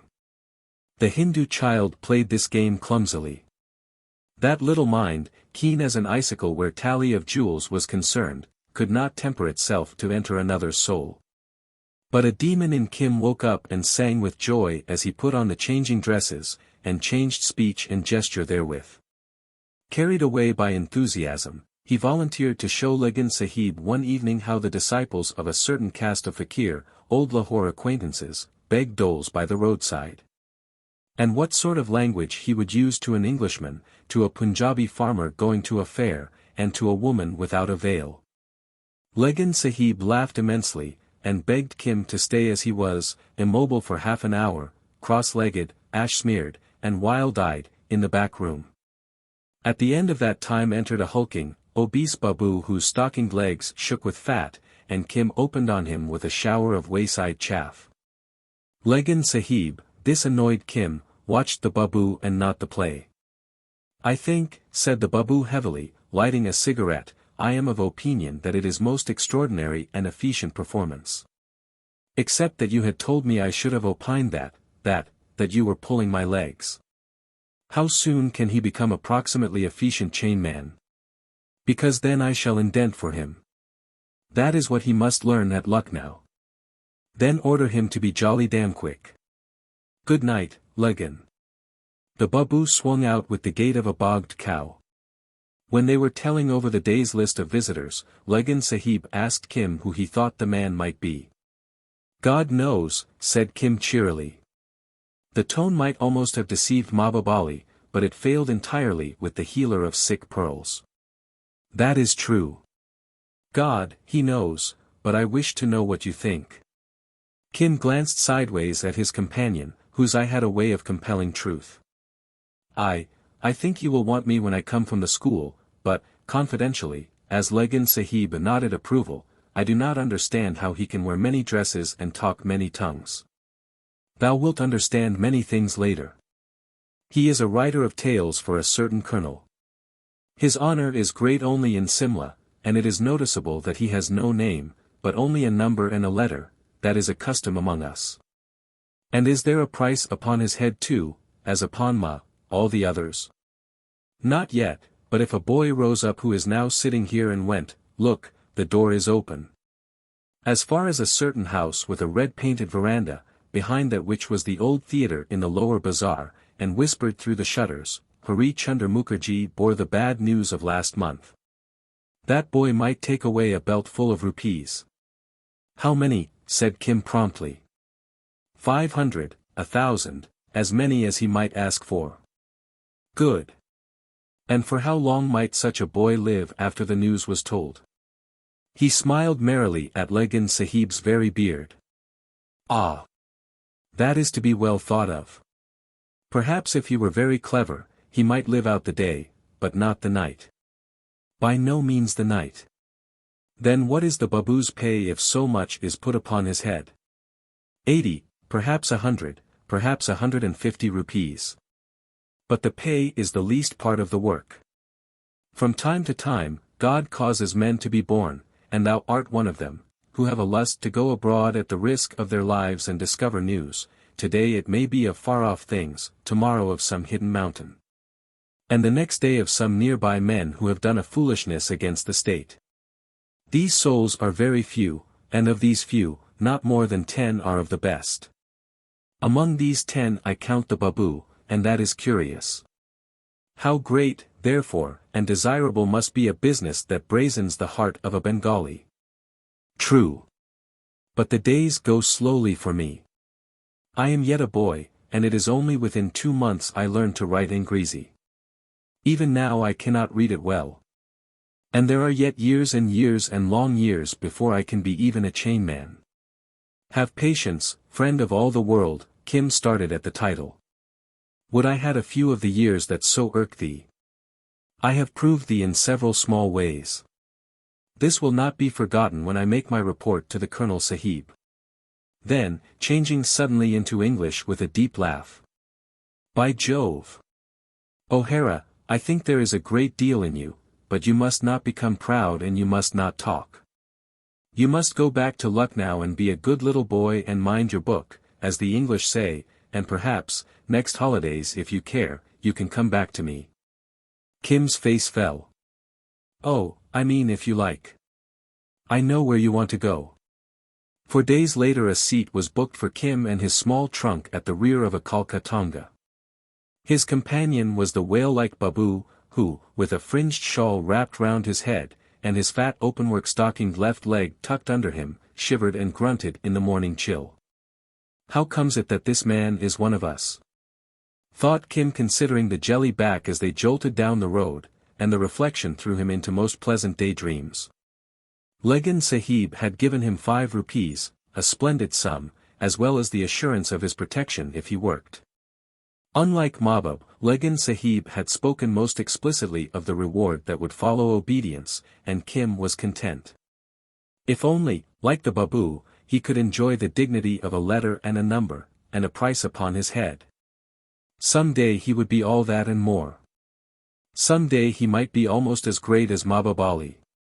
The housetops of his search should be half India. He would follow kings and ministers, as in the old days he had followed vakils and lawyers' touts across Lahore city for Mahbub Ali's sake. Meantime, there was the present, and not at all unpleasant, fact of St. Xavier's immediately before him. There would be new boys to condescend to, and there would be tales of holiday adventures to hear. Young Martin, son of the tea planter at Manipur, had boasted that he would go to war, with a rifle, against the headhunters. That might be, but it was certain young Martin had not been blown half across the forecourt of a Patiala palace by an explosion of fireworks, nor had he. Kim fell to telling himself the story of his own adventures through the last 3 months. He could paralyze St. Xavier's, even the biggest boys who shaved, with the recital, were that permitted. But it was, of course, out of the question. There would be a price upon his head in good time, as Legan Sahib had assured him. And if he talked foolishly now, not only would that price never be set, but Colonel Creighton would cast him off, and he would be left to the wrath of Legan Sahib and Mahbub Ali, for the short space of life that would remain to him. So I should lose Delhi for the sake of a fish, was his proverbial philosophy. It behoved him to forget his holidays, there would always remain the fun of inventing imaginary adventures, and, as Legan Sahib had said, to work.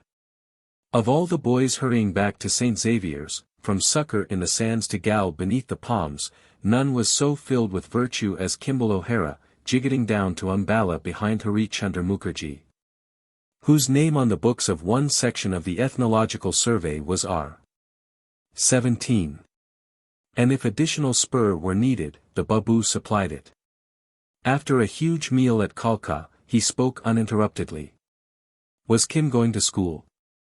Then he, an M.A. of Calcutta University, would explain the advantages of education. There were marks to be gained by due attention to Latin and Wordsworth's excursion, all this was Greek to Kim. French, too, was vital, and the best was to be picked up in Chandernagore a few miles from Calcutta. Also a man might go far, as he himself had done, by strict attention to plays called Lear and Julius Caesar, both much in demand by examiners. Lear was not so full of historical allusions as Julius Caesar. The book cost 4 annas, but could be bought second-hand in Bow Bazaar for 2. Still more important than Wordsworth, or the eminent authors, Burke and Hare, was the art and science of mensuration.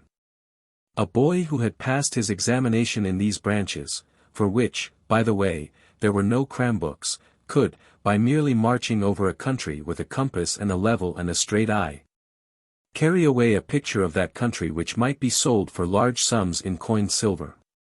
But as it was occasionally inexpedient to carry about measuring chains, a boy would do well to know the precise length of his own foot pace, so that when he was deprived of what Hari Chunder called adventitious aids he might still tread his distances.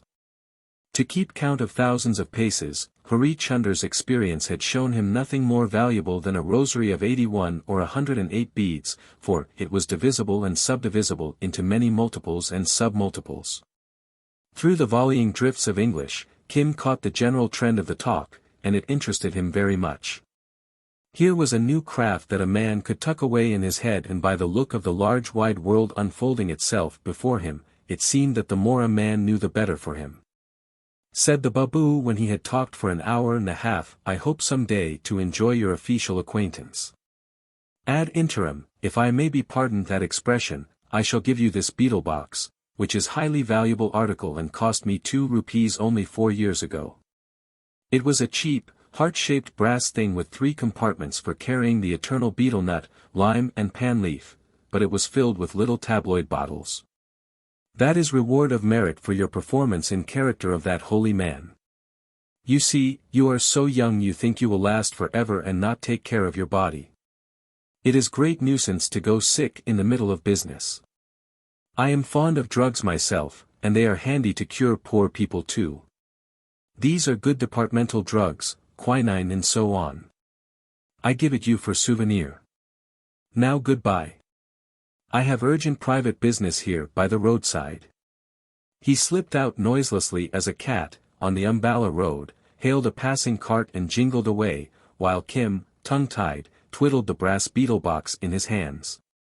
The record of a boy's education interests few save his parents, and, as you know, Kim was an orphan. It is written in the books of St. Xavier's in Partibus that a report of Kim's progress was forwarded at the end of each term to Colonel Creighton and to Father Victor, from whose hands duly came the money for his schooling. It is further recorded in the same books that he showed a great aptitude for mathematical studies as well as map-making, and carried away a prize, the Life of Lord Lawrence, Tree-Calf, 2 volumes, 9 rupees, 8 annas, for proficiency therein. And the same term played in St. Xavier's 11 against the Aliyar Mohammedan College, his age being 14 years and 10 months. He was also revaccinated, from which we may assume that there had been another epidemic of smallpox at Lucknow, about the same time. Pencil notes on the edge of an old muster roll record that he was punished several times for conversing with improper persons. And it seems that he was once sentenced to heavy pains for absenting himself for a day in the company of a street beggar. That was when he got over the gate and pleaded with the Lama through a whole day down the banks of the Gumti to accompany him on the road next holidays, for 1 month, for a little week. And the Lama set his face as a flint against it, averring that the time had not yet come. Kim's business, said the old man as they ate cakes together, was to get all the wisdom of the Sahibs and then he would see. The hand of friendship must in some way have averted the whip of calamity, for 6 weeks later Kim seems to have passed an examination in elementary surveying, with great credit, his age being 15 years and 8 months. From this date the record is silent. His name does not appear in the year's batch of those who entered for the subordinate survey of India, but against it stand the words, removed on appointment. Several times in those 3 years, cast up at the temple of the Tirthankars in Benares the Lama, a little thinner and a shade yellower, if that were possible, but gentle and untainted as ever. Sometimes it was from the south that he came, from south of Tuticorin, whence the wonderful fire boats go to Ceylon where are priests who know Pali. Sometimes it was from the wet green west and 1,000 cotton factory chimneys that ring Bombay. And once from the north, where he had doubled back 800 miles to talk for a day with the keeper of the images in the Wonder House. He would stride to his cell in the cool, cut marble. The priests of the temple were good to the old man, wash off the dust of travel, make prayer, and depart for Lucknow, well accustomed now to the way of the rail, in a third-class carriage. Returning, it was noticeable, as his friend the seeker pointed out to the head priest, that he ceased for a while to mourn the loss of his river, or to draw wondrous pictures of the wheel of life, but preferred to talk of the beauty and wisdom of a certain mysterious Chela whom no man of the temple had ever seen. Yes, he had followed the traces of the blessed feet throughout all India. The curator has still in his possession a most marvelous account of his wanderings and meditations. There remained nothing more in life but to find the river of the arrow. Yet it was shown to him in dreams that it was a matter not to be undertaken with any hope of success unless that seeker had with him the one Chela appointed to bring the event to a happy issue. And versed in great wisdom, such wisdom as white-haired keepers of images possess. For example, here came out the snuff-gourd, and the kindly Jain priests made haste to be silent. Long and long ago, when Devdatta was king of Benares, let all listen to the Jataka. An elephant was captured for a time by the king's hunters and ere he broke free, bearinged with a grievous leg iron. This he strove to remove with hate and frenzy in his heart, and hurrying up and down the forests, besought his brother elephants to wrench it asunder. One by one, with their strong trunks, they tried and failed. At the last they gave it as their opinion that the ring was not to be broken by any bestial power. And in a thicket, newborn, wet with moisture of birth, lay a day-old calf of the herd whose mother had died. The fettered elephant, forgetting his own agony, said, "If I do not help this suckling it will perish under our feet." So he stood above the young thing, making his legs buttresses against the uneasily moving herd. And he begged milk of a virtuous cow, and the calf throve, and the ringed elephant was the calf's guide and defense. Now the days of an elephant, let all listen to the Jataka, are 35 years to his full strength, and through 35 reigns the ringed elephant befriended the younger, and all the while the fetter ate into the flesh.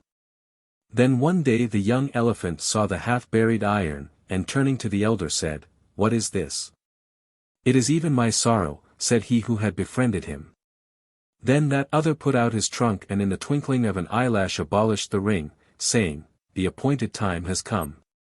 So the virtuous elephant who had waited temperately in done kind acts was relieved, at the appointed time, by the very calf whom he had turned aside to cherish. Let all listen to the Jataka. For the elephant was Ananda, and the calf that broke the ring was none other than the Lord himself. Then he would shake his head benignly, and over the ever-clicking rosary point out how free that elephant calf was from the sin of pride. He was as humble as a chela who, seeing his master sitting in the dust outside the gates of learning, overleapt the gates, though they were locked, and took his master to his heart in the presence of the proud-stomached city. Rich would be the reward of such a master and such a chela when the time came for them to seek freedom together. So did the Lama speak, coming and going across India as softly as a bat. A sharp-tongued old woman in a house among the fruit trees behind Saharanpur honored him as the woman honored the prophet, but his chamber was by no means upon the wall. In an apartment of the forecourt overlooked by cooing doves he would sit, while she laid aside her useless veil and chattered of spirits and fiends of Kulu, of grandchildren unborn, and of the free-tongued brat who had talked to her in the resting-place. Once, too, he strayed alone from the Grand Trunk Road below Umballa to the very village whose priest had tried to drug him. But the kind heaven that guards lamas sent him at twilight through the crops, absorbed and unsuspicious, to the Risaldar's door. Here was like to have been a grave misunderstanding, for the old soldier asked him why the friend of the stars had gone that way only 6 days before. That may not be, said the Lama. He has gone back to his own people. He sat in that corner telling 100 merry tales 5 nights ago, his host insisted. True, he vanished somewhat suddenly in the dawn after foolish talk with my granddaughter. He grows apace, but he is the same friend of the stars as brought me true word of the war. Have ye parted? Yes, and no, the Lama replied. We have not altogether parted, but the time is not ripe that we should take the road together. He acquires wisdom in another place. We must wait. All one, but if it were not the boy, how did he come to speak so continually of thee? And what said he? Asked the Lama eagerly. Sweet words, 100,000, that thou art his father and mother and such all. Pity that he does not take the Kpeen service. He is fearless.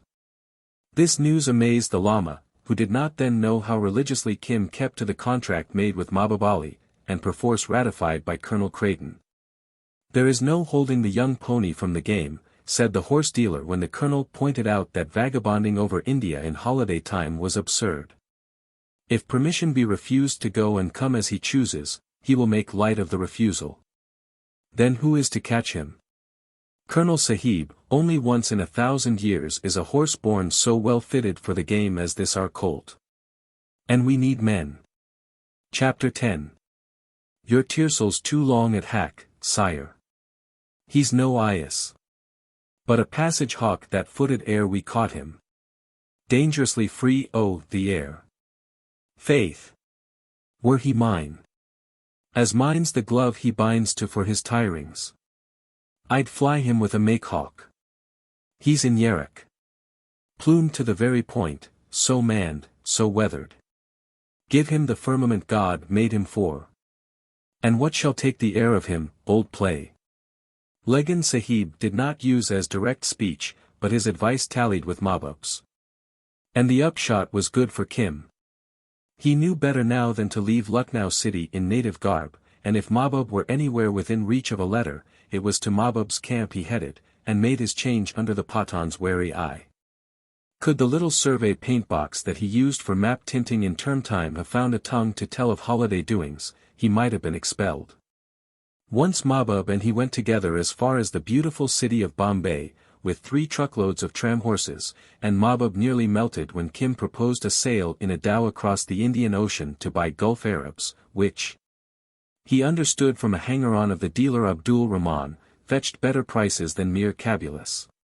He dipped his hand into the dish with that great trader when Mahbub and a few co-religionists were invited to a big Hajj dinner. They came back by way of Karachi by sea, when Kim took his first experience of seasickness sitting on the forehatch of a coasting steamer, well persuaded he had been poisoned. The Babu's famous drug box proved useless, though Kim had restocked it at Bombay. Mahbub had business at Quetta, and there Kim, as Mahbub admitted, earned his keep, and perhaps a little over, by spending 4 curious days as scullion in the house of a fat commissariat sergeant, from whose office box, in an auspicious moment, he removed a little vellum ledger which he copied out. It seemed to deal entirely with cattle and camel sales, by moonlight, lying behind an outhouse, all through one hot night. Then he returned the ledger to its place, and, at Mahbub's word, left that service unpaid, rejoining him 6 miles down the road, the clean copy in his bosom. "That soldier is a small fish," Mahbub Ali explained, "but in time we shall catch the larger one. He only sells oxen at 2 prices, one for himself and one for the government, which I do not think is a sin. Why could not I take away the little book and be done with it?" Then he would have been frightened, and he would have told his master. Then we should miss, perhaps, a great number of new rifles which seek their way up from Quetta to the north. The game is so large that one sees but a little at a time. "Oh ho," said Kim, and held his tongue. That was in the monsoon holidays, after he had taken the prize for mathematics. The Christmas holidays he spent, deducting 10 days for private amusements, with Legan Sahib. Where he sat for the most part in front of a roaring wood fire. Jacko Road was 4 feet deep in snow that year, and, the small Hindu had gone away to be married, helped Legan to thread pearls. He made Kim learn whole chapters of the Quran by heart, till he could deliver them with the very roll and cadence of a mullah. Moreover, he told Kim the names and properties of many native drugs, as well as the runes proper to recite when you administer them. And in the evenings he wrote charms on parchment, elaborate pentagrams crowned with the names of devils, Mora, and Awan the companion of kings, all fantastically written in the corners. More to the point, he advised Kim as to the care of his own body, the cure of fever fits, and simple remedies of the road.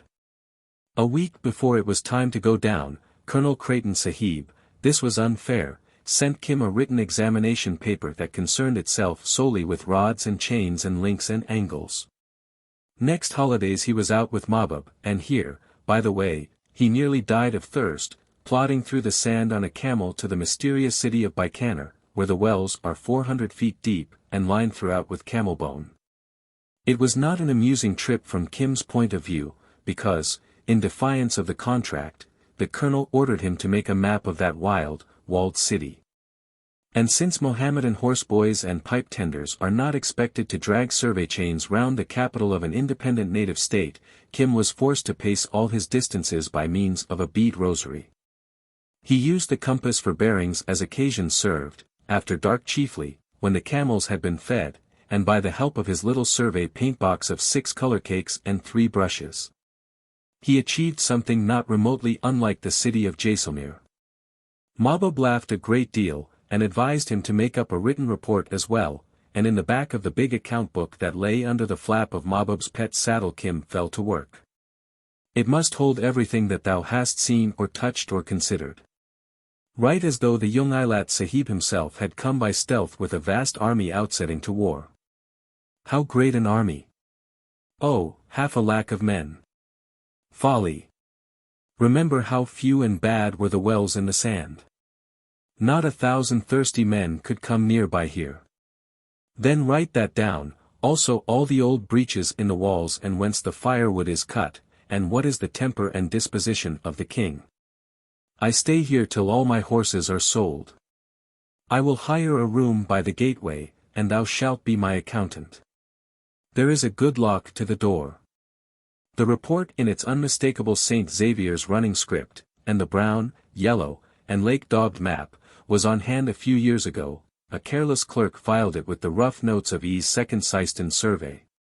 But by now the pencil characters must be almost illegible.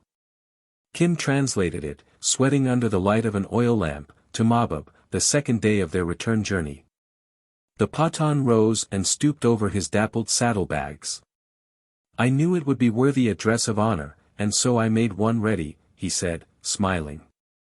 "Were I Emir of Afghanistan, and some day we may see him, I would fill thy mouth with gold." He laid the garments formally at Kim's feet. There was a gold-embroidered Peshawar turban cap, rising to a cone, and a big turban cloth ending in a broad fringe of gold. There was a Delhi-embroidered waistcoat to slip over a milky white shirt, fastening to the right, ample and flowing. Green pajamas with twisted silk waist string, and that nothing might be lacking, Russia leather slippers, smelling divinely, with arrogantly curled tips. Upon a Wednesday, and in the morning, to put on new clothes is auspicious, said Mahbub solemnly. But we must not forget the wicked folk in the world. So he capped all the splendor, that was taking Kim's delighted breath away, with a mother-of-pearl, nickel-plated, self-extracting .450 revolver. I had thought of a smaller bore, but reflected that this takes government bullets. A man can always come by those, especially across the border. Stand up and let me look. He clapped Kim on the shoulder. May you never be tired, Patan. Oh, the hearts to be broken. Oh, the eyes under the eyelashes, looking sideways. Kim turned about, pointed his toes, stretched, and felt mechanically for the mustache that was just beginning. Then he stooped towards Mahbub's feet to make proper acknowledgement with fluttering, quick patting hands, his heart too full for words. Mahbub forestalled and embraced him. My son, said he, what need of words between us? But is not the little gun a delight? All 6 cartridges come out at one twist. It is born in the bosom next the skin, which, as it were, keeps it oiled. Never put it elsewhere, and please God, thou shalt some day kill a man with it.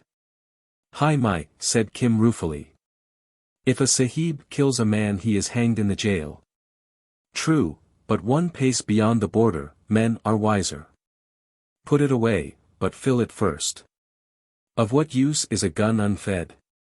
When I go back to the madrasa I must return it. They do not allow little guns.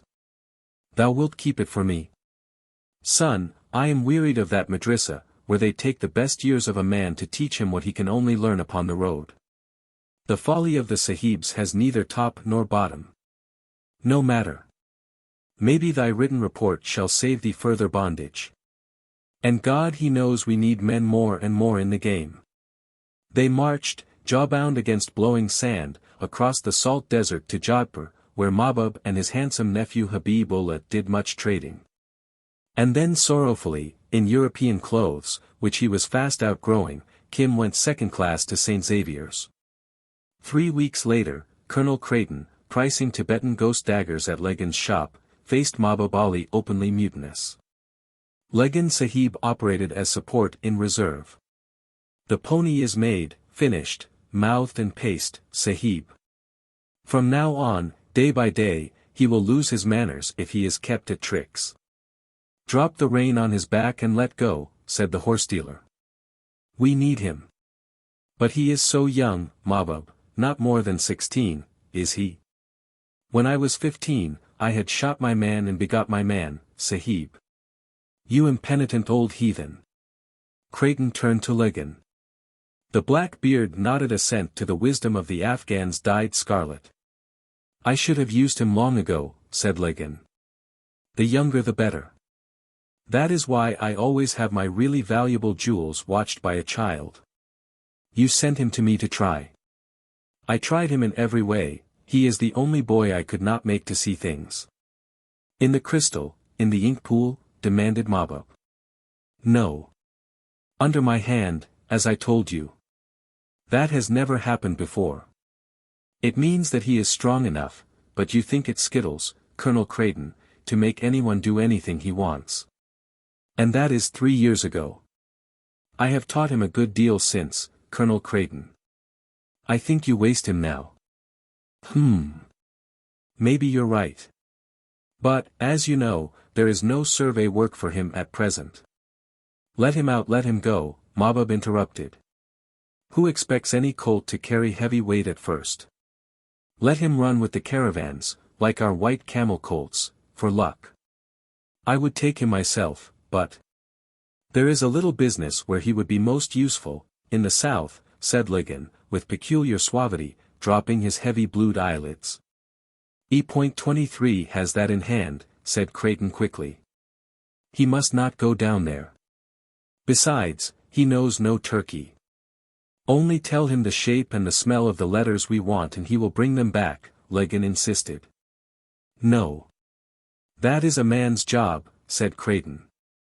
It was a wry-necked matter of unauthorized and incendiary correspondence between a person who claimed to be the ultimate authority in all matters of the Mohammedan religion throughout the world, and a younger member of a royal house who had been brought to book for kidnapping women within British territory.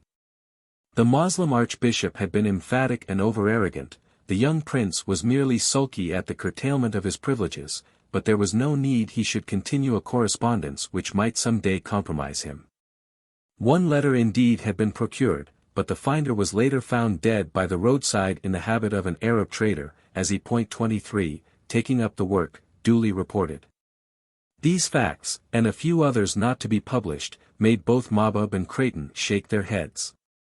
Let him go out with his red llama, said the horse-dealer with visible effort. He is fond of the old man. He can learn his paces by the rosary at least. I have had some dealings with the old man, by letter, said Colonel Creighton, smiling to himself. Whither goes he? Up and down the land, as he has these 3 years. He seeks a river of healing. God's curse upon all, Mahbub checked himself. He beds down at the temple of the Tirthankars or at Buth Gaya when he is in from the road. Then he goes to see the boy at the madrasa, as we know, for the boy was punished for it twice or thrice. He is quite mad, but a peaceful man. I have met him. The Babu also has had dealings with him. We have watched him for 3 years. Red llamas are not so common in Hind that one loses track. Babus are very curious, said Legan meditatively. Do you know what Hari Babu really wants? He wants to be made a member of the Royal Society by taking ethnological notes. I tell him about the Lama everything which Mahbub and the boy have told me. Hari Babu goes down to Benares, at his own expense, I think. I don't, said Creighton briefly. He had paid Hari's traveling expenses, out of a most lively curiosity to learn what the Lama might be. And he applies to the Lama for information on Lamaism, and devil dances, and spells and charms, several times in these few years. Holy Virgin! I could have told him all that years ago. I think Hari Babu is getting too old for the road. He likes better to collect manners and customs information. Yes, he wants to be an FRS. Hari thinks well of the boy, doesn't he? Oh, very indeed, we have had some pleasant evenings at my little place, but I think it would be waste to throw him away with Hari on the ethnological side. Not for a first experience. How does that strike you, Mahbub? Let the boy run with the Lama for 6 months. After that we can see. He will get experience. He has it already, Sahib, as a fish controls the water he swims in. But for every reason it will be well to loose him from the school. Very good, then, said Creighton, half to himself. He can go with the Lama, and if Hari Babu cares to keep an eye on them so much the better. He won't lead the boy into any danger as Mahbub would. Curious, his wish to be an FRS. Very human, too. He is best on the ethnological side, Hari.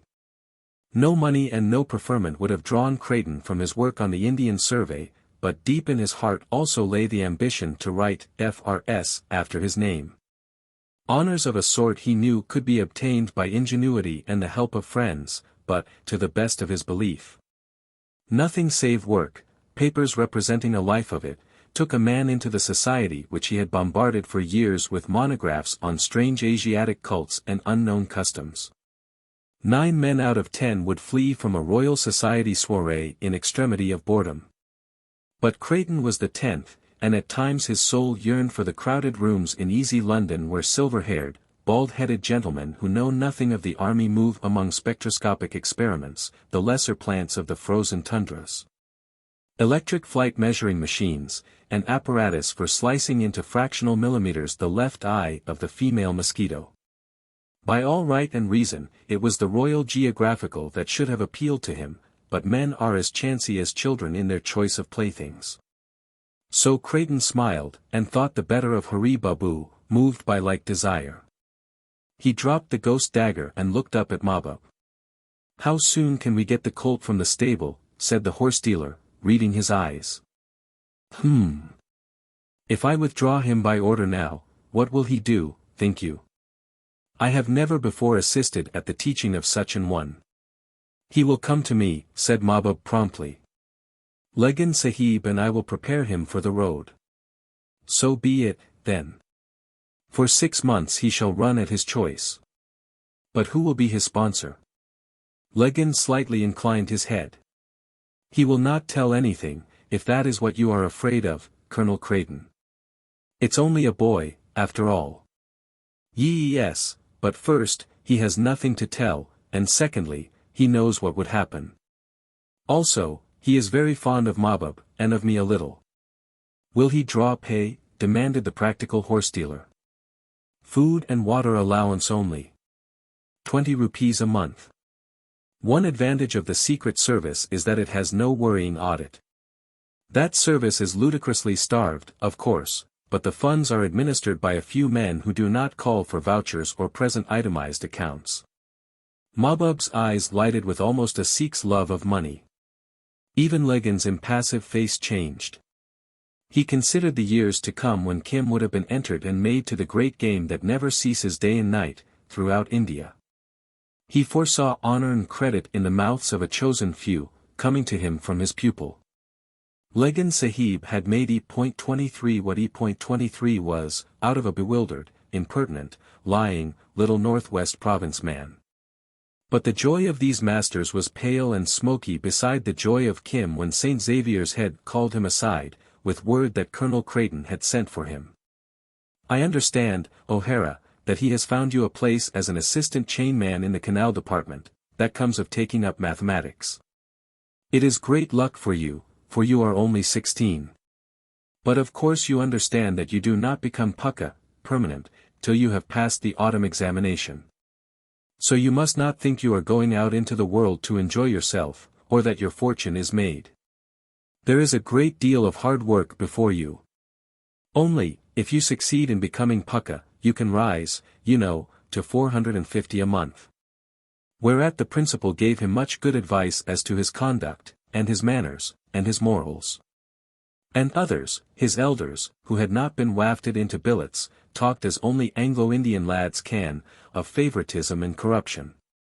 Indeed, young Kazale, whose father was a pensioner at Chunar, hinted very broadly that Colonel Creighton's interest in Kim was directly paternal, and Kim, instead of retaliating, did not even use language. He was thinking of the immense fun to come, of Mahbub's letter of the day before, all neatly written in English, making appointment for that afternoon in a house the very name of which would have crisped the principal's hair with horror. Said Kim to Mahbub in Lucknow railway station that evening, above the luggage scales, I feared lest at the last, the roof would fall upon me and cheat me. It is indeed all finished, O my father. Mahbub snapped his fingers to show the utterness of that end, and his eyes blazed like red coals. Then where is the pistol that I may wear it? Softly. A half-year, to run without heel ropes. I begged that much from Colonel Creighton Sahib. At 20 rupees a month. Old Red Hat knows that thou art coming. I will pay thee dasturi, commission, on my pay for 3 months, said Kim gravely. 2 rupees a month. But first we must get rid of these. He plucked his thin linen trousers and dragged at his collar. I have brought with me all that I need on the road. My trunk has gone up to Legan Sahib's. Who sends his salams to thee, Sahib? Legan Sahib is a very clever man. But what dost thou do? I go north again, upon the great game. What else? Is thy mind still set on following old Red Hat?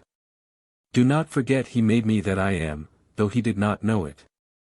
Year by year, he sent the money that taught me. I would have done as much, had it struck my thick head, Mahbub growled. Come away. The lamps are lit now, and none will mark thee in the bazaar. We go to Hanifa's house.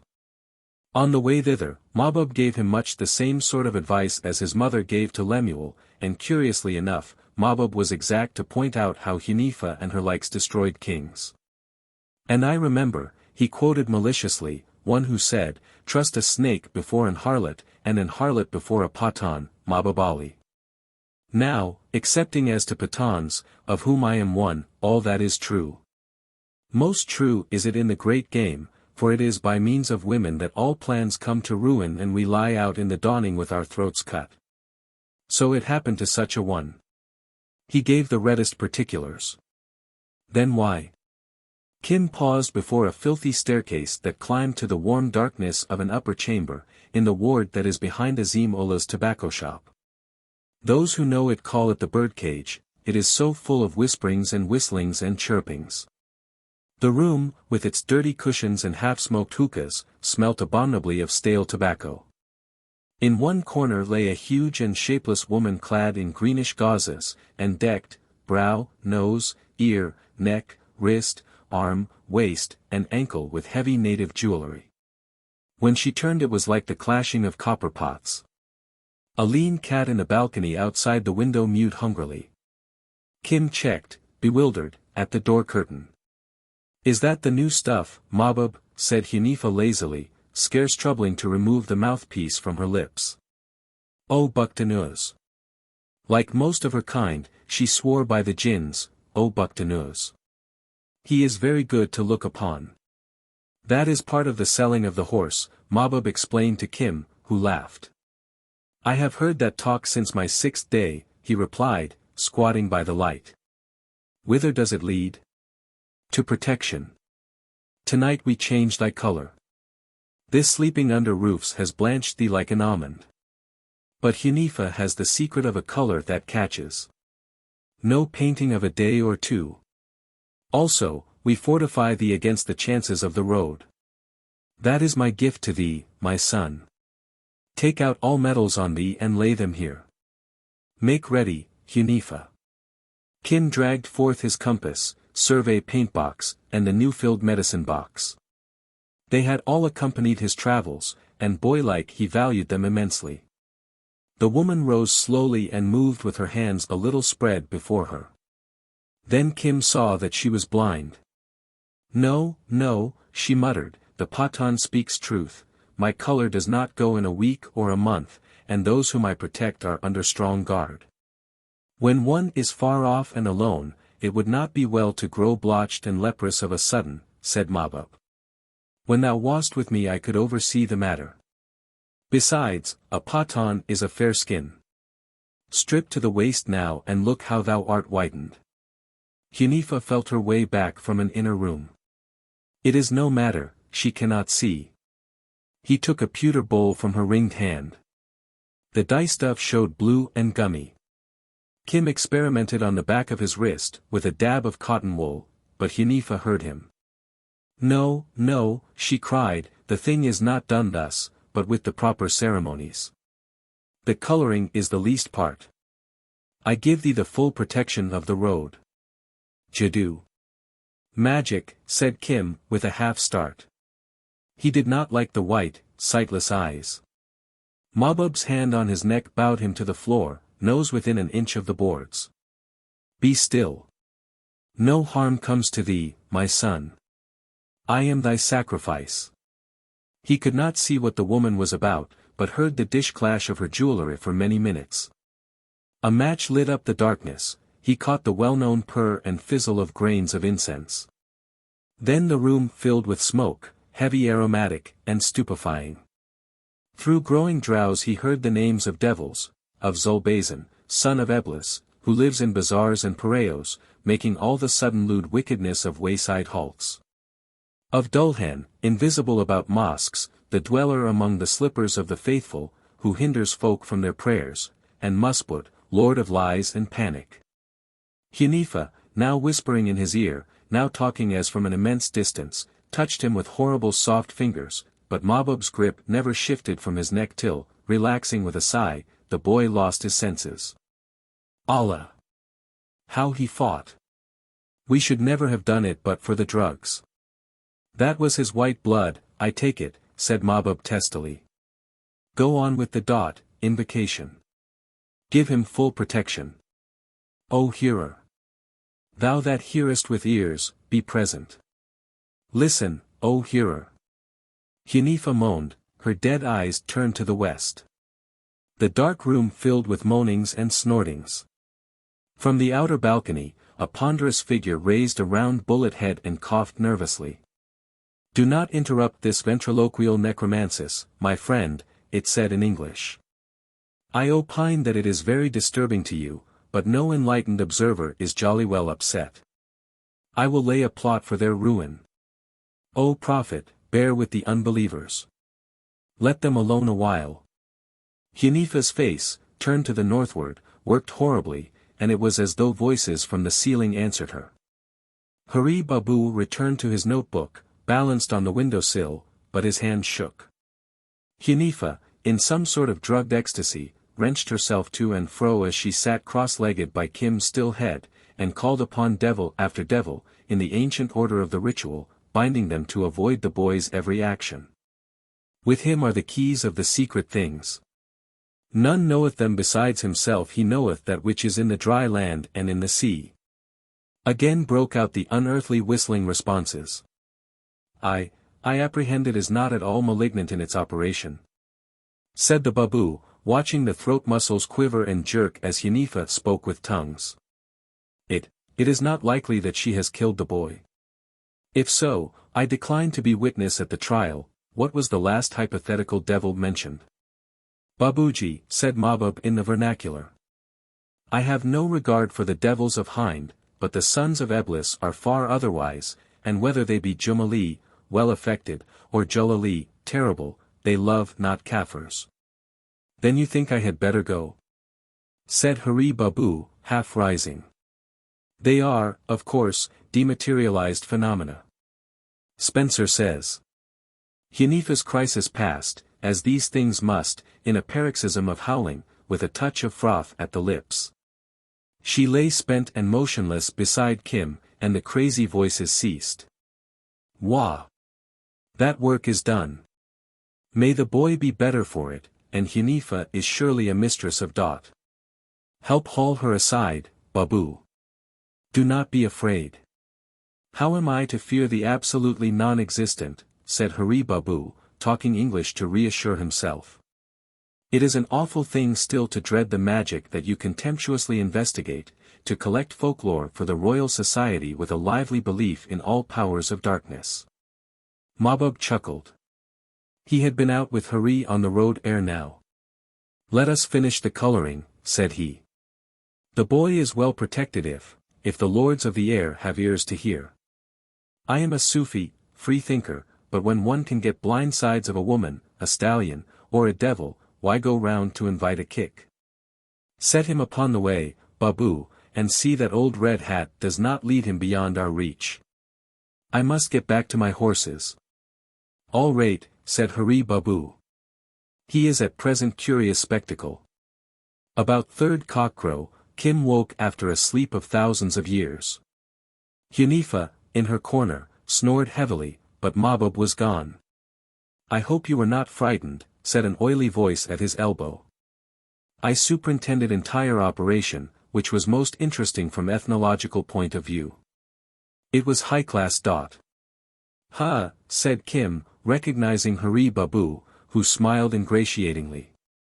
And also I had honor to bring down from Legan your present costume.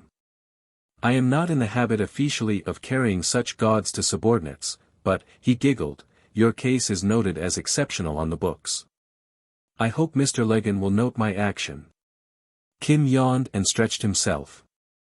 It was good to turn and twist within loose clothes once again. What is this? He looked curiously at the heavy duffel stuff loaded with the scents of the far north. Oh ho! That is inconspicuous dress of Chela attached to service of Lamaistic Lama.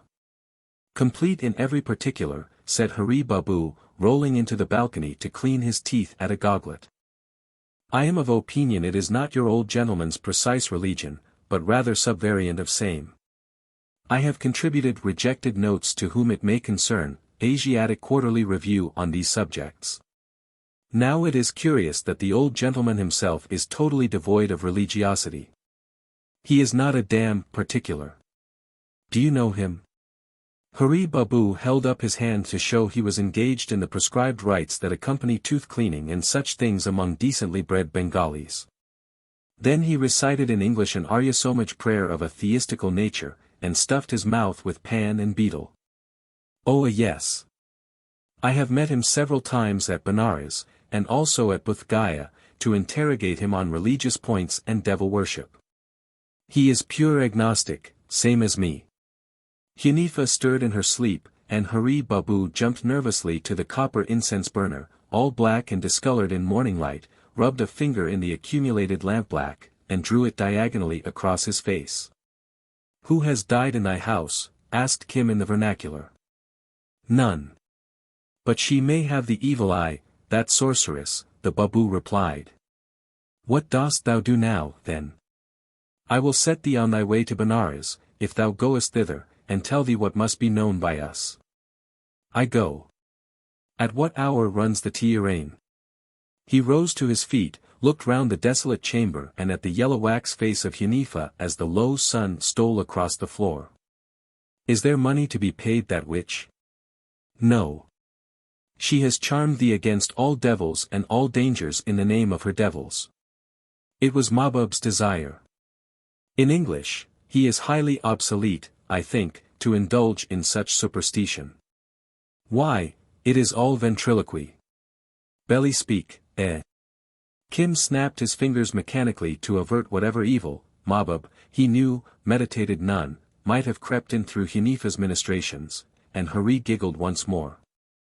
But as he crossed the room he was careful not to step in Hunifa's blotched, squat shadow on the boards. Witches, when their time is on them, can lay hold of the heels of a man's soul if he does that. Now you must well listen, said the Babu when they were in the fresh air. Part of these ceremonies which we witnessed may include supply of a fecient amulet to those of our department. If you feel in your neck you will find one small silver amulet, very cheap. That is ours. Do you understand? Oh yes, Hawadili, a heart lifter, said Kim, feeling at his neck. Hunifa she makes them for 2 rupees 12 annas with, all sorts of exorcisms. They are quite common, except they are partially black enamel, and there is a paper inside each one full of names of local saints and such things. That is Hunifa's lookout, you see. Hunifa makes them only for us, but in case she does not, when we get them we put in, before issue, one small piece of turquoise. Mr. Legan he gives them. There is no other source of supply. But it was me invented all this. It is strictly unofficial of course, but convenient for subordinates. Colonel Creighton he does not know. He is European. The turquoise is wrapped in the paper. Yes, that is road to railway station. Now suppose you go with the Lama, or with me, I hope, some day, or with Mahbub. Suppose we get into a damn tight place. I am a fearful man, most fearful, but I tell you I have been in damn tight places more than hairs on my head. You say, I am son of the charm. Very good. I do not understand quite. We must not be heard talking English here. That is all right. I am only Babu showing off my English to you. All we Babus talk English to show off, said Hari, flinging his shoulder-cloth jauntily. As I was about to say, son of the charm means that you may be member of the Satbai, the 7 brothers, which is Hindi and Tantric. It is popularly supposed to be extinct society, but I have written notes to show it is still extant. You see, it is all my invention. Very good. Satbai has many members, and perhaps before they jolly well cut your throat they may give you just a chance of life. That is useful, anyhow. And moreover, these foolish natives, if they are not too excited, they always stop to think before they kill a man who says he belongs to any specific organization. You see. You say then when you are in tight place, I am son of the charm, and you get, perhaps, your second wind. That is only in extreme instances, or to open negotiations with a stranger. Can you quite see? Very good. But suppose now, I, or any one of the department, come to you dressed quite different. You would not know me at all unless I choose, I bet you. Some day I will prove it. I come as Ladakhi trader, oh, anything, and I say to you, you want to buy precious stones? You say, do I look like a man who buys precious stones? Then I say, even very poor man can buy a turquoise or Tarkian. That is khichdi, vegetable curry, said Kim. Of course it is. You say, let me see the Tarkian. Then I say, it was cooked by a woman, and perhaps it is bad for your caste. Then you say, there is no caste when men go to look for Tarkian. You stop a little between those words, to look. That is the whole secret. The little stop before the words. Kim repeated the test sentence. That is all right. Then I will show you my turquoise if there is time, and then you know who I am, and then we exchange views and documents and those all things. And so it is with any other man of us. We talk sometimes about turquoises and sometimes about Tarkian, but always with that little stop in the words. It is very easy. First, son of the charm, if you are in a tight place. Perhaps that may help you, perhaps not. Then what I have told you about the Tarkian, if you want to transact official business with a strange man. Of course, at present, you have no official business. You are, supernumerary on probation. Quite unique specimen. If you were Asiatic of birth you might be employed right off, but this half-year of leave is to make you de-Englishized, you see? The Lama he expects you, because I have demi-officially informed him you have passed all your examinations, and will soon obtain government appointment. Oh ho! You are on acting allowance, you see, so if you are called upon to help sons of the charm mind you jolly well try. Now I shall say goodbye, my dear fellow, and I hope you, will come out topside all right. Hari Babu stepped back a pace or two into the crowd at the entrance of Lucknow station and was gone. Kim drew a deep breath and hugged himself all over. The nickel-plated revolver he could feel in the bosom of his sad-colored robe, the amulet was on his neck.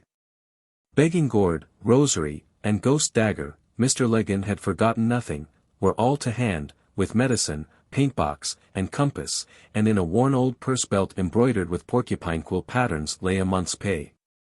Kings could be no richer. He bought sweetmeats in a leaf cup from a Hindu trader, and ate them with glad rapture till a policeman ordered him off the steps. Chapter 11. Give the man who is not made to his trade. Swords to fling and catch again. Coins to ring and snatch again. Men to harm and cure again. Snakes to charm and lure again. He'll be hurt by his own blade. By his serpents disobeyed. By his clumsiness bewrayed. By the people mocked to scorn. So, 'tis not with juggler born. Pinch of dust or withered flower. Chance-flung fruit or borrowed staff. Serve his need and shore his power. Bind the spell, or loose the laugh. But a man who, etc., Op. 15. Followed a sudden natural reaction. Now am I alone, all alone, he thought. In all India is no one so alone as I. If I die today, who shall bring the news, and to whom? If I live and God is good, there will be a price upon my head, for I am a son of the charm, Kim. A very few white people, but many Asiatics, can throw themselves into amazement as it were by repeating their own names over and over again to themselves, letting the mind go free upon speculation as to what is called personal identity. When one grows older, the power, usually, departs, but while it lasts it may descend upon a man at any moment. Who is Kim? He squatted in a corner of the clanging waiting room, wrapped from all other thoughts. Hands folded in lap, and pupils contracted to pinpoints. In a minute, in another half-second, he felt he would arrive at the solution of the tremendous puzzle. But here, As always happens, his mind dropped away from those heights with a rush of a wounded bird, and passing his hand before his eyes, he shook his head. A long-haired Hindu Bairagi, holy man, who had just bought a ticket, halted before him at that moment and stared intently. I also have lost it, he said sadly. It is one of the gates to the way, but for me it has been shut many years. What is the talk? Said Kim, abashed. Thou wast wondering there in thy spirit what manner of thing thy soul might be. The seizure came of a sudden. I know. Who should know but I? Whither goest thou? Toward Kashi, Benares. There are no gods there. I have proved them. I go to Prayag, Allahabad, for the 5th time, seeking the road to enlightenment. Of what faith art thou? I too am a seeker, said Kim, using one of the Lama's pet words. Though, he forgot his northern dress for the moment, though Allah alone knoweth what I seek.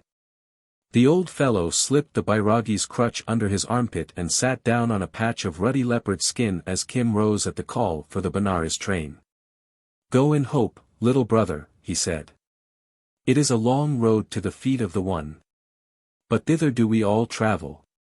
Kim did not feel so lonely after this, and ere he had sat out 20 miles in the crowded compartment, was cheering his neighbors with a string of most wonderful yarns about his own and his master's magical gifts. Benares struck him as a peculiarly filthy city, though it was pleasant to find how his cloth was respected. At least 1/3 of the population prays eternally to some group or other of the many million deities, and so reveres every sort of holy man. Kim was guided to the temple of the Tirthankars, about a mile outside the city, near Sarnath, by a chance-met Punjabi farmer, a Kambo from Jalandhar way who had appealed in vain to every god of his homestead to cure his small son, and was trying Benares as a last resort.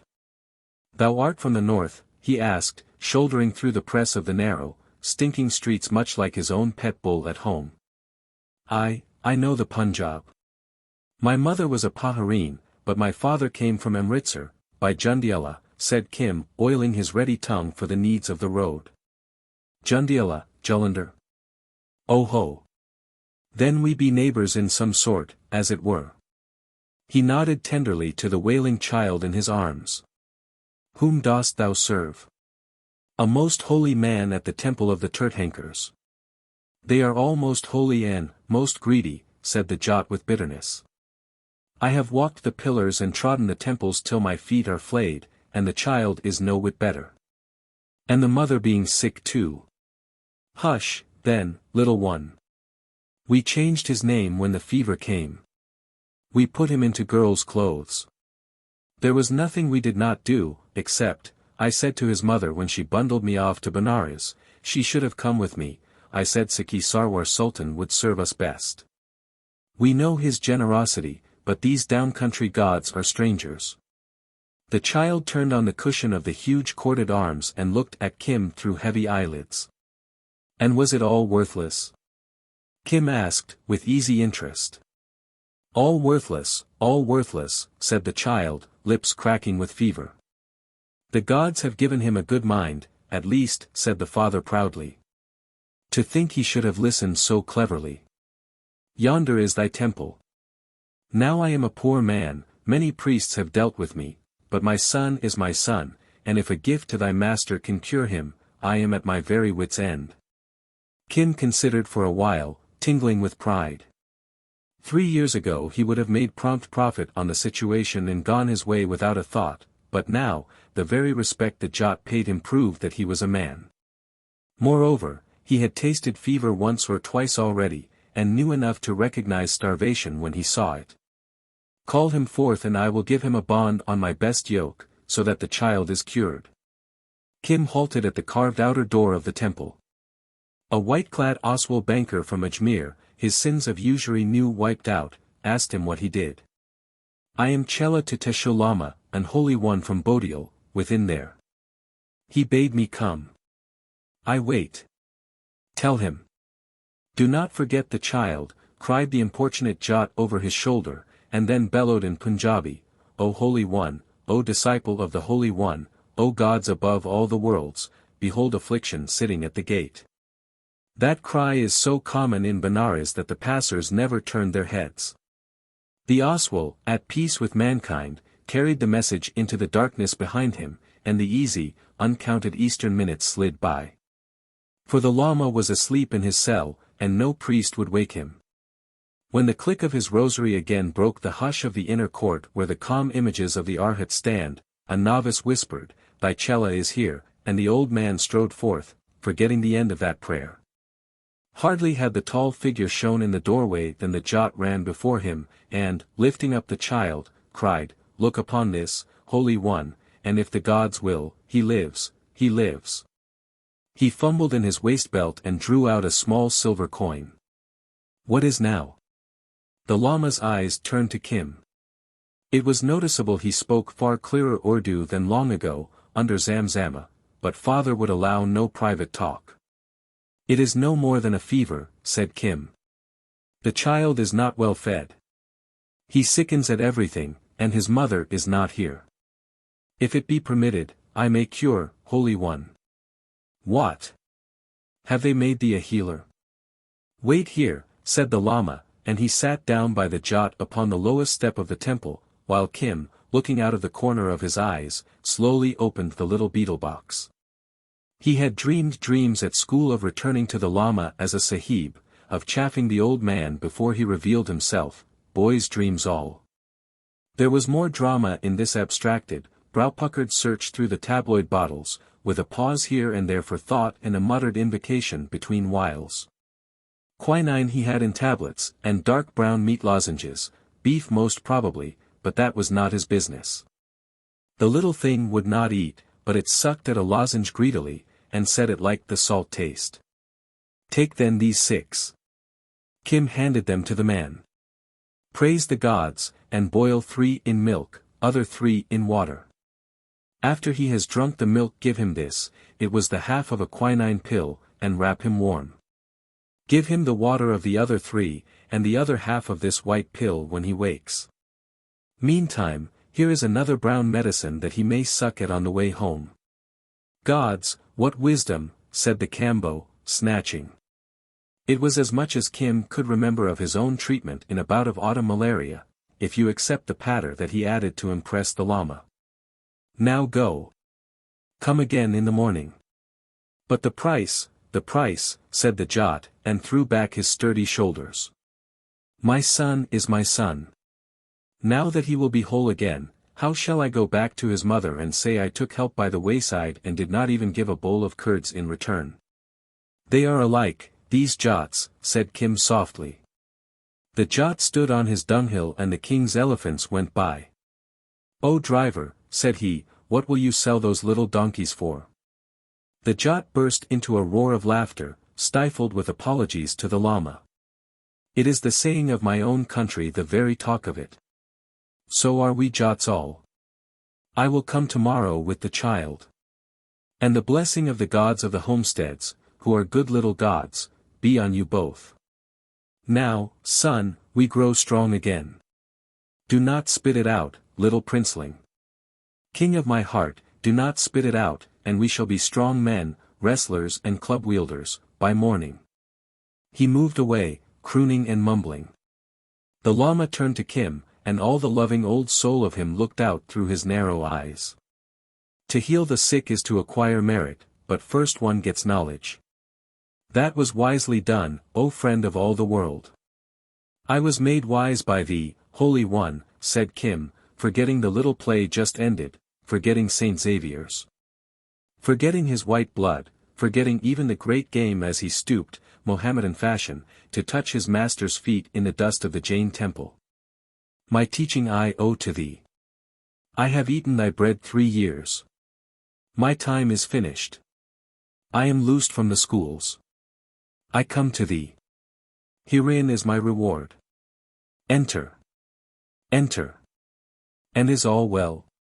They passed to the inner court, where the afternoon sun sloped golden across.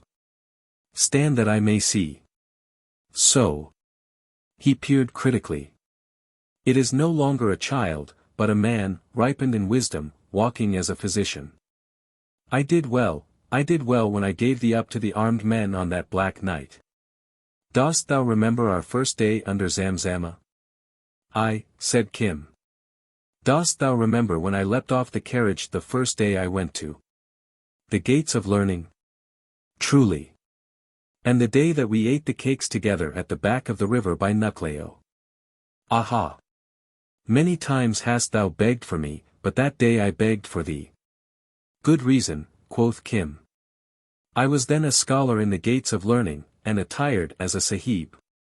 Do not forget, Holy One, he went on playfully. I am still a sahib, by thy favor. True. And a sahib in most high esteem. Come to my cell, Chela. How is that known to thee? The Lama smiled. First by means of letters from the kindly priest whom we met in the camp of armed men. But he is now gone to his own country, and I sent the money to his brother. Colonel Creighton, who had succeeded to the trusteeship when Father Victor went to England with the Mavericks, was hardly the chaplain's brother. But I do not well understand Sahib's letters. They must be interpreted to me. I chose a surer way. Many times when I returned from my search to this temple, which has always been a nest to me, there came one seeking enlightenment, a man from Leh, that had been, he said, a Hindu, but wearied of all those gods. The Lama pointed to the Arhats. A fat man, said Kim, a twinkle in his eye. Very fat. But I perceived in a little his mind was wholly given up to useless things, such as devils and charms and the form and fashion of our tea drinkings in the monasteries, and by what road we initiated the novices. A man abounding in questions. But he was a friend of thine, Chela. He told me that thou wast on the road to much honor as a scribe. And I see thou art a physician. Yes, that am I, a scribe, when I am a sahib, but it is set aside when I come as thy disciple. I have accomplished the years appointed for a sahib. As it were a novice, said the Lama, nodding his head. Art thou freed from the schools? I would not have thee unripe. I am all free. In due time I take service under the government as a scribe. Not as a warrior. That is well. But first I come to wander with thee. Therefore I am here. Who begs for thee, these days, he went on quickly. The ice was thin. Very often I beg myself, but, as thou knowest, I am seldom here, except when I come to look again at my disciple. From one end to another of Hind have I travelled afoot and in the Teerain. A great and a wonderful land. But here, when I put in, is as though I were in my own Bodial. He looked round the little clean cell complacently. A low cushion gave him a seat, on which he had disposed himself in the cross-legged attitude of the bodhisat emerging from meditation. A black teakwood table, not 20 inches high, set with copper teacups, was before him. In one corner stood a tiny altar, also of heavily carved teak, bearing a copper-gilt image of the seated Buddha and fronted by a lamp, an incense holder, and a pair of copper flower-pots. The keeper of the images in the Wonder House acquired merit by giving me these a year since, he said, following Kim's eye. When one is far from one's own land such things carry remembrance. And we must reverence the Lord for that he showed the way. See. He pointed to a curiously built mound of colored rice crowned with a fantastic metal ornament. When I was abbot in my own place, before I came to better knowledge I made that offering daily. It is the sacrifice of the universe to the Lord. Thus do we of Bodial offer all the world daily to the excellent law. And I do it even now, though I know that the excellent one is beyond all pinchings and pattings. He snuffed from his gourd. It is well done, Holy One, Kim murmured, sinking at ease on the cushions, very happy and rather tired. And also, the old man chuckled, I write pictures of the wheel of life. 3 days to a picture. I was busied on it, or it may be I shut my eyes a little, when they brought word of thee. It is good to have thee here, I will show thee my art, not for pride's sake, but because thou must learn. The Sahibs have not all this world's wisdom. He drew from under the table a sheet of strangely scented yellow Chinese paper, the brushes, and slab of Indian ink. In cleanest, severest outline he had traced the great wheel with its 6 spokes, whose center is the conjoined hog, snake, and dove, ignorance, anger, and lust, and whose compartments are all the heavens and hells, and all the chances of human life. Men say that the Bodhisattva himself first drew it with grains of rice upon dust, to teach his disciples the cause of things. Many ages have crystallized it into a most wonderful convention crowded with hundreds of little figures whose every line carries a meaning. Few can translate the picture parable. There are not 20 in all the world who can draw it surely without a copy, of those who can both draw and expound are but 3. I have a little learned to draw, said Kim. But this is a marvel beyond marvels. I have written it for many years, said the Lama. Time was when I could write it all between one lamplighting and the next. I will teach thee the art, after due preparation, and I will show thee the meaning of the wheel. We take the road, then. The road and our search. I was but waiting for thee. It was made plain to me in 100 dreams, notably one that came upon the night of the day that the gates of learning first shut, that without thee I should never find my river. Again and again, as thou knowest, I put this from me, fearing an illusion. Therefore I would not take thee with me that day at Lucknow, when we ate the cakes. I would not take thee till the time was ripe and auspicious. From the hills to the sea, from the sea to the hills have I gone, but it was vain. Then I remembered the Jataka. He told Kim the story of the elephant with the leg iron, as he had told it so often to the Jan priests. Further testimony is not needed, he ended serenely. Thou wast sent for an aid. That aid removed, my search came to naught. Therefore we will go out again together, and our search sure. Whither go we? What matters, friend of all the world? The search, I say, is sure. If need be, the river will break from the ground before us. I acquired merit when I sent thee to the gates of learning, and gave thee the jewel that is wisdom. Thou didst return, I saw even now, a follower of Sakyamuni, the physician, whose altars are many in Bodhil. It is sufficient. We are together, and all things are as they were, friend of all the world, friend of the stars, my Chela. Then they talked of matters secular, but it was noticeable that the Lama never demanded any details of life at St. Xavier's, nor showed the faintest curiosity as to the manners and customs of Sahibs. His mind moved all in the past, and he revived every step of their wonderful first journey together, rubbing his hands and chuckling, till it pleased him to curl himself up into the sudden sleep of old age. Kim watched the last dusty sunshine fade out of the court, and played with his ghost dagger and rosary. The clamor of Benares, oldest of all earth's cities awake before the gods, day and night, beat round the walls as the seas roar round a breakwater. Now and again, a Jain priest crossed the court, with some small offering to the images, and swept the path about him lest by chance he should take the life of a living thing. A lamp twinkled, and there followed the sound of a prayer. Kim watched the stars as they rose one after another in the still, sticky dark, till he fell asleep at the foot of the altar. That night he dreamed in Hindustani, with never an English word.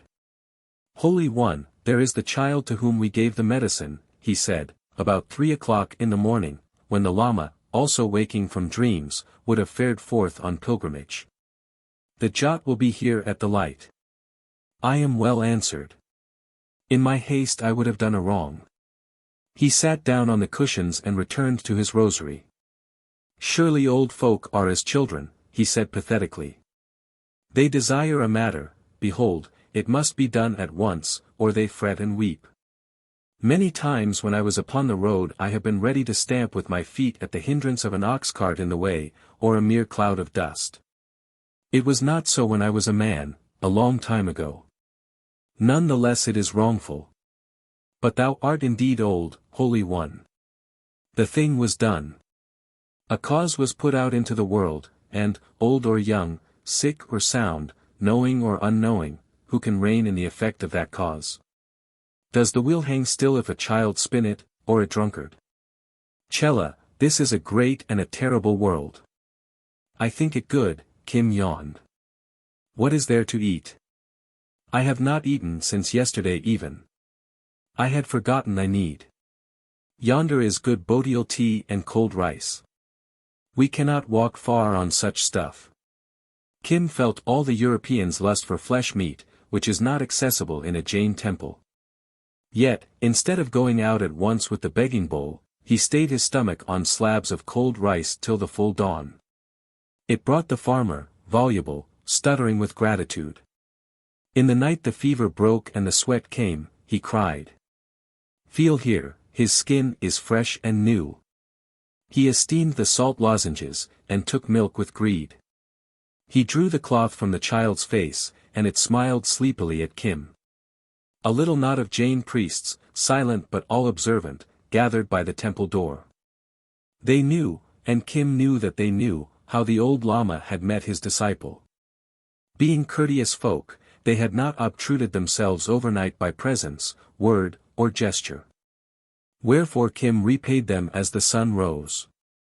Thank the gods of the Jains, brother, he said, not knowing how those gods were named.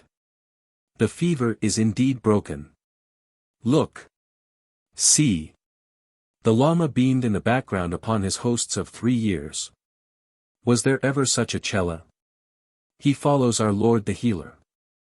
Now the Jains officially recognize all the gods of the Hindu creed, as well as the lingam and the snake. They wear the Brahminical thread, they adhere to every claim of Hindu caste law. But, because they knew and loved the Lama, because he was an old man, because he sought the way, because he was their guest. And because he collogued long of nights with the head priest, as free-thinking a metaphysician as ever split one hair into 70, they murmured assent. Remember, Kim bent over the child. This trouble may come again. Not if thou hast the proper spell, said the father. But in a little while we go away. True, said the Lama to all the Jains. We go now together upon the search whereof I have often spoken. I waited till my Chela was ripe. Behold him. We go north. Never again shall I look upon this place of my rest, O people of good will. But I am not a beggar. The cultivator rose to his feet, clutching the child. Be still.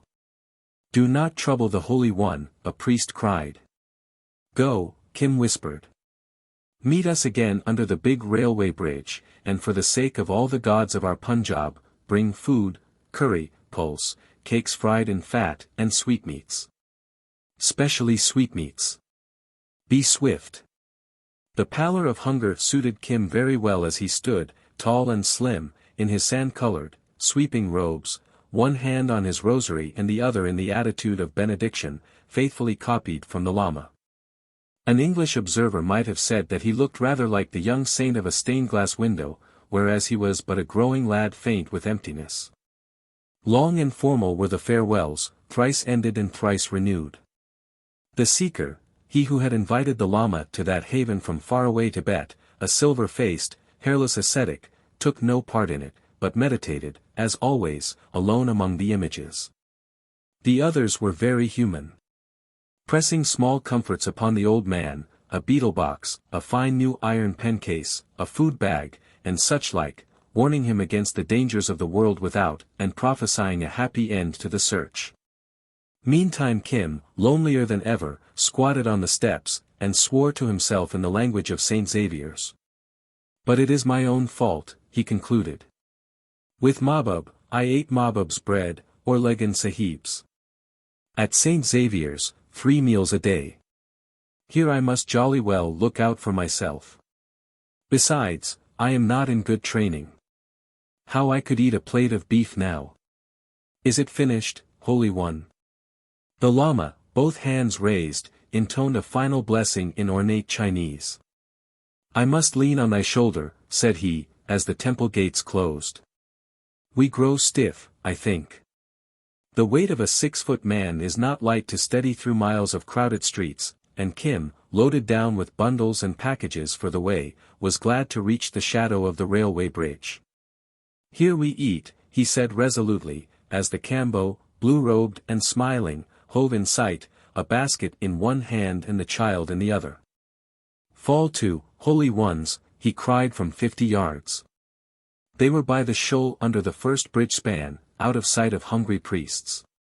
Rice and good curry, cakes all warm and well scented with hing, asafoetida, curds and sugar. King of my fields, this to the small son, let us show these holy men that we Jats of Jullundar can pay a service. I had heard the Jains would eat nothing that they had not cooked, but truly, he looked away politely over the broad river, where there is no eye there is no caste.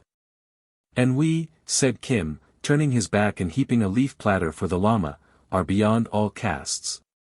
They gorged themselves on the good food in silence.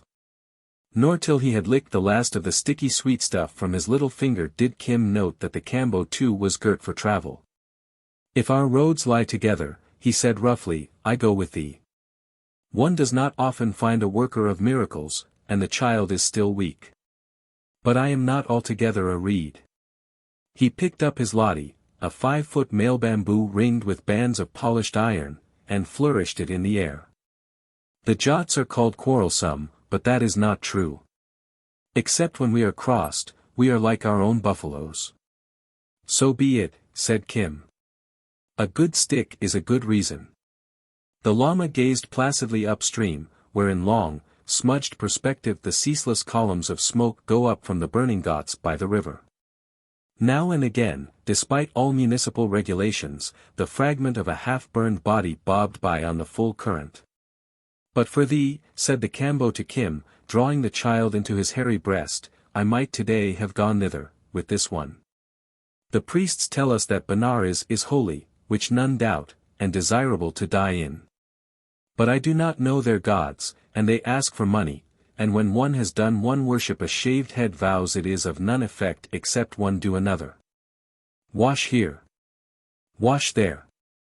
Pour, drink, lave, and scatter flowers, but always pay the priests. No, the Punjab for me, and the soil of the Jullundar Doab for the best soil in it. I have said many times, in the temple, I think, that if need be, the river will open at our feet. We will therefore go north, said the Lama, rising. I remember a pleasant place, set about with fruit trees, where one can walk in meditation, and the air is cooler there. It comes from the hills and the snow of the hills. What is the name? Said Kim. How should I know? Didst thou not know, that was after the army rose out of the earth and took thee away? I abode there in meditation in a room against the dovecot, except when she talked eternally. Oh ho! The woman from Kulu. That is by Saharanpur. Kim laughed. How does the spirit move thy master? Does he go afoot, for the sake of past sins? The Jat demanded cautiously. It is a far cry to Delhi. No, said Kim. I will beg a ticket for the XIII. One does not own to the possession of money in India. Then, in the name of the gods, let us take the fire carriage. My son is best in his mother's arms. The government has brought on us many taxes, but it gives us one good thing, the XIII that joins friends and unites the anxious. A wonderful matter is the XIII. They all piled into it a couple of hours later, and slept through the heat of the day. The Kambo plied Kim with 10,000 questions as to the Lama's walk and work in life, and received some curious answers. Kim was content to be where he was, to look out upon the flat northwestern landscape, and to talk to the changing mob of fellow passengers. Even today, tickets and ticket clipping are dark oppression to Indian rustics. They do not understand why, when they have paid for a magic piece of paper, strangers should punch great pieces out of the charm. So, long and furious are the debates between travelers and Eurasian ticket collectors. Kim assisted at 2 or 3 with grave advice, meant to darken counsel and to show off his wisdom before the Lama and the admiring Kambo. But at Somna Road the fates sent him a matter to think upon. There tumbled into the compartment, as the train was moving off, a mean, lean little person, a Maratha, so far as Kim could judge by the cock of the tight turban. His face was cut, his muslin upper garment was badly torn, and one leg was bandaged. He told them that a country cart had upset and nearly slain him. He was going to Delhi, where his son lived. Kim watched him closely. If, as he asserted, he had been rolled over and over on the earth, there should have been signs of gravel rash on the skin. But all his injuries seemed clean cuts, and a mere fall from a cart could not cast a man into such extremity of terror. As, with shaking fingers, he knotted up the torn cloth about his neck, he laid bare an amulet of the kind called a keeper-up of the heart. Now, amulets are common enough, but they are not generally strung on square-plated copper wire, and still fewer amulets bear black enamel on silver. There were none except the Kambo and the Lama in the compartment, which, luckily, was of an old type with solid ends. Kim made as to scratch in his bosom, and thereby lifted his own amulet. The Maratha's face changed altogether at the sight, and he disposed the amulet fairly on his breast. Yes, he went on to the Kambo, I was in haste, and the cart, driven by a bastard, bound its wheel in a water-cut, and besides the harm done to me there was lost a full dish of Tarkian. I was not a son of the charm, a lucky man, that day. That was a great loss, said the Kambo, with drawing interest. His experience of Benares had made him suspicious. Who cooked it? Said Kim. A woman. The Maratha raised his eyes. But all women can cook Tarkian, said the Kambo. It is a good curry, as I know. Oh yes, it is a good curry, said the Maratha. And cheap, said Kim. But what about caste? Oh, there is no caste where men go to, look for Tarkian, the Maratha replied, in the prescribed cadence. Of whose service art thou? Of the service of this Holy One. Kim pointed to the happy, drowsy Lama, who woke with a jerk at the well-loved word. Ah, he was sent from heaven to aid me. He is called the friend of all the world. He is also called the friend of the stars. He walks as a physician, his time being ripe. Great is his wisdom. And a son of the charm, said Kim under his breath, as the Kambo made haste to prepare a pipe lest the Maratha should beg. And who is that? The Maratha asked, glancing sideways nervously. One whose child we have cured, who lies under great debt to us. Sit by the window, man from Jalandhar. Here is a sick one. Humph. I have no desire to mix with chance-met wastrels. My years are not long. I am not a woman wishing to overhear secrets. The Jat slid himself heavily into a far corner. Art thou anything of a healer? I am 10 leagues deep in calamity, cried the Maratha, picking up the cue. This man is cut and bruised all over. I go about to cure him, Kim retorted. None interfered between thy babe and me. I am rebuked, said the Kambo meekly. I am thy debtor for the life of my son. Thou art a miracle worker, I know it. Show me the cuts. Kim bent over the Maratha's neck, his heart nearly choking him, for this was the great game with a vengeance. Now, tell thy tale swiftly, brother, while I say a charm. I come from the south, where my work lay. One of us they slew by the roadside. Hast thou heard? Kim shook his head. He, of course, knew nothing of E's predecessor, slain down south in the habit of an Arab trader. Having found a certain letter which I was sent to seek, I came away. I escaped from the city and ran to Mo. So sure was I that none knew, I did not change my face. At Mo a woman brought charge against me of theft of jewelry in that city which I had left. Then I saw the cry was out against me. I ran from Mo by night, bribing the police, who had been bribed to hand me over without question to my enemies in the south.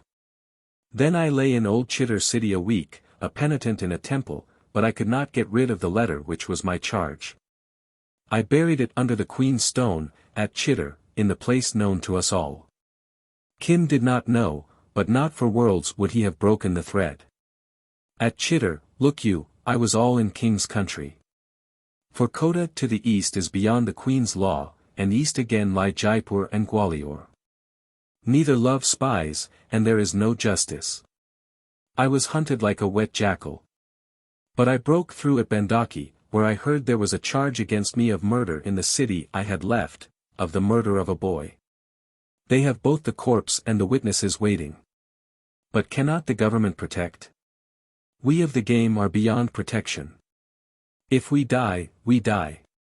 Our names are blotted from the book. That is all.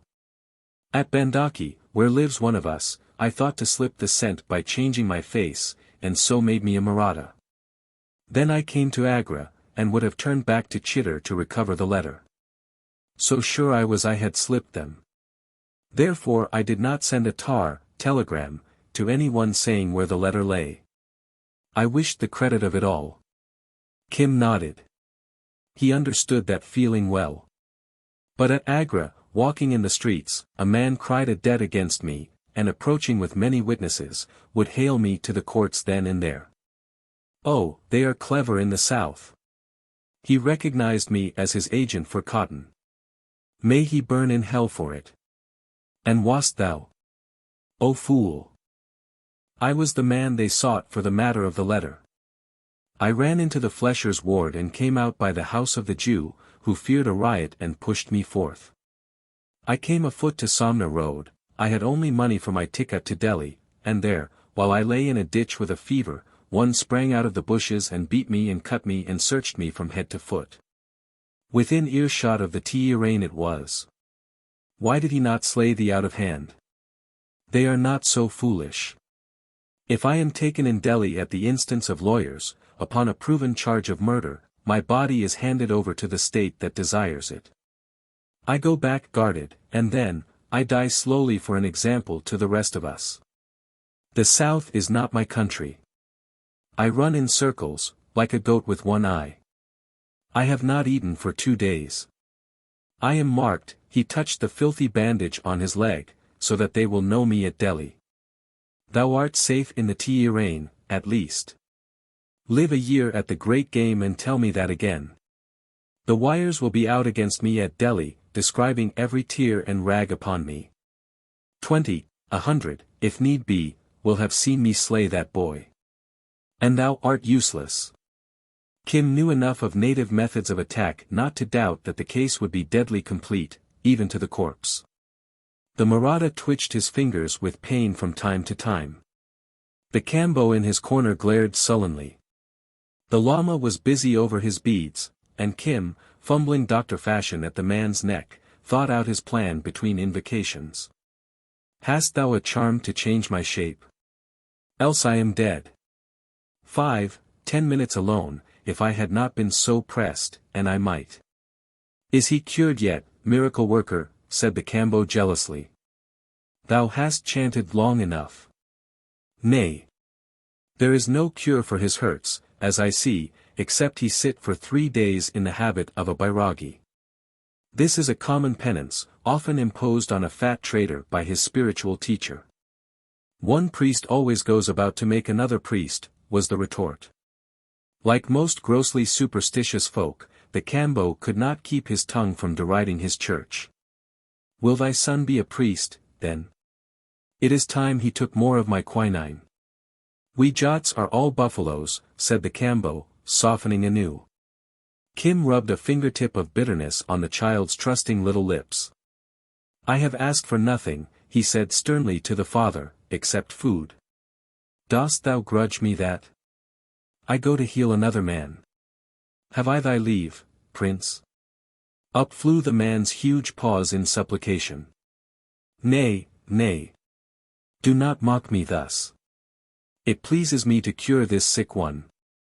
Thou shalt acquire merit by aiding. What color ash is there in thy pipe bowl? White. That is auspicious. Was there raw turmeric among thy foodstuffs? Aye, aye. Open thy bundle. It was the usual collection of small oddments, bits of cloth, quack medicines, cheap fairings, a clothful of atta, greyish, rough ground native flour, twists of down-country tobacco, tawdry pipe stems, and a packet of curry stuff. All wrapped in a quilt. Kim turned it over with the air of a wise warlock, muttering a Mohammedan invocation.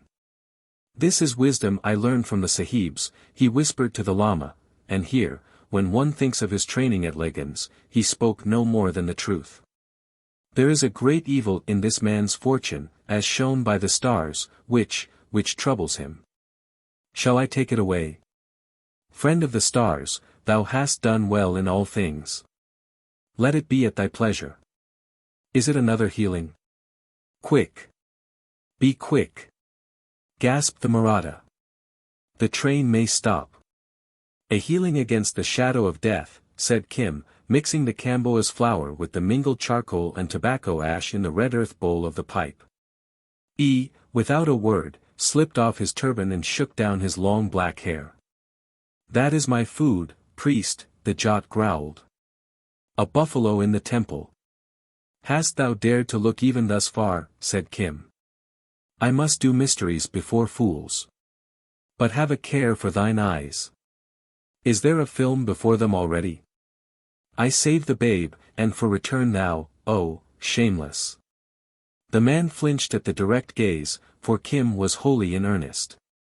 Shall I curse thee, or shall I? He picked up the outer cloth of the bundle and threw it over the bowed head. Dares so much as to think a wish to see, and, even I cannot save thee. Sit. Be dumb. I am blind, dumb. Forbear to curse. Come, child, we will play a game of hiding. Do not, for my sake, look from under the cloth. I see hope, said E23. What is thy scheme? This comes next, said Kim, plucking the thin body shirt. E23 hesitated, with all a Northwest man's dislike of baring his body. What is cast to a cut throat, said Kim, rending it to the waist. We must make thee a yellow sadhu all over. Strip swiftly, and shake thy hair over thine eyes while I scatter the ash. Now, a cast mark on thy forehead. He drew from his bosom the little survey paint-box and a cake of crimson lake. Art thou only a beginner? Said E23, laboring literally for the dear life, as he slid out of his body wrappings and stood clear in the loincloth while Kim splashed in a noble cast mark on the ash-smeared brow. But 2 days entered to the game, brother, Kim replied. Smear more ash on the bosom. Hast thou met a physician of sick pearls? He switched out his long, tight-rolled turban cloth and, with swiftest hands, rolled it over and under about his loins into the intricate devices of a sadhu's cincture. Ha! Dost thou know his touch, then? He was my teacher for a while. We must bar thy legs. Ash cures wounds. Smear it again. I was his pride once, but thou art almost better. The gods are kind to us. Give me that. It was a tin box of opium pills among the rubbish of the Jat's bundle. E23 gulped down a half-handful. They are good against hunger, fear, and chill. And they make the eyes red too, he explained. Now I shall have heart to play the game. We lack only a sadhu's tongs. What of the old clothes?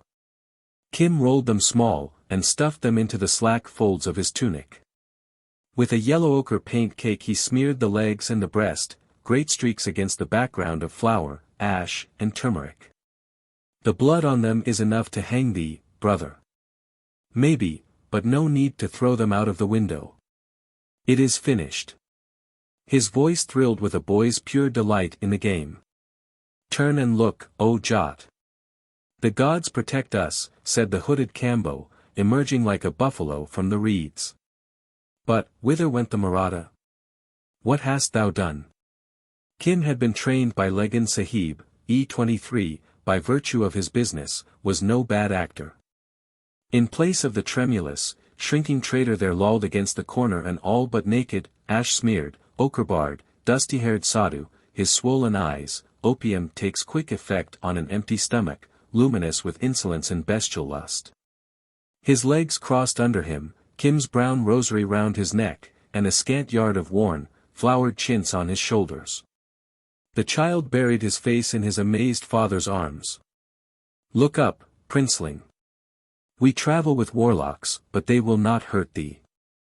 Oh, do not cry. What is the sense of curing a child one day and killing him with fright the next? The child will be fortunate all his life. He has seen a great healing. When I was a child I made clay men and horses. I have made them too. Sir Banis, he comes in the night and makes them all alive at the back of our kitchen midden, piped the child. And so thou art not frightened at anything? Prince. I was frightened because my father was frightened. I felt his arms shake. Oh, chicken man, said Kim, and even the abashed Jat laughed. I have done a healing on this poor traitor. He must forsake his gains and his account books, and sit by the wayside 3 nights to overcome the malignity of his enemies. The stars are against him. The fewer money-lenders the better, say I, but, sadhu or no sadhu, he should pay for my stuff on his shoulders.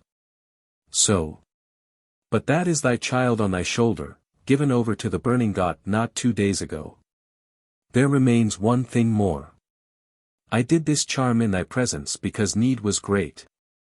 I changed his shape and his soul.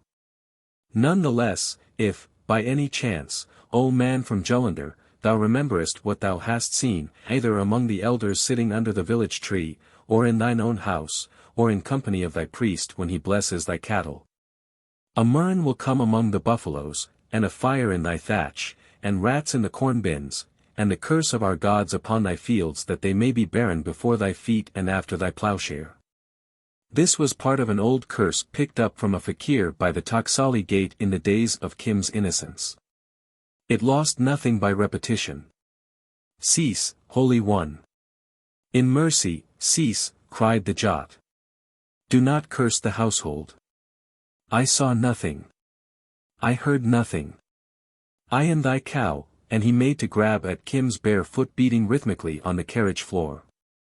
But since thou hast been permitted to aid me in the matter of a pinch of flour and a little opium and such trifles as I have honored by using in my art, so will the gods return a blessing, and he gave it at length, to the man's immense relief. It was one that he had learned from Legan Sahib. The Lama stared through his spectacles as he had not stared at the business of disguisement. Friend of the stars, he said at last, thou hast acquired great wisdom. Beware that it do not give birth to pride. No man having the law before his eyes speaks hastily of any matter which he has seen or encountered. No, no, no, indeed, cried the farmer, fearful lest the master should be minded to improve on the pupil. XIII, with relaxed mouth, gave himself up to the opium that is meat, tobacco, and medicine to the spent Asiatic. So, in a silence of awe and great miscomprehension, they slid into Delhi about lamplighting time. Chapter 12. Who hath desired the sea, the sight of salt water unbounded? The heave and the halt and the hurl and the crash of the comber wind-hounded? The sleek-barreled swell before storm, grey, foamless, enormous, and growing? Stark calm on the lap of the line, or the crazy-eyed hurricane blowing? His sea and no showing the same, his sea and the same 'neath all showing. His sea that his being fulfills. So and no otherwise, so and no otherwise hillmen desire their hills. The sea and the hills. I have found my heart again, said XIII, under cover of the platform's tumult. Hunger and fear make men dazed, or I might have thought of this escape before. I was right. They come to hunt for me. Thou hast saved my head. A group of yellow-trousered Punjab policemen, headed by a hot and perspiring young Englishman, parted the crowd about the carriages. Behind them, inconspicuous as a cat, ambled a small fat person who looked like a lawyer's tout. See the young Sahib reading from a paper. My description is in his hand, said XIII. They've go carriage by carriage, like fisherfolk netting a pool. When the procession reached their compartment, XIII was counting his beads with a steady jerk of the wrist, while Kim jeered at him for being so drugged as to have lost the ringed fire tongs which are the sadhu's distinguishing mark. The Lama, deep in meditation, stared straight before him, and the farmer, glancing furtively, gathered up his belongings. Nothing here but a parcel of holy bolies, said the Englishman aloud, and passed on amid a ripple of uneasiness. For native police mean extortion to the native all India over. The trouble now, whispered XIII, lies in sending a wire as to the place where I hid that letter I was sent to find. I cannot go to the tar office in this guise. Is it not enough I have saved thy neck? Not if the work be left unfinished. Did never the healer of sick pearls tell thee so? Comes another Sahib. Ah! This was a tallish, sallowish district superintendent of police, belt, helmet, polished spurs and all, strutting and twirling his dark mustache. What fools are these police sahibs, said Kim genially. E23 glanced up under his eyelids. It is well said, he muttered in a changed voice. I go to drink water. Keep my place. He blundered out almost into the Englishman's arms, and was bad-worded in clumsy Urdu. Tum mutt. You drunk? You mustn't bang about as though Delhi station belonged to you, my friend. E23, not moving a muscle of his countenance, answered with a stream of the filthiest abuse, at which Kim naturally rejoiced. It reminded him of the drummer boys and the barrack sweepers at Umballa in the terrible time of his first schooling. My good fool, the Englishman drawled. Nickel J.O. Go back to your carriage. Step by step, withdrawing deferentially and dropping his voice, the yellow Sada clomb back to the carriage, cursing the DSP. To remotest posterity, by, here Kim almost jumped, by the curse of the Queen's Stone, by the writing under the Queen's Stone, and by an assortment of gods with holy, new names. I don't know what you're saying, the Englishman flushed angrily, but it's some piece of blasted impertinence. Come out of that. E23, affecting to misunderstand, gravely produced his ticket, which the Englishman wrenched angrily from his hand. Oh, Zulum! What oppression, growled the Jat from his corner. All for the sake of a jest too. He had been grinning at the freedom of the Sada's tongue. Thy charms do not work well today, Holy One. The Sadhu followed the policeman, fawning and supplicating. The ruck of passengers, busy, with their babies and their bundles, had not noticed the affair. Kim slipped out behind him. For it flashed through his head that he had heard this angry, stupid Sahib discoursing loud personalities to an old lady near Umballa 3 years ago. It is well, the Sadhu whispered, jammed in the calling, shouting, bewildered press, a Persian greyhound between his feet and a cageful of yelling hawks under charge of a Rajput falconer in the small of his back. He has gone now to send word of the letter which I hid. They told me he was in Peshawar.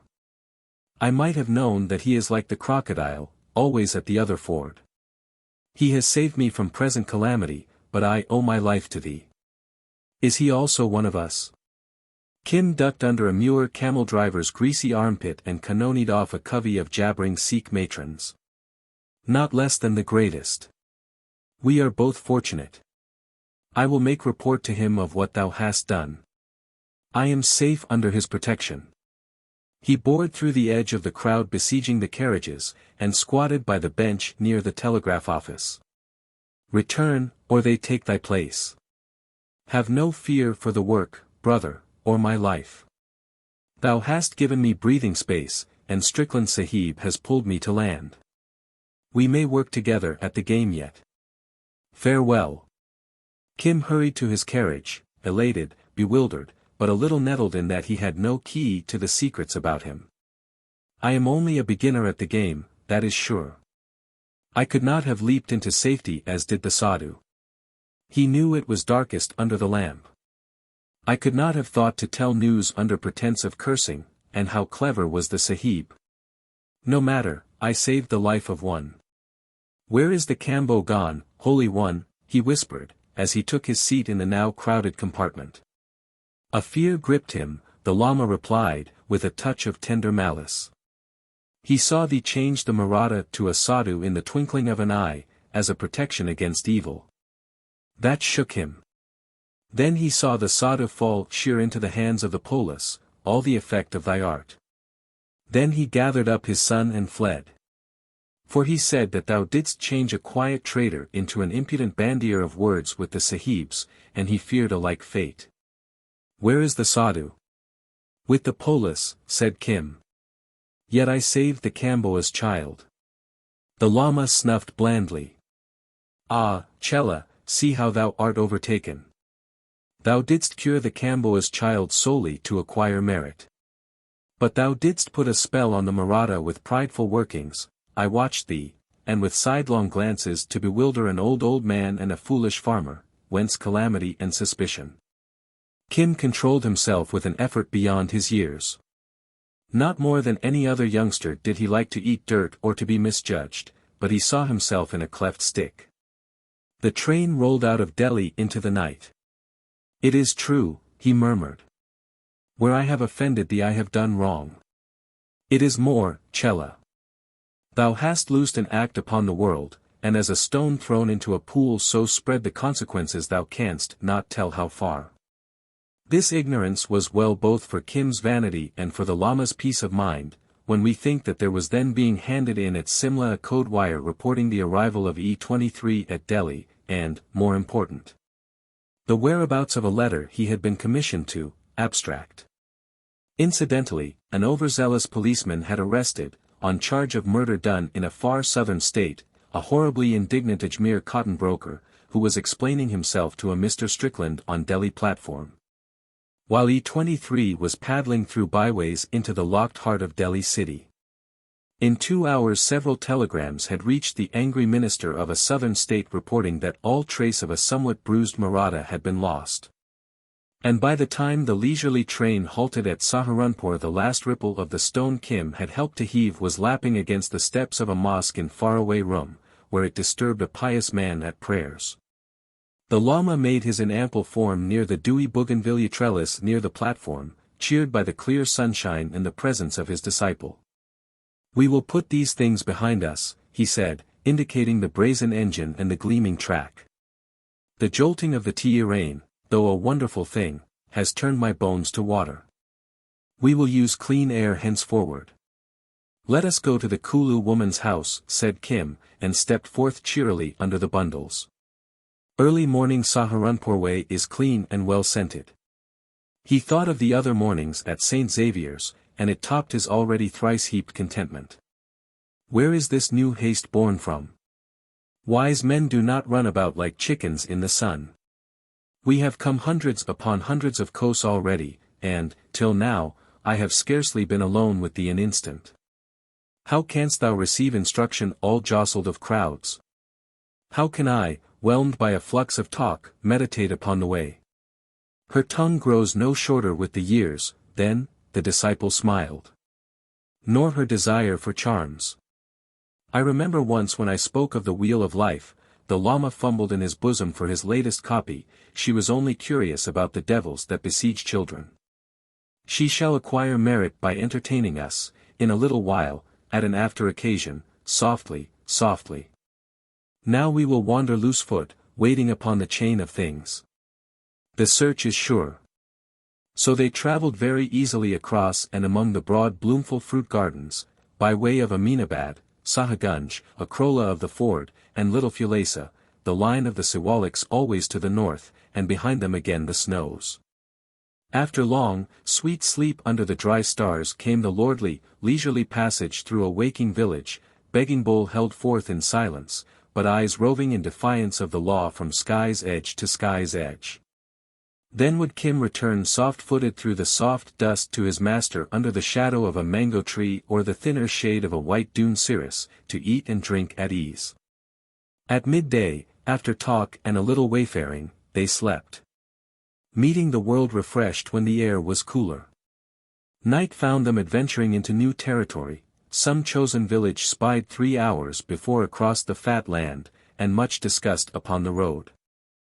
There they told their tale, a new one each evening so far as Kim was concerned, and there were they made welcome either by priest or headman, after the custom of the kindly East. When the shadows shortened and the Lama leaned more heavily upon Kim, there was always the wheel of life to draw forth, to hold flat under wiped stones, and with a long straw to expound cycle by cycle. Here sat the gods on high, and they were dreams of dreams. Here was our heaven and the world of the demigods, horsemen fighting among the hills. Here were the agonies done upon the beasts, souls ascending or descending the ladder and therefore not to be interfered with. Here were the hells, hot and cold, and the abodes of tormented ghosts. Let the Chela study the troubles that come from overeating, bloated stomach and burning bowels. Obediently, then, with bowed head and brown finger alert to follow the pointer, did the Chela study. But when they came to the human world, busy and profitless, that is just above the hells, his mind was distracted, for by the roadside trundled the very will itself, eating, drinking, trading, marrying, and quarreling, all warmly alive. Often the Lama made the living pictures the matter of his text, bidding Kim, too ready, note how the flesh takes 1,000 shapes, desirable or detestable as men reckon, but in truth of no account either way. And how the stupid spirit, bond slave to the hog, the dove, and the serpent, lusting after betel nut, a new yoke of oxen, women, or the favor of kings, is bound to follow the body through all the heavens and all the hells, and strictly round again. Sometimes a woman or a poor man, watching the ritual, it was nothing less, when the great yellow chart was unfolded, would throw a few flowers or a handful of cowries upon its edge. It sufficed these humble ones that they had met a holy one who might be moved to remember them in his prayers. Cure them if they are sick, said the Lama, when Kim's sporting instincts woke. Cure them if they have fever, but by no means work charms. Remember what befell the Maratha. Then all doing is evil. Kim replied, lying out under a big tree at the fork of the dune road, watching the little ants run over his hand. To abstain from action is well, except to acquire merit. At the gates of learning we were taught that to abstain from action was unbefitting a sahib. And I am a sahib. Friend of all the world, the Lama looked directly at Kim, I am an old man, pleased with shows as are children. To those who follow the way there is neither black nor white, hind nor bodial. We be all souls seeking escape. No matter what thy wisdom learned among sahibs, when we come to my river thou wilt be freed from all illusion, at my side. Hi! My bones ache for that river, as they ached in the Tibetan, but my spirit sits above my bones, waiting. The search is sure. I am answered. Is it permitted to ask a question? The Lama inclined his stately head. I ate thy bread for 3 years, as thou knowest. Holy One, whence came? There is much wealth, as men count it, in Bodial, the Lama returned with composure. In my own place I have the illusion of honor. I ask for that I need. I am not concerned with the account. That is for my monastery. AI. The black high seats in the monastery, and novices all in order. And he told stories, tracing with a finger in the dust, of the immense and sumptuous ritual of avalanche-guarded cathedrals, of processions and devil dances. Of the changing of monks and nuns into swine, of holy cities 15,000 feet in the air, of intrigue between monastery and monastery, of voices among the hills, and of that mysterious mirage that dances on dry snow. He spoke even of Lhasa and of the Dalai Lama, whom he had seen and adored. Each long, perfect day rose behind Kim for a barrier to cut him off from his race and his mother tongue. He slipped back to thinking and dreaming in the vernacular, and mechanically followed the Lama's ceremonial observances at eating, drinking, and the like. The old man's mind turned more and more to his monastery as his eyes turned to the steadfast snows. His river troubled him nothing. Now and again, indeed, he would gaze long and long at a tuft or a twig, expecting, he said, the earth to cleave and deliver its blessing, but he was content to be with his disciple, at ease in the temperate wind that comes down from the dune. This was not Ceylon, nor Bodh Gaya, nor Bombay, nor some grass-tangled ruins that he seemed to have stumbled upon 2 years ago. He spoke of those places as a scholar removed from vanity, as a seeker walking in humility, as an old man, wise and temperate, illumining knowledge with brilliant insight. Bit by bit, disconnectedly, each tale called up by some wayside thing, he spoke of all his wanderings up and down Hind, till Kim, who had loved him without reason, now loved him for 50 good reasons. So they enjoyed themselves in high felicity, abstaining, as the rule demands, from evil words, covetous desires, not overeating, not lying on high beds, nor wearing rich clothes. Their stomachs told them the time, and the people brought them their food, as the saying is. They were lords of the villages of Aminabad, Sahagunj, Akrola of the Ford, and Little Fulesa, where Kim gave the soulless woman a blessing. But news travels fast in India, and two soon shuffled across the cropland, bearing a basket of fruits with a box of cobble grapes and gilt oranges, a white-whiskered servitor, a lean, dry Uriah, begging them to bring the honor of their presence to his mistress, distressed in her mind that the Lama had neglected her so long. Now do I remember, the Lama spoke as though it were a wholly new proposition. She is virtuous, but an inordinate talker. Kim was sitting on the edge of a cow's manger, telling stories to a village smith's children. She will only ask for another son for her daughter. I have not forgotten her, he said. Let her acquire merit. Send word that we will come. They covered 11 miles through the fields in 2 days, and were overwhelmed with attentions at the end. For the old lady held a fine tradition of hospitality, to which she forced her son-in-law, who was under the thumb of his womenfolk and bought peace by borrowing of the money-lender. Age had not weakened her tongue or her memory, and from a discreetly barred upper window, in the hearing of not less than a dozen servants, she paid Kim compliments that would have flung European audiences into unclean dismay. But thou art still the shameless beggar-brat of the Pareo, she shrilled. I have not forgotten thee. Wash ye and eat. The father of my daughter's son is gone away a while. So we poor women are dumb and useless. For proof, she harangued the entire household unsparingly till food and drink were brought. And in the evening, the smoke-scented evening, copper-dun and turquoise across the fields, it pleased her to order her palanquin to be set down in the untidy forecourt by smoky torchlight. And there, behind not too closely drawn curtains, she gossiped. Had the Holy One come alone, I should have received him otherwise, but with this rogue, who can be too careful? Maharani, said Kim, choosing as always the amplest title, is it my fault that none other than a sahib, a Pola sahib, called the Maharani whose face he, chut? That was on the pilgrimage. When we travel, thou knowest the proverb. Called the Maharani a breaker of hearts and a dispenser of delights? To remember that. It was true. So he did. That was in the time of the bloom of my beauty. She chuckled like a contented parrot above the sugar lump. Now tell me of thy goings and comings, as much as may be without shame. How many maids, and whose wives, hang upon thine eyelashes? Ye hail from Benares? I would have gone there again this year, but my daughter, we have only 2 sons. Fay. Such is the effect of these low plains. Now in Kulu men are elephants. But I would ask thy Holy One, stand aside, rogue, a charm against most lamentable windy colics that in mango time overtake my daughter's eldest. 2 years back he gave me a powerful spell. Oh, Holy One, said Kim, bubbling with mirth at the Lama's rueful face. It is true. I gave her one against wind. Teeth, teeth, teeth, snapped the old woman.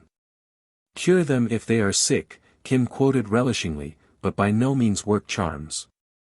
Remember what befell the Maratha. That was 2 rains ago, she wearied me with her continual importunity. The Lama groaned as the unjust judge had groaned before him.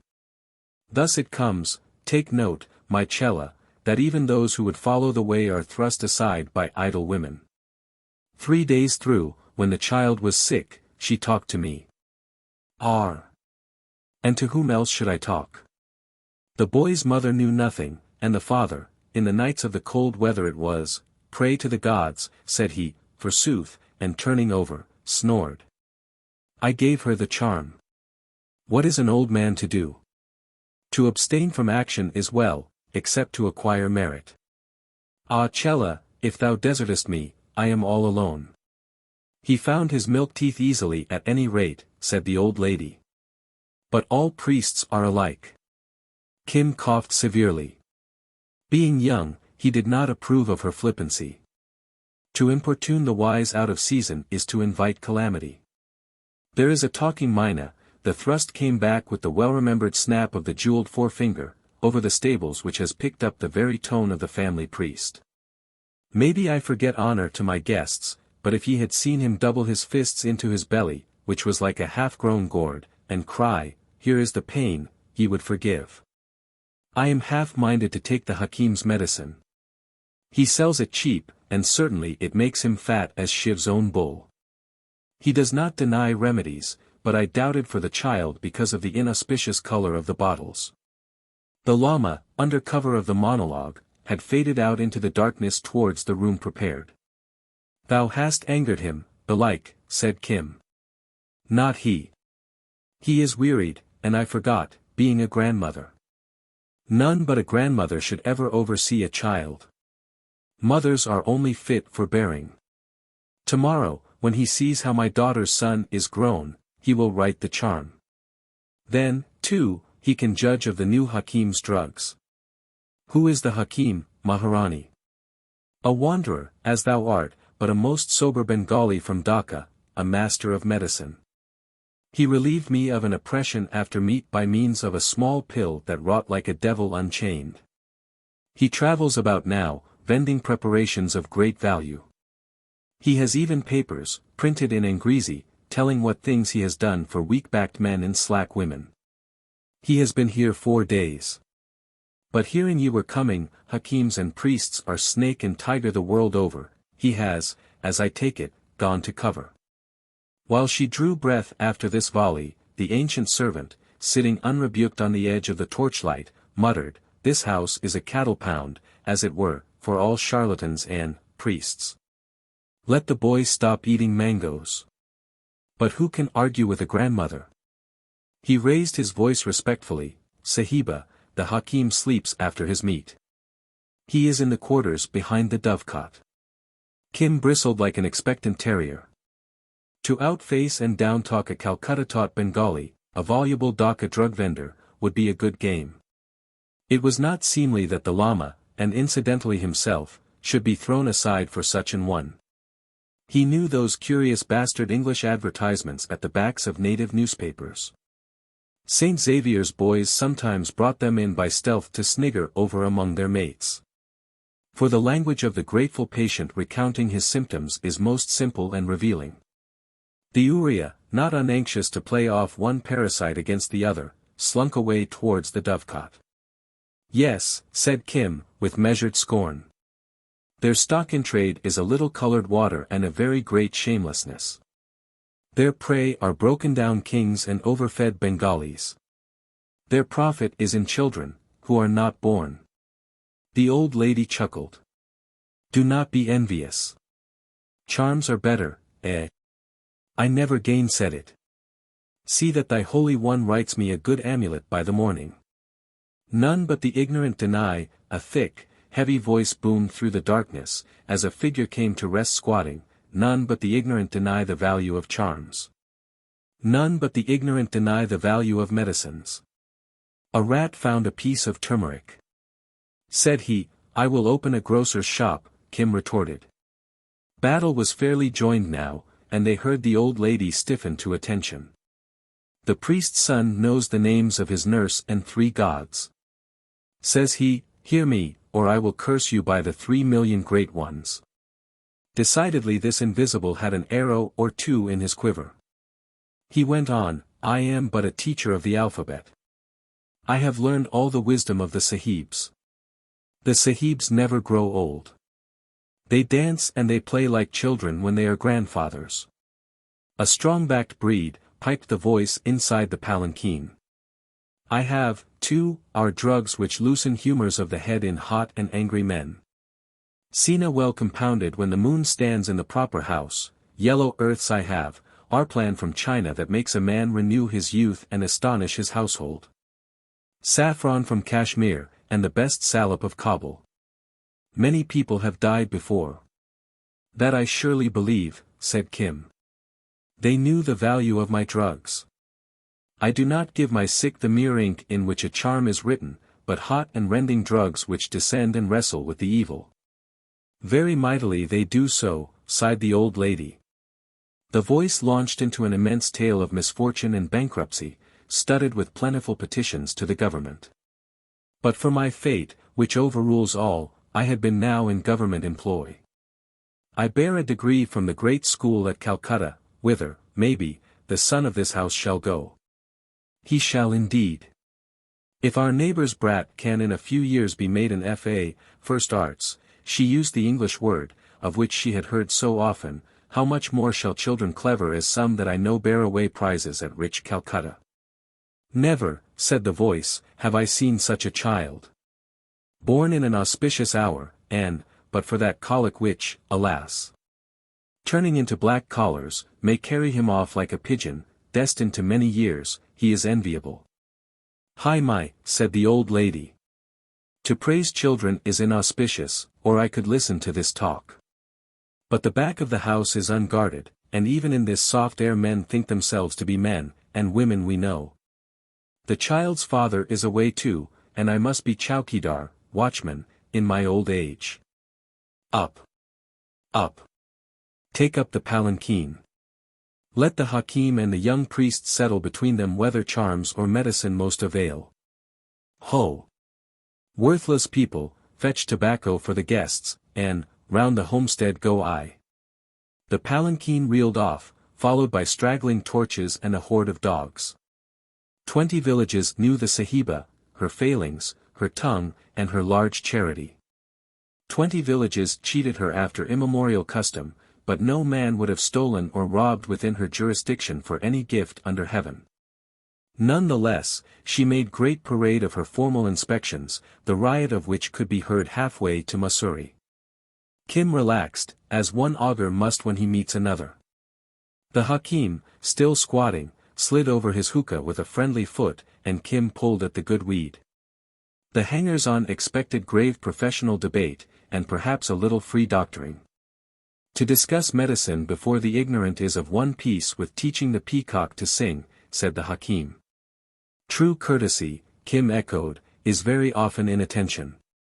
These, be it understood, were company manners, designed to impress. Hi! I have an ulcer on my leg, cried a scullion. Look at it. Get hence. Remove, said the hakim. Is it the habit of the place to pester honored guests? Ye crowd in like buffaloes. If the Sahiba knew, Kim began. Ai. Come away. They are meat for our mistress. When her young shaitan's colics are cured perhaps we poor people may be suffered to. The mistress fed thy wife when thou wast in jail for breaking the moneylender's head. Who speaks against her? The old servitor curled his white mustaches savagely in the young moonlight. I am responsible for the honor of this house. Go, and he drove the underlings before him. Said the hakim, hardly more than shaping the words with his lips, how do you do, Mr. O'Hara? I am jolly glad to see you again. Kim's hand clenched about the pipe stem. Anywhere on the open road, perhaps, he would not have been astonished. But here, in this quiet backwater of life, he was not prepared for Hari Babu. It annoyed him, too, that he had been hoodwinked. Ah ha! I told you at Lucknow, Ray Surgam, I shall rise again and you shall not know me. How much did you bet, eh? He chewed leisurely upon a few cardamom seeds, but he breathed uneasily. But why come here, Babuji? Ah! That is the question, as Shakespeare hath it. I come to congratulate you on your extraordinary efficient performance at Delhi. Oh I tell you we are all proud of you. It was very neat and handy. Our mutual friend, he is old friend of mine. He has been in some damn tight places. Now he will be in some more. He told me, I tell Mr. Ligon. And he is pleased you graduate so nicely. All the department is pleased. For the first time in his life, Kim thrilled to the clean pride, it can be a deadly pitfall, none the less, of departmental praise, ensnaring praise from an equal of work appreciated by fellow workers. Earth has nothing on the same plane to compare with it. But, cried the Oriental in him, Babus do not travel far to retail compliments. Tell thy tale, Babu, he said authoritatively. Oh it is nothing. Only I was at Simla when the wire came in about what our mutual friend said he had hidden, an old Creighton. He looked to see how Kim would take this piece of audacity. The Colonel Sahib, the boy from St. Xavier's corrected. Of course. He found me at a loose string, and I had to go down to Chitter to find that beastly letter. I do not like the south, too much railway travel, but I drew good travelling allowance. Ha! Ha! I meet our mutual at Delhi on the way back. He lies quiet just now, and says Sada disguise suits him to the ground. Well, there I hear what you have done so well, so quickly, upon the instantaneous spur of the moment. I tell our mutual you take the bally bun, by Jove. It was splendid. I come to tell you so. The frogs were busy in the ditches, and the moon slid to her setting. Some happy servant had gone out to commune with the night and to beat upon a drum. Kim's next sentence was in the vernacular. How didst thou follow us? Oh, that was nothing. I know from our mutual friend you go to Saharanpur. So I come on. Red Lamas are not inconspicuous persons. I buy myself my drug box, and I am very good doctor really. I go to Akrola of the Ford, and hear all about you, and I talk here and talk there. All the common people know what you do. I knew when the hospitable old lady sent the duli. They have great recollections of the old Lama's visits here. I know old ladies cannot keep their hands from medicines. So I am a doctor, and, you hear my talk. I think it is very good. My word, Mr. O'Hara, they know about you and the Lama for 50 miles, the common people. So I come. Do you mind? Babuji, said Kim, looking up at the broad, grinning face, I am a sahib. My dear Mr. O'Hara. And I hope to play the great game. You are subordinate to me departmentally at present. Then why talk like an ape in a tree? Men do not come after one from Simla and change their dress, for the sake of a few sweet words. I am not a child. Talk Hindi and let us get to the yolk of the egg. Thou art here, speaking not one word of truth in 10. Why art thou here? Give a straight answer. That is so very disconcerting of the Europeans, Mr. O'Hara. You should know a heap better at your time of life. But I want to know, said Kim, laughing. If it is the game, I may help. How can I do anything if you babble, all round the shop? Hari Babu reached for the pipe, and sucked it till it gurgled again. Now I will speak vernacular. You sit tight, Mr. O'Hara. It concerns the pedigree of a white stallion. Still. That was finished long ago. When everyone is dead the great game is finished. Not before. Listen to me till the end. There were 5 kings who prepared a sudden war 3 years ago, when thou wast given the stallion's pedigree by Mahbub Ali.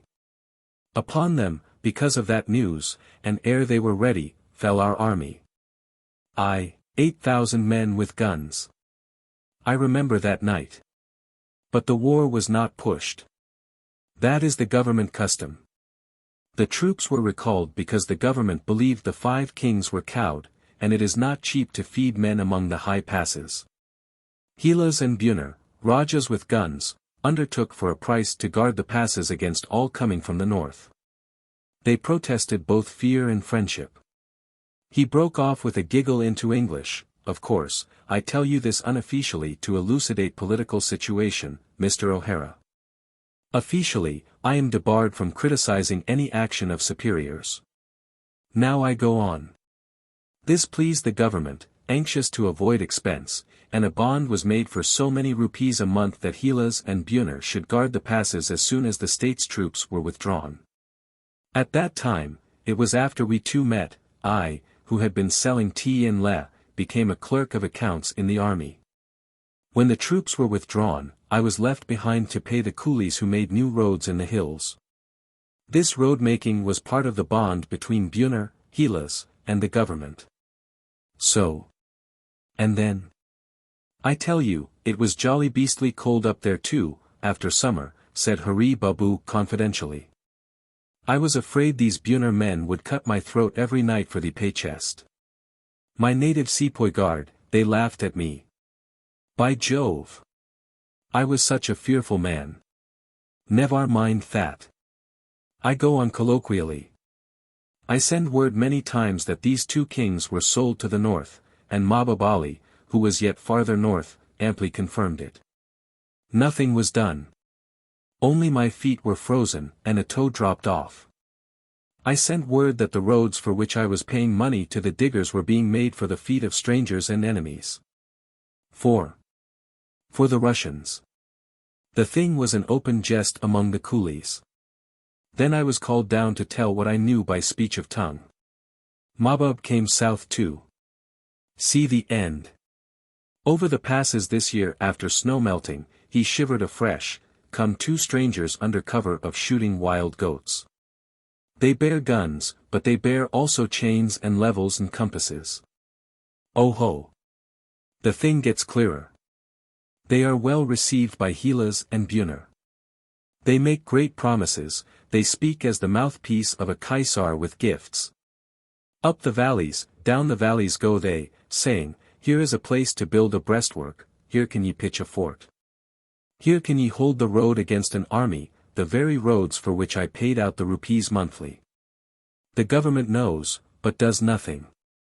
The three other kings, who were not paid for guarding the passes, tell them by runner of the bad faith of Buner and Hilas. When all the evil is done, look you, when these two strangers with the levels and the compasses make the five kings to believe that a great army will sweep the passes tomorrow or the next day, hill people are all fools, comes the order to me.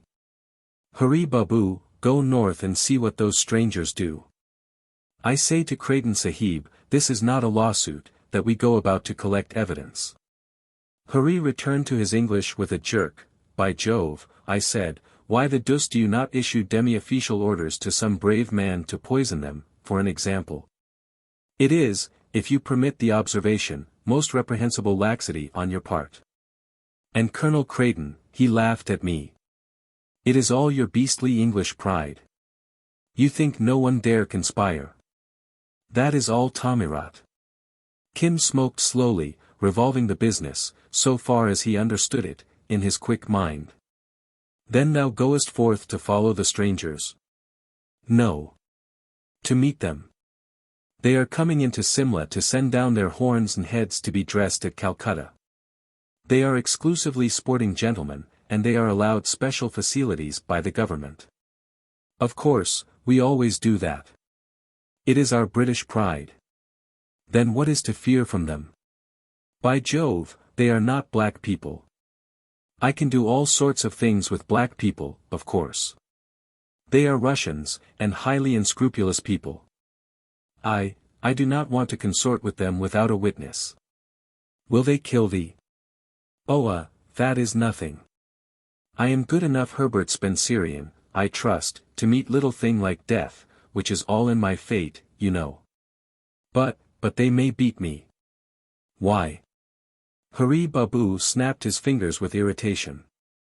Of course I shall affiliate myself to their camp in supernumerary capacity as perhaps interpreter, or person mentally impotent and hungry, or some such thing.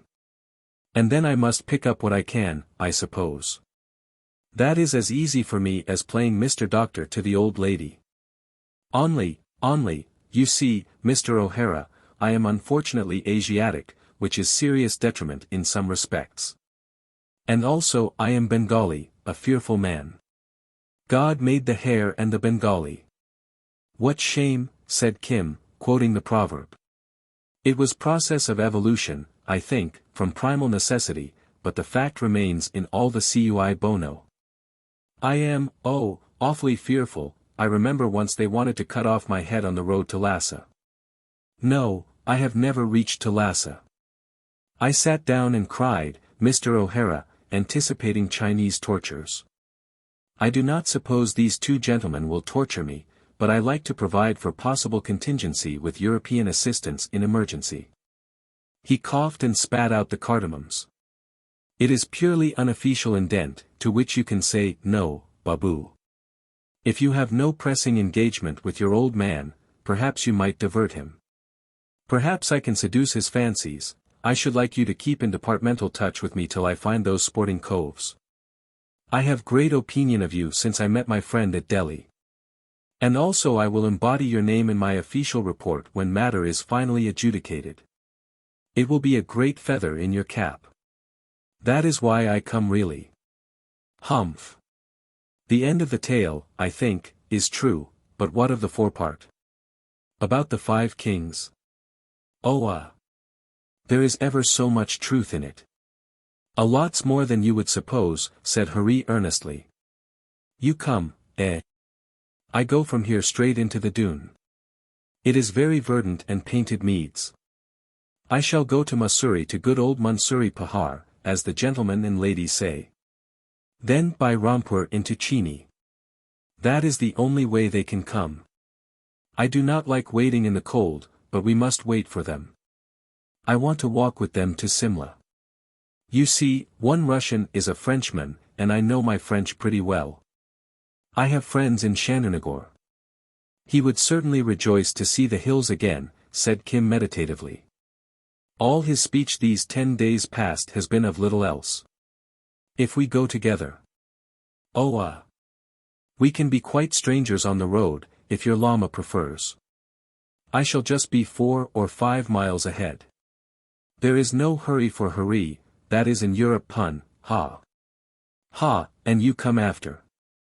There is plenty of time. They will plot and survey and map, of course. I shall go tomorrow, and you the next day, if you choose. You go think on it till morning. By Jove, it is near morning now. He yawned ponderously, and with never a civil word lumbered off to his sleeping place. But Kim slept little, and his thoughts ran in Hindustani. Well is the game called great. I was 4 days a scullion at Quetta, waiting on the wife of the man whose book I stole. And that was part of the great game. From the south, God knows how far, came up the Maratha, playing the great game in fear of his life. Now I shall go far and far into the north playing the great game. Truly, it runs like a shuttle throughout all Hind. And my share and my joy, he smiled to the darkness, I owe to the Lama here. Also to Mahbub Ali, also to Creighton Sahib, but chiefly to the Holy One. He is right, a great and a wonderful world, and I am Kim, alone, one person, in the middle of it all. But I will see these strangers with their levels and chains. What was the upshot of last night's babble, said the Lama, after his orisons. There came a strolling seller of drugs, a hanger-on of the Sahibas. Him I abolished by arguments and prayers, proving that our charms are worthier than his colored waters. Alas, my charms! Is the virtuous woman still bent upon a new one? Very strictly. Then it must be written, or she will deafen me with her clamor. He fumbled at his pen case. In the plains, said Kim, are always too many people. In the hills, as I understand, there are fewer. Oh! The hills, and the snows upon the hills. The Lama tore off a tiny square of paper fit to go in an amulet. But what dost thou know of the hills? They are very close. Kim thrust open the door and looked at the long, peaceful line of the Himalayas flushed in morning gold. Except in the dress of a Sahib, I have never set foot among them. The Lama snuffed the wind wistfully. If we go north, Kim put the question to the waking sunrise, would not much midday heat be avoided by walking among the lower hills at least? Is the charm made, Holy One? I have written the names of 7 silly devils, not one of whom is worth a grain of dust in the eye. Thus do foolish women drag us from the way. Hari Babu came out from behind the dovecot washing his teeth with ostentatious ritual. Full-fleshed, heavy-haunched, bull-necked, and deep-voiced, he did not look like a fearful man. Kim signed almost imperceptibly that matters were in good train, and when the morning toilet was over, Hari Babu, in flowery speech, came to do honor to the Lama. They ate, of course, apart, and afterwards the old lady, more or less veiled behind a window, returned to the vital business of green mango colics in the young. The Lama's knowledge of medicine was, of course, sympathetic only. He believed that the dung of a black horse, mixed with sulfur, and carried in a snake skin, was a sound remedy for cholera, but the symbolism interested him far more than the science. Hari Babu deferred to these views with enchanting politeness, so that the Lama called him a courteous physician. Hari Babu replied that he was no more than an inexpert dabbler in the mysteries. But at least, he thanked the gods therefore, he knew when he sat in the presence of a master. He himself had been taught by the sahibs, who do not consider expense, in the lordly halls of Calcutta. But, as he was ever first to acknowledge, there lay a wisdom behind earthly wisdom, the high and lonely lore of meditation. Kim looked on with envy. The Hari Babu of his knowledge, oily, effusive, and nervous, was gone. Gone, too, was the brazen drug vendor of overnight. There remained, polished, polite, attentive, a sober, learned son of experience and adversity, gathering wisdom from the Lama's lips. The old lady confided to Kim that these rare levels were beyond her. She liked charms with plenty of ink that one could wash off in water, swallow, and be done with. Else what was the use of the gods? She liked men and women, and she spoke of them, of kinglets she had known in the past, of her own youth and beauty, of the depredations of leopards and the eccentricities of love Asiatic. Of the incidents of taxation, rack-renting, funeral ceremonies, her son-in-law, this by illusion, easy to be followed, the care of the young, and the age's lack of decency. And Kim, as interested in the life of this world as she soon to leave it, squatted with his feet under the hem of his robe, drinking all in, while the Lama demolished one after another every theory of body-curing put forward by Hari Babu. At noon the Babu strapped up his brass-bound drug-box, took his patent leather shoes of ceremony in one hand, a gay blue and white umbrella in the other, and set off northwards to the dune, where, he said, he was in demand among the lesser kings of those parts. We will go in the cool of the evening, Chela, said the Lama. That doctor, learned in physic and courtesy, affirms that the people among these lower hills are devout, generous, and much in need of a teacher. In a very short time, so says the Hakim, we come to cool air and the smell of pines. Ye go to the hills. And by Kulu road? Oh, thrice happy, shrilled the old lady. But that I am a little pressed with the care of the homestead I would take palanquin, but that would be shameless, and my reputation would be cracked. Ho! Ho! I know the road, every march of the road I know. Ye will find charity throughout, it is not denied to the well-looking. I will give orders for provision. A servant to set you forth upon your journey? No. Then I will at least cook ye good food. What a woman is the Sahiba! Said the white-bearded Uriya, when a tumult rose by the kitchen quarters. She has never forgotten a friend, she has never forgotten an enemy in all her years. And her cookery, wah! He rubbed his slim stomach. There were cakes, there were sweetmeats, there was cold fowl stewed to rags with rice and prunes, enough to burden Kim like a mule. I am old and useless, she said. None now love me, and none respect, but there are few to compare with me when I call on the gods and squat to my cooking pots. Come again, O people of goodwill. Holy One and disciple, come again. The room is always prepared. The welcome is always ready. See the women do not follow thy Chela too openly. I know the women of Kulu. Take heed, Chela, lest he run away when he smells his hills again. Hi! Do not tilt the rice bag upside down. Bless the household, Holy One, and forgive thy servant her stupidities.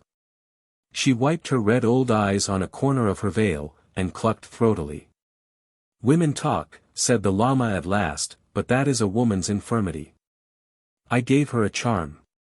She is upon the wheel and wholly given over to the shows of this life, but none the less, Chela, she is virtuous, kindly, hospitable, of a whole and zealous heart. Who shall say she does not acquire merit? Not I, Holy One, said Kim, re-slinging the bountiful provision on his shoulders. In my mind, behind my eyes, I have tried to picture such an one altogether freed from the wheel, desiring nothing, causing nothing, a nun, as it were.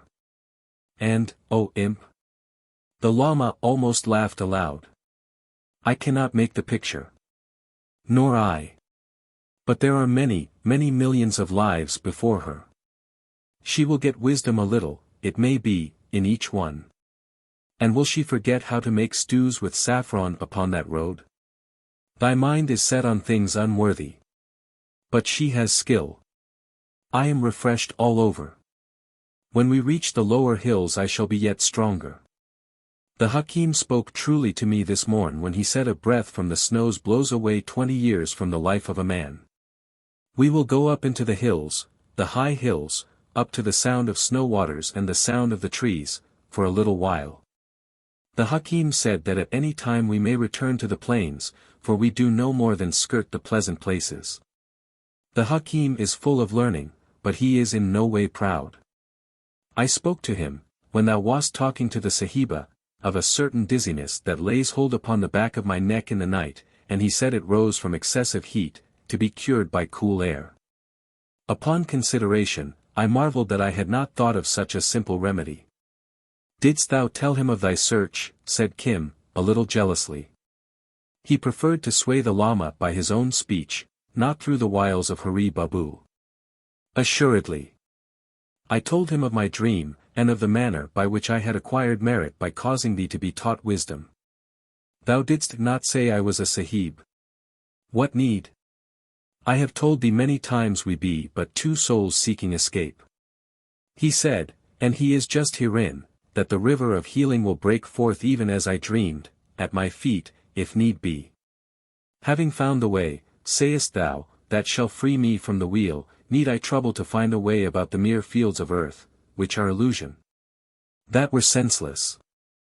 I have my dreams, night upon night repeated, I have Jataka. And I have thee, friend of all the world. It was written in thy horoscope that a red bull on a green field, I have not forgotten, should bring thee to honor. Who but I saw that prophecy accomplished? Indeed, I was the instrument. Thou shalt find me my river, being in return the instrument. The search is sure. He set his ivory-yellow face, serene and untroubled, towards the beckoning hills, his shadow shouldering far before him in the dust. Chapter 13. Who hath desired the sea, the immense and contemptuous surges?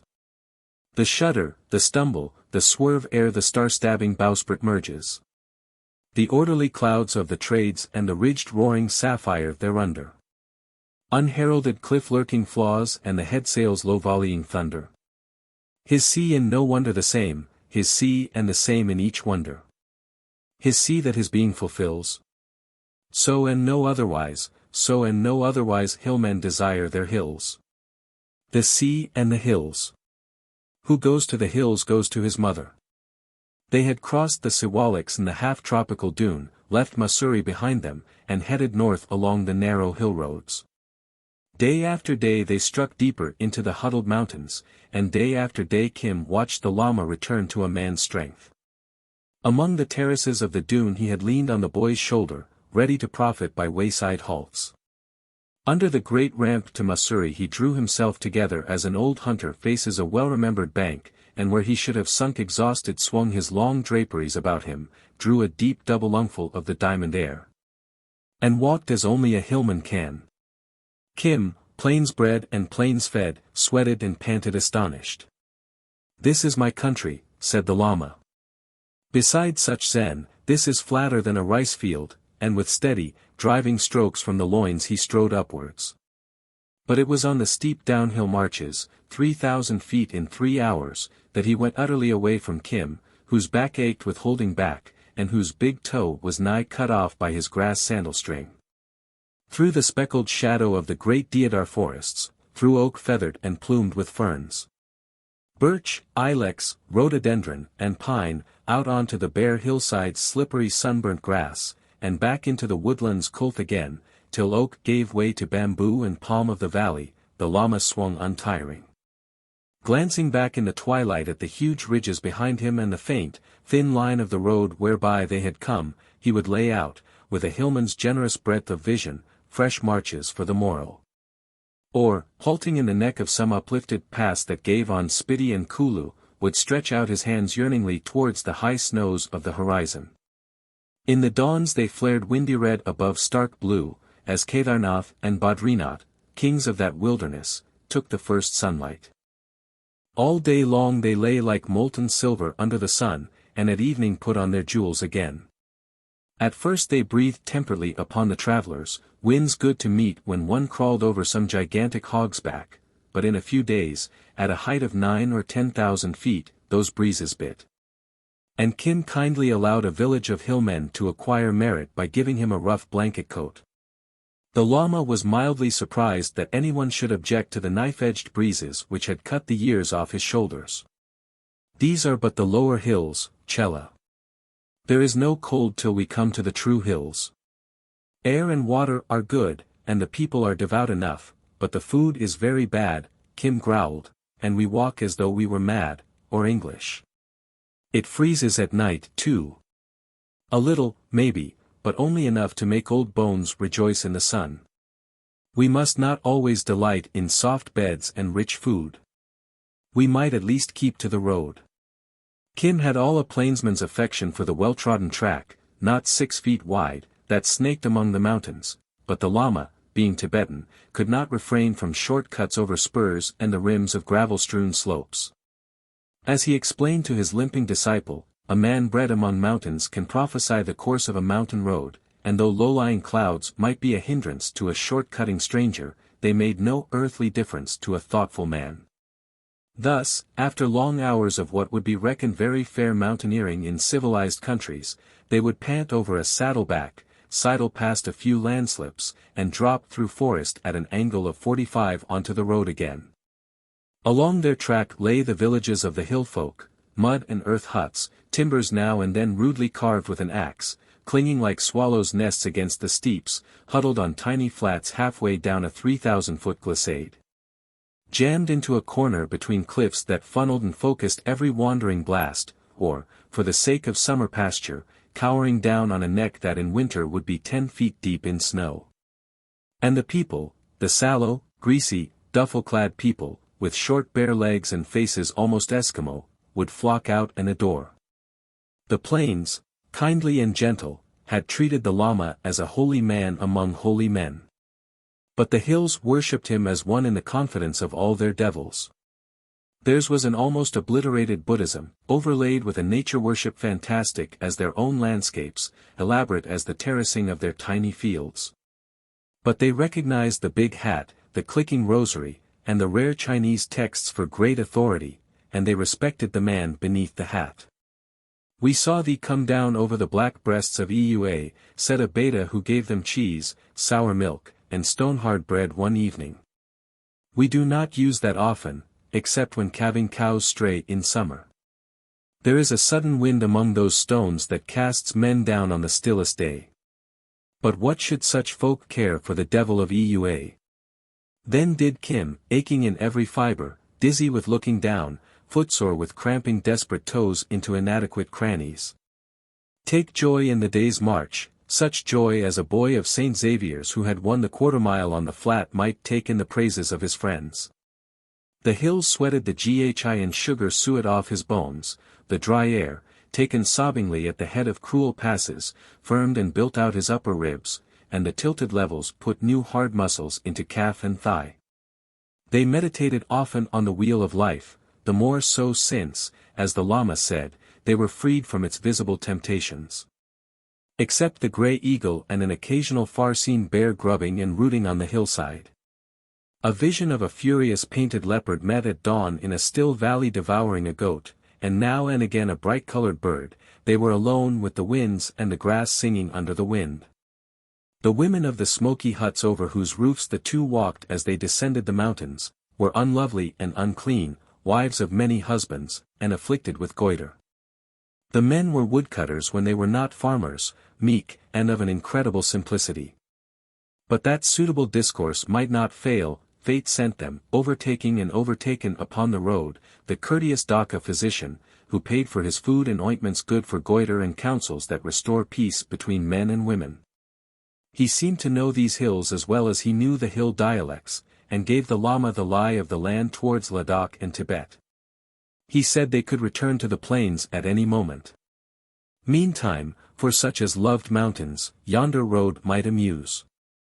This was not all revealed in a breath, but at evening encounters on the stone threshing floors, when, patience disposed of, the doctor would smoke and the Lama snuff, while Kim watched the wee cows grazing on the housetops. Or threw his soul after his eyes across the deep blue gulfs between range and range. And there were talks apart in the dark woods, when the doctor would seek herbs, and Kim, as budding physician, must accompany him. You see, Mr. O'Hara, I do not know what the deuce and all I shall do when I find our sporting friends. But if you will kindly keep within sight of my umbrella, which is fine fixed point for cadastral survey, I shall feel much better. Kim looked out across the jungle of peaks. This is not my country, Hakim. Easier, I think, to find one louse in a bearskin. That is my strong points. There is no hurry for hurry. They were at Leh not so long ago. They said they had come down from the Karakoram with their heads and horns and all. I am only afraid they will have sent back all their letters and compromising things from Leh into Russian territory. Of course they will walk away as far to the east as possible, just to show that they were never among the western states. You do not know the hills. He scratched with a twig on the earth. Look. They should have come in by Srinagar or Abbottabad. That is their short road, down the river by Bunji and Astor. But they have made mischief in the west. So, he drew a furrow from left to right, they march away east to Leh. It is cold there, and down the Indus to Hanley, I know that road, and then down, you see, to Bushehr and Chini Valley. That is ascertained by process of elimination, and also by asking questions from people that I cure so well. Our friends have been a long time playing about and producing impressions. So they are well known from far off. You will see me catch them somewhere in Chini Valley. Please keep your eye on the umbrella. It nodded like a wind-blown harebell down the valleys and round the mountain sides, and in due time the Lama and Kim, who steered by compass, would overhaul it, vending ointments and powders at eventide. We came by such and such a way. The Lama would throw a careless finger backward at the ridges, and the umbrella would expend itself in compliments. They crossed a snowy pass in cold moonlight, when the Lama, mildly chaffing Kim, went through up to his knees, like a Bactrian camel, the snow-bred, shag-haired sort that came into the Kashmir Sarai. They dipped across beds of light snow and snow-powdered shale, where they took refuge from a gale in a camp of Tibetans hurrying down tiny sheep, each laden with a bag of borax. They came out upon grassy shoulders still snow-speckled, and through forest, to grass anew. For all their marchings, Kedarnath and Badrinath were not impressed. And it was only after days of travel that Kim, uplifted upon some insignificant 10,000-foot hummock, could see that a shoulder knot or horn of the two great lords had, ever so slightly, changed outline. At last they entered a world within a world, a valley of leagues where the high hills were fashioned of a mere rubble and refused from off the knees of the mountains. Here one day's march carried them no farther, it seemed, than a dreamer's clogged pace bears him in a nightmare. They skirted a shoulder painfully for hours, and, behold, it was but an outlying boss in an outlying buttress of the main pile. A rounded meadow revealed itself, when they had reached it, for a vast tableland running far into the valley. 3 days later, it was a dim fold in the earth to southward. Surely the gods live here, said Kim, beaten down by the silence and the appalling sweep and dispersal of the cloud shadows after rain. This is no place for men.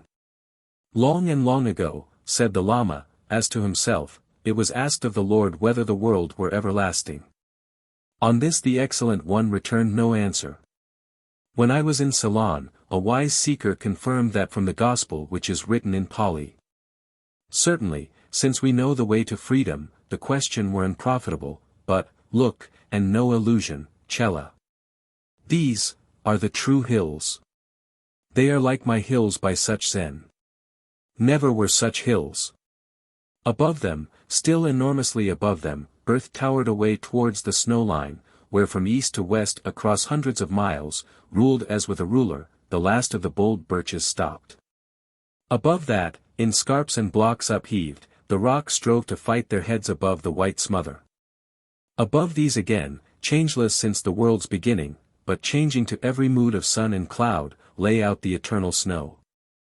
They could see blots and blurs on its face where storm and wandering woollywock got up to dance.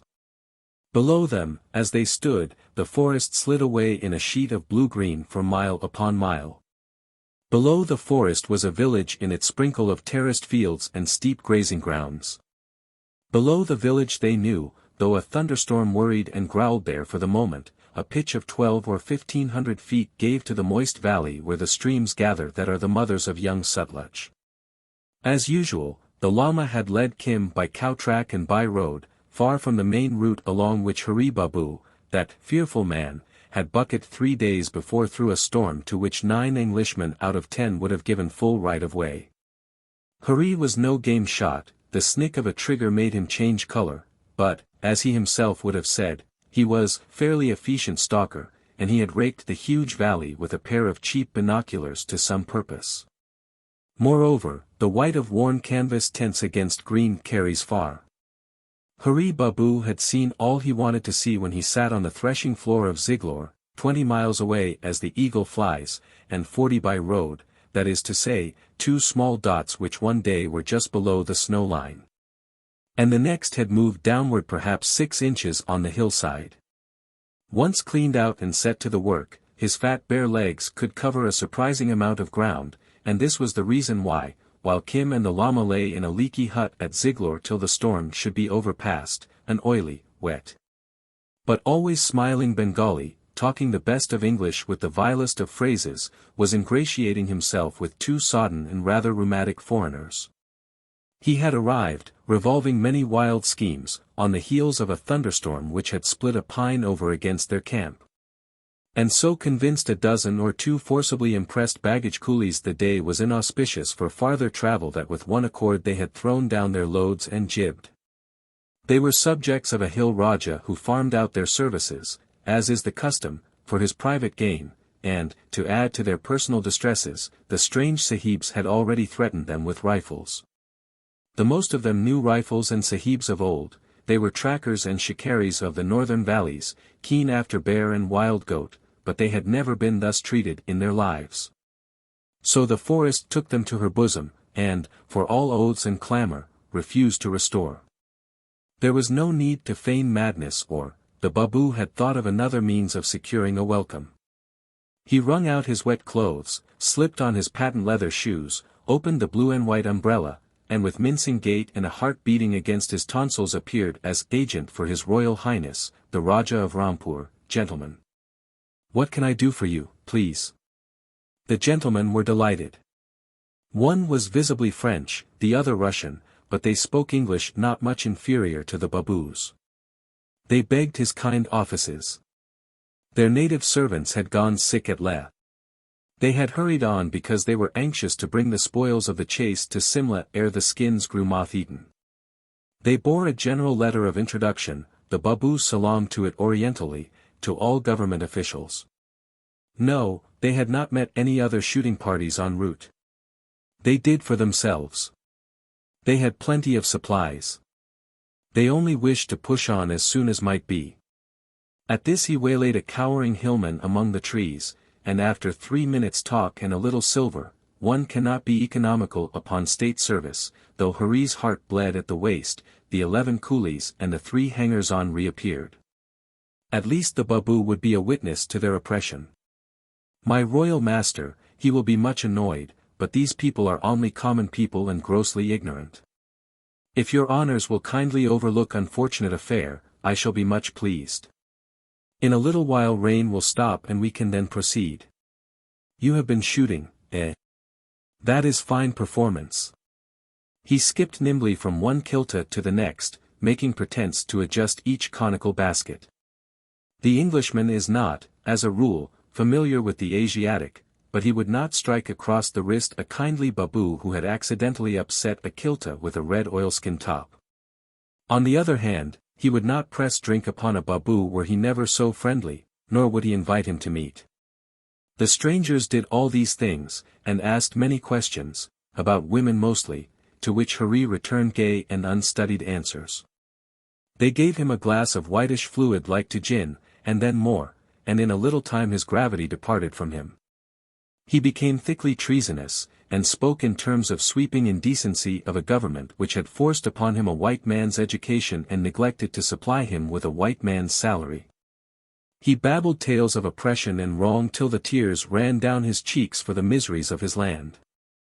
Then he staggered off, singing love songs of Lower Bengal, and collapsed upon a wet tree trunk. Never was so unfortunate a product of English rule in India more unhappily thrust upon aliens. They are all just of that pattern, said one sportsman to the other in French. When we get into India proper thou wilt see. I should like to visit his Raja. One might speak the good word there. It is possible that he has heard of us and wishes to signify his goodwill. We have not time. We must get into Simla as soon as may be, his companion replied. For my own part, I wish our reports had been sent back from Hilas, or even Leh. The English post is better and safer. Remember we are given all facilities, and name of God, they give them to us too. Is it unbelievable stupidity? It is pride, pride that deserves and will receive punishment. Yes. To fight a fellow continental in our game is something. There is a risk attached, but these people, bah! It is too easy. Pride, all pride, my friend. Now what the deuce is good of Chandernagore being so close to Calcutta and all, said Hari, snoring open-mouthed on the sodden moss, if I cannot understand their French? They talk so particularly fast. It would have been much better to cut their beastly throats. When he presented himself again he was racked with a headache, penitent, and volubly afraid that in his drunkenness he might have been indiscreet. He loved the British government, it was the source of all prosperity and honor, and his master at Rampur held the very same opinion. Upon this the men began to deride him and to quote past words, till step by step, with deprecating smirks, oily grins, and leers of infinite cunning, the poor Babu was beaten out of his defences and forced to speak truth.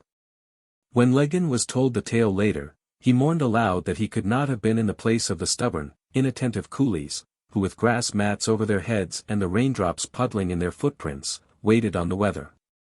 All the sahibs of their acquaintance, rough-clad men joyously returning year after year to their chosen gullies, had servants and cooks and orderlies, very often hillmen. These sahibs travelled without any retinue. Therefore they were poor sahibs, and ignorant, for no sahib in his senses would follow a Bengali's advice. But the Bengali, appearing from somewhere, had given them money, and could make shift with their dialect. Used to comprehensive ill-treatment from their own colour, they suspected a trap somewhere, and stood by to run if occasion offered. Then through the new-washed air, steaming with delicious earth smells, the Babu led the way down the slopes, walking ahead of the coolies in pride, walking behind the foreigners in humility. His thoughts were many and various. The least of them would have interested his companions beyond words. But he was an agreeable guide, ever keen to point out the beauties of his royal master's domain. He peopled the hills with anything that had a mind to slay, thar, ibex, or marker, and bear by Elisha's allowance. He discoursed of botany and ethnology with unimpeachable inaccuracy, and his store of local legends, he had been a trusted agent of the state for 15 years, remember, was inexhaustible. Decidedly this fellow is an original, said the taller of the two foreigners.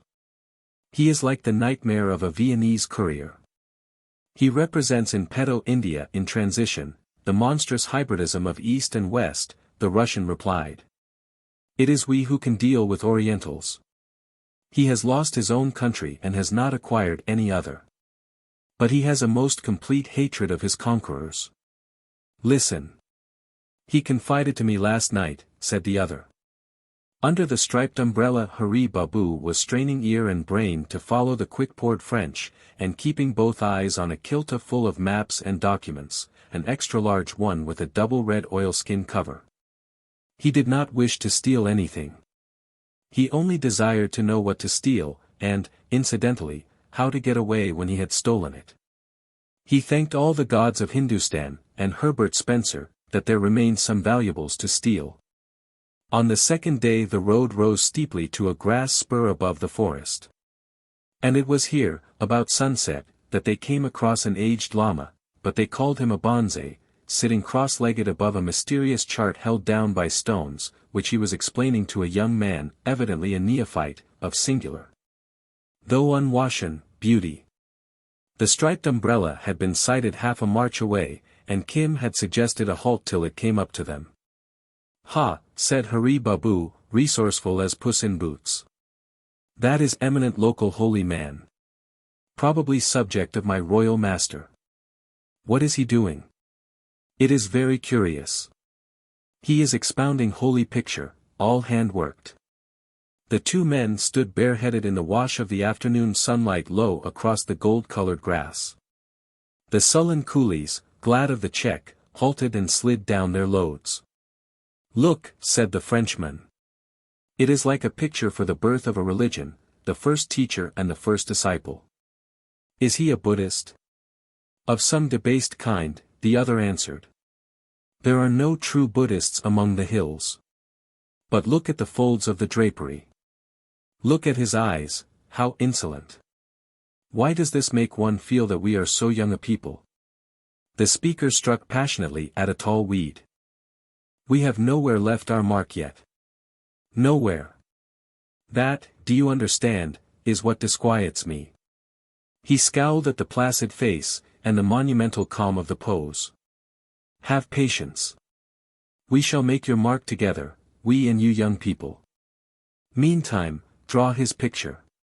The Babu advanced loftily, his back out of all keeping with his deferential speech, or his wink towards Kim. "Holy One, these be Sahibs. My medicines cured one of a flux, and I go into Simla to oversee his recovery. They wish to see thy picture. To heal the sick is always good.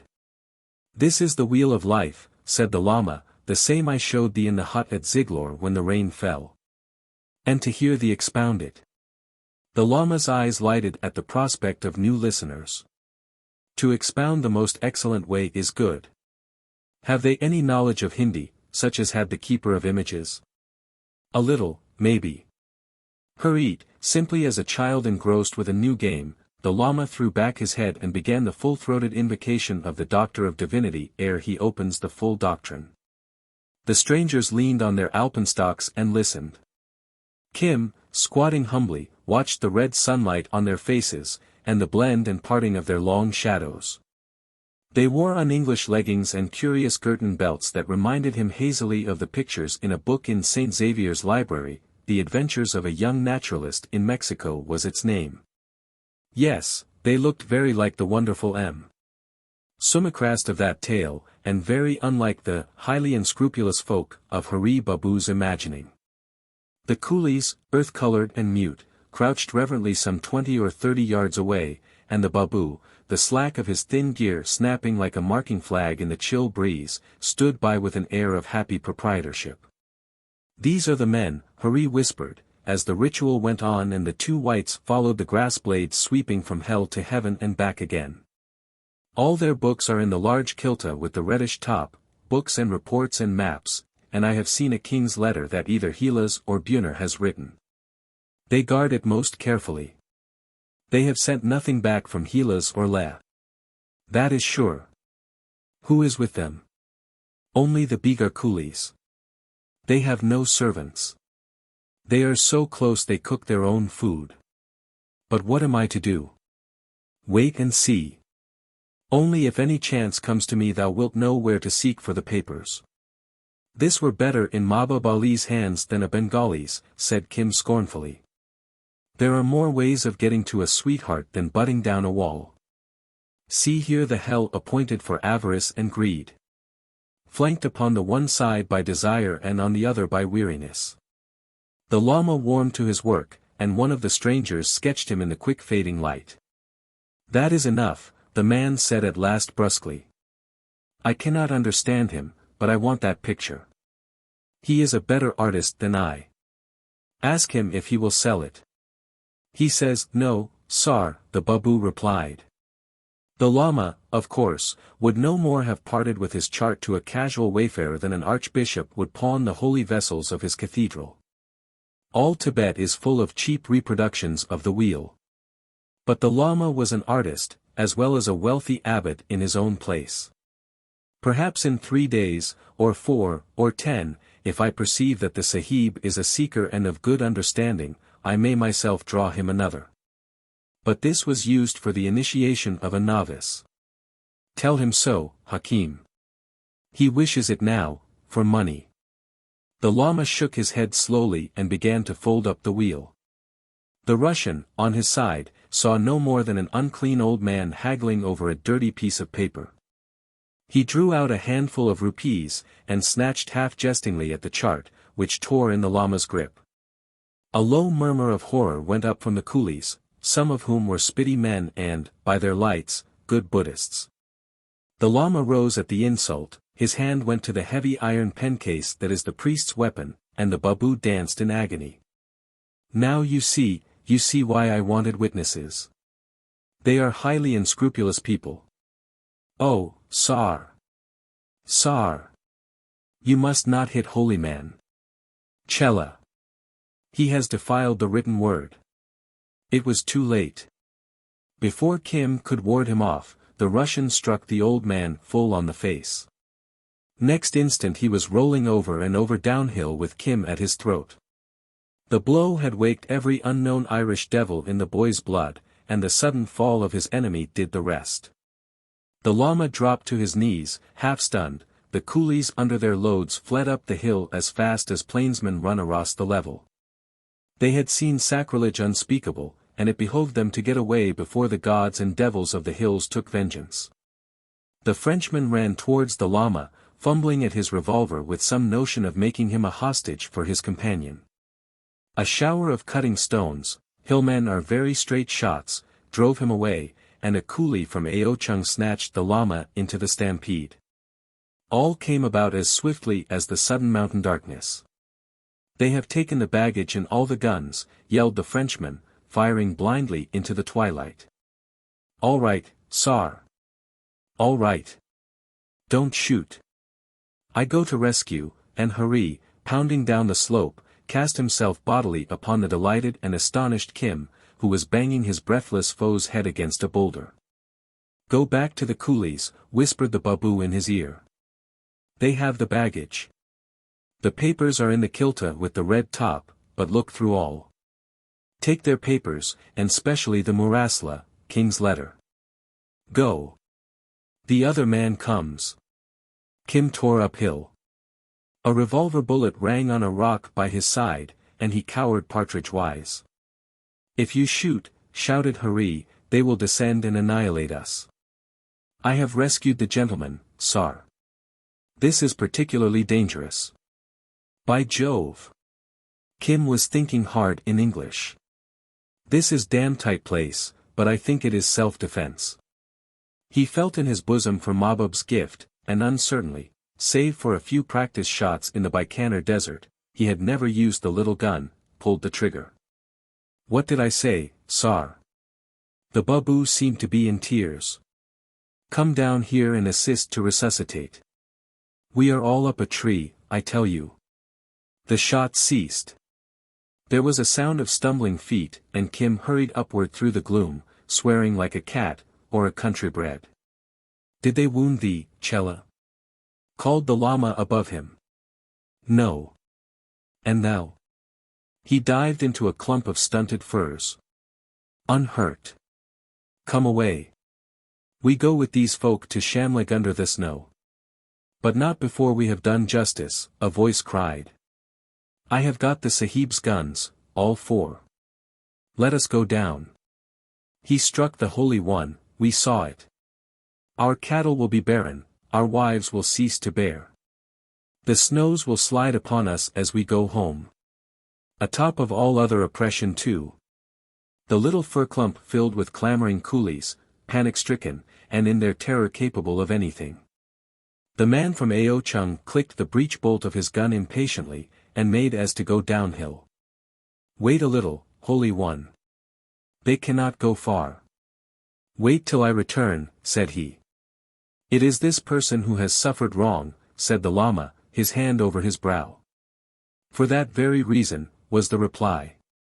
If this person overlooks it, your hands are clean. Moreover, ye acquire merit by obedience. Wait, and we will all go to Shamlag together, the man insisted. For a moment, for just so long as it needs to stuff a cartridge into a breech loader, the Lama hesitated. Then he rose to his feet, and laid a finger on the man's shoulder. Hast thou heard? I say there shall be no killing, I who was abbot of such Zen. Is it any lust of thine to be reborn as a rat, or a snake under the eaves, a worm in the belly of the most mean beast? Is it thy wish to?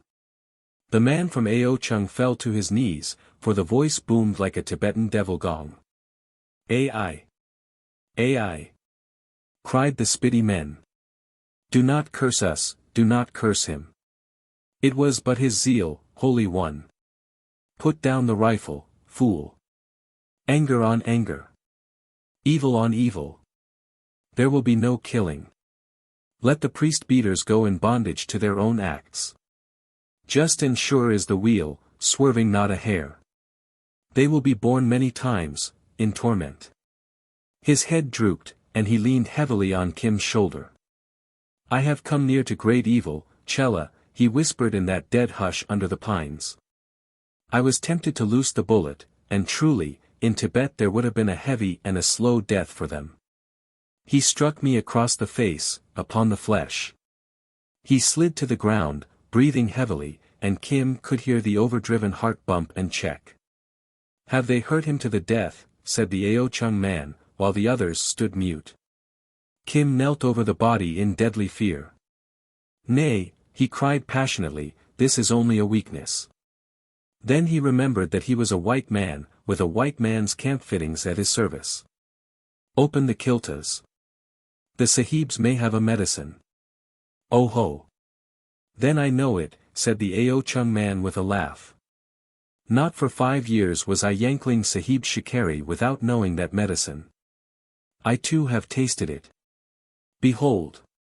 He drew from his breast a bottle of cheap whiskey, such as is sold to explorers at Leh, and cleverly forced a little between the Lama's teeth. So I did when Yankling Sahib twisted his foot beyond Astor.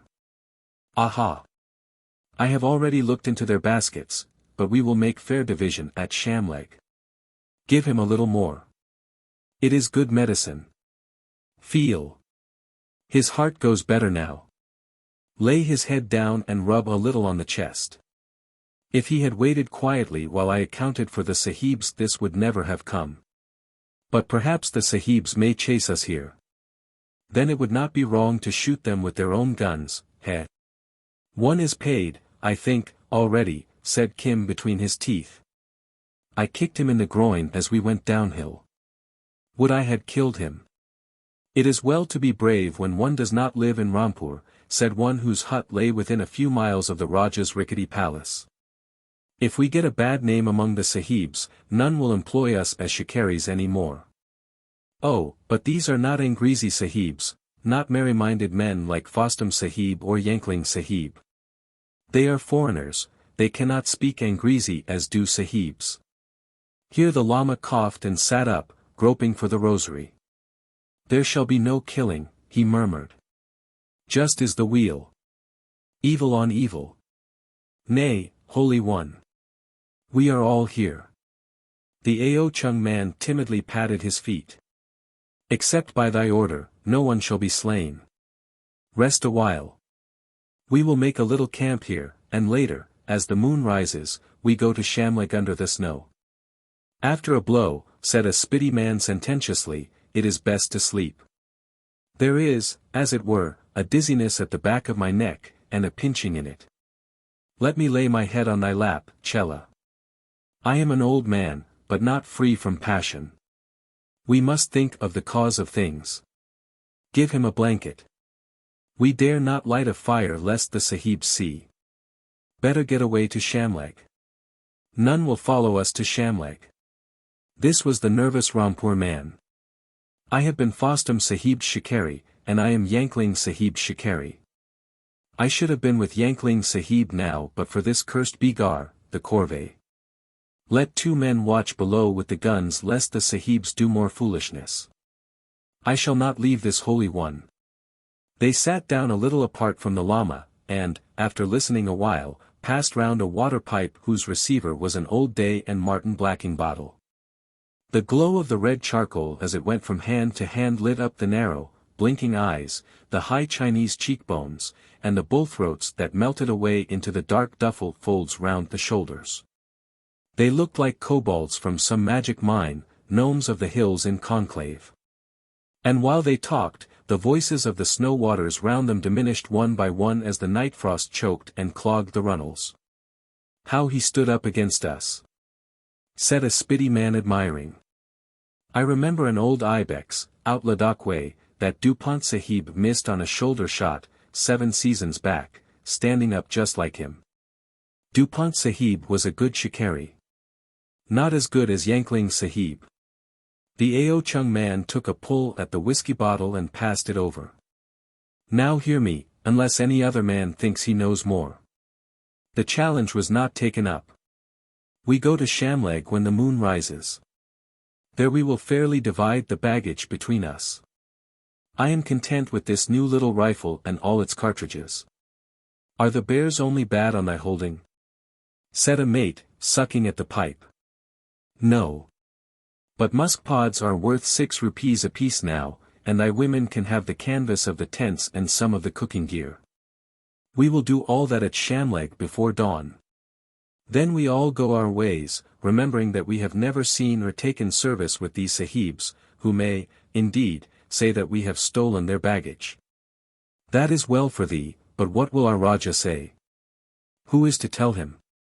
Those Sahibs, who cannot speak our talk, or the Babu, who for his own ends gave us money. Will he lead an army against us? What evidence will remain? That we do not need we shall throw on Shamleg Midden, where no man has yet set foot. Who is at Shamleg this summer? The place was only a grazing center of 3 or 4 huts. The woman of Shamleg. She has no love for Sahibs, as we know. The others can be pleased with little presents, and here is enough for us all. He patted the fat sides of the nearest basket.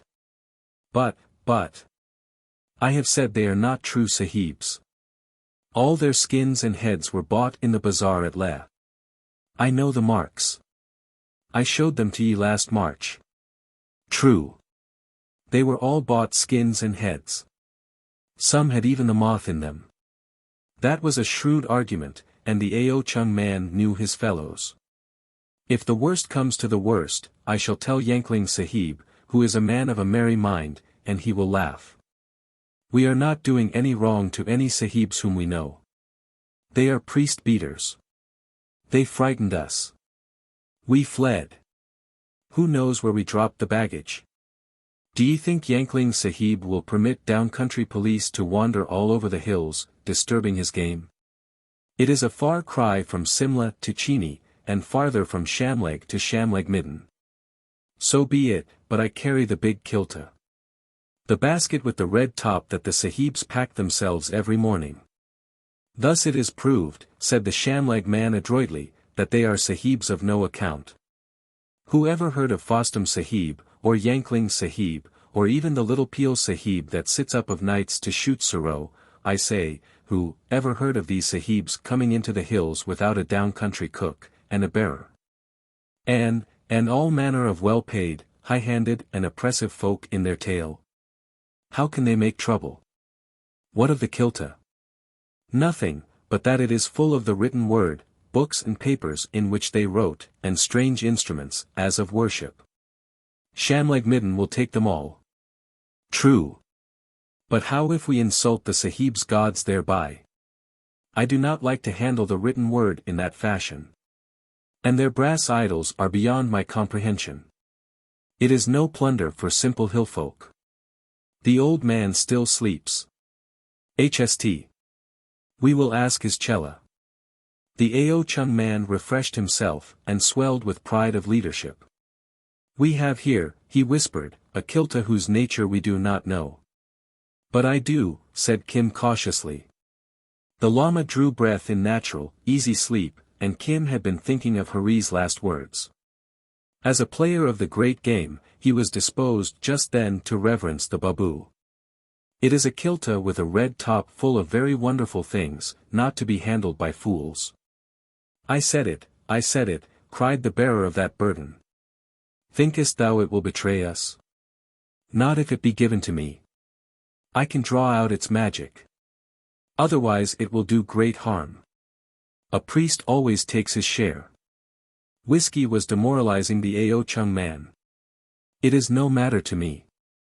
Kim answered, with the craft of his mother country. Share it among you, and see what comes. Not I. I was only jesting. Give the order. There is more than enough for us all. We go our way from Shamleg in the dawn. They arranged and rearranged their artless little plans for another hour, while Kim shivered with cold and pride. The humor of the situation tickled the Irish and the Oriental in his soul. Here were the emissaries of the dread power of the North, very possibly as great in their own land as Mahbub or Colonel Creighton, suddenly smitten helpless. One of them, he privately knew, would be lame for a time. They had made promises to kings.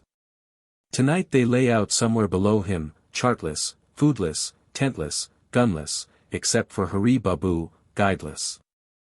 And this collapse of their great game, Kim wondered to whom they would report it, this panicky bolt into the night, had come about through no craft of Hari's or contrivance of Kim's, but simply, beautifully, and inevitably as the capture of Mahbub's fakir friends by the zealous young policeman at Umballa. They are there, with nothing, and, by Jove, it is cold. I am here with all their things. Oh, they will be angry. I am sorry for Hari Babu. Kim might have saved his pity, for though at that moment the Bengali suffered acutely in the flesh, his soul was puffed and lofty. A mile down the hill, on the edge of the pine forest, two half-frozen men, one powerfully sick at intervals, were varying mutual recriminations with the most poignant abuse of the babu, who seemed distraught with terror. They demanded a plan of action. He explained that they were very lucky to be alive, that their coolies, if not then stalking them, had passed beyond recall. That the Raja, his master, was 90 miles away, and, so far from lending them money and a retinue for the Simla journey, would surely cast them into prison if he heard that they had hit a priest. He enlarged on this sin and its consequences till they bade him change the subject. Their one hope, said he, was unostentatious flight from village to village till they reached civilization. And, for the 100th time dissolved in tears, he demanded of the high stars why the Sahibs had beaten holy man. 10 steps would have taken Hari into the creaking gloom utterly beyond their reach, to the shelter and food of the nearest village, where glib-tongued doctors were scarce. But he preferred to endure cold, belly pinch, bad words, and occasional blows in the company of his honored employers. Crouched against a tree trunk, he sniffed dolefully.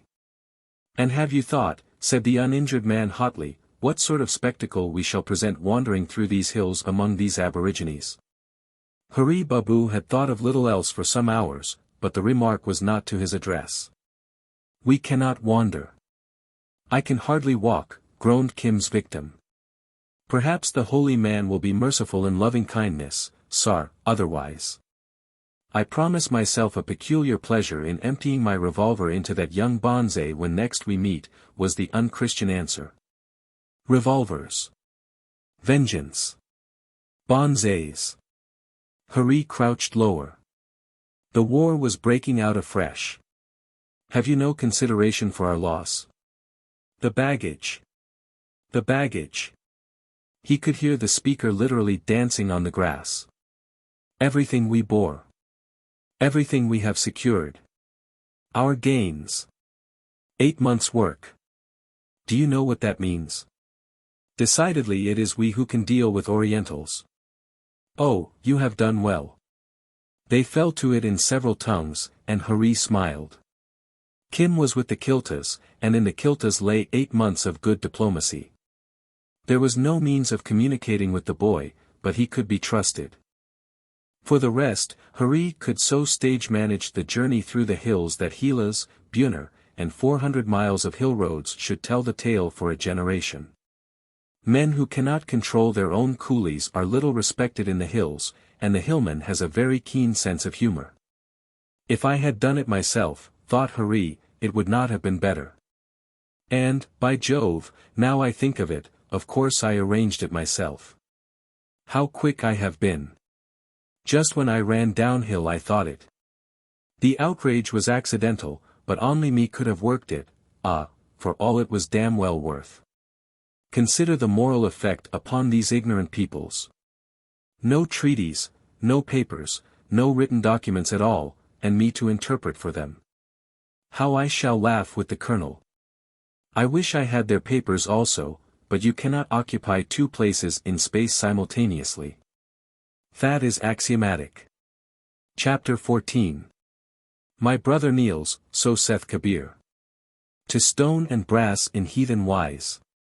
But in my brother's voice I hear my own unanswered agonies. His God is as his fates assign. His prayer is all the world's, and mine. Kabir. At moonrise the cautious coolies got under way.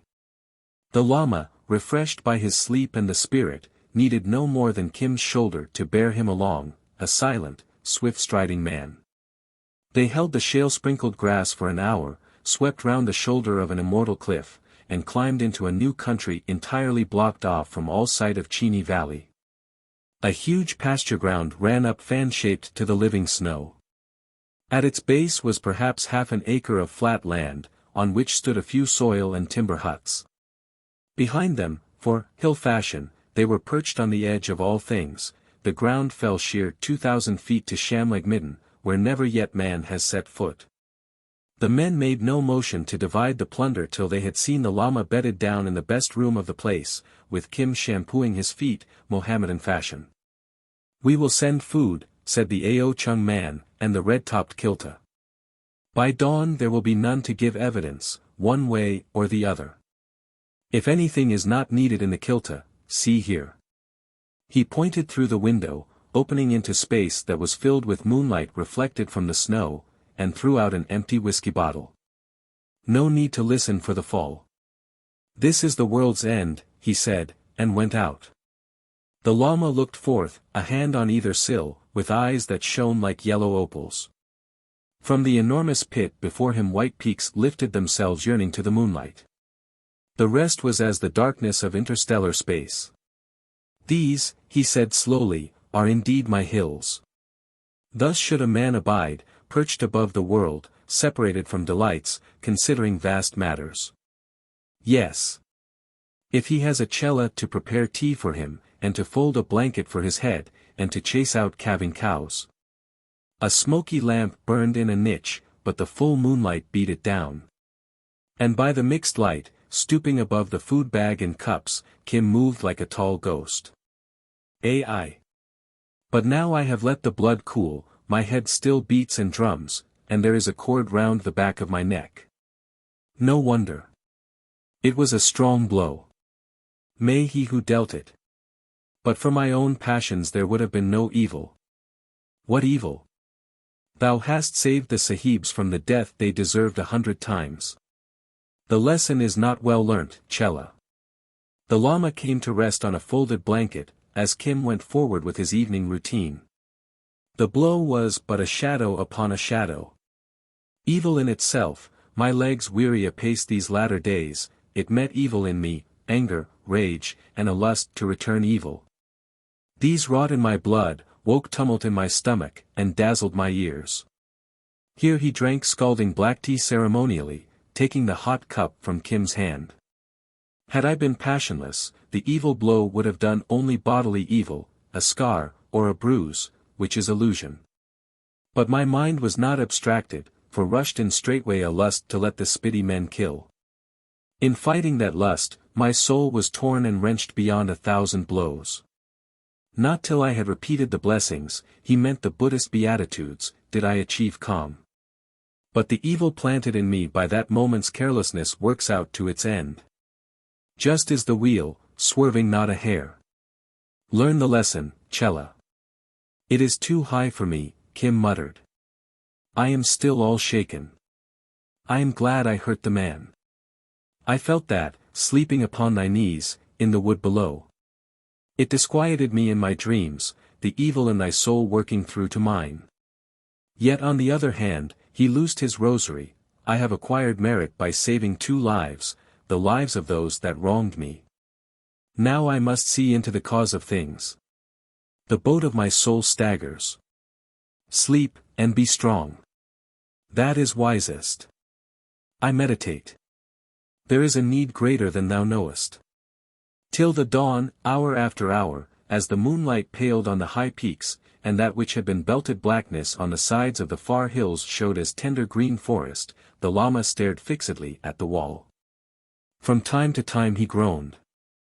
Outside the barred door, where discomfited kine came to ask for their old stable, Shamleg and the coolies gave itself up to plunder and riotous living. The Ao Chung man was their leader, and once they had opened the Sahib's tinned foods and found that they were very good they dared not turn back. Shamleg Kitchen Midden took the dunnage. When Kim, after a night of bad dreams, stole forth to brush his teeth in the morning chill, a fair-colored woman with turquoise-studded headgear drew him aside. The others have gone. They left thee this kilta as the promise was. I do not love Sahibs, but thou wilt make us a charm in return for it. We do not wish little Shamleg to get a bad name on account of the accident. I am the woman of Shamleg. She looked him over with bold, bright eyes, unlike the usual furtive glance of hill women. Assuredly. But it must be done in secret. She raised the heavy kilta like a toy and slung it into her own hut. Out and bar the door. Let none come near till it is finished, said Kim. But afterwards, we may talk. Kim tilted the kilta on the floor, a cascade of survey instruments, books, diaries, letters, maps, and queerly scented native correspondence. At the very bottom was an embroidered bag covering a sealed, gilded, and illuminated document such as one king sends to another. Kim caught his breath with delight, and reviewed the situation from a Sahib's point of view. The books I do not want. Besides, they are logarithms, survey, I suppose. He laid them aside. The letters I do not understand, but Colonel Creighton will. They must all be kept. The maps, they draw better maps than me, of course. All the native letters, oh ho. And particularly the murasla. He sniffed the embroidered bag. That must be from Hilas or Buner, and Hari Babu spoke truth. By Jove! It is a fine haul. I wish Hari could know. The rest must go out of the window. He fingered a superb prismatic compass and the shiny top of a theodolite. But after all, a Sahib cannot very well steal, and the things might be inconvenient evidence later. He sorted out every scrap of manuscript, every map, and the native letters. They made one softish slab. The 3 locked ferro-backed books, with 5 worn pocketbooks, he put aside. The letters and the murasla I must carry inside my coat and under my belt, and the handwritten books I must put into the food bag. It will be very heavy. No. I do not think there is anything more. If there is, the coolies have thrown it down the cud, so that is all right. Now you go too. He repacked the kilta with all he meant to lose, and hove it up on to the windowsill. 1,000 feet below lay a long, lazy, round-shouldered bank of mist, as yet untouched by the morning sun. 1,000 feet below that was 100-year-old pine forest. He could see the green tops looking like a bed of moss when a wind eddy thinned the cloud. No. I don't think anyone will go after you. The wheeling basket vomited its contents as it dropped. The theodolite hit a jutting cliff ledge and exploded like a shell. The books, inkstands, paintboxes, compasses, and rulers showed for a few seconds like a swarm of bees. Then they vanished. And, though Kim, hanging half out of the window, strained his young ears, never a sound came up from the gulf. 500, 1,000 rupees could not buy them, he thought sorrowfully. It was very wasteful, but I have all their other stuff, everything they did, I hope. Now how the deuce am I to tell Hari Babu, and what the deuce am I to do? And my old man is sick. I must tie up the letters in oilskin. That is something to do first, else they will get all sweated. And I am all alone. He bound them into a neat packet, swedging down the stiff, sticky oilskin at the comers, for his roving life had made him as methodical as an old hunter in matters of the road. Then with double care he packed away the books at the bottom of the food bag. The woman rapped at the door. But thou hast made no charm, she said, looking about. There is no need. Kim had completely overlooked the necessity for a little patter talk. The woman laughed at his confusion irreverently. None, for thee. Thou canst cast a spell by the mere winking of an eye. But think of us poor people when thou art gone. They were all too drunk last night to hear a woman. Thou art not drunk. I am a priest. Kim had recovered himself, and, the woman being aught but unlovely, thought best to stand on his office. I warn them that the Sahibs will be angry and will make an inquisition and a report to the Raja. There is also the Babu with them.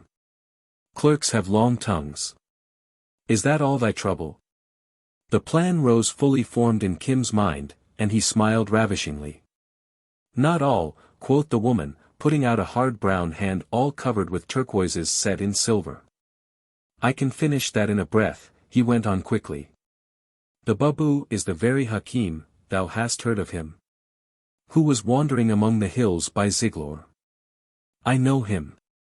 He will tell for the sake of a reward. Sahibs cannot distinguish one hillman from another, but Babus have eyes for men, and women. Carry a word to him from me. There is nothing I would not do for thee. He accepted the compliment calmly, as men must in lands where women make the love, tore a leaf from a notebook. And with a patent indelible pencil wrote in gros shikast, the script that bad little boys use when they write dirt on walls, I have everything that they have written, their pictures of the country, and many letters. Especially the Murasla. Tell me what to do. I am at Shamlik under the snow. The old man is sick. Take this to him. It will altogether shut his mouth. He cannot have gone far. Indeed no. They are still in the forest across the spur. Our children went to watch them when the light came, and have cried the news as they moved. Kim looked his astonishment, but from the edge of the sheep pasture floated a shrill, kite-like trill. A child tending cattle had picked it up from a brother or sister on the far side of the slope that commanded Chini Valley. My husbands are also out there gathering wood. She drew a handful of walnuts from her bosom, split one neatly, and began to eat.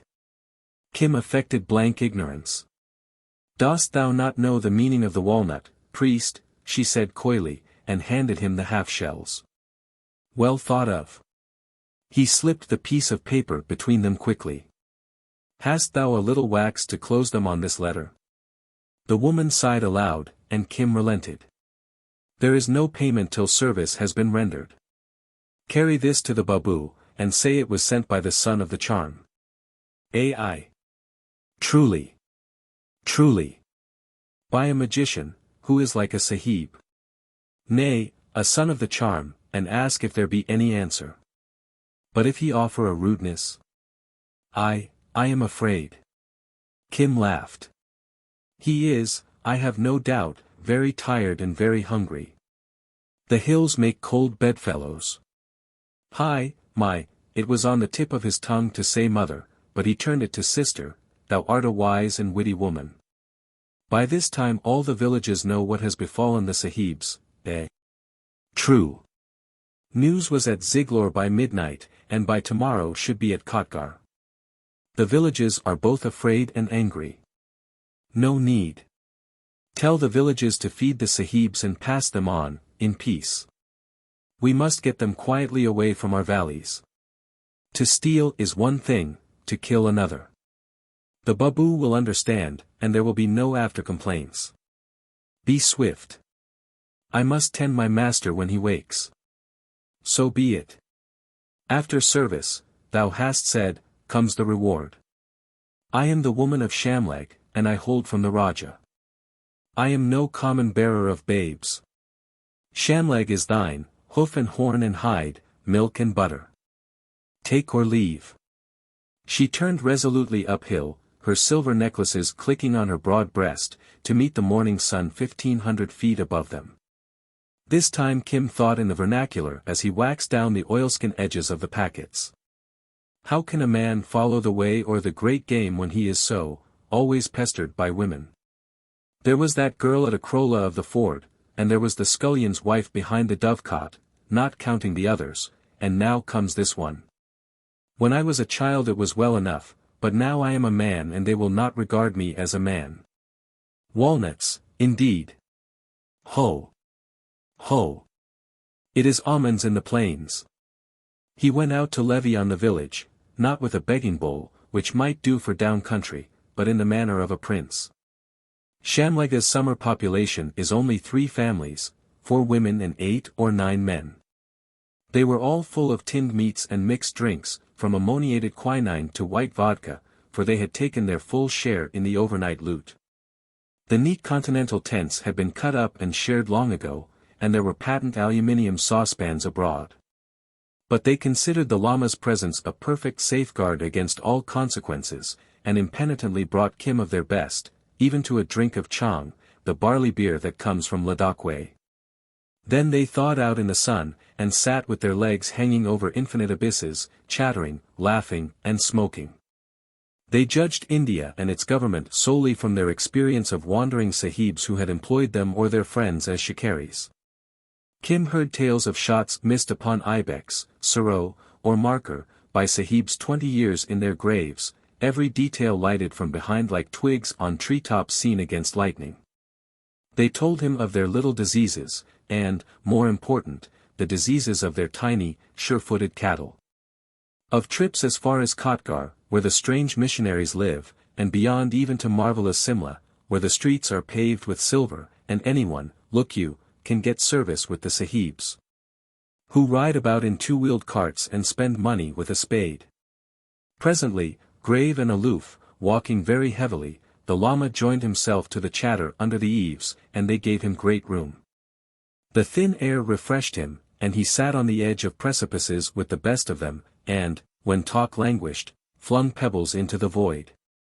30 miles away, as the eagle flies, lay the next range, seamed and channeled and pitted with little patches of brush, forests, each a day's dark march.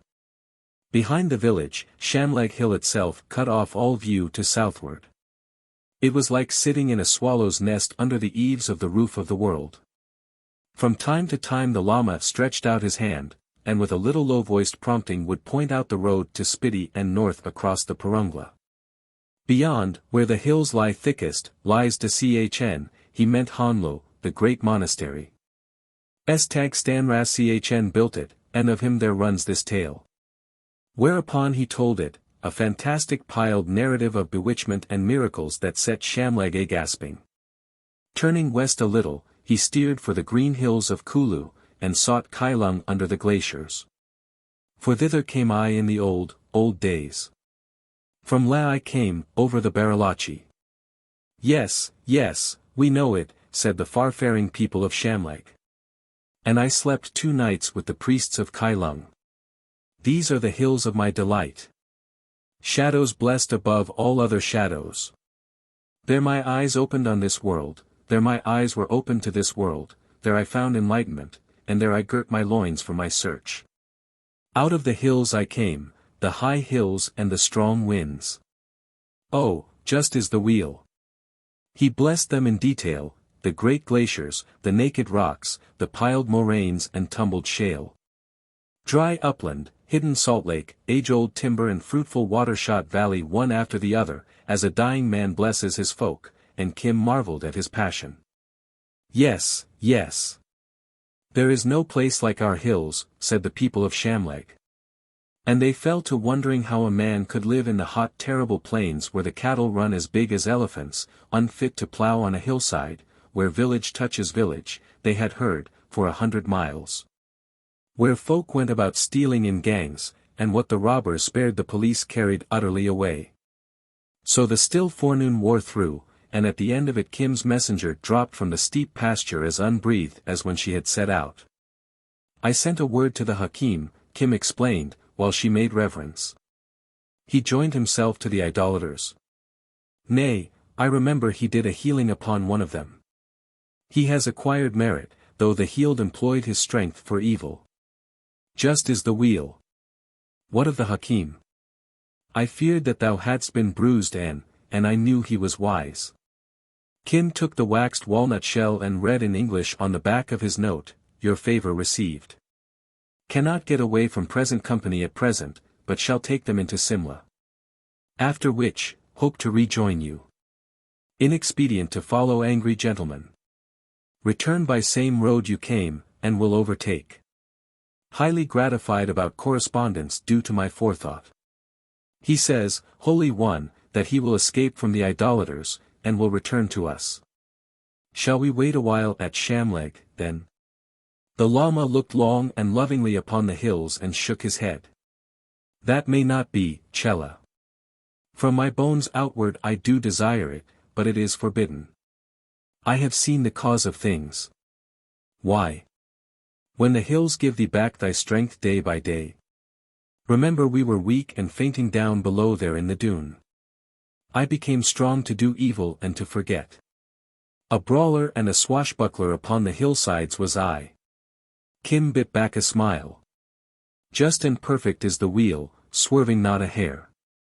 When I was a man, a long time ago, I did pilgrimage to Guru XIII among the poplars, he pointed Botanwards, where they keep the sacred horse. Quiet, be quiet, said Shamleg, all a row. He speaks of Jamlin Ninkeor, the horse that can go round the world in a day. I speak to my Chela only, said the Lama, in gentle reproof, and they scattered like frost on south eves of a morning. I did not seek truth in those days, but the talk of doctrine. All illusion. I drank the beer and ate the bread of Guru XIII.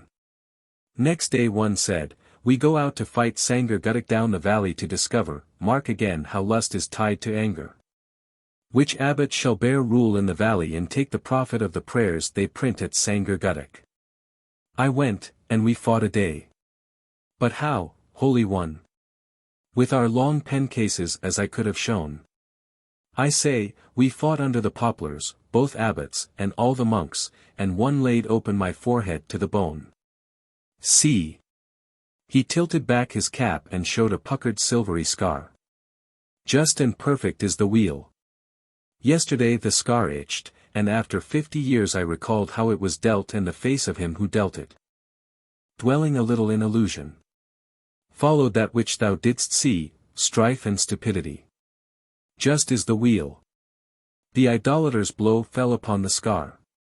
Then I was shaken in my soul was darkened, and the boat of my soul rocked upon the waters of illusion. Not till I came to Shamleg could I meditate upon the cause of things, or trace the running grassroots of evil. I strove all the long night. But, Holy One, thou art innocent of all evil. May I be thy sacrifice. Kim was genuinely distressed at the old man's sorrow, and Mahbub Ali's phrase slipped out unawares. In the dawn, the Lama went on more gravely, ready rosary clicking between the slow sentences, came enlightenment. It is here. I am an old man, hill-bred, hill-fed, never to sit down among my hills. 3 years I traveled through Hind, but, can earth be stronger than Mother Earth? My stupid body yearned to the hills and the snows of the hills, from below there. I said, and it is true, my search is sure. So, at the Kulu woman's house I turned hillward, over-persuaded by myself. There is no blame to the Hakim. He, following desire, foretold that the hills would make me strong. They strengthened me to do evil, to forget my search. I delighted in life and the lust of life. I desired strong slopes to climb. I cast about to find them. I measured the strength of my body, which is evil, against the high hills. I made a mock of thee when thy breath came short under Jamnotri. I jested when thou wouldst not face the snow of the pass. But what harm? I was afraid. It was just. I am not a hillman, and I loved thee for thy new strength. More than once I remember, he rested his cheek dolefully on his hand, I sought thy praise and the Hakim's for the mere strength of my legs. Thus evil followed evil till the cup was full. Just is the wheel. All Hind for 3 years did me all honor. From the fountain of wisdom in the wonder house to, he smiled, a little child playing by a big gun, the world prepared my road. And why? Because we loved thee. It is only the fever of the blow. I myself am still sick and shaken. No. It was because I was upon the way, tuned as are seinen, symbols, to the purpose of the law. I departed from that ordinance. The tune was broken, followed the punishment. In my own hills, on the edge of my own country, in the very place of my evil desire, comes the buffet, here. He touched his brow. As a novice is beaten when he misplaces the cups, so am I beaten, who was abbot of such Zen. No word, look you, but a blow, Chela. But the Sahibs did not know thee, Holy One. We were well matched. Ignorance and lust met ignorance and lust upon the road, and they begot anger. The blow was a sign to me, who am no better than a strayed yak, that my place is not here. Who can read the cause of an act is halfway to freedom. Back to the path, says the blow. The hills are not for thee. Thou canst not choose freedom and go in bondage to the delight of life. Would we had never met that cursed Russian. Our Lord himself cannot make the wheel swing backward. And for my merit that I had acquired I gain yet another sign. He put his hand in his bosom, and drew forth the wheel of life. Look. I considered this after I had meditated. There remains untorn by the idolater no more than the breadth of my fingernail. I see. So much, then, is the span of my life in this body. I have served the wheel all my days. Now the wheel serves me. But for the merit I have acquired in guiding thee upon the way, there would have been added to me yet another life ere I had found my river.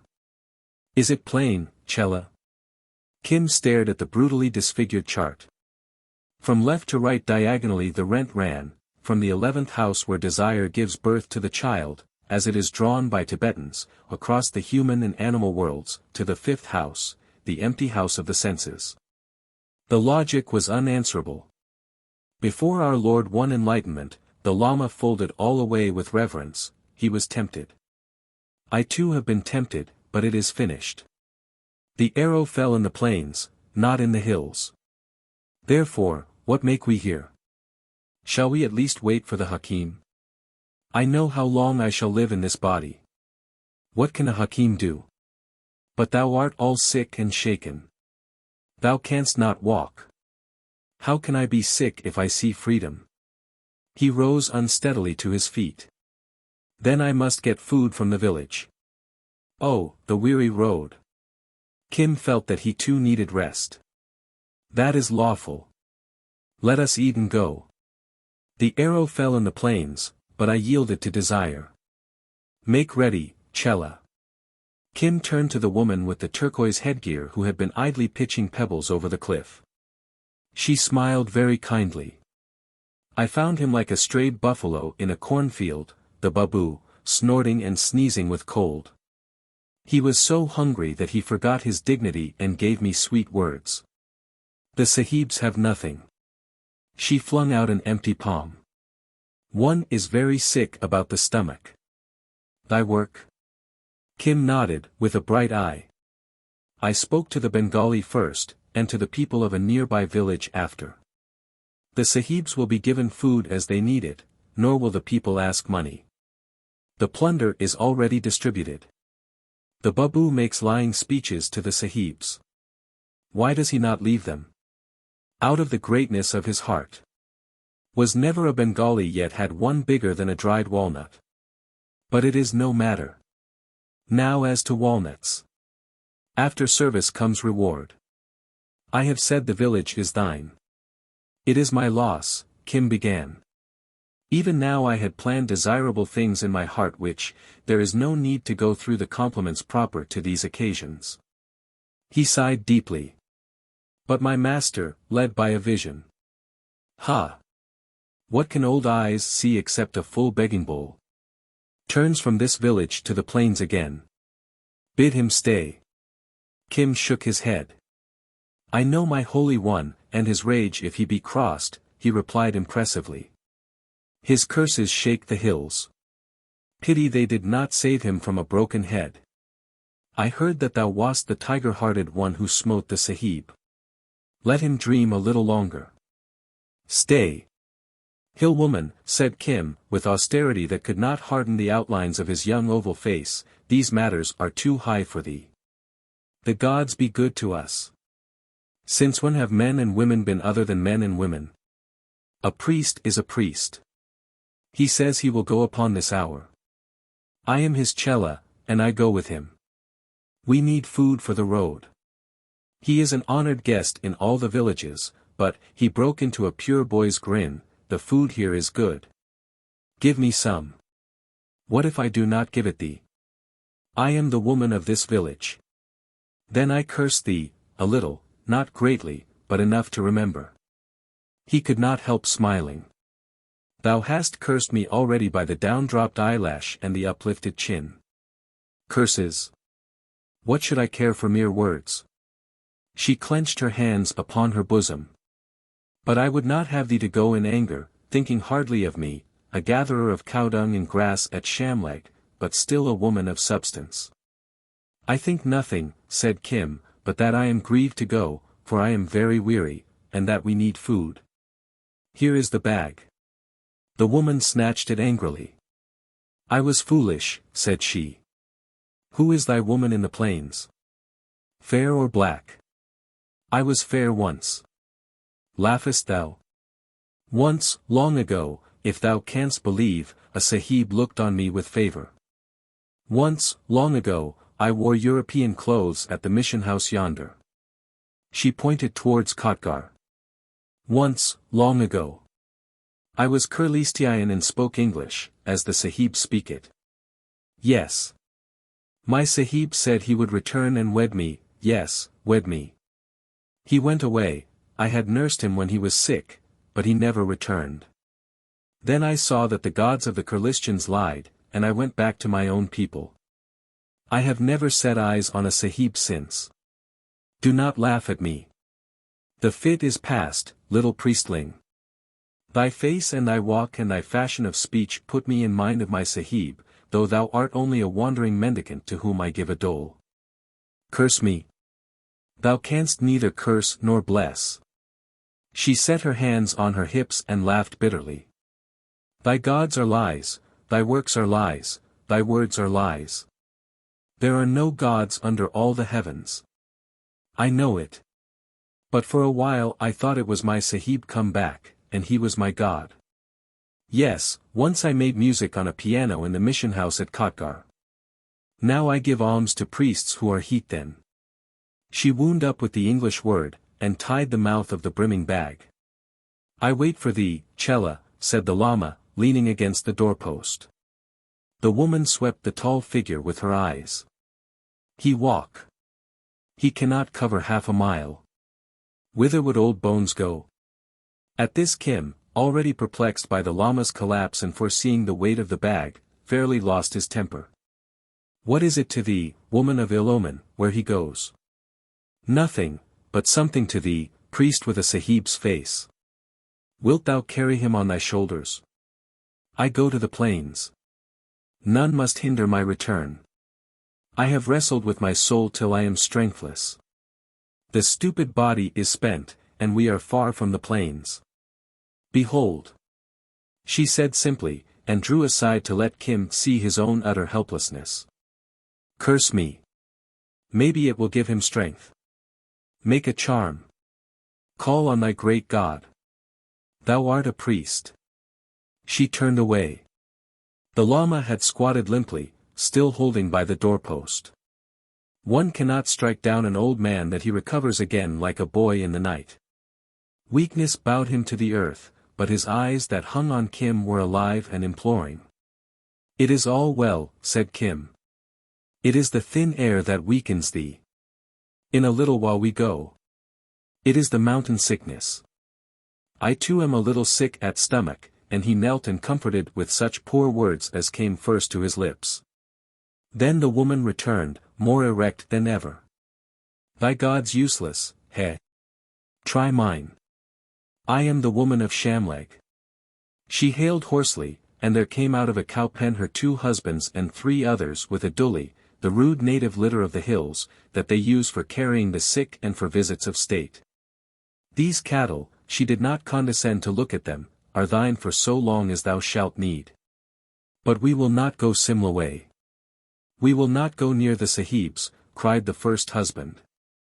"They will not run away as the others did, nor will they steal baggage. 2 I know for weaklings. Stand to the rear pole, Sanu and Teri." They obeyed swiftly. "Lower now, and lift in that holy man. I will see to the village and your virtuous wives till ye return." "When will that be?" "Ask the priests. Do not pester me. Lay the food bag at the foot, it balances better so. Oh, Holy One, thy hills are kinder than our plains," cried Kim, relieved, as the Lama tottered to the litter. "It is a very king's bed, a place of honor and ease. And we owe it to a woman of ill omen. I need thy blessings as much as I do thy curses. It is my order and none of thine. Lift and away. Here. Hast thou money for the road?" She beckoned Kim to her hut, and stooped above a battered English cash-box under her cot. "I do not need anything," said Kim, angered where he should have been grateful. "I am already rudely loaded with favors." She looked up with a curious smile and laid a hand on his shoulder. "At least, thank me. I am foul-faced and a hill woman, but, as thy talk goes, I have acquired merit. Shall I show thee how the Sahibs render thanks?" And her hard eyes softened. "I am but a wandering priest," said Kim, his eyes lighting in answer. "Thou needest neither my blessings nor my curses. Nay. But for one little moment, thou canst overtake the dully in 10 strides, if thou wast a Sahib, shall I show thee what thou wouldst do?" "How if I guess, though?" said Kim, and putting his arm round her waist, he kissed her on the cheek, adding in English, "Thank you very much, my dear." Kissing is practically unknown among Asiatics, which may have been the reason that she leaned back with wide-open eyes and a face of panic. "Next time," Kim went on, "you must not be so sure of your heathen priests. Now I say good-bye." He held out his hand English fashion. She took it mechanically. "Good-bye, my dear." "Good-bye, and," she was remembering her English words one by one, "you will come back again." "Good-bye, and, thee God bless you." Half an hour later, as the creaking litter jolted up the hill path that leads southeasterly from Shamleg, Kim saw a tiny figure at the hut door waving a white rag. "She has acquired merit beyond all others," said the Lama. "For to set a man upon the way to freedom is half as great as though she had herself found it." Said Kim thoughtfully, considering the past. "It may be that I have acquired merit also. At least she did not treat me like a child." He hitched the front of his robe, where lay the slab of documents and maps, restowed the precious food bag at the Lama's feet, laid his hand on the litter's edge, and buckled down to the slow pace of the grunting husbands. "These also acquire merit," said the Lama after 3 miles. "More than that, they shall be paid in silver," quoth Kim. The woman of Shamleg had given it to him, and it was only fair, he argued, that her men should earn it back again. Chapter 15. I'd not give room for an emperor. I'd hold my road for a king. To the triple crown I'd not bow down. But this is a different thing. I'll not fight with the powers of air. Sentries pass him through. Drawbridge let fall, he's the lord of us all. The dreamer whose dream came true. The siege of the fairies. 200 miles north of Chini, on the blue shale of Ladakh, lies Yankling Sahib, the merry-minded man, spyglassing wrathfully across the ridges for some sign of his pet tracker, a man from Ao Chung. But that renegade, with a new Mannlicher rifle and 200 cartridges, is elsewhere, shooting musk deer for the market, and Yankling Sahib will learn next season how very ill he has been.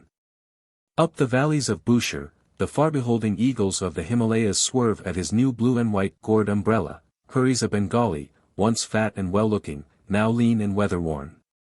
He has received the thanks of 2 foreigners of distinction, piloted not unskillfully to Mashobra Tunnel, which leads to the great and gay capital of India. It was not his fault that, blanketed by wet mists, he conveyed them past the telegraph station in European colony of Kotgar.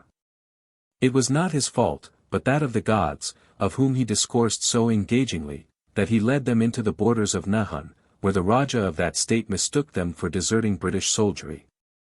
Hari Babu explained the greatness and glory, in their own country, of his companions, till the drowsy kinglet smiled. He explained it to everyone who asked, many times, aloud, variously. He begged food, arranged accommodation, proved a skillful leech for an injury of the groin, such a blow as one may receive rolling down a rock-covered hillside in the dark, and in all things indispensable. The reason of his friendliness did him credit. With millions of fellow serfs, he had learned to look upon Russia as the great deliverer from the north. He was a fearful man. He had been afraid that he could not save his illustrious employers from the anger of an excited peasantry.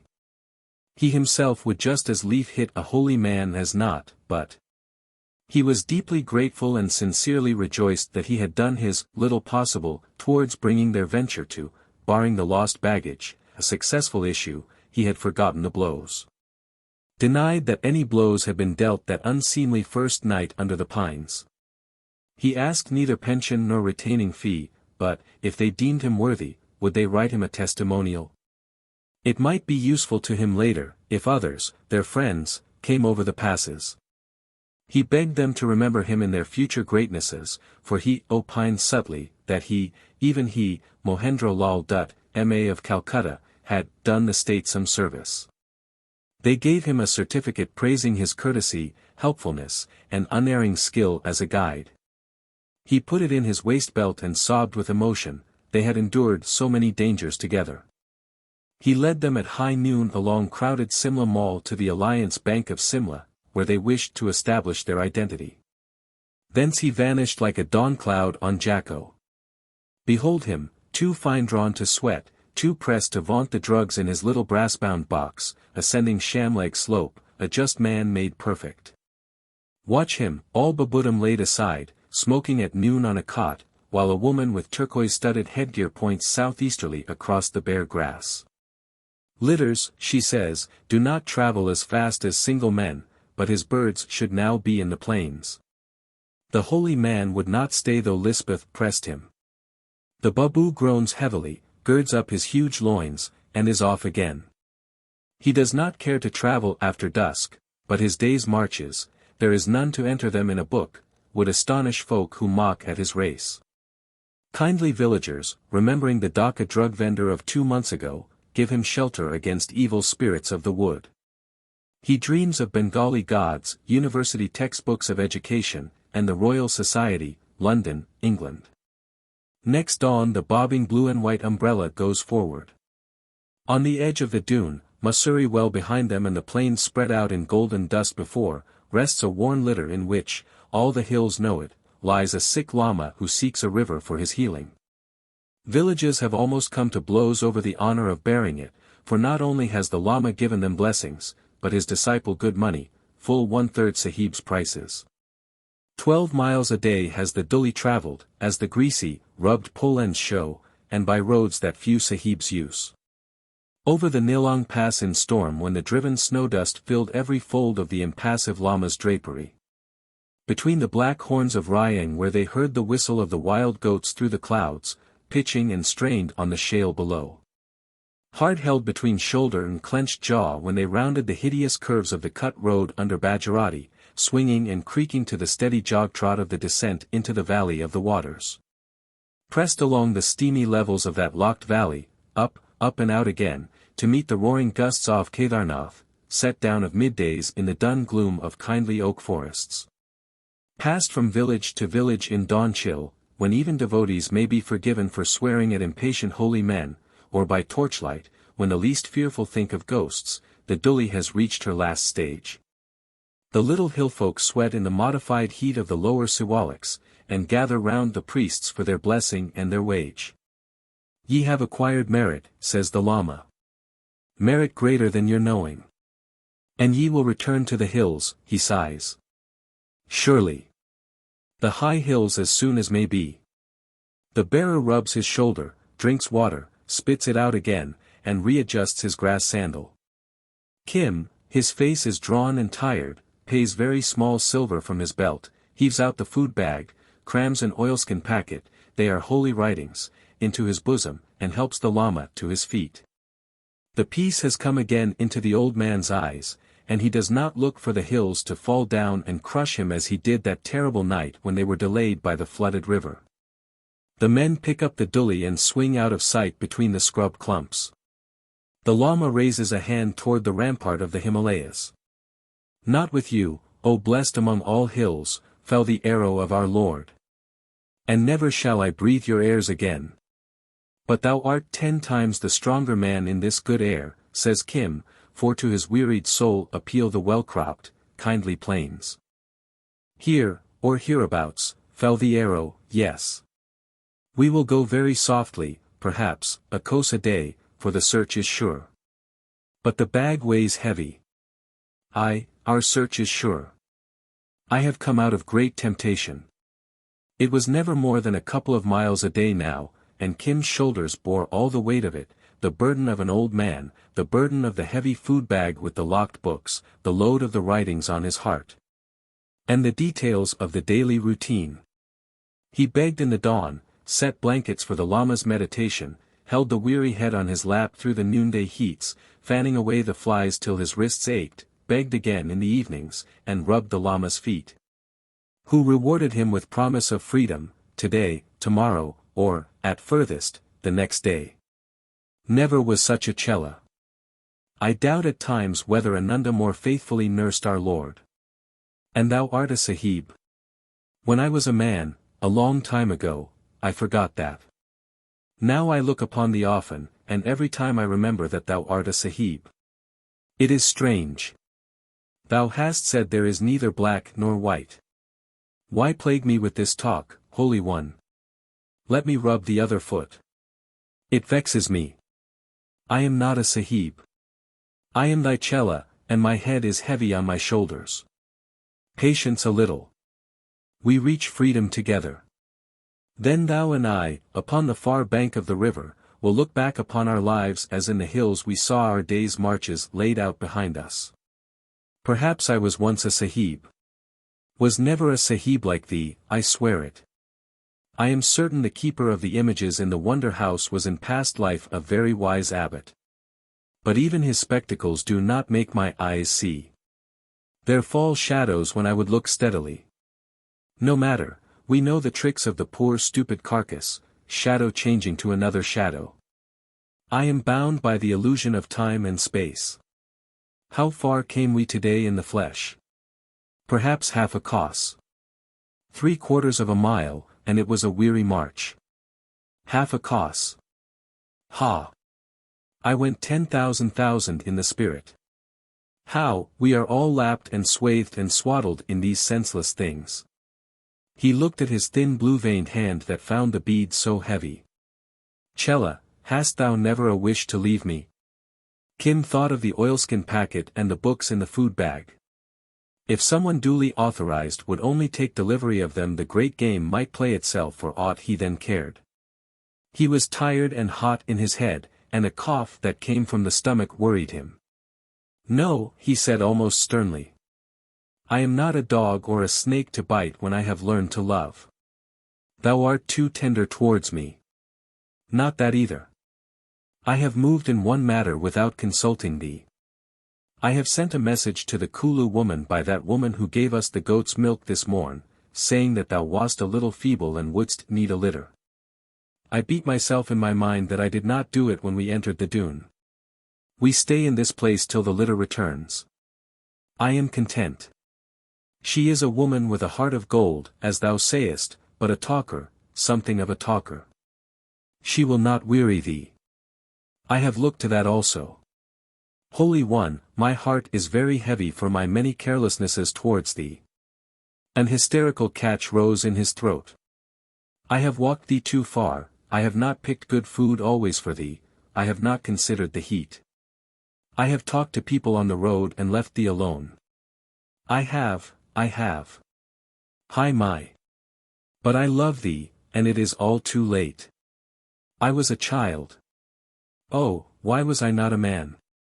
Overborne by strain, fatigue, and the weight beyond his years, Kim broke down and sobbed at the Lama's feet. What a to-do is here, said the old man gently. Thou hast never stepped a hair's breadth from the way of obedience. Neglect me? Child, I have lived on thy strength as an old tree lives on the lime of a new wall. Day by day, since Sham laid down, I have stolen strength from thee. Therefore, not through any sin of thine, art thou weakened. It is the body, the silly, stupid body, that speaks now. Not the assured soul. Be comforted. Know at least the devils that thou fightest. They are earth-born, children of illusion. We will go to the woman from Kulu. She shall acquire merit in housing us, and specially in tending me. Thou shalt run free till strength returns. I had forgotten the stupid body. If there be any blame, I bear it. But we are too close to the gates of deliverance to weigh blame. I could praise thee, but what need? In a very little, we shall sit beyond all needs. And so he petted and comforted Kim with wise saws and grave texts on that little understood beast, our body, who, being but a delusion, insists on posing as the soul, to the darkening of the way, and the immense multiplication of unnecessary devils. Hi! Let us talk of the woman from Kulu. Think you she will ask another charm for her grandsons? When I was a young man, a very long time ago, I was plagued with these vapors, and some others, and I went to an abbot, a very holy man and a seeker after truth, though then I knew it not. Sit up and listen, child of my soul. My tale was told. Said he to me, Chela, know this. There are many lies in the world, and not a few liars, but there are no liars like our bodies, except it be the sensations of our bodies. Considering this I was comforted, and of his great favor he suffered me to drink tea in his presence. Suffer me now to drink tea, for I am thirsty. With a laugh across his tears, Kim kissed the Lama's feet, and set about the tea-making. Thou leanest on me in the body, Holy One, but I lean on thee for some other things. Dost know it? I have guessed maybe, and the Lama's eyes twinkled. We must change that. So, when with scufflings and scrapings and a hot air of importance, paddled up nothing less than the Sahiba's pet palanquin sent 20 miles, with that same grizzled old Uriya servant in charge. And when they reached the disorderly order of the long white rambling house behind Saharanpur, the Lama took his own measures. Said the Sahiba cheerily from an upper window, after compliments, what is the good of an old woman's advice to an old man? I told thee, Holy One, to keep an eye upon the Chela. How didst thou do it? Never answer me. I know. He has been running among the women. Look at his eyes, hollow and sunk, and the betraying line from the nose down. He has been sifted out. Fie! And a priest, too.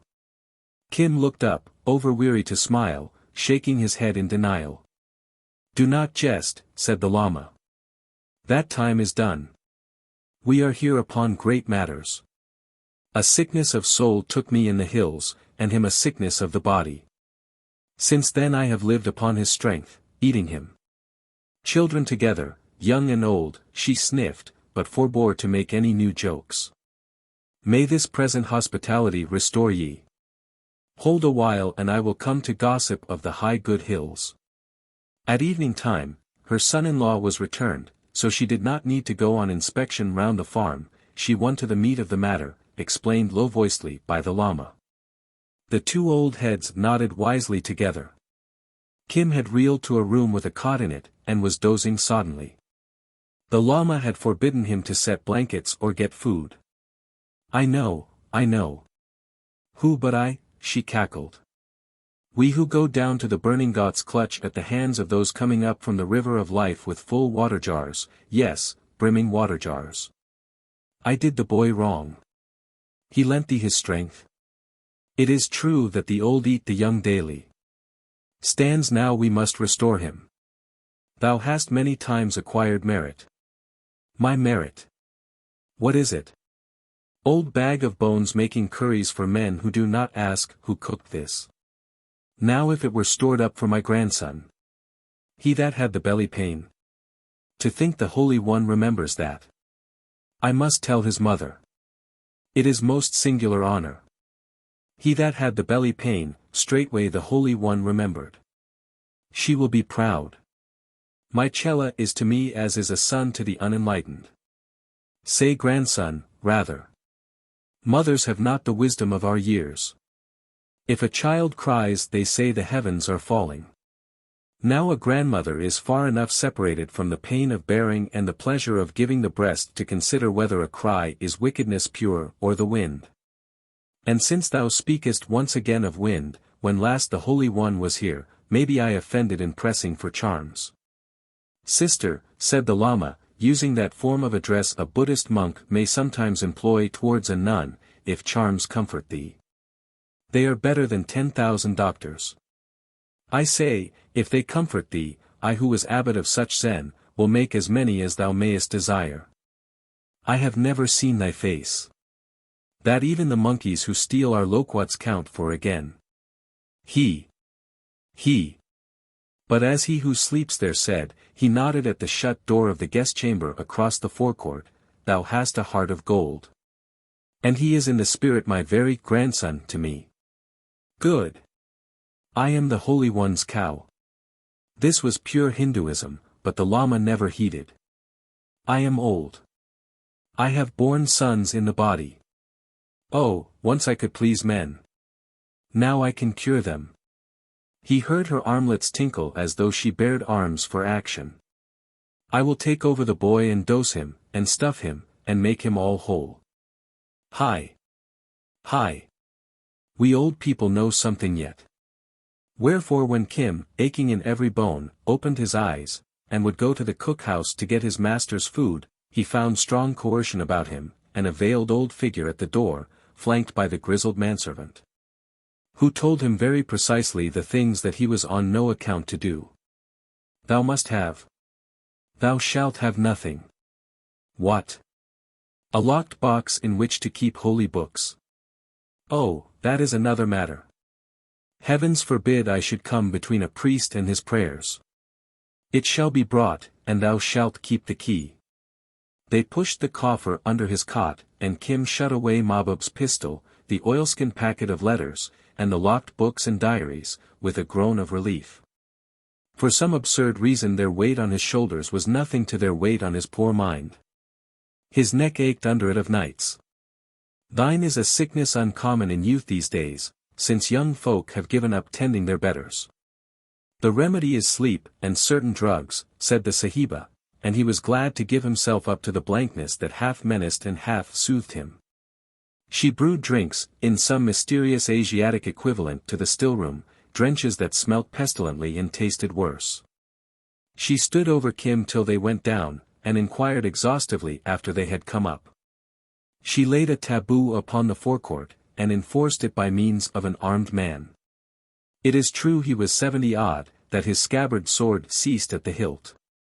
But he represented the authority of the Sahiba, and loaded wains, chattering servants, calves, dogs, hens, and the like, fetched a wide compass by those parts. Best of all, when the body was cleared, she cut out from the mass of poor relations that crowded the back of the buildings, household dogs, we name them, a cousin's widow, skilled in what Europeans, who know nothing about it, call massage. And the two of them, laying him east and west, that the mysterious earth currents which thrill the clay of our bodies might help and not hinder, took him to pieces all one long afternoon, bone by bone, muscle by muscle, ligament by ligament. And lastly, nerve by nerve. Kneaded to irresponsible pulp, half hypnotized by the perpetual flick and readjustment of the uneasy shutters that veiled their eyes, Kim slid 10,000 miles into slumber, 36 hours of it, sleep that soaked like rain after drought. Then she fed him, and the house spun to her clamor. She caused fowls to be slain, she sent for vegetables, and the sober, slow-thinking gardener, nigh as old as she, sweated for it. She took spices, and milk, and onion, with little fish from the brooks, anon limes for sherbets, fat quails from the pits, then chicken livers upon a skewer, with sliced ginger between. I have seen something of this world, she said over the crowded trays, and there are but two sorts of women in it, those who take the strength out of a man and those who put it back. Once I was that one, and now I am this. Nay, do not play the priestling with me. Mine was but a jest. If it does not hold good now, it will when thou takest the road again. Cousin, this to the poor relation, never wearied of extolling her patroness's charity, he is getting a bloom on the skin of a new curried horse. Our work is like polishing jewels to be thrown to a dance girl, eh? Kim sat up and smiled. The terrible weakness had dropped from him like an old shoe. His tongue itched for free speech again, and but a week back the lightest word clogged it like ashes.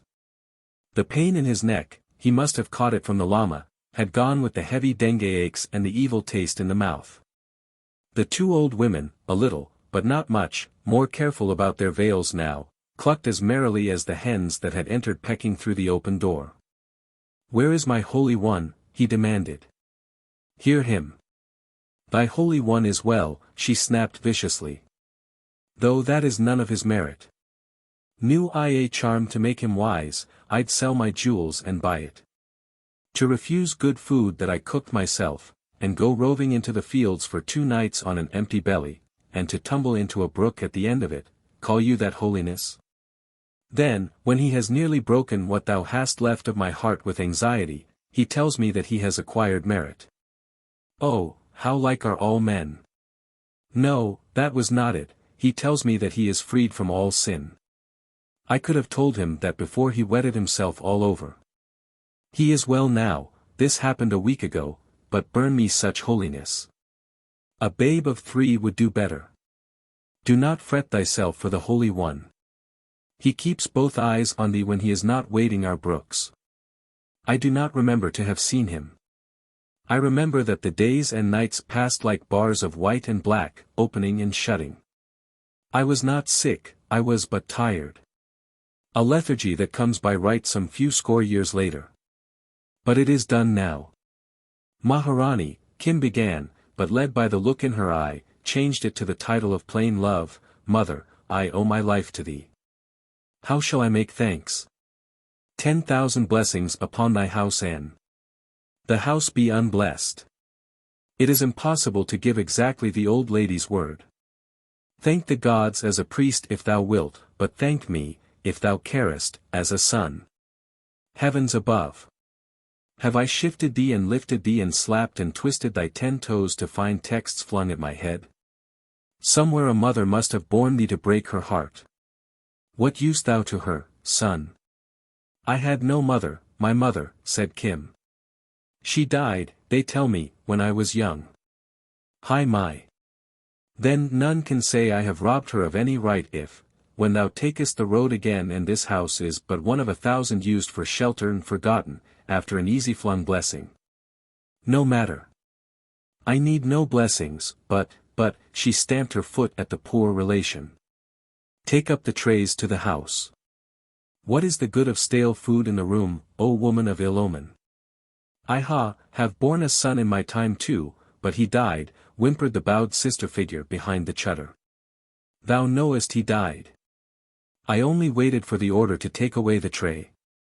It is I that am the woman of ill omen, cried the old lady penitently. We that go down to the chatries, the big umbrellas above the burning ghats where the priests take their last dues, clutch hard at the bearers of the chattis, water jars, young folk full of the pride of life, she meant, but the pun is clumsy. When one cannot dance in the festival one must e'en look out of the window, and grandmothering takes all a woman's time. Thy master gives me all the charms I now desire for my daughter's eldest, by reason, is it, that he is wholly free from sin. The Hakim is brought very low these days. He goes about poisoning my servants for lack of their betters. What Hakim, mother? That very Dhaka man who gave me the pill which rent me in 3 pieces. He cast up like a strayed camel a week ago, vowing that he and thou had been blood brothers together up Kulu way, and feigning great anxiety for thy health. He was very thin and hungry, so I gave orders to have him stuffed too, him and his anxiety. I would see him if he is here. He eats 5 times a day, and lances boils for my hinds to save himself from an apoplexy. He is so full of anxiety for thy health that he sticks to the cookhouse door and stays himself with scraps. He will keep. We shall never get rid of him. Send him here, mother. The twinkle returned to Kim's eye for a flash, and I will try. I'll send him, but to chase him off is an ill turn. At least he had the sense to fish the Holy One out of the brook. Thus, as the Holy One did not say, acquiring merit. He is a very wise Hakim. Send him, mother. Priest praising priest. A miracle. If he is any friend of thine, ye squabbled at your last meeting, I'll hail him here with horse ropes and give him a caste dinner afterwards, my son. Get up and see the world. This lying Abed is the mother of 70 devils, my son. My son. She trotted forth to raise a typhoon off the cookhouse, and almost on her shadow rolled in the babu, robed as to the shoulders like a Roman emperor, jowled like Titus, bareheaded, with new patent leather shoes, in highest condition of fat.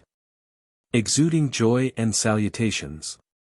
By Jove, Mr. O'Hara, but I am jolly glad to see you. I will kindly shut the door. It is a pity you are sick. Are you very sick? The papers from the Kilta. The maps and the Murasla. He held out the key impatiently. For the present need on his soul was to get rid of the loot. You are quite right. That is correct departmental view to take. You have got everything. All that was handwritten in the Kilta I took. The rest I threw down the hill. He could hear the keys grate in the lock, the sticky pull of the slow-rending oilskin, and a quick shuffling of papers. He had been annoyed out of all reason by the knowledge that they lay below him through the sick idle days, a burden incommunicable. For that reason the blood tingled through his body, when Hari, skipping elephantinely, shook hands again. This is fine. This is finest. Mr. O'Hara. You have, ha. Swiped the whole bag of tricks, locks, stocks, and barrels. They told me it was 8 months' work gone up the spouts. By Jove, how they beat me. Look, here is the letter from Hilas. He intoned a line or two of court Persian, which is the language of authorized and unauthorized diplomacy. Mr. Raja Sahib has just about put his foot in the holes. He will have to explain officially how the deuce and all he is writing love letters to the Tsar.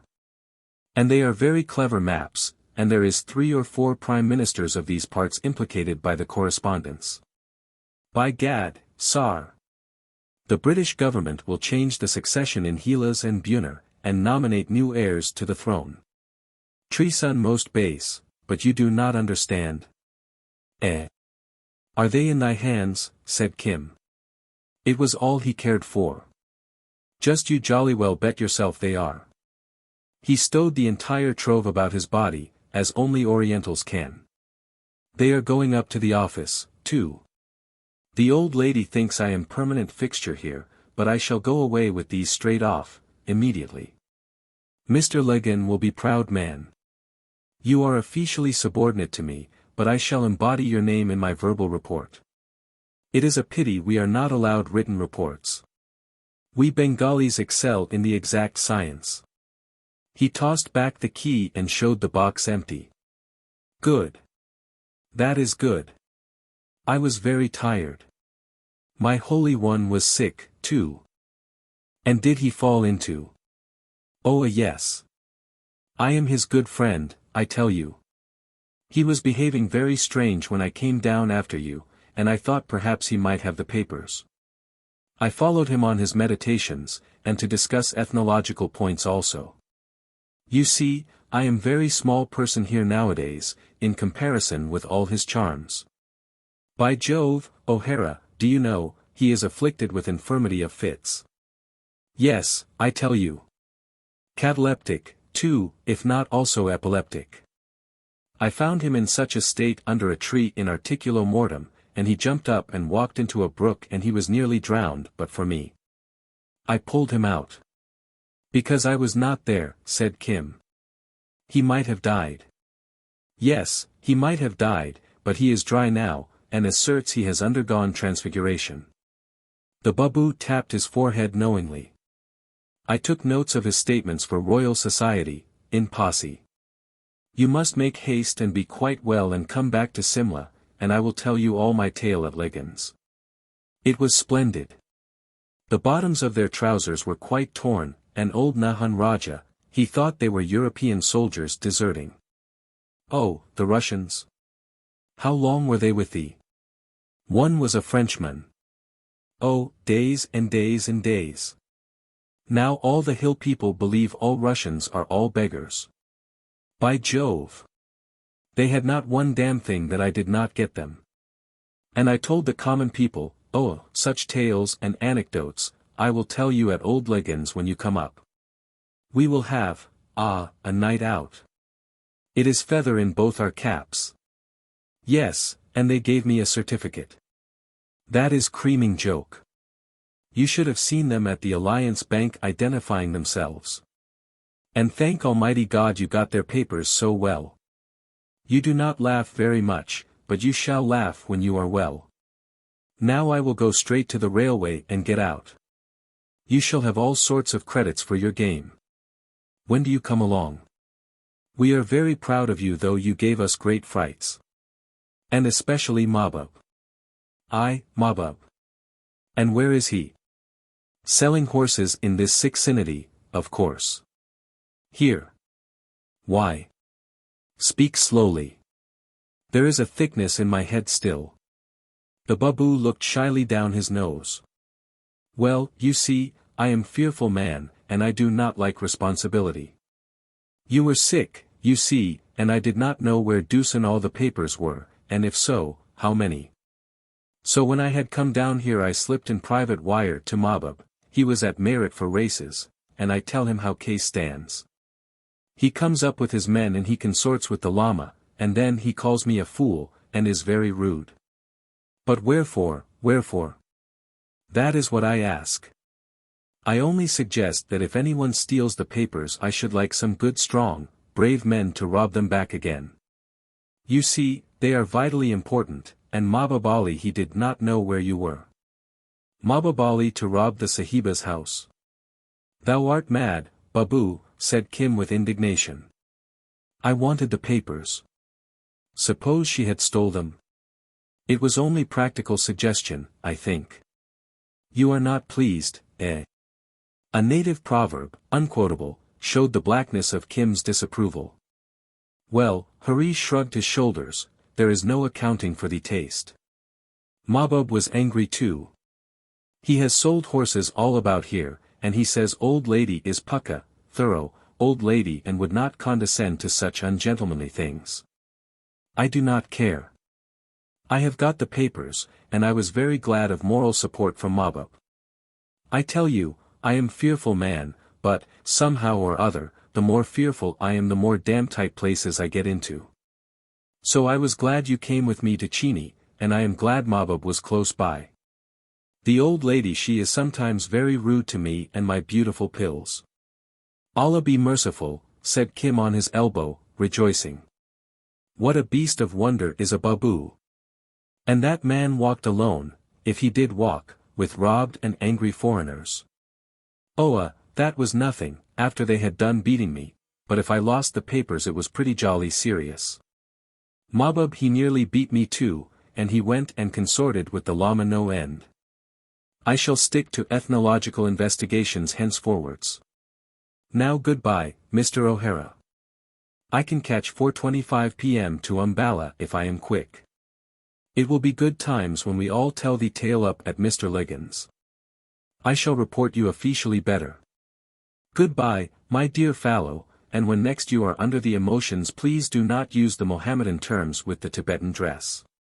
He shook hands twice, a babu to his boot heels, and opened the door. With the fall of the sunlight upon his still triumphant face he returned to the humble Dhaka quack. He robbed them, thought Kim, forgetting his own share in the game. He tricked them. He lied to them like a Bengali. They give him a chit, a testimonial. He makes them a mock at the risk of his life. I never would have gone down to them after the pistol shots, and then he says he is a fearful man. And he is a fearful man. I must get into the world again. At first his legs bent like bad pipe stems, and the flood and rush of the sunlit air dazzled him. He squatted by the white wall, the mind rummaging among the incidents of the long Duli journey, the Lama's weaknesses, and, now that the stimulus of talk was removed, his own self-pity, of which, like the sick, he had great store. The unnerved brain edged away from all the outside, as a raw horse, once rowelled, sidles from the spur. It was enough, amply enough, that the spoil of the kilta was away, off his hands, out of his possession. He tried to think of the Lama, to wonder why he had tumbled into a brook, but the bigness of the world, seen between the forecourt gates, swept linked thought aside. Then he looked upon the trees and the broad fields, with the thatched huts hidden among crops, looked with strange eyes unable to take up the size and proportion and use of things, stared for a still half-hour. All that while he felt, though he could not put it into words, that his soul was out of gear with its surroundings, a cogwheel unconnected with any machinery, just like the idle cogwheel of a cheap behe sugar crusher laid by in a corner.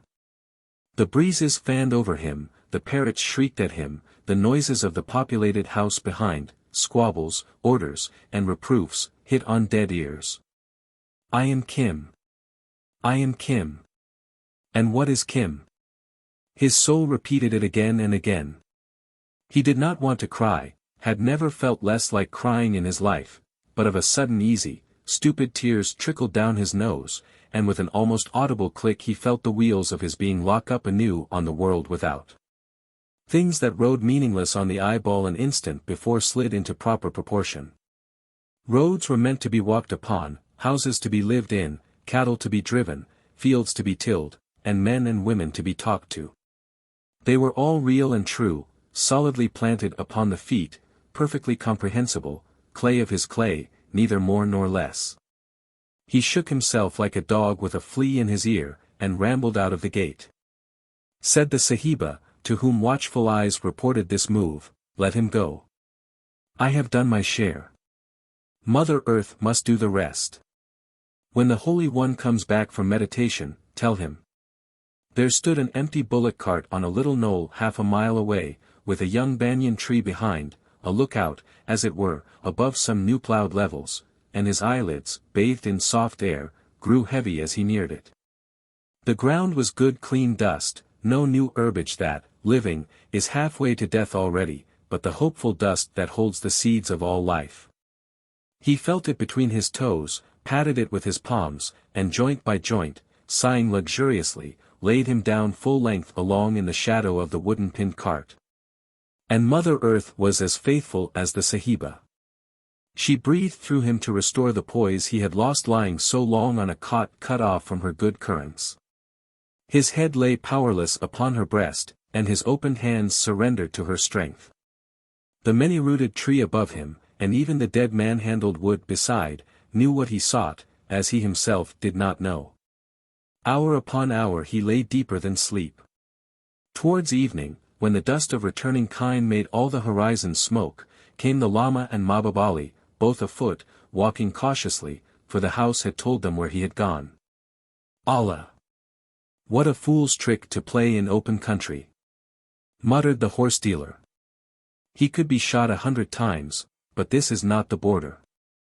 And, said the Lama, repeating a many times told tale, never was such a chela. Temperate, kindly, wise, of ungrudging disposition, a merry heart upon the road, never forgetting, learned, truthful, courteous. Great is his reward. I know the boy, as I have said. And he was all those things. Some of them, but I have not yet found a red hat's charm for making him overly truthful. He has certainly been well nursed. The Sahiba is a heart of gold, said the Lama earnestly. She looks upon him as her son. Humph. Half-Hind seems that way disposed. I only wish to see that the boy had come to no harm and was a free agent. As thou knowest, he and I were old friends in the first days of your pilgrimage together.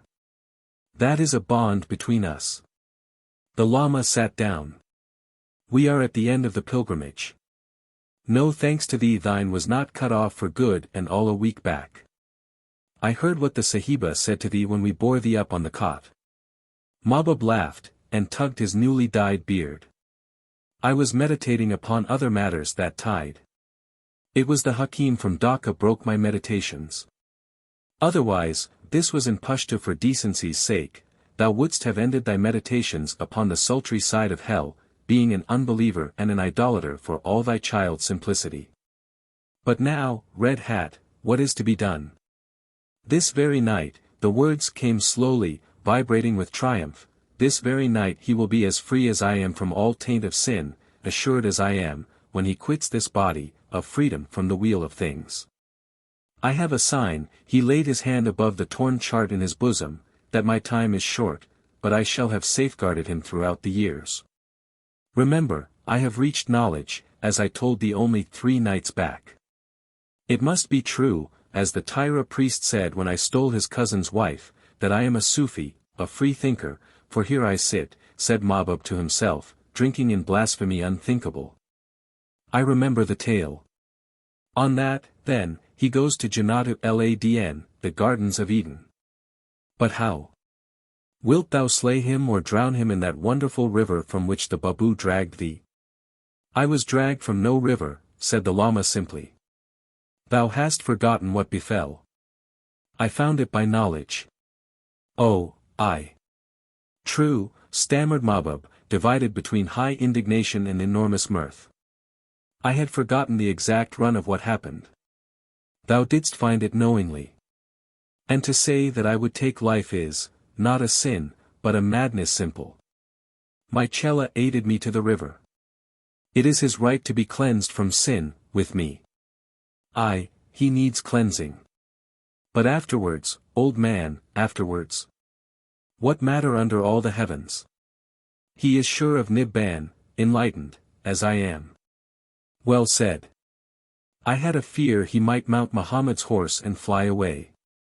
Nay, he must go forth as a teacher. Aha! Now I see. That is the right gait for the colt. Certainly he must go forth as a teacher. He is somewhat urgently needed as a scribe by the state, for instance. To that end he was prepared. I acquired merit in that I gave alms for his sake. A good deed does not die. He aided me in my search. I aided him in his. Just as the wheel, O horseseller from the north. Let him be a teacher, let him be a scribe, what matter? He will have attained freedom at the end. The rest is illusion. What matter? When I must have him with me beyond Balk in 6 months.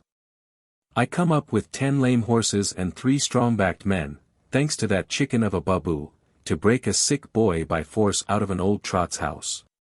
It seems that I stand by while a young sahib is hoisted into Allah knows what of an idolater's heaven by means of old Red Hat.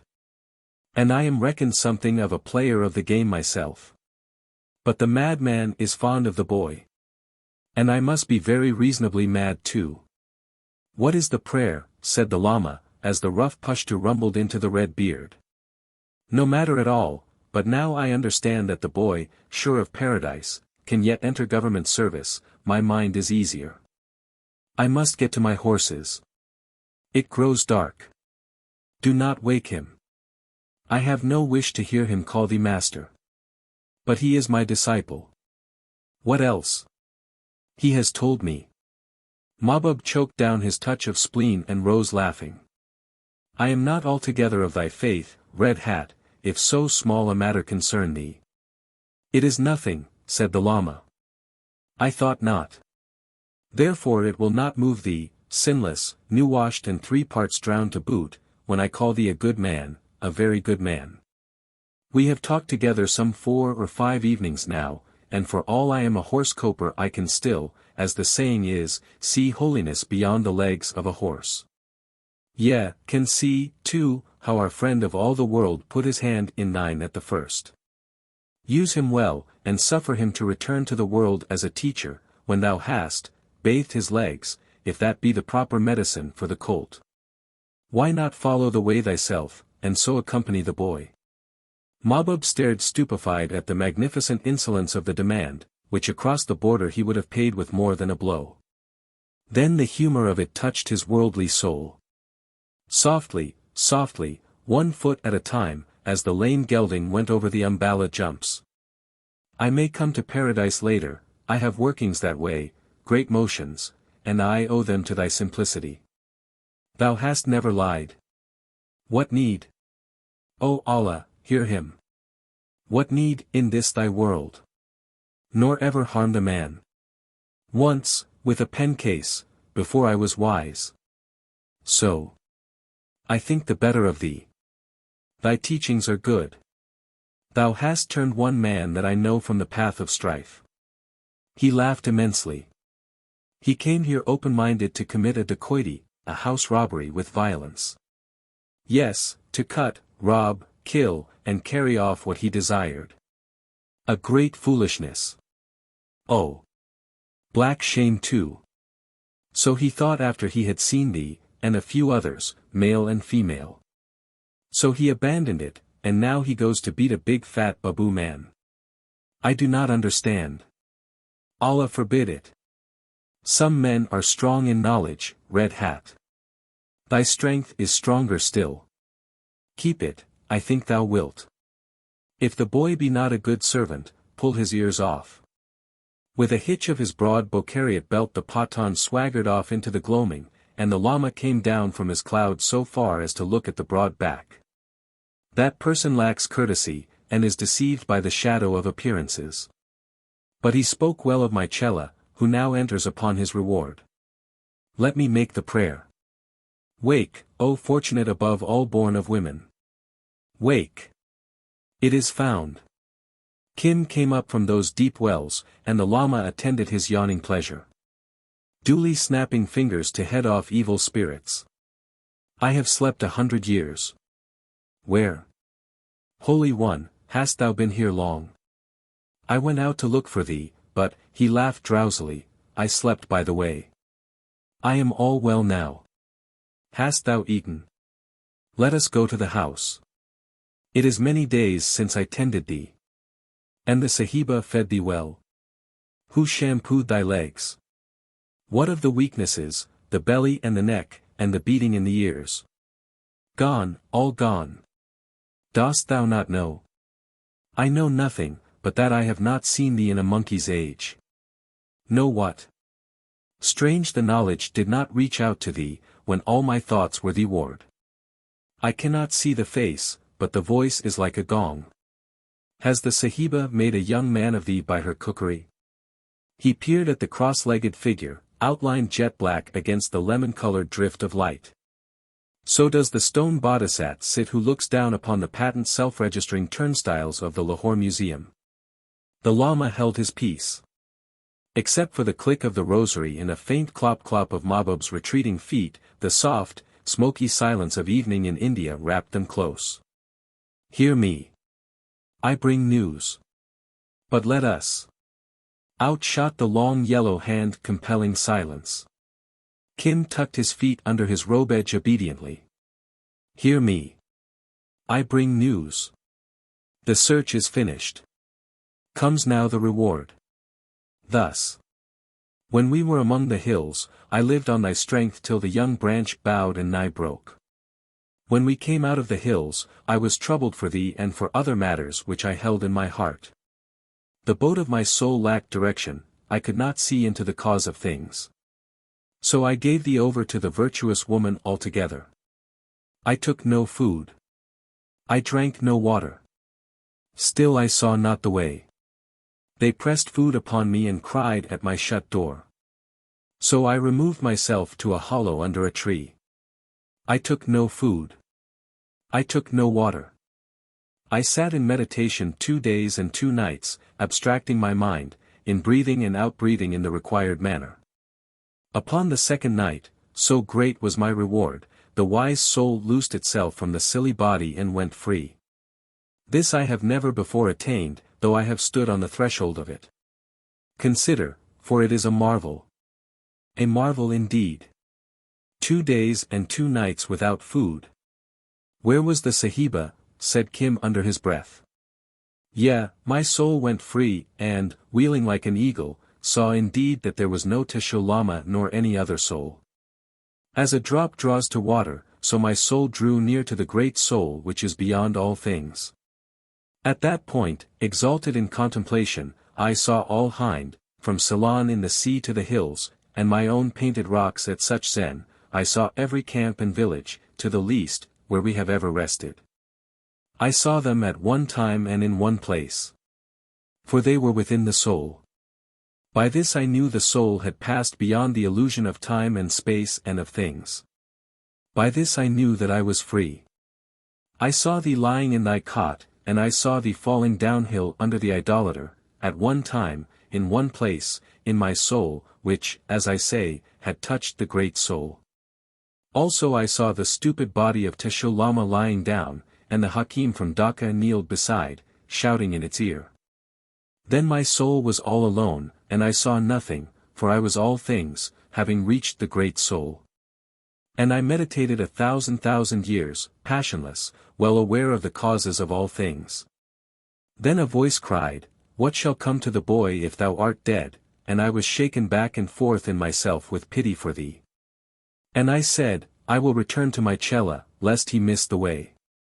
Upon this my soul, which is the soul of Tibetan Lama, withdrew itself from the great soul with strivings and yearnings and retchings and agonies not to be told.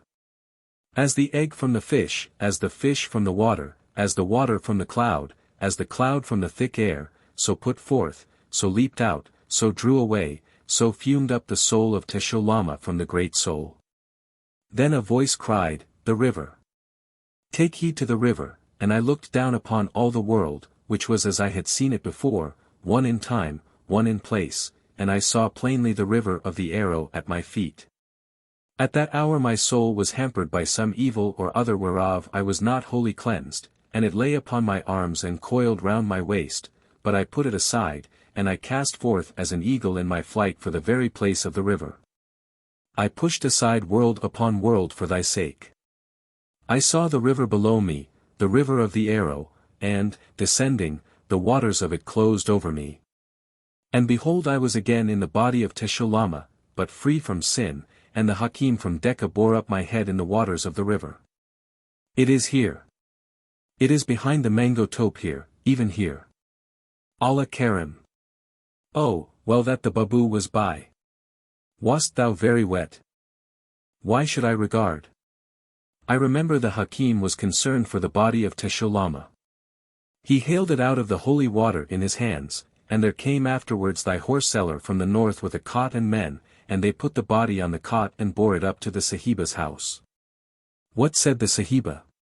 I was meditating in that body, and did not hear. So thus the search is ended. For the merit that I have acquired, the river of the arrow is here. It broke forth at our feet, as I have said. I have found it.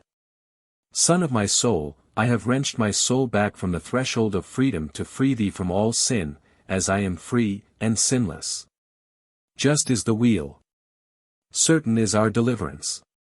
Come. He crossed his hands on his lap and smiled, as a man may who has won salvation for himself and his beloved.